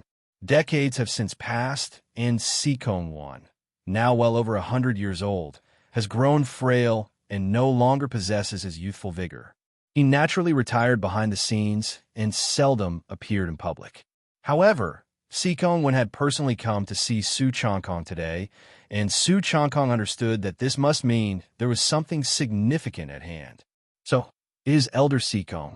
I have long heard of Elder Sikong's eminent reputation." Su Changkong offered a complimentary remark casually. Then he shifted his tone and asked, "Has Elder Sikong come to see me for some task?" Sikong Wen sighed as he spoke. "Last time, I heard that little brother Su had impersonated Jean Eyre and helped him deal with the threat from Meng Sang." Su Changkong listened silently. Sikong Wen continued with a sigh. "By now, you must have heard about the situation within the Giant Whale Gang. Jean Eyre used to have a considerable reputation within the gang, but is now missing, presumed dead. Meanwhile, Meng Sang is full of ambition. Although he has not yet made a move, I believe he is waiting for things to settle down before he strikes, seizing control of the great power of the Giant Whale Gang." Su Changkong was well aware of this. In recent days, Meng Sang had kept a surprisingly low profile, not expressing many opinions, but this was just to avoid suspicion and idle gossip. Many suspected that the incident at Blue Rain Sea might be a problem caused by Meng Sang's side. Meng Sang wouldn't act openly at such a time when he was under close scrutiny. But once some time passed and the storm had settled, with Sikong Zhan gone, almost no one in the leader faction could compete with Meng Sang. At that time, it would be natural for him to ascend to the position of gang leader. Couldn't this situation be resolved if gang leader Sikong Yong came out of seclusion? With his prestige, or would Meng Sang dare to act recklessly? With just one word, he could unify the Giant Whale Gang. Su Changkong couldn't help but voice the doubt in his heart, a doubt shared by many within the Giant Whale Gang. The biggest reason for the current situation of the Giant Whale Gang was that gang leader Sikong Yong had been in seclusion for many years, without any news, leading others to become suspicious. Sikong Wen's expression changed, and he opened his mouth, trying to think of what to say. Sikong Huang, on the other hand, said, "Grandfather, let me tell him. He is not an outsider. There's no harm in telling him." Alas, Sikong Wen sighed and shook his head in silence, but did not stop Sikong Huang. He understood that if he wanted Su Changkong to help the Sikong family, he had to show sincere trust by telling him all the key details. Otherwise, there was no hope. Sikong Huang looked at Su Changkong, her face tinged with sadness. "It's not that my father doesn't want to emerge from seclusion to manage the gang's affairs. It's that he can't, because he has passed away. The gang leader is dead." These words were undoubtedly like a bolt from the blue sky. Even though Su Changkong had his suspicions, he still froze, shocked and astonished. Sikong Yong had been in seclusion for many years, and there had been many speculations about it, such as mishaps in practicing martial arts, becoming possessed by devils, or perhaps he wasn't in the giant whale gang at all and had gone elsewhere to travel, to seek a breakthrough. Some had even speculated that Su Changkong might no longer be alive, but this seemed implausible. Su Changkong was still in his prime years, at the peak of his life, and his martial arts were so powerful that he was considered one of the top masters in Forest Prefecture City. Who could possibly threaten him? If he had fought with a master and got injured or died, the news would have spread far and wide. But now Su Changkong had personally revealed Su Changkong's situation. He hadn't been in the critical moments of practicing his martial arts, nor had he encountered any misfortune in his training. The reason he hadn't appeared publicly for 5 to 6 years was simple. He had died. Coming from anyone else, this fact would be met with skepticism. But Su Changkong was Su Changkong's own daughter, lending credibility to her words. How did the gang leader die? There can't be more than a handful of people in Forest Prefecture City who could threaten him with his abilities, right? Su Changkong couldn't help but press for answers. Su Changkong was dead, but what had led to his death? Su Changkong clenched her silver teeth. He was murdered. It happened on a night 7 or 8 years ago when I was still young. My father suddenly sensed something and left the giant whale gang all alone, only to return home quietly 3 days later. At that time, my father was seriously injured, covered in blood, his internal organs shattered, with nearly half of his heart missing, countless broken bones throughout his body, and innumerable wounds and cracks on his skin. He barely made it home on his last breath to say goodbye to my brother and me. Su Changkong's face showed a mix of anger and fear. In Su Changkong's eyes, Su Changkong was undoubtedly a legendary figure in Forest Prefecture City, renowned since his youth and respected for his fighting abilities. Anyone who mentioned Su Changkong would speak with utmost reverence for his power. Yet such a man, in his prime and counted among the city's most powerful, had met with a formidable opponent, returned home gravely injured, barely held on just to get home, and before he could speak 2 words, succumbed to his deadly wounds and died on the spot. This left an indelible mark on Su Changkong, who had seen her seemingly invincible father die before her eyes. Su Changkong, too, was full of sorrow and gravity. Young Heir's death was unexpected for everyone. At that time, Jean Heir and Huang Er were too young to take on great responsibilities, so I strictly ordered the Su Changkong family to keep this news sealed, only telling the outside world that young Heir was in seclusion, aiming for a higher realm. Who in the world could have killed gang leader Su Changkong? Su Changkong was filled with shock. In the giant whale gang, he had heard countless stories of Su Changkong's strength and prestigious reputation. Having cultivated the whale technique to an immensely advanced level, every time he engaged in battle, the outcome was almost a crushing victory. Yet such a figure, on one night 7 or 8 years ago, had fought an unknown powerful enemy, been defeated, and died from his wounds. The reason for keeping his death from the public was that Su Changkong's demise was a matter of great importance. If it became known, it would undoubtedly cause upheaval and give opportunists a chance to strike, and that's why it was kept secret. The original plan was for Su Changkong to grow a little more before he took over the position of gang leader. But now, the once well-behaved Meng Sang had revealed his wolfish ambition, opposing the Su Changkong family at every turn. Now, Su Changkong's whereabouts were unknown following the Blue Rain Sea incident. Su Changkong shook his head and sighed. The identity of the assailant who severely injured young Heir is unknown. Even if his identity were known, revenge would likely be impossible. Anyone capable of killing Su Changkong must possess strength beyond imagination, and the Su Changkong family had nearly given up on any hope of revenge. This gang leader position, letting Meng Sang take it, is not so bad. But Meng Sang is a man who must report every grievance. Once he assumes the position of gang leader, I fear it won't be long before our Su Changkong family has no place to exist within the giant whale gang. Su Changkong's aged face grew even more aged. If there were a suitable candidate within the giant whale gang, then abdicating in favor of someone wiser would be fine, but Meng Sang was clearly not the suitable candidate in Su Changkong's eyes. Once he became the gang leader, he would definitely target the Changkong family everywhere. With his personality, he might even drive the giant whale gang to decline. What can a younger generation do? Su Changkong asked. Changkong had even informed him of the important news that Changkong was already dead, which indicated that the former had some request in mind. But Su Changkong knew that with his current abilities, he stood little chance against Meng Sang. Changkong stared at Su Changkong and said, I want little friend Su to impersonate Young Air to cope with the current situation. Upon hearing this, Su Changkong's mouth twitched slightly. Last time, letting him impersonate Changkong was tolerable, since Changkong was just severely injured and outsiders wouldn't suspect that his swift recovery was due to a switch of person, but rather because he had consumed some miraculous pills that healed his injuries in a short period of time. But Changkong was different. After being in seclusion for many years, outsiders had all sorts of speculations about his situation. At this time, him impersonating Changkong popping up out of nowhere, others weren't fools. They would definitely suspect his identity. For example, Meng Sang had burned down the Xuanwu Pavilion and repeatedly tested the waters. Changkong never emerged from seclusion. Meng Sang was convinced that something was wrong with Changkong, even that he was no longer in this world.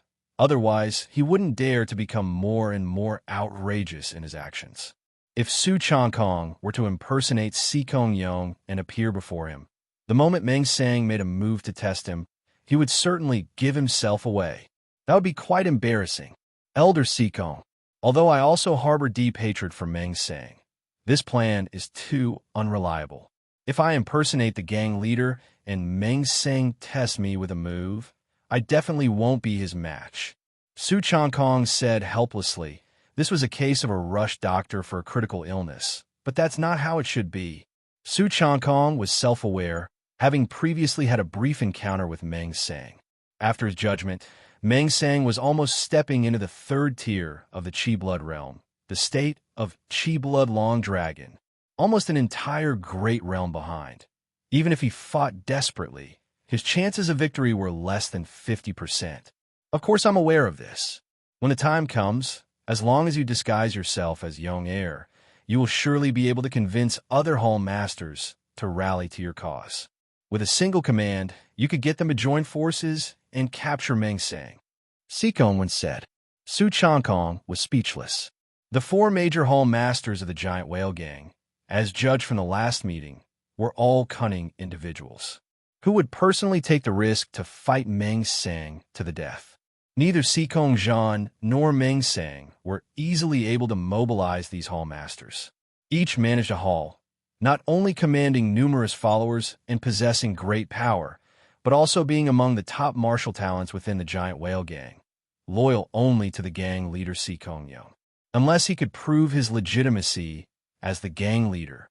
Otherwise, getting them to act against Meng Sang was impossible. Otherwise, Changkong wouldn't have tried so hard to enhance his own strength and amass prestige. He would have simply joined forces with the four major Hall Masters to capture Meng Sang. If Changkong really had an accident and Meng Sang was stronger than Changkong, then it was only natural for the stronger individual to assume the position of gang leader, especially since Meng Sang was the second in command of the Giant Whale Gang. Changkong said with sincerity on his face. Besides this, our Changkong family will exhaust all resources to ensure that little friend Su's strength grows rapidly. You cultivate the giant whale skill, and with the help of these resources, a Qi blood metamorphosis in a short period of time to enter the realm of Qi blood wolf smoke is highly possible. This statement stirred Su Changkong's heart. Currently at Qi blood 3 transformation, with one more blood refining, Su Changkong could undergo a qualitative change and reach Qi blood 4 transformation, the realm of Qi blood wolf smoke, which was a significant enhancement.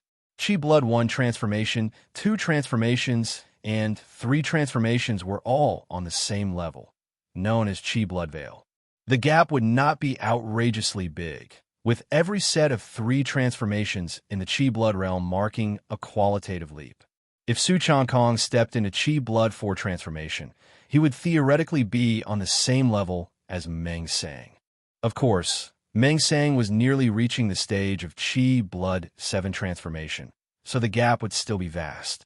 Seizing the moment, Su Changkong, when pressed on, since you, little friend Su, are capable of the giant whale skill and have reached Qi Blood 4 transformation, you only need to show a certain level of skill to mostly convince everyone of your identity. You don't need to personally handle Meng Sang. With a single command, the entire giant whale gang would be your support, surely capable of capturing Meng Sang. Su Changkong had personally sought out Su Changkong because there was indeed a viability to this approach. Su Changkong knew the whale technique that only the gang leader would possess. If he displayed the whale technique before the 4 major hall masters and all the gang members, as long as they believed his identity, with the authority of Su Changkong and under the pretext of executing a traitor of the giant whale gang, he could mobilize everyone in the giant whale gang to besiege Meng Sang. It sounded easy, but implementation was certainly not that simple. If the 4 major hall masters were skeptical, or if Meng Sang fought back desperately without regard for his own life, the plan could fail, leaving no room to maneuver.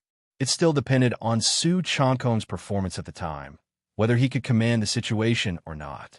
Of course, with everything there was a possibility for success or failure. If this matter were foolproof, Su Changkong, the retired gang leader of many years, would not have needed to personally seek out Su Changkong. Su Changkong was considering. Between Qi Blood 3 transformation and Qi Blood 4 transformation, there was a significant bottleneck, necessitating vast resources. Since the Su Changkong family belonged to the gang leader faction, they certainly had the foundation to support him in breaking into Qi Blood 4 transformation in a short period of time.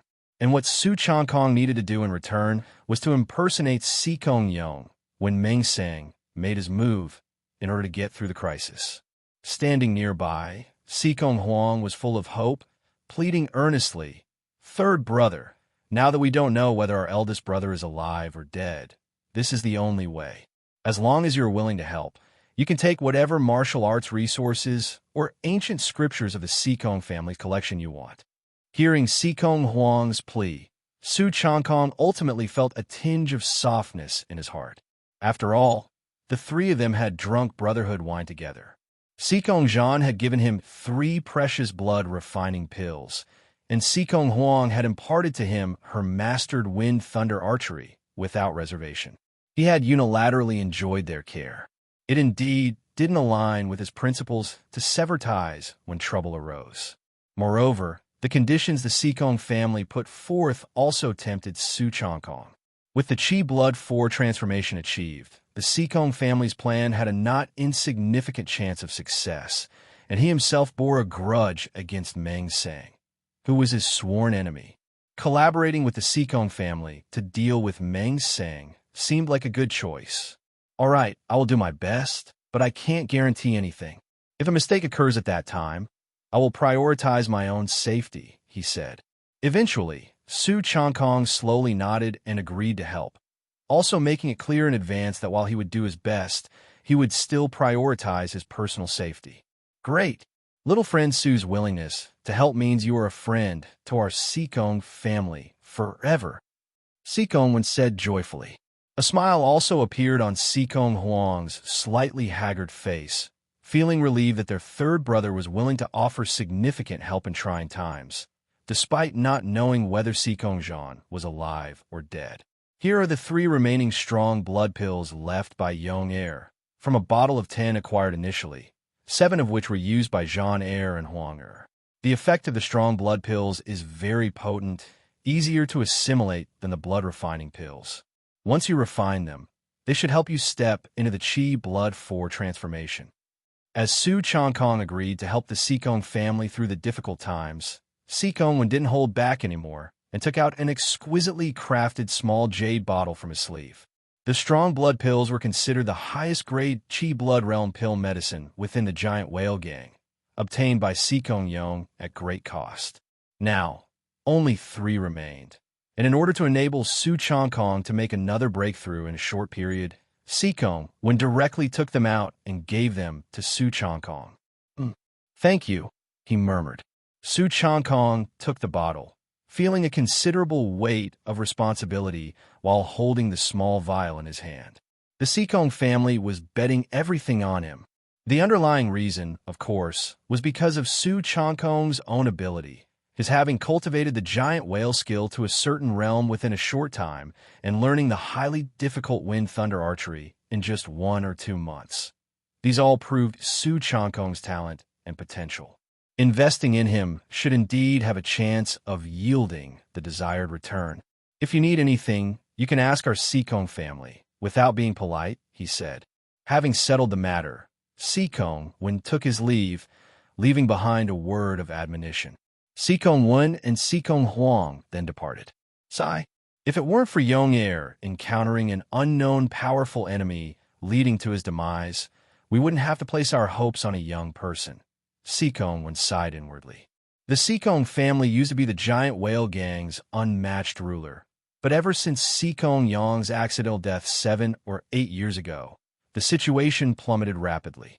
The young gang leader, Changkong Zhan, was comparatively promising, but Meng Sang wasn't willing to let him grow further, likely colluding with sea pirates, leading to the incident in the Blue Rain Sea. Third brother. He is not an ordinary person. He might truly create a miracle. Changkong Huang thought silently. Although she didn't spend much time with Su Changkong, his mysteries and capabilities far exceeded expectations. In the Great Hall, only Su Changkong remained. He composed his mind, his gaze fixed on the jade bottle in his hand. I don't know when Meng Sang will strike. Before that, I can't afford to waste time. I must refine these 3 strong blood pills as soon as possible, triggering a Qi blood metamorphosis to have some capital to compete with Meng Sang. Su Changkong poured out a strong blood pill. The pill was blood red, crystal clear throughout, and as stunning as a ruby, which not only required precious herbs to make, but also needed the skills of an alchemy master to have a chance of being successfully crafted. Even Changkong Yang had left only 1 bottle for his own children. Gulp! Su Changkong swallowed a strong blood pill, beginning to refine it. The potency of the strong blood pill was immense, many times more so than the blood-refining pills he had taken before, and unlike the violent nature of the blood-refining pills, which could harm the body and were harder to assimilate. Strand by strand, the potency infused into Su Changkong's body, absorbed and transformed into qi and blood, enlarging his own strength. If it were an ordinary Qi blood realm martial artist try to refine 3 strong blood pills, it would probably take nearly a year, but given the special constitution Su Changkong developed from cultivating the giant whale skill, he estimated it would take about 2 to 3 months to refine them all. By then, Su Changkong would undergo a blood refining, a Qi blood metamorphosis, stepping into the Qi blood wolf smoke realm. It's not enough, still not enough. Even if I step into the realm of Qi blood for transformation, there is still a significant gap between me and Meng Sang. If I can't deter the higher-ups of the giant whale gang at that time, and my identity is exposed instead, I will surely become a target for all. I need to strengthen myself as much as possible. Su Changkong, sitting cross-legged, was nevertheless somewhat unsettled. To impersonate Changkong Yang and face Meng Sang, it was highly probable that he would have to fight to the death with Meng Sang, who, despite his undesirable personality, indeed had the power to be ranked 2nd in the giant whale gang. Su Changkong had just advanced to the Qi blood wolf smoke realm, and his odds of victory against his opponent were not high. He must devise a way to strengthen himself. In the realm of martial arts, achieving the Qi blood 4 transformation in a short time with 3 strong blood pills is already the limit. Since that's the case, I can start with martial arts skills. Su Changkong thought to himself, the existence of martial arts skills is to make the strong stronger and enable the weak to defeat the strong. Su Changkong's fist technique and blade technique had reached an extremely high level, allowing him to easily kill peers at the same Qi and blood realm. But as easy as it was to say, it was difficult to do. Su Changkong, although he practiced the 5 animal frolics diligently, knew that to achieve a qualitative breakthrough at this stage wasn't something that could be done overnight. The iron cutting blade technique had just entered the 8th realm 2 months ago. I can take a look at other martial arts secret manuals for inspiration. Tomorrow morning, I'll go check out the ancient scriptures of martial arts collected by the Su Changkong family. Su Changkong also thought of checking other martial arts secret manuals. It wasn't necessary to practice them all, as long as he read and studied more, increasing his understanding and knowledge of the martial arts. It wasn't out of the question that he could gain insight by analogy and make progress. The night passed without event, and Su Changkong spent it assimilating the strong blood pill. The next morning, Su Changkong dressed up and, under the guise of Li Tai Lai, sought out Sikong Huang to explain his request. You want to peruse the martial arts secret manuals? You can. Our Sikong family has copies of all the secret manuals from the Xuanwu Pavilion of the Giant Whale Gang. Sikong Huang immediately agreed to Su Changkong's request. They didn't know when Meng Sang would make a move, so it was crucial to strengthen Su Changkong's abilities as much as possible during this time.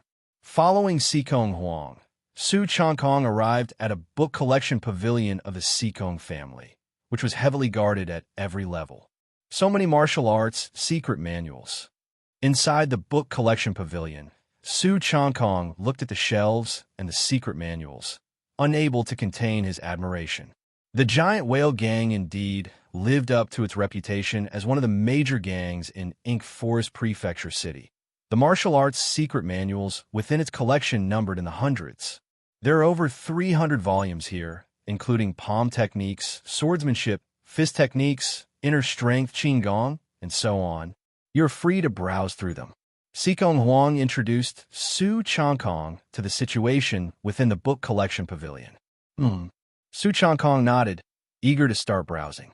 Seeing this, Sikong Huang left the pavilion to avoid disturbing him.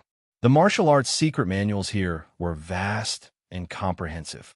In the Giant Whale Gang, disciples within the gang needed to achieve merits before they earned the privilege to choose and learn one or two martial arts skills. However, now Su Changkong was allowed to browse at will. Inner Strength Mysterious Water Skill, the Hard Skill Golden Bell Cover, the Qigong Mayfly Body Technique. There was a variety of martial arts secret manuals, and Su Changkong was dazzled by the options. I should look at blade techniques and fist techniques first. Su Changkong decided to start with what he was proficient in. Chasing Wind, 12 Blades, Flying Leaf Blade Technique, Unfeeling Tyrant Blade. The blade technique's secret manuals were numerous, and Su Changkong flipped through them one by one. Many had valuable elements, and quite a few key points of these blade techniques resonated with the essence of Su Changkong's iron-cutting blade technique.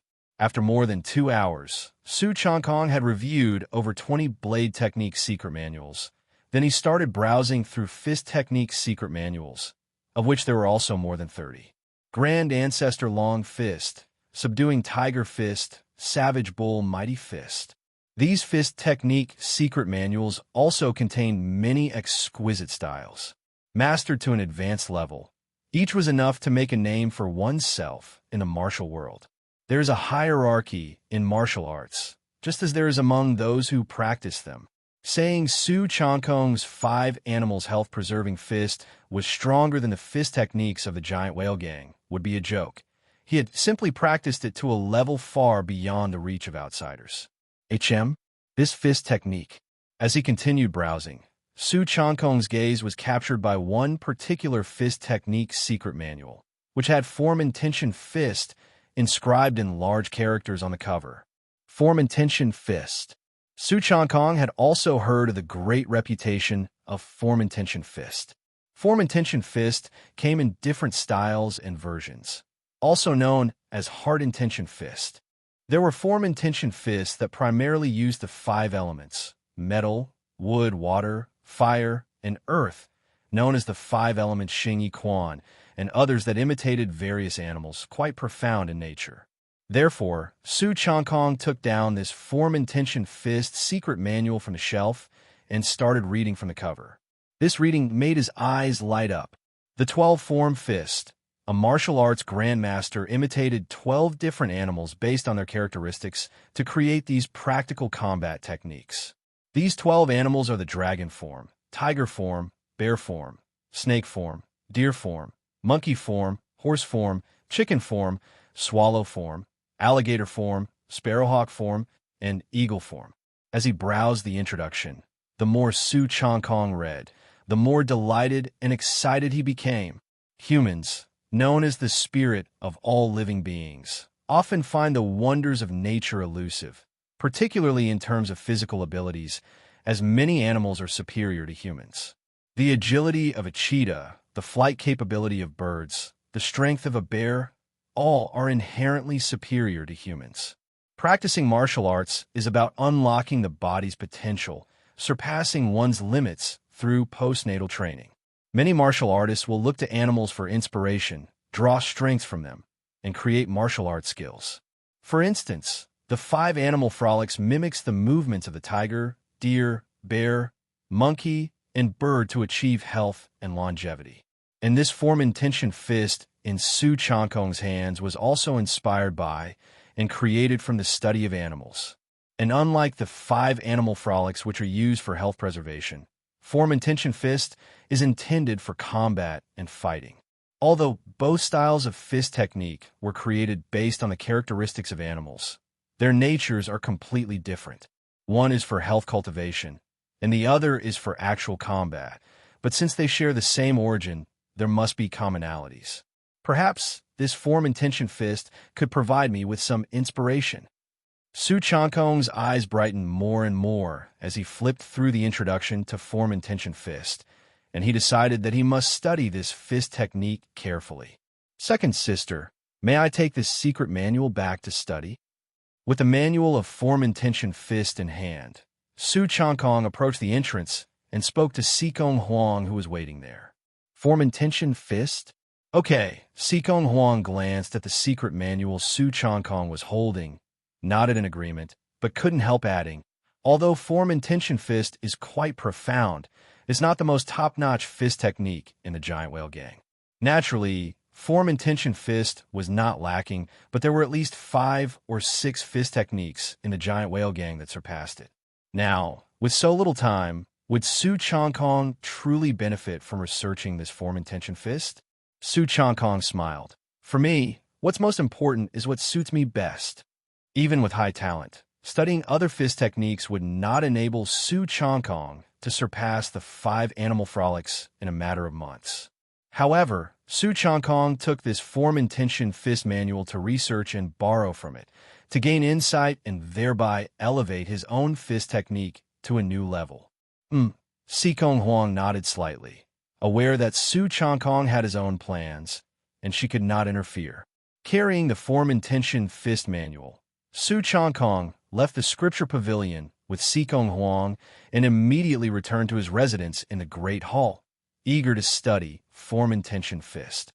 Form intention fist of the 12 forms, created based on 12 different animals, is not only a practical fist technique combining offense and defense, but in depth can also improve one's physique to a certain extent, causing a metamorphosis that prolongs life. As he browsed through the form intention fist manual, Su Changkong was utterly engrossed. This form intention fist indeed had many similarities with the 5 animal frolics, but its characteristics were distinctly different.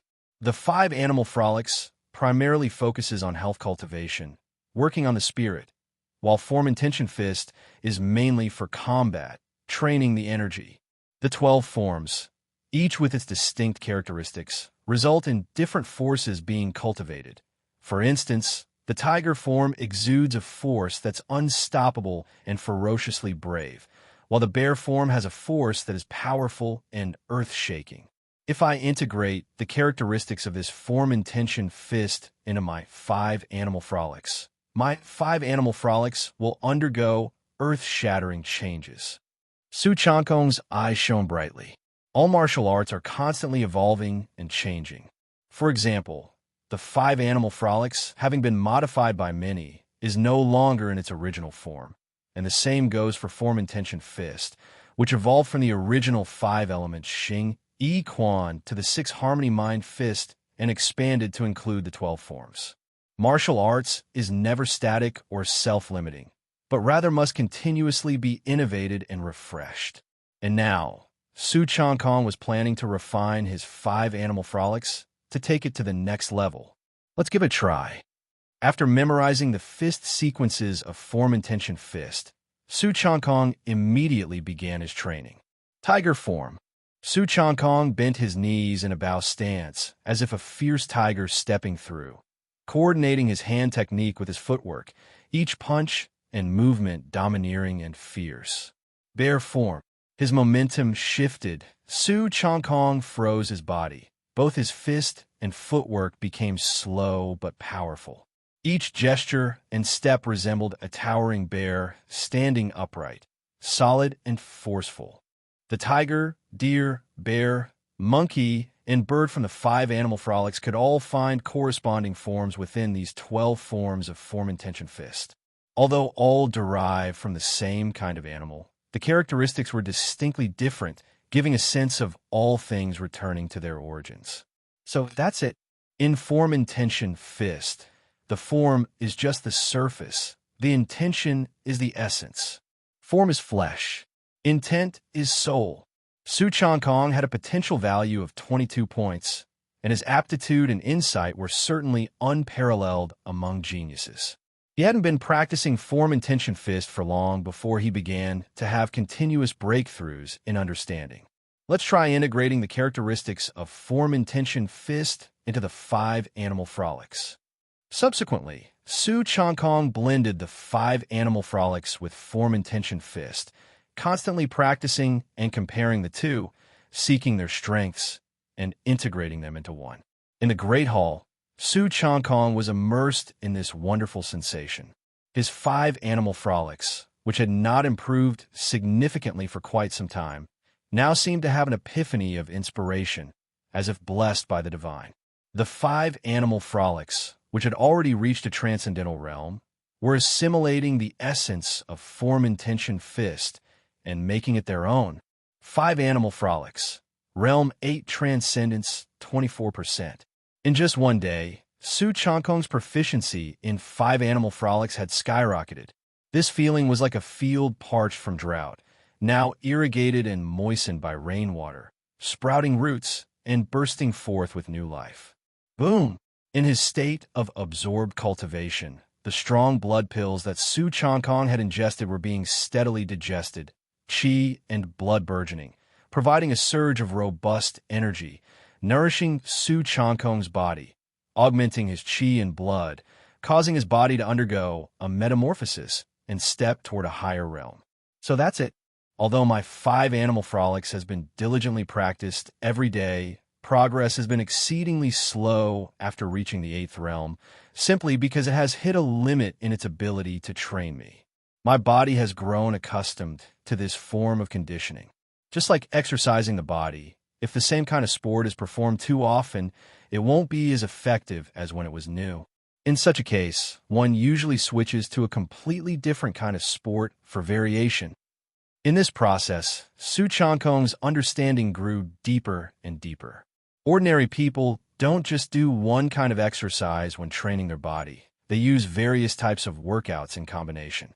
This not only enables them to train more parts of the body, but also prevents the body from becoming too adapted to a single activity. Su Changkong had practiced the 5 animal frolics for several years, and to some extent his body had completely adapted to it. The changes it brought to his body became smaller and smaller. Now, what Su Changkong needed to do was to push his body out of this comfortable period of adaptation. Based on the 5 animal frolics, absorb the essence of the form intention fist, and create a set of martial 5 animal frolics. Su Changkong's mind was agile, and he understood more and more. The 5 animal frolics primarily focused on health preservation, were the scholarly 5 animal frolics, and what Su Changkong needed to do was to create the corresponding martial 5 animal frolics, specifically for actual combat.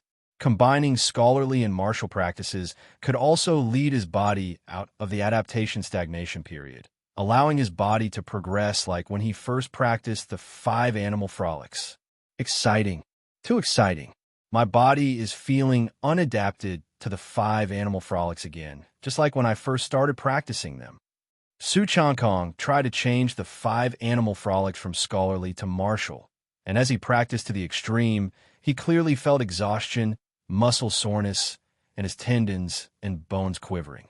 His whole body was sweating, yet he was extremely joyful, proving that his path was correct. 5 animal frolics. Shattered body tiger. 5 animal frolics. Dazzling crane. Although he was still practicing the 5 animal frolics, Su Changkong's moves had become different from before, brimming with a murderous aura, and each move was lethal.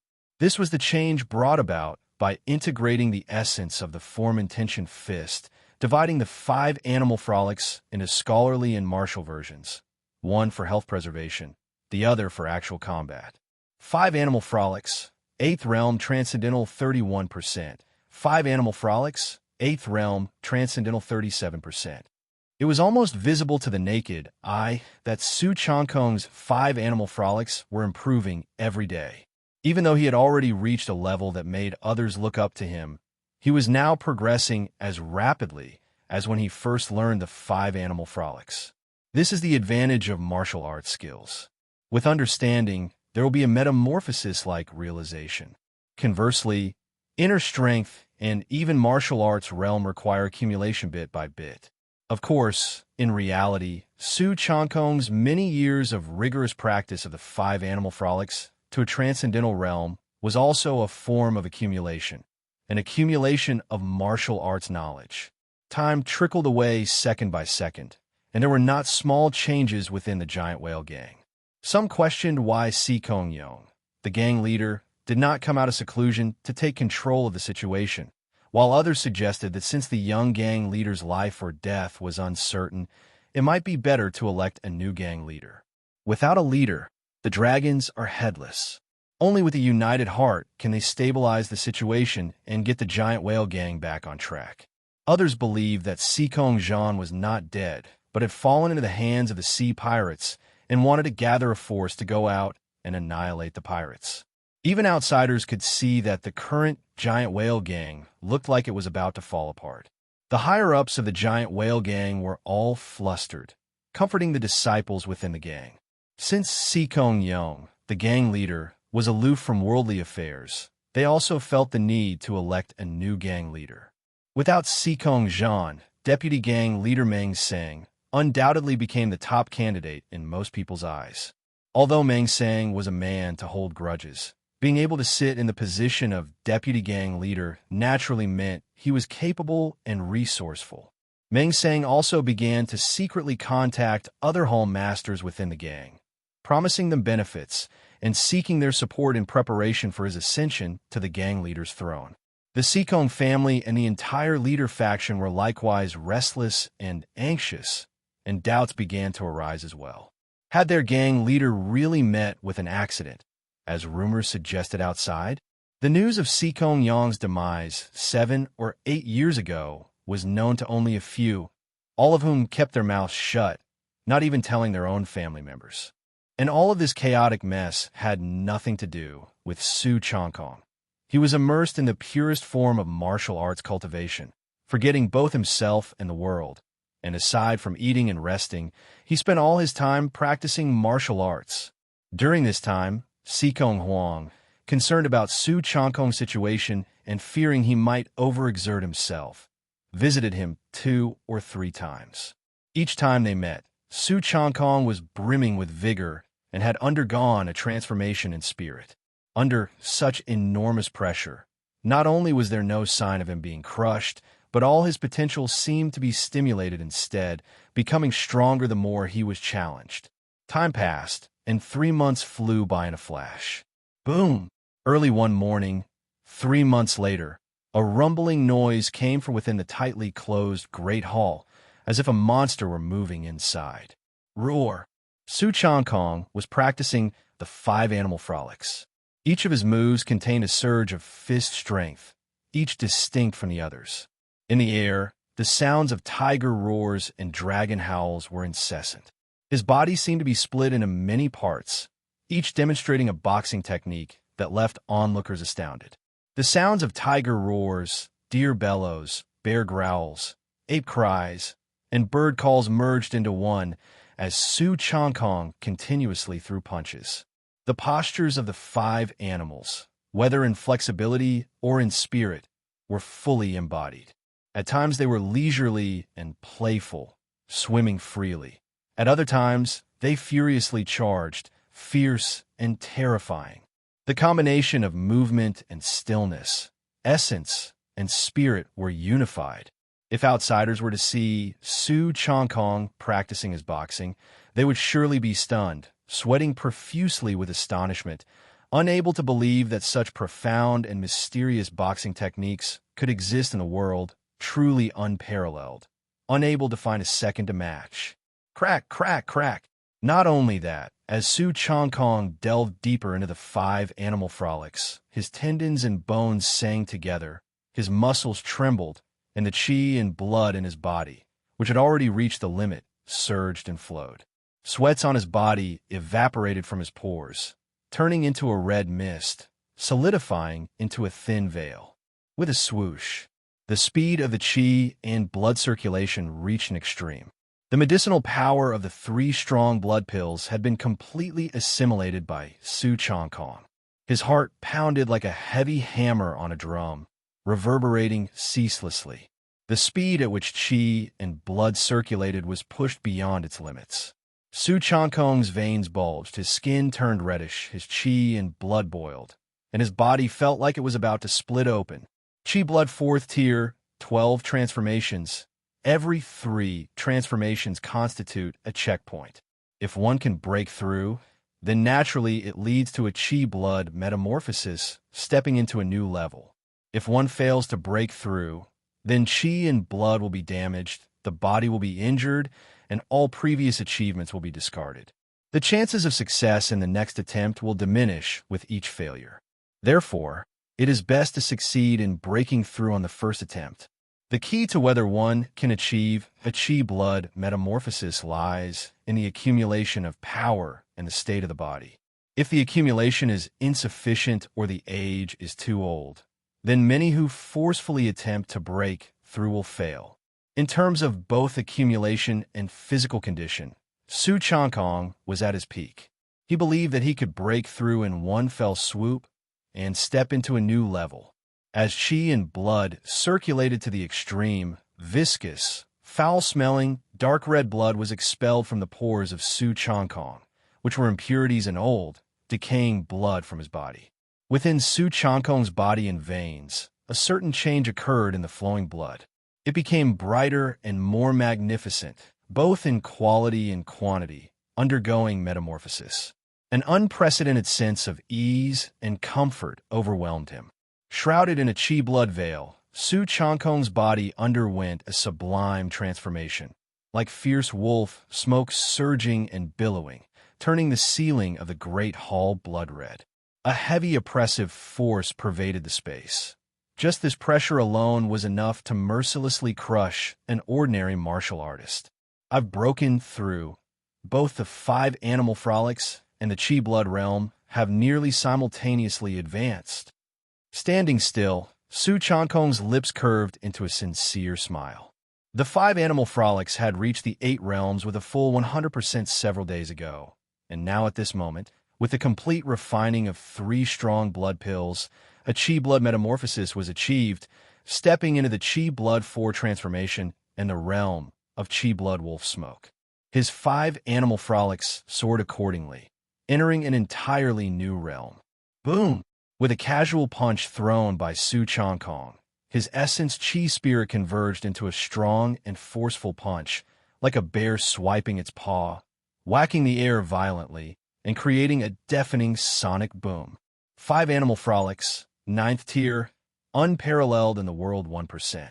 Su Changkong's 5 animal frolics had advanced from the transcendental realm of the 8th tier directly into the 9th tier, unparalleled in the world. The changes that occurred were exceptionally vast. Su Changkong incorporated the essence of the form intention fist, transforming the originally health-preserving 5 animal frolics into a form which excelled both in literary and martial aspects, creating a specialized martial 5 animal frolics for combat. And the biggest change was in the force. The tiger, deer, bear, ape, and bird of the 5 animals each possessed a unique force, which could be combined in numerous ways. Such a fist technique was indeed rare in this world and could be described as unparalleled. In the field of the 5 animal frolics, there was hardly a second person in the world who could compare to him. Name: Su Changkong, 18 years old. Lifespan: 160 years. Potential value: 27 points. Martial arts mastered. 5 animal frolics, 9th tier, unparalleled in the world, 1%. Iron cutting blade technique, 8th tier, transcendental, 7%. Turtle breath technique, transcendental, 12%. Blade nurturing art, 6th tier, reach the pinnacle, 18%. Giant whale skill, 3rd tier, complete understanding, 71%. Wind thunder archery, complete understanding, 22%. Skills mastered. Forging, 7th tier, profound mastery, 7%. Alchemy, 5th tier, standout, 2%. Opening the attribute panel and taking a glance, the changes were quite significant. First, his lifespan. It had skyrocketed from the original 140 years to 160 years. It is important to note that Su Changkong had nearly reached the limit of human lifespan already, and to increase it by just a bit was difficult. Now, with the breakthrough of his 5 animal frolics, coupled with the Chi blood metamorphosis achieving the level of Chi blood wolf smoke, the two together allowed his lifespan to break through the limit and surge by an additional 20 years. In terms of potential points, there was also an increase by 5 points, reaching 27 points. Indeed, even though humans are limited by innate bloodlines, and those living past 100 years are rare, it is possible through postnatal cultivation to break free from racial limits.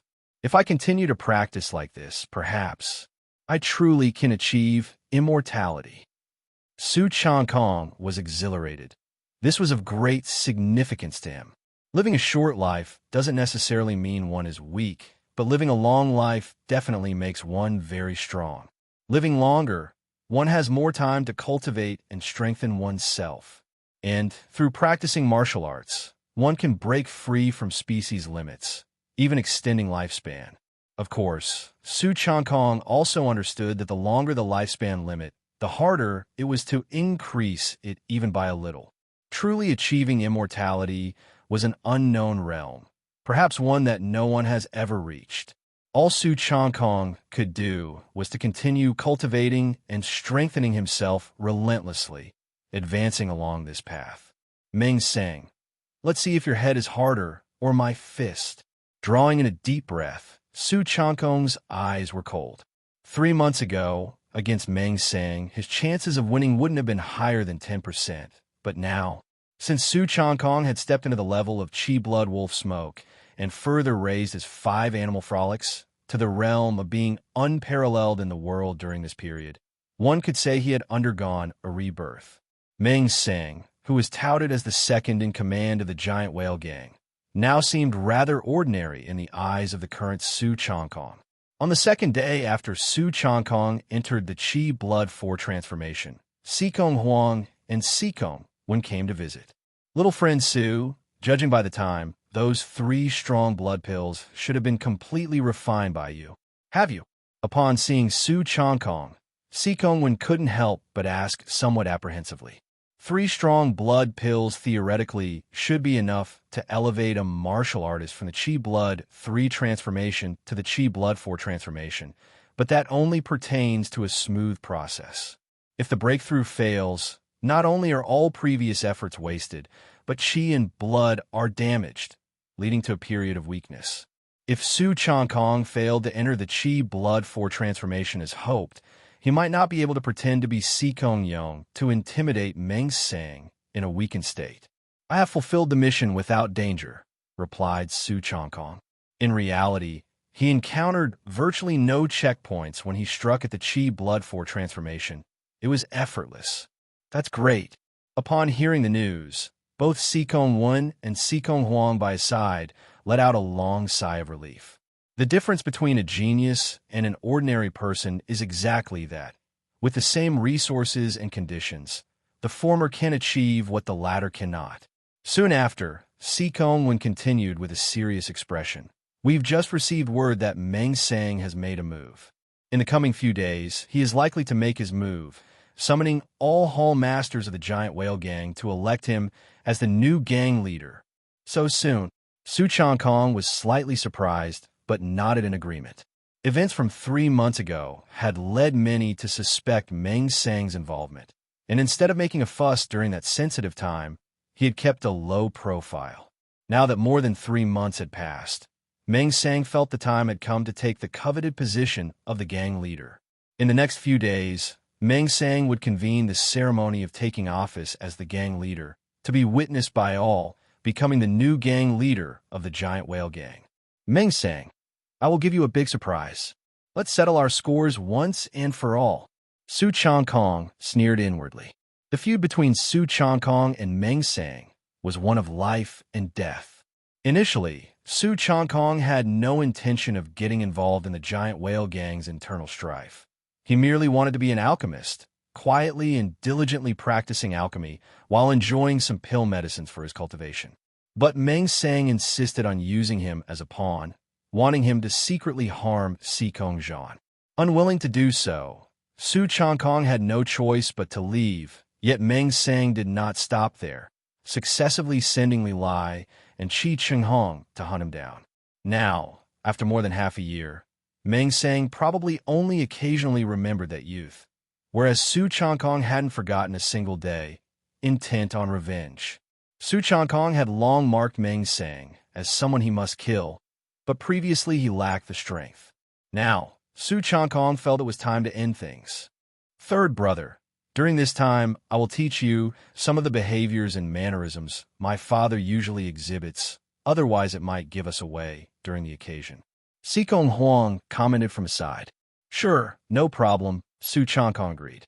Having had the experience of impersonating Su Changkong before, he felt confident in taking on the role of Su Changkong this time.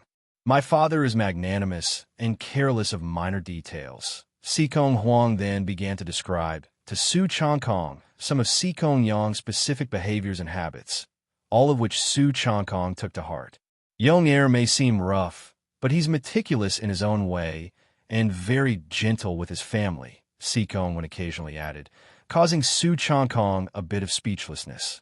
In the eyes of Su Changkong and Su Changkong, Su Changkong was too perfect. It was the classic case of beauty lies in the lover's eyes. At least according to what Su Changkong knew from others in the Giant Whale Gang, Su Changkong was indeed a man of both wisdom and courage, a martial artist of high strength, and a prominent figure in Ink Forest Prefecture City. But he was also a domineering character who wouldn't tolerate dissent from others. His actions were always forceful, and he was quick to throw a punch if words didn't suffice. The fist was mightier than the mouth. Su Changkong would have to grasp the essence of it himself. Time passed, and 5 days flew by in the blink of an eye, but today was destined to be a day that would shake the entire Giant Whale Gang. Dang, dang, dang. In the Giant Whale Gang, early in the morning, the sound of bells echoed. Today is the day when Deputy Gang Leader Meng Sang and the 4 Hall Masters will choose a new gang leader in the Ji Hall. Alas, Gang Leader Su Changkong hasn't emerged from seclusion until this moment. It seems that the rumors are true. He has embarked on a long journey. All the disciples of the Giant Whale Gang got up early, each heading toward the Ji Hall, already aware that today was a very serious day. Days before, word had spread within the gang that a new gang leader would be chosen, which naturally met with skepticism. Su Changkong had not yet stepped down, so what was the rush in selecting a new gang leader? But as time passed, the Su Changkong family remained silent on the matter, and not even the slightest hint of Su Changkong coming out of seclusion emerged. Young gang leader Su Changkong met with danger in the Blue Rain Sea, and gang leader Su Changkong had no reaction at all. Now a new gang leader is about to be elected, and still, no reaction. It seems like the rumors are true. There's trouble with the gang leader. The entire Giant Whale Gang couldn't help but feel a heavy heart. Su Changkong's long seclusion away from world affairs had already sparked some rumors, and in recent months, they only grew more intense. The mere fact that Sikong Zhan went missing in the Blue Rain Sea and Sikong Yong showed no response was already beyond normal. No matter how deep the seclusion, one wouldn't simply ignore one's beloved son's fate. No one was a fool. Everyone knew that something must have befallen Sikong Yong himself. The rumors of his seclusion were likely concocted by the Sikong family to prevent panic and to hide the truth. And thus, the election of a new gang leader seemed all the more inevitable. Outside the Jui Hall, early in the morning, it was already surrounded by a dense crowd. Although most members of the Giant Whale Gang had no qualification to enter the Jui Hall for the gang leader election, they still waited outside, eager to get the news firsthand. Fire Whale Hall Master Zhao Tianhua has arrived. The crowd stirred as a brawny man with fiery red hair, flanked by an entourage, made his way forward. He was one of the 4 Hall Masters of the Giant Whale Gang, the Fire Whale Hall Master. Wind Whale Hall Master Zhang Lingfeng has arrived. Following him was an elder, the Hall Master of Wind Whale Hall. The election of a new gang leader was undoubtedly a major event, and it was essential for all 4 Hall Masters to be present, along with some Deputy Hall Masters who also had the right to offer their input. With all 4 Hall Masters of Wind, Fire, Thunder, and Lightning in attendance, they led a group of Deputy Hall Masters into the Jui Hall. Deputy Gang Leader Meng Sang has arrived, and amidst the waves of excitement from the crowd, Meng Sang was there. Meng Sang, wearing a blue robe and of a lean build, carried a gravitas of someone accustomed to high office, compelling people to avert their gaze. The crowd understood that today's protagonist was Meng Sang, and they estimated that after today, Meng Sang would truly be the helmsman of the Giant Whale Gang. Meng Sang had a faint smile on his lips, and excitement shone in his eyes. When he first joined the Giant Whale Gang, he was only a few years old. Unlike Sikong Yong, who was born into the Sikong family with the entire clan support, Meng Sang had no status or background. He could only rely on himself to work hard, dare to fight and dare to compete, and had made many contributions to the Giant Whale Gang, finally becoming the deputy gang leader under Sikong Yong's promotion. Meng Sang was extremely ambitious. He envied Sikong Yong for easily obtaining everything he wanted, but facing the formidable Sikong Yong, he could only restrain his ambitions until Sikong Yong went into secluded cultivation for many years, ostensibly encountering some problems, which rekindled Meng Sang's ambition. Finally, my era, Meng Sang's, has come. With a faint feeling of pride rising in his heart, Meng Sang strode into Jui Hall under the gaze of all. At this moment, Su Changkong sat in front of a mirror, looking at his own reflection. Changing his facial structure and using disguise technique, Su Changkong appeared to be in his 30s. His face wasn't particularly handsome, and his skin was the bronze hue typical of the Jianghu. With thick eyebrows and big eyes, and dressed in a black whale robe, he exuded great strength. He definitely did not look like a kind person. Father, Sikong Huang next to him was also lost in thought.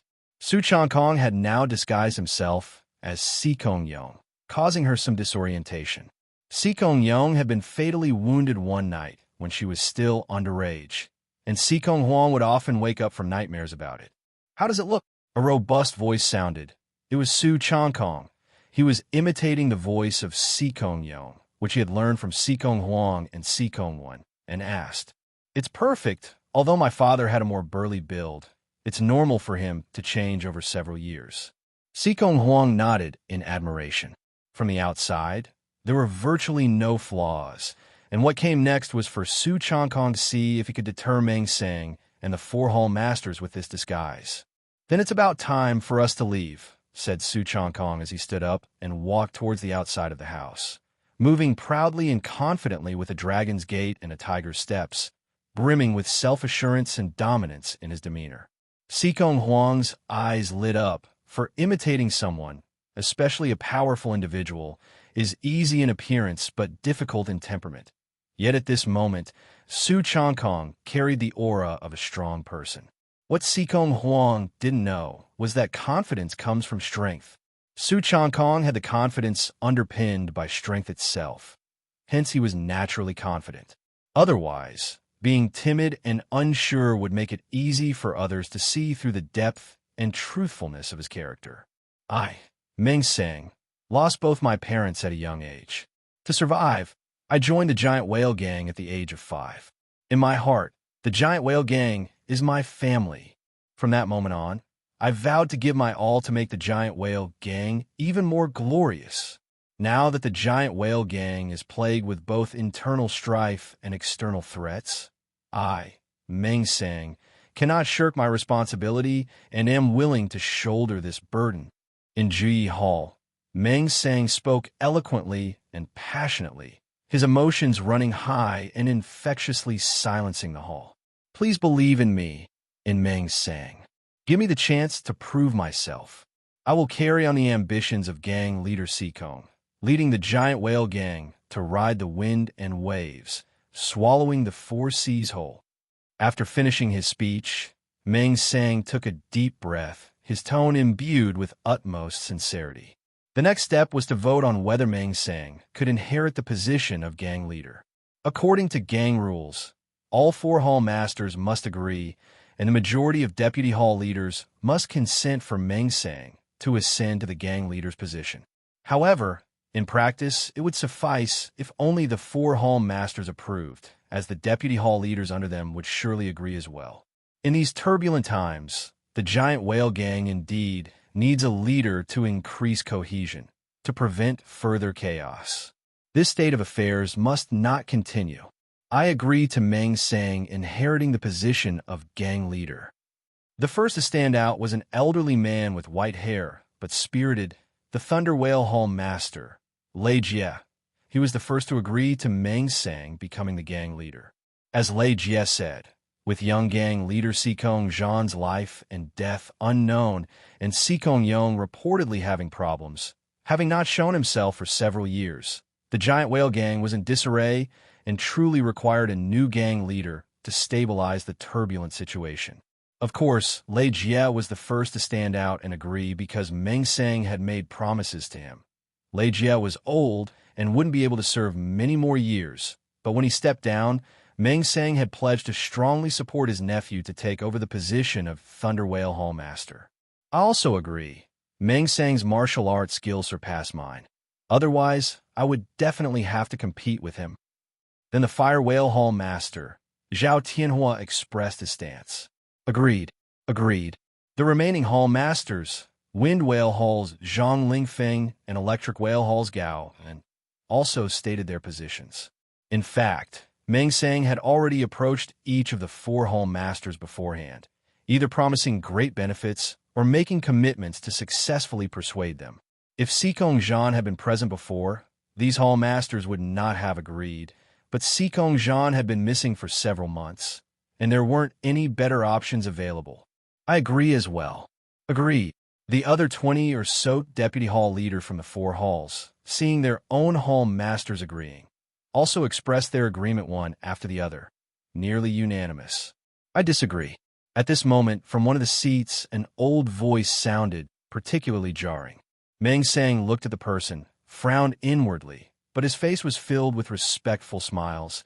Elder gang leader, I understand that the Su Changkong family is full of talented individuals, but now no one else is capable of bearing this critical responsibility. This is not a place for one person's word to reign supreme, and choosing a new gang leader quickly is in the best interest of the entire Giant Whale Gang, and no one can use their personal interest to harm the welfare benefits of the whole gang. The one who spoke out against it was Su Changkong, Su Changkong's father, and the former gang leader of Giant Whale Gang. His objection wasn't a surprise to anyone present, and their expressions varied. They all knew that Su Changkong most likely had a problem, and the one who had been hiding this news for so many years was Su Changkong himself. Meng Sang was even more explicit in saying that no one in the Su Changkong family could compete with him. Su Changkong said indifferently, "You all want to elect a gang leader, but the gang leader is still here. What you're doing is tantamount to rebellion." At these words, everyone inwardly shook their heads, having expected Su Changkong to say something significant. If Su Changkong really had no issues, he would have emerged long ago to take charge of the situation. Su Changkong was still stubbornly denying it, still concealing the truth from them. Elder gang leader, we understand your feelings, but you can't just keep us in the dark. Is the gang leader alive or dead? We haven't even seen his face. How can we not choose a new gang leader? Said Lei Jia, the hall master of Thunderwhale Hall, helplessly.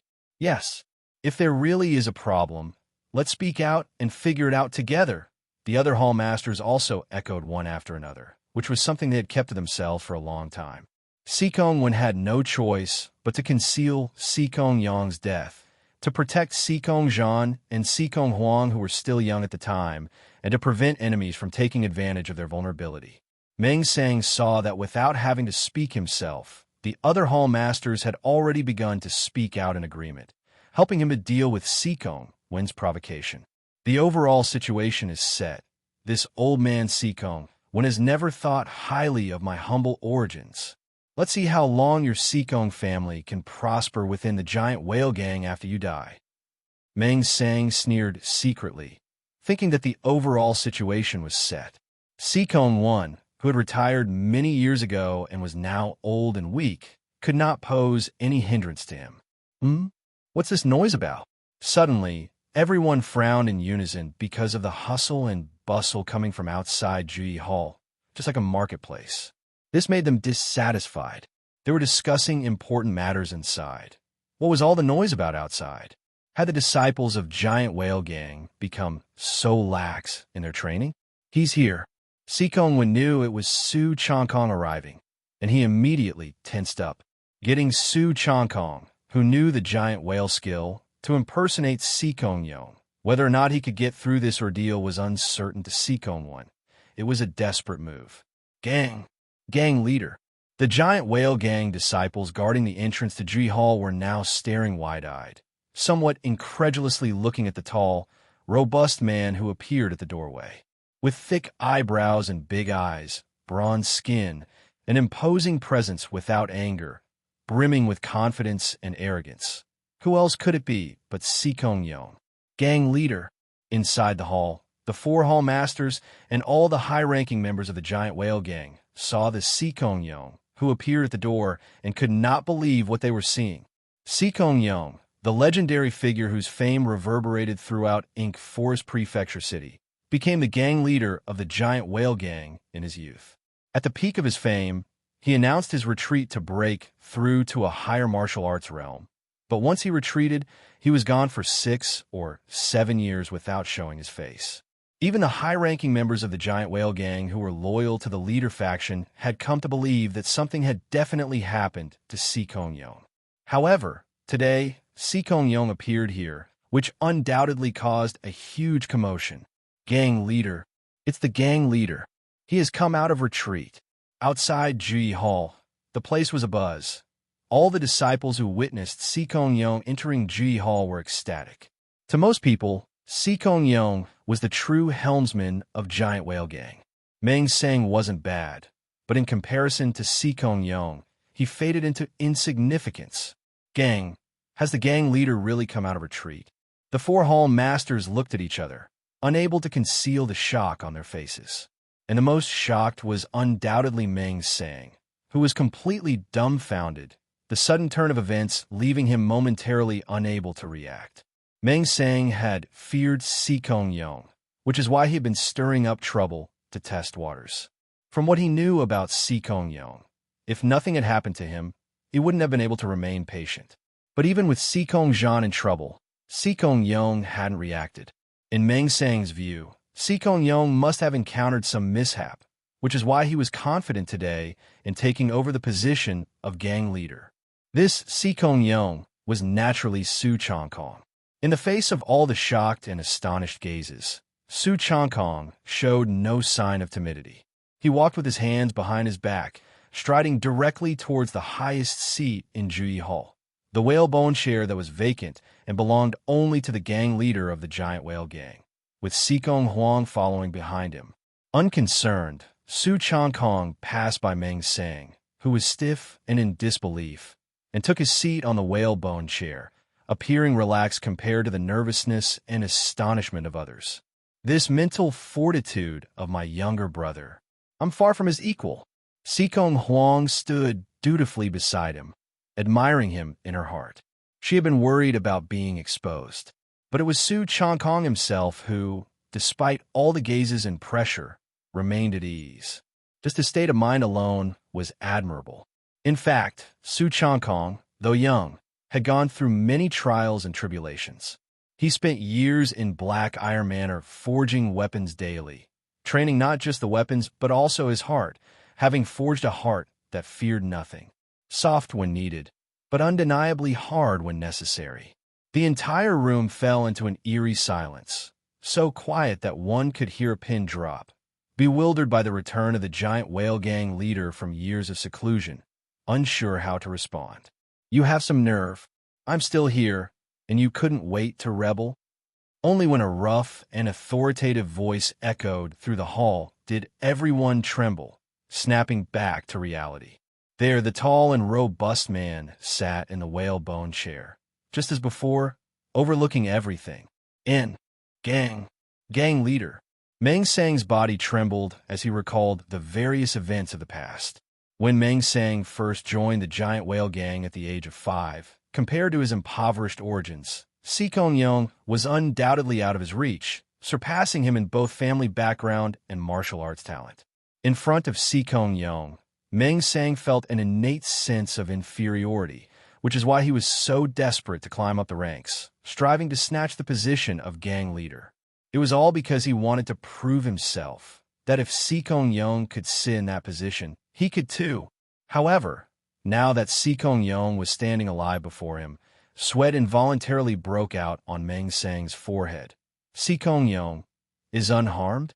Could it be that he had already ended his seclusion just to deal with me, to rightfully eliminate me? Meng Sang could not help but feel that this might be a trap specially set by Sikong Yong for him. And now he was caught red-handed. Gang leader, you're really all right? It was only after a long while that Lei Jia, the hall master of Thunder Whale Hall, came to his senses, swallowing his saliva nervously as he spoke. The others looked at each other in dismay. Sikong Yong's appearance at this moment was beyond their expectations.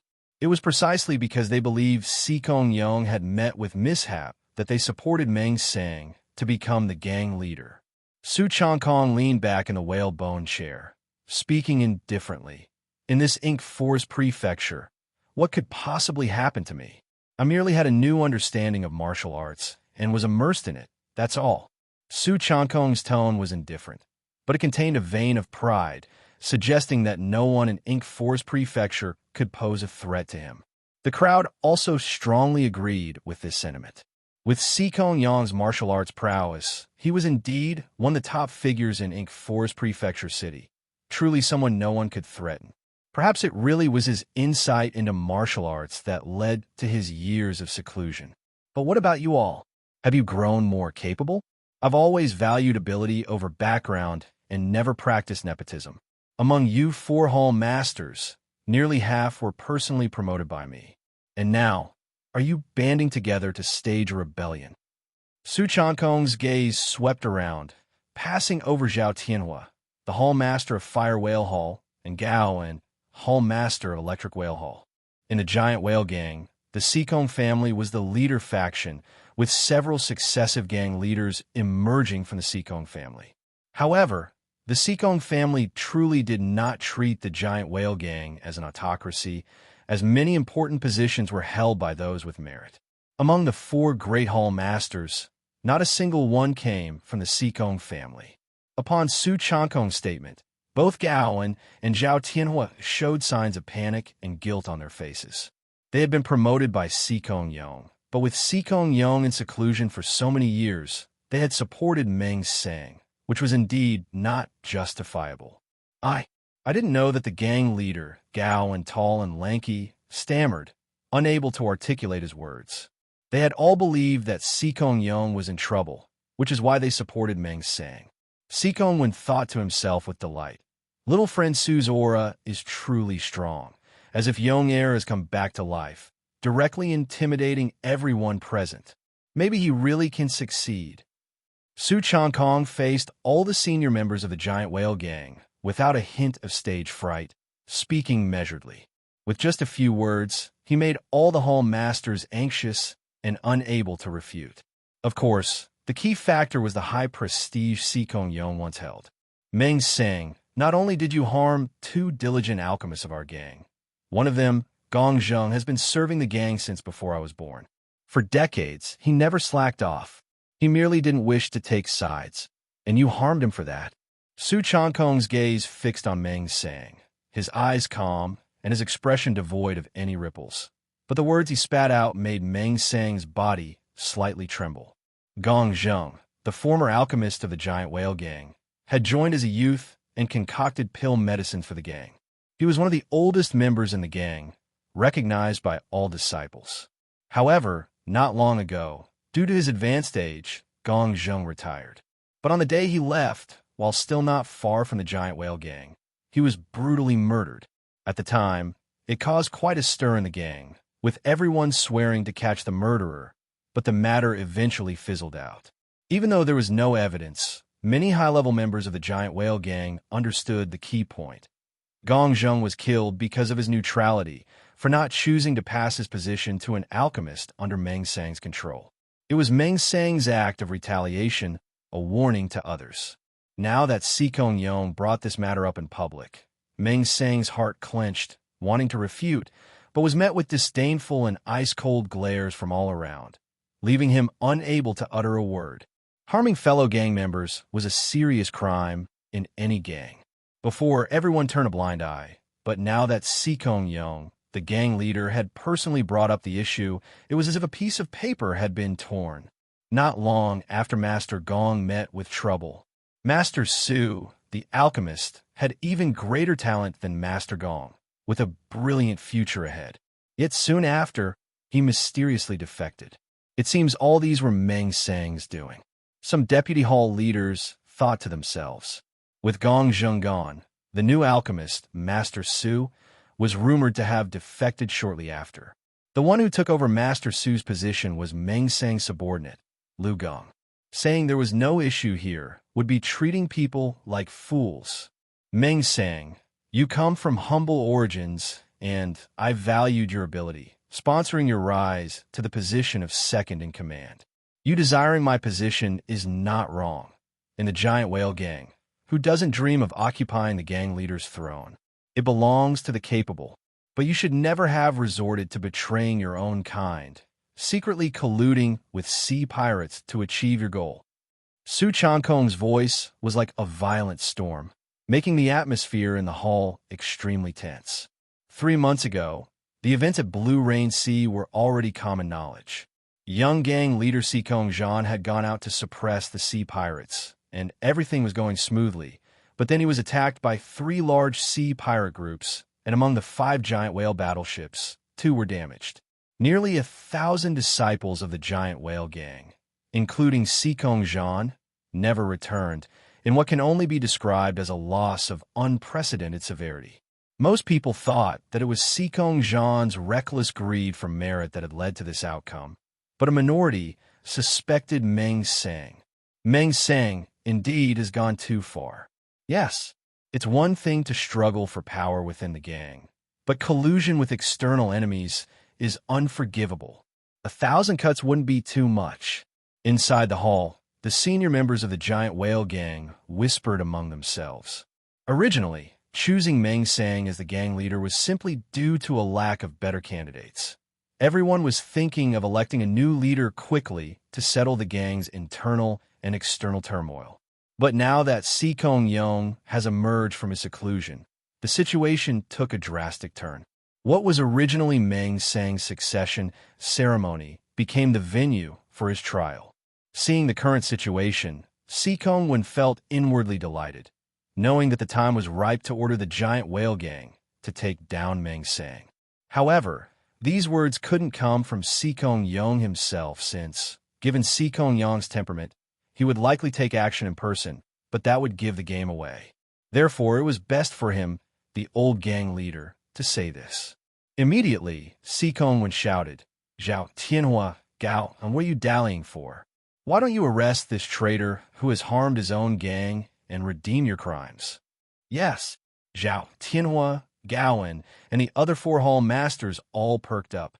They had supported Meng Sang as gang leader, undoubtedly offending Si Kongyang's authority. But it seemed he had no intentions of pursuing the matter. As long as they took down Meng Sang, the chief culprit, they could atone for their mistakes and be absolved of past faults. Meng Sang, don't make this difficult. Surrender without resistance. The four hall masters all stood up at once, their gazes locked onto Meng Sang. Each of the four hall masters was among the top fighters of the Giant Whale Gang.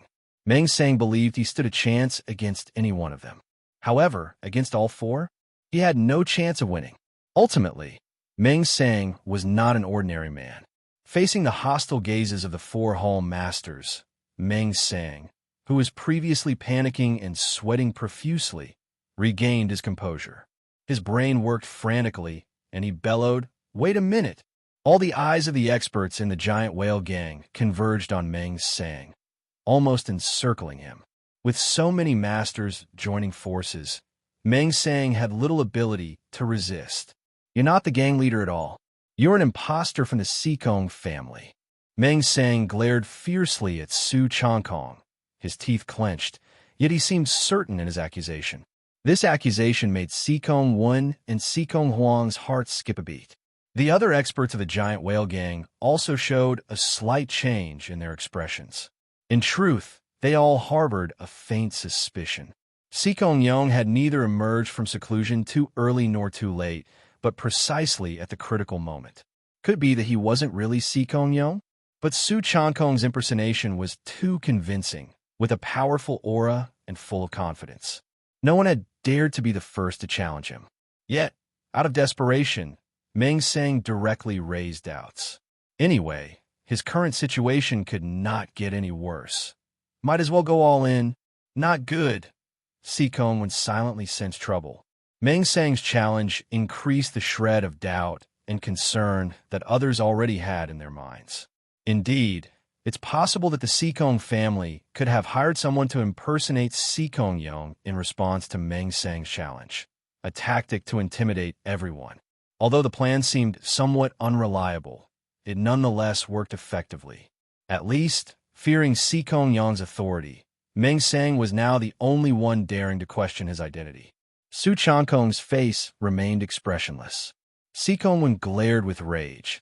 "Meng Sang, have you lost your mind? Why do you persist with such nonsense?" Meng Sang ignored Sikong Wen, his attention fixated on Su Changkong. "If you truly are the gang leader, do you remember what you said to me before promoting me to deputy gang leader?" "Who knows?" Su Changkong inwardly cursed.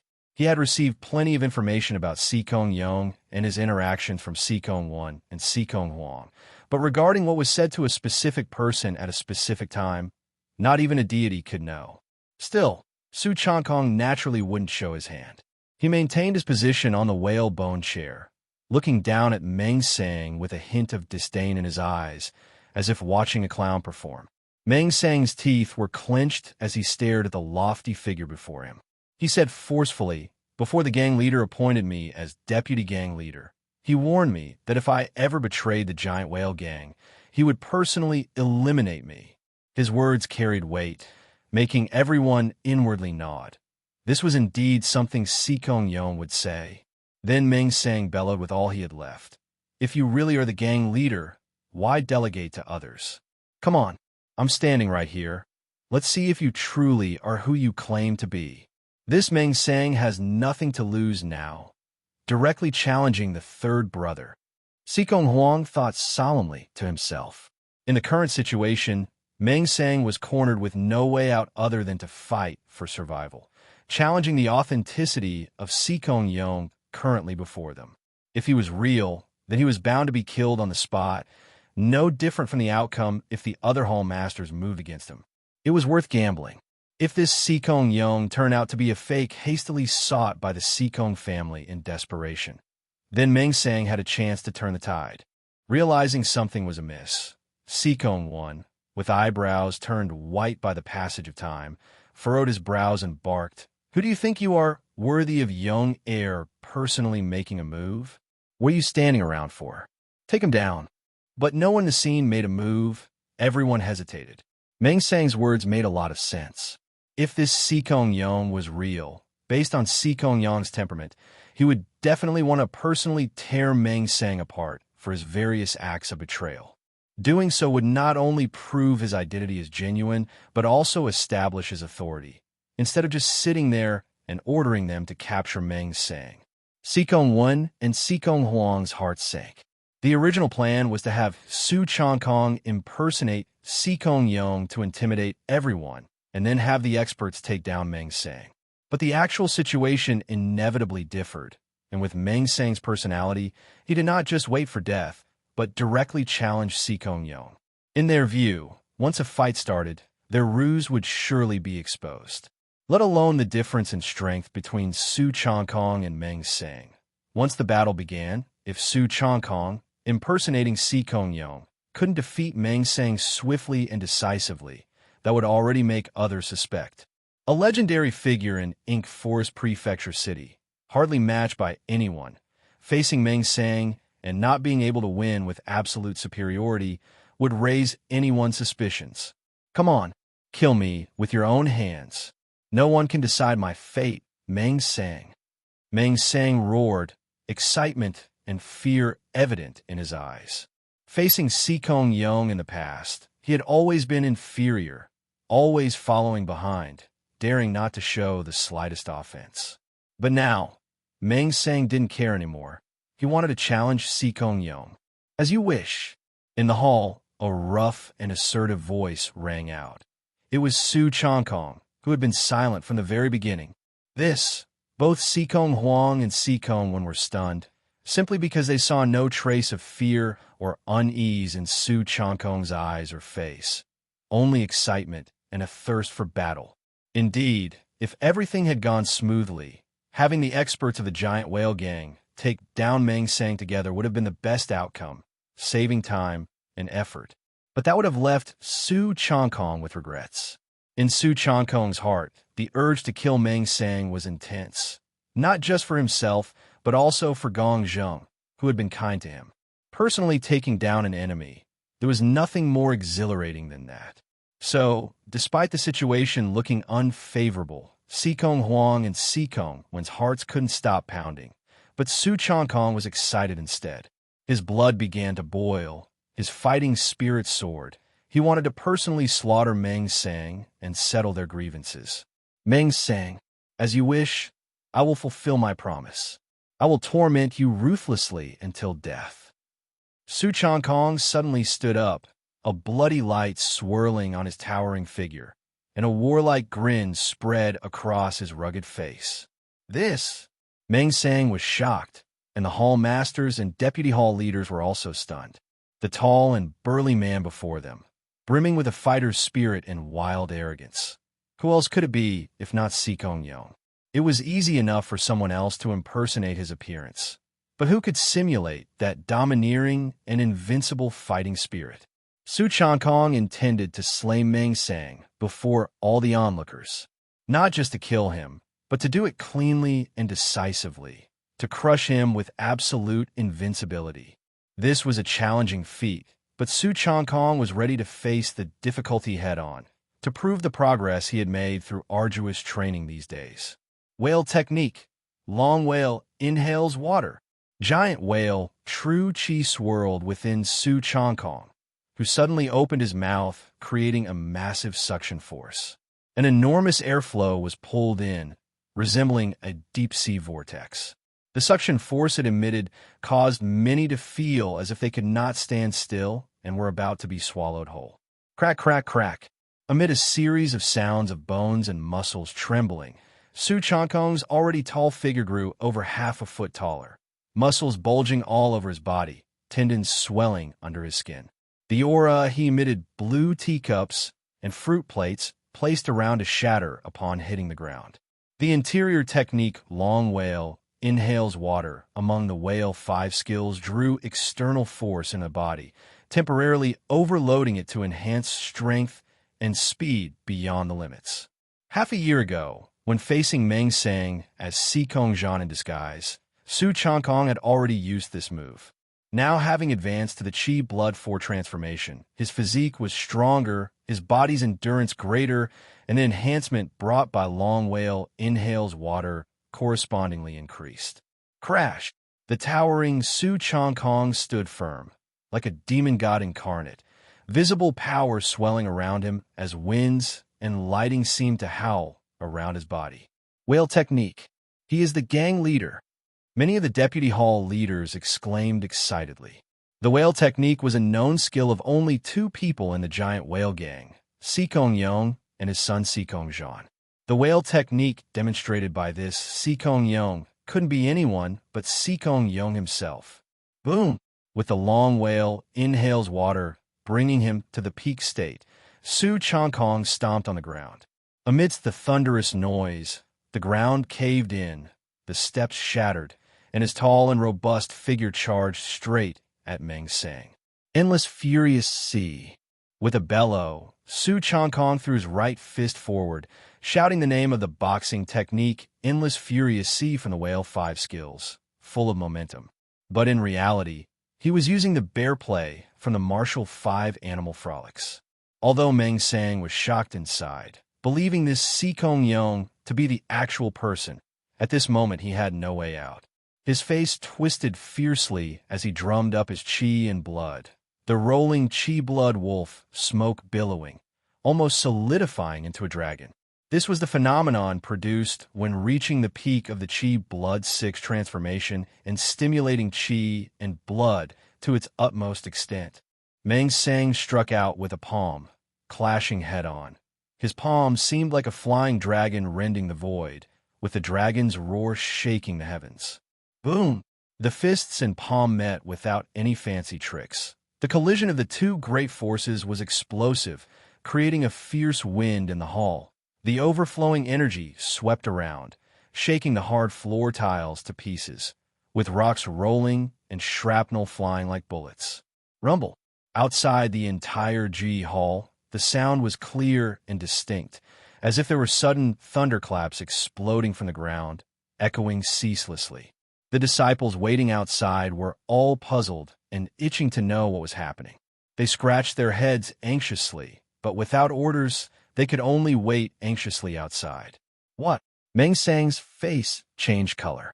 At the moment of the collision, he felt that Su Changkong's fist was terribly heavy. It was not like a human being, but rather a ferocious bear, a bear that could trample mountains. Thump, thump, thump. A thick and domineering force hit him, making half of Meng Sang's body go numb, and he was pushed back uncontrollably, retreating 3 steps without control. Each step he took caused the ground to dent and tremble, with cracks spreading out far and wide. This is the third brother taking the upper hand. Si Kong Huang's eyes widened in disbelief. She knew Su Changkong was strong and had the full support of the Si Kong family. Su Changkong had recently advanced to the Chi Blood 4 transformation, but theoretically, he should be at a disadvantage against Meng Sang. Yet in a head-on collision, Meng Sang was hammered into an embarrassing retreat, while Su Changkong remained unmoved, as steady as Mount Tai, completely contrary to what was expected. Just over half a year ago, facing Chi Changhong, Su Changkong had nearly lost his life. In such a short period, he had grown to this extent. Even the former Si Kong Yong hadn't had such an exaggerated rate of progress. It's the gang leader. It really is the gang leader. Everyone else, including the 4 hall masters and Meng Sang himself, understood in their hearts that this person was no imposter. With such battle strength and such a terrifying pressure, it could only be the king of the giant whale gang, Si Kong Yong. Su Changkong's 5 animal frolics, perfected to the 9th realm, underwent the greatest change, which was the nature of the fist energy he cultivated. With one punch thrown, the shaking of the fist energy greatly exceeded its previous lethality.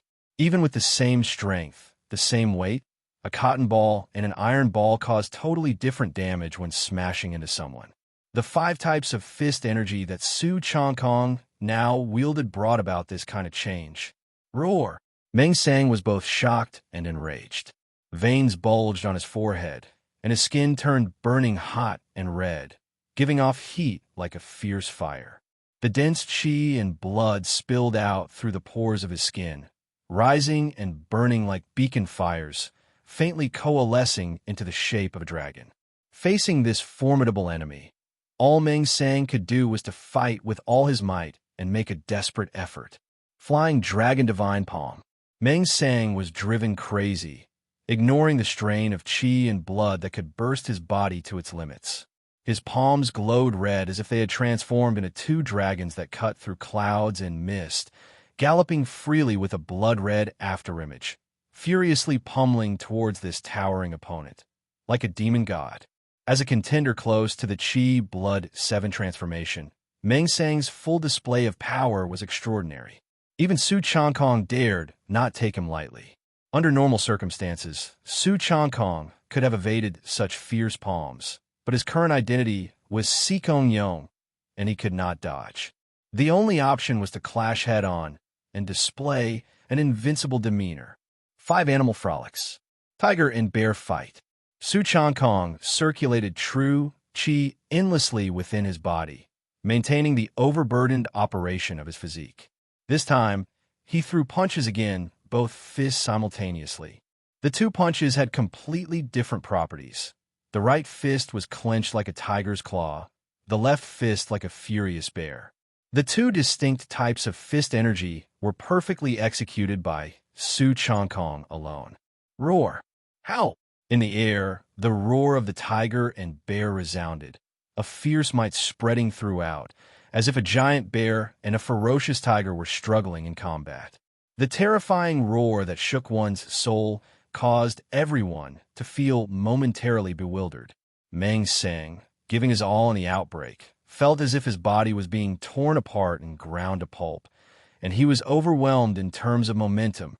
The 5 animal frolics at the 9th realm were unparalleled in the world, cultivating 5 distinctly different types of energy, able to complement each other, unleashing astonishing power. The purpose of martial arts skills was to make the strong stronger and enable the weak to overcome the strong with strategy and skill.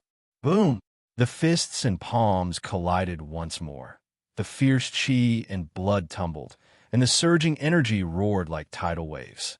The ground within a 30-foot radius crumbled inch by inch, and brick and tile splintered into dust as the sounds of dragons and tigers roared incessantly. How terrifying! Nearly everyone present belonged to the higher echelons of the giant whale gang and had entered the Qi blood realm.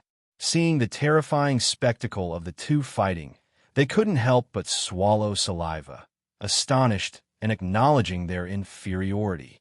Crack, crack!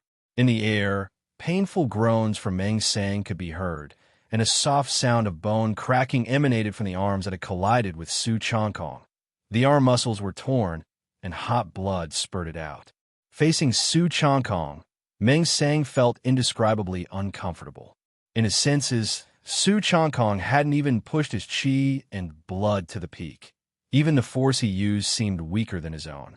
Yet, contradictorily, the profound and rich fist energy from Su Changkong made up for this gap, suppressing him. It was like one was stone and the other metal. In their collision, even if he had the advantage in strength, he was still overwhelmed. The two forces transmitted from Su Changkong's fists were like a ferocious tiger and a fierce bear, unstoppable. Going head-to-head with Meng Sang, who was fighting with all his might, and matching his Qi Blood 4 transformation against Meng Sang's Qi Blood 6 transformation, Su Changkong was not at all comfortable. His arms were numb, and he almost lost sensation. But Su Changkong knew that victory or defeat depended on this moment. Giant whale skill. Giant whale exhales.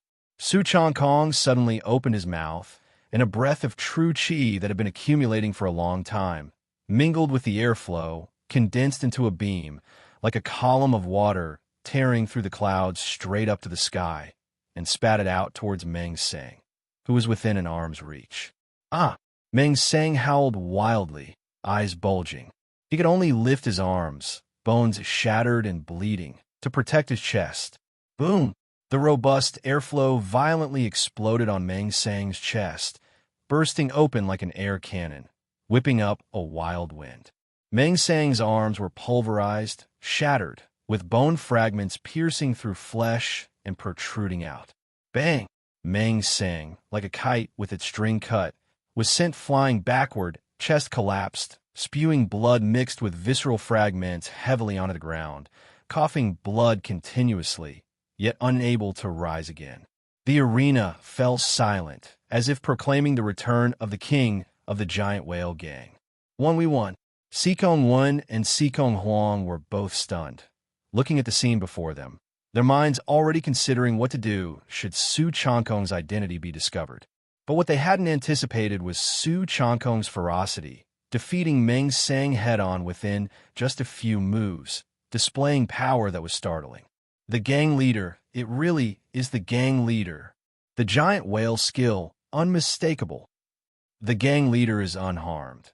He really was just in retreat, contemplating higher martial arts reams. The 4 hall masters and more than 20 deputy hall leaders were all inexplicably excited at this moment. The confrontation between the two lasted only a few exchanges before Meng Sang was severely injured and could not rise, a display of strength that could only belong to the true gang leader of the giant whale gang. He defeated Meng Sang without even fully stimulating his chi and blood to its peak. But something seems strange. The fist technique that the gang leader used is unfamiliar. It must be a new fist technique he mastered during his years of retreat. All the high-ranking officials of the giant whale gang felt both joy and a heartfelt respect for the strong. These people naturally did not know that Su Changkong had not stimulated his chi and blood to the limit for fear of revealing flaws, since he had only just advanced to the chi blood 4 transformation, and his chi and blood strength was still not as good as Meng Sang's.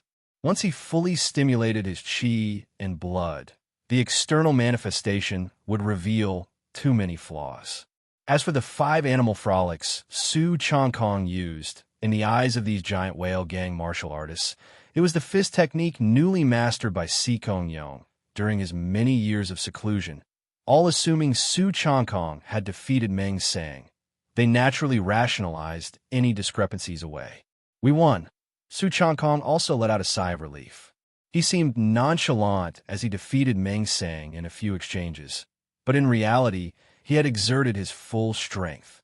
His arm still hadn't regained sensation, but his face did not show the slightest hint of it. Of course, that was a head-on confrontation. Without others present, Su Changkong did not need to fight so desperately. He could have defeated Meng Sang without much cost just by using the agility of bird play and deer play. The 5 animal frolics, unparalleled in the world of the 9th realm, was reborn. Cough, cough, cough. Sikong Yong, it's you who won. Finish me off. Meng Sang struggled to rise from the ground, his arms limply by his sides, standing straight. His face was pale, and his teeth clenched as he spoke with resentment. Meng Sang did not beg for mercy, knowing full well he was doomed, only wishing to die with a shred of dignity. I still lost at the hands of Sikong Yong. Meng Sang tasted the bitterness and unwillingness in his heart. He had done everything in his power to climb upwards, but in the end, it was all in vain, yet there was some relief. Losing to Sikong Yong was something he had prepared himself for. Su Changkong said nothing and waited until his hands gradually regained sensation. He then walked step by step toward Meng Sang. Each step seemed to tread on Meng Sang's heart, making his body shake involuntarily, his complexion growing ever paler. Everyone watched this scene, understanding what Meng Sang's end would be. They felt somewhat regretful. The once Meng Sang was Sikong Yong's most competent subordinate, but his greed led to his downfall, and now he was to die by Sikong Yong's hand. Su Changkong came in front of Meng Sang, leaned in a bit closer, wrapped his voice with true chi, condensing it into a beam so it wouldn't carry outward, and said in his own voice that only Meng Sang could hear. Deputy Gang Leader Meng, the one killing you is I, Su Changkong. What? Meng Sang's body trembled. The young, unfamiliar voice and the 3 words, I, Su Changkong, made him lift his head in disbelief. This unfamiliar voice, and a person surnamed Su seemed to be among the enemies he had offended. There was only one, that Su-named alchemist who needed Sikong Huang's help to escape from him. Back then, that Su-named alchemist had given Meng Sang a huge surprise, clearly possessing strength enough to kill Li Lai, yet keeping a low profile, not striving for power or engaging in conflicts. Meng Sang had also sent people to track him down after his escape, hoping to eliminate the root of future troubles. However, that Su-named youth did not run away, but had been lying low within the Giant Whale gang all along. Giant Whale skill. Giant Whale divine intent picture. The severely injured Sikong Zhan could still attend the banquet. In that moment, Meng Sang realized something. All the odd details came together in his mind, enlightening him. The missing Giant Whale divine intent picture had not fallen into the hands of some hall master. It was intercepted by Su Changkong, and the slightly odd Sikong Zhan at the banquet that day might not have been Sikong Zhan at all. Even Sikong Yong, who had been in seclusion for many years and suddenly appeared at this time. "You?" Meng Sang abruptly lifted his head to stare at Su Changkong, his face twisted with astonishment. He opened his mouth to say something, but Su Changkong's large hands had already reached out, grabbed his head, and twisted it with force. Crack! His words came to an abrupt halt as the crisp sound of breaking bones resonated. Meng Sang's head was twisted a full 360 degrees, his neck wrung into a twist. Thud! Meng Sang, still with astonishment and ferocity on his face, collapsed limply to the ground, his eyes wide open and lifeless. Refreshing. The breath Su Changkong had been holding in for so long was finally released, his thoughts clear, his entire body relaxed. The relieved expression on Meng Sang's face as he succumbed to Sikong Yong irritated Su Changkong. He did not want Meng Sang to die so willingly, so he deliberately whispered those words to let Meng Sang know that it was not Sikong Yong, whom he thought could naturally defeat him, who killed him. It was Su Changkong, the young alchemist who had been forced by him to leave the Giant Whale gang. Without a doubt, the astonishment and disbelief on Meng Sang's face upon realizing the truth brought Su Changkong immense satisfaction. It felt like a thorough venting of his resentment. "Master Gong, you can rest in peace now," Su Changkong silently said to himself. With Meng Sang's death, all the grievances had vanished. After killing Meng Sang, Su Changkong's feelings were complicated, but on the surface, he remained as calm as ever. Without uttering a word, he turned around and climbed back onto the whalebone chair amidst awe-filled gazes, sitting down lazily as if killing Meng Sang was nothing out of the ordinary for him. Third brother, truly a dragon among men. Even Meng Sang was slain by his hand. Sikong Huang's beautiful eyes sparkled with excitement. This young man always managed to create miracles and bring surprises. Sikong Wen was also shocked by this turn of events, but he quickly recovered and shouted, "The traitor Meng Sang has been executed. What are you all waiting for?" Subordinate, paying respects to the gang leader. The 4 hall masters and more than 20 deputy hall leaders, as if awakening from a dream, recovered and, whether in trepidation or excitement, collectively saluted. Those who were excited felt that Sikong Yong, the sea god's needle of the Giant Whale gang, truly existed and that the chaotic situation within the gang could now be stabilized. Those who were worried were the ones who had just been supporting Meng Sang for gang leader, fearing that Sikong Yong would hold them accountable. Su Changkong naturally knew what these people were thinking. He spoke indifferently. "My mentality is not so petty.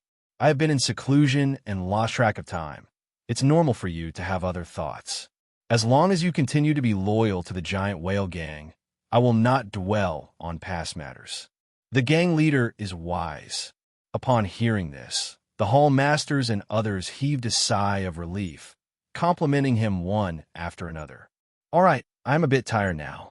For the time being, the old man will assume the role of deputy gang leader. If there's anything, speak with him first, then report to me." Su Changkong then stood up and said this to everyone. It could be imagined that, with the return of this gang leader from seclusion, these hall masters would definitely have countless troublesome matters to report. Su Changkong did not want to listen to them one by one or deal with the affairs of the giant whale gang. Therefore, he appointed Sikong I, the old gang leader of the giant whale gang, to temporarily take on the role of deputy gang leader. Any matters could go through him. With Meng Sang dead, and with his own gang leader reputation, he did not have to worry about these hall masters acting against his wishes. Yes, the numerous hall masters were taken aback, indeed having many matters to report to him, but they could only nod in agreement. It seems to be because of Meng Sang. Once, Meng Sang and the gang leader were good brothers. The gang leader is just too sentimental. The crowd also saw Meng Sang's corpse and silently lamented. Meng Sang had been promoted by Sikong Yong, but had betrayed him. Now having killed his once brother by his own hands, the gang leader must surely be not as indifferent as he appeared, with sadness in his heart. So, he did not wish to stay long. Truly sentimental and loyal to old ties. If Su Changkong knew what these people were thinking, he would certainly roll his eyes. Far from feeling sorrowful after personally slaying Meng Sang, he had to hold back laughter. Su Changkong got up and left, Sikong Huang following him, as they both made their way out of the Ji Hall. Meng Sang betrayed the gang leader, betrayed the giant whale gang. He has been killed by the gang leader himself, serving as a warning to others. Today's events had undoubtedly shaken the giant whale gang to its core. Sikong Yong had emerged from seclusion, and right away he made a big move by killing the traitorous deputy gang leader Meng Sang, pleasing everyone. The giant whale gang of old is coming back. Many disciples who yearned for the days under Sikong Yong's leadership were incredibly excited, knowing that with Sikong Yong present, the recent chaos in the giant whale gang would be swiftly resolved, and they would get back on the right track. And the ones most worried and struck were those who had been loyal to Meng Sang. The deputy gang leader is dead, killed by the gang leader. In the pharmacy pill refining room, Lu Geng, wearing an alchemist robe, was utterly staggered upon receiving this news, feeling as if the sky was falling. Originally, Lu Geng thought that after today, Meng Sang would hold absolute power, and those loyal to Meng Sang would rise with him.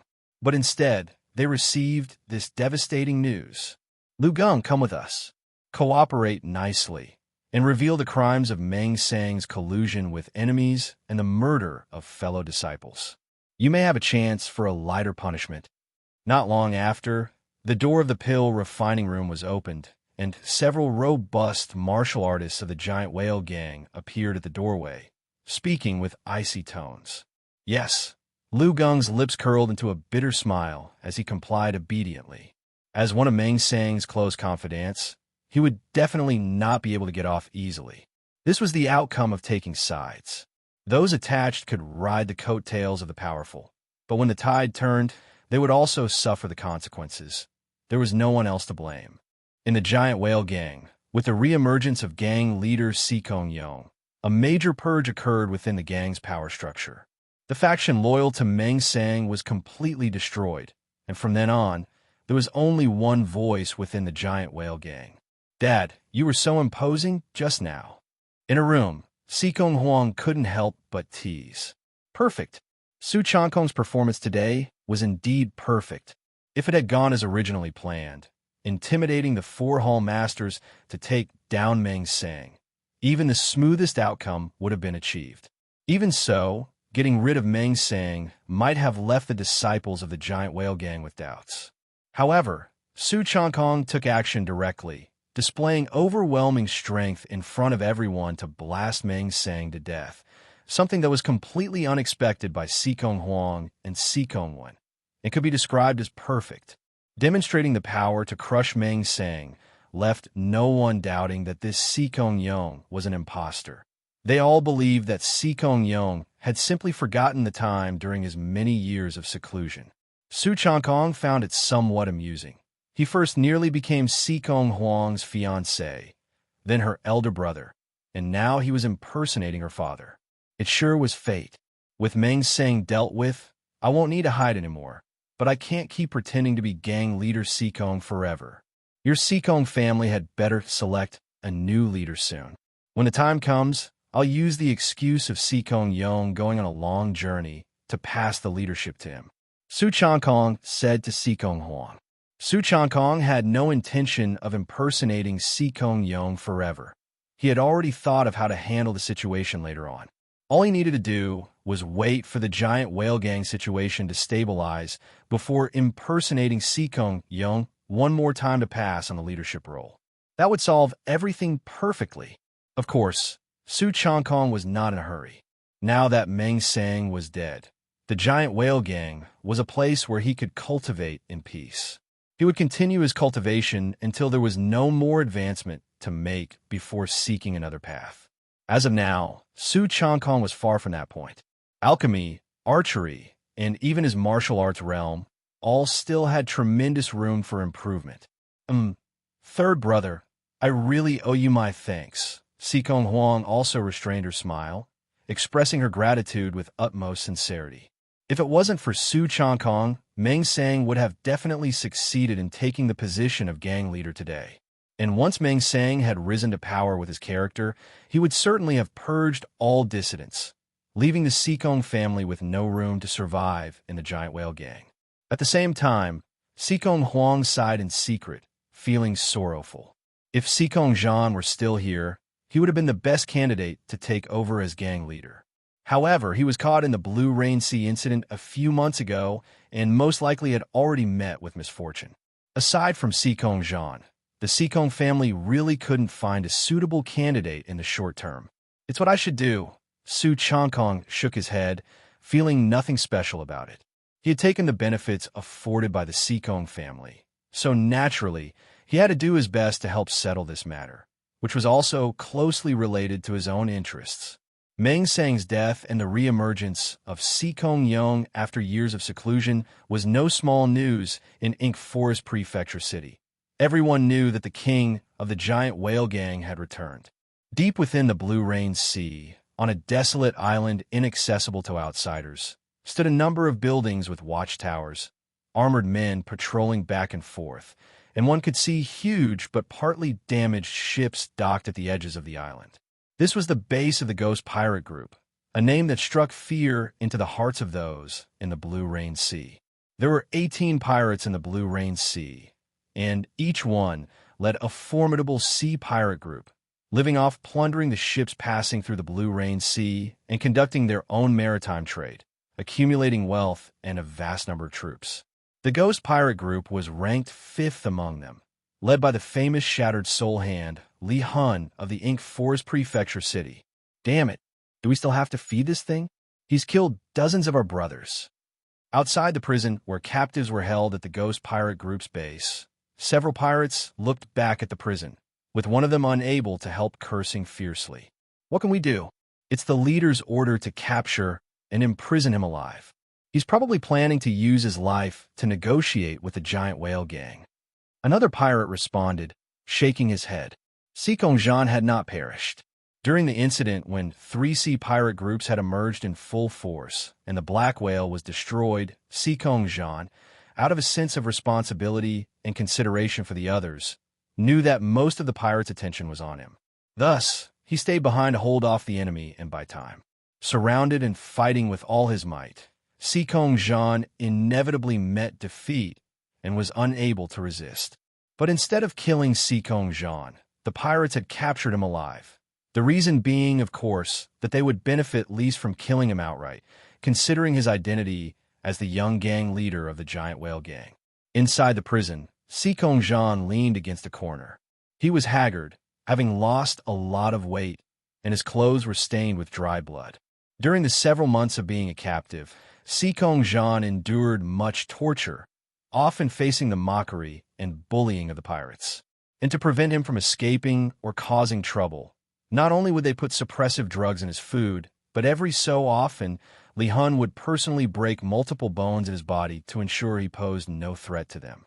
Of course, even without such measures, Sikong Zhan had no realistic chance of escaping from this island, surrounded on all sides by the sea and pirates.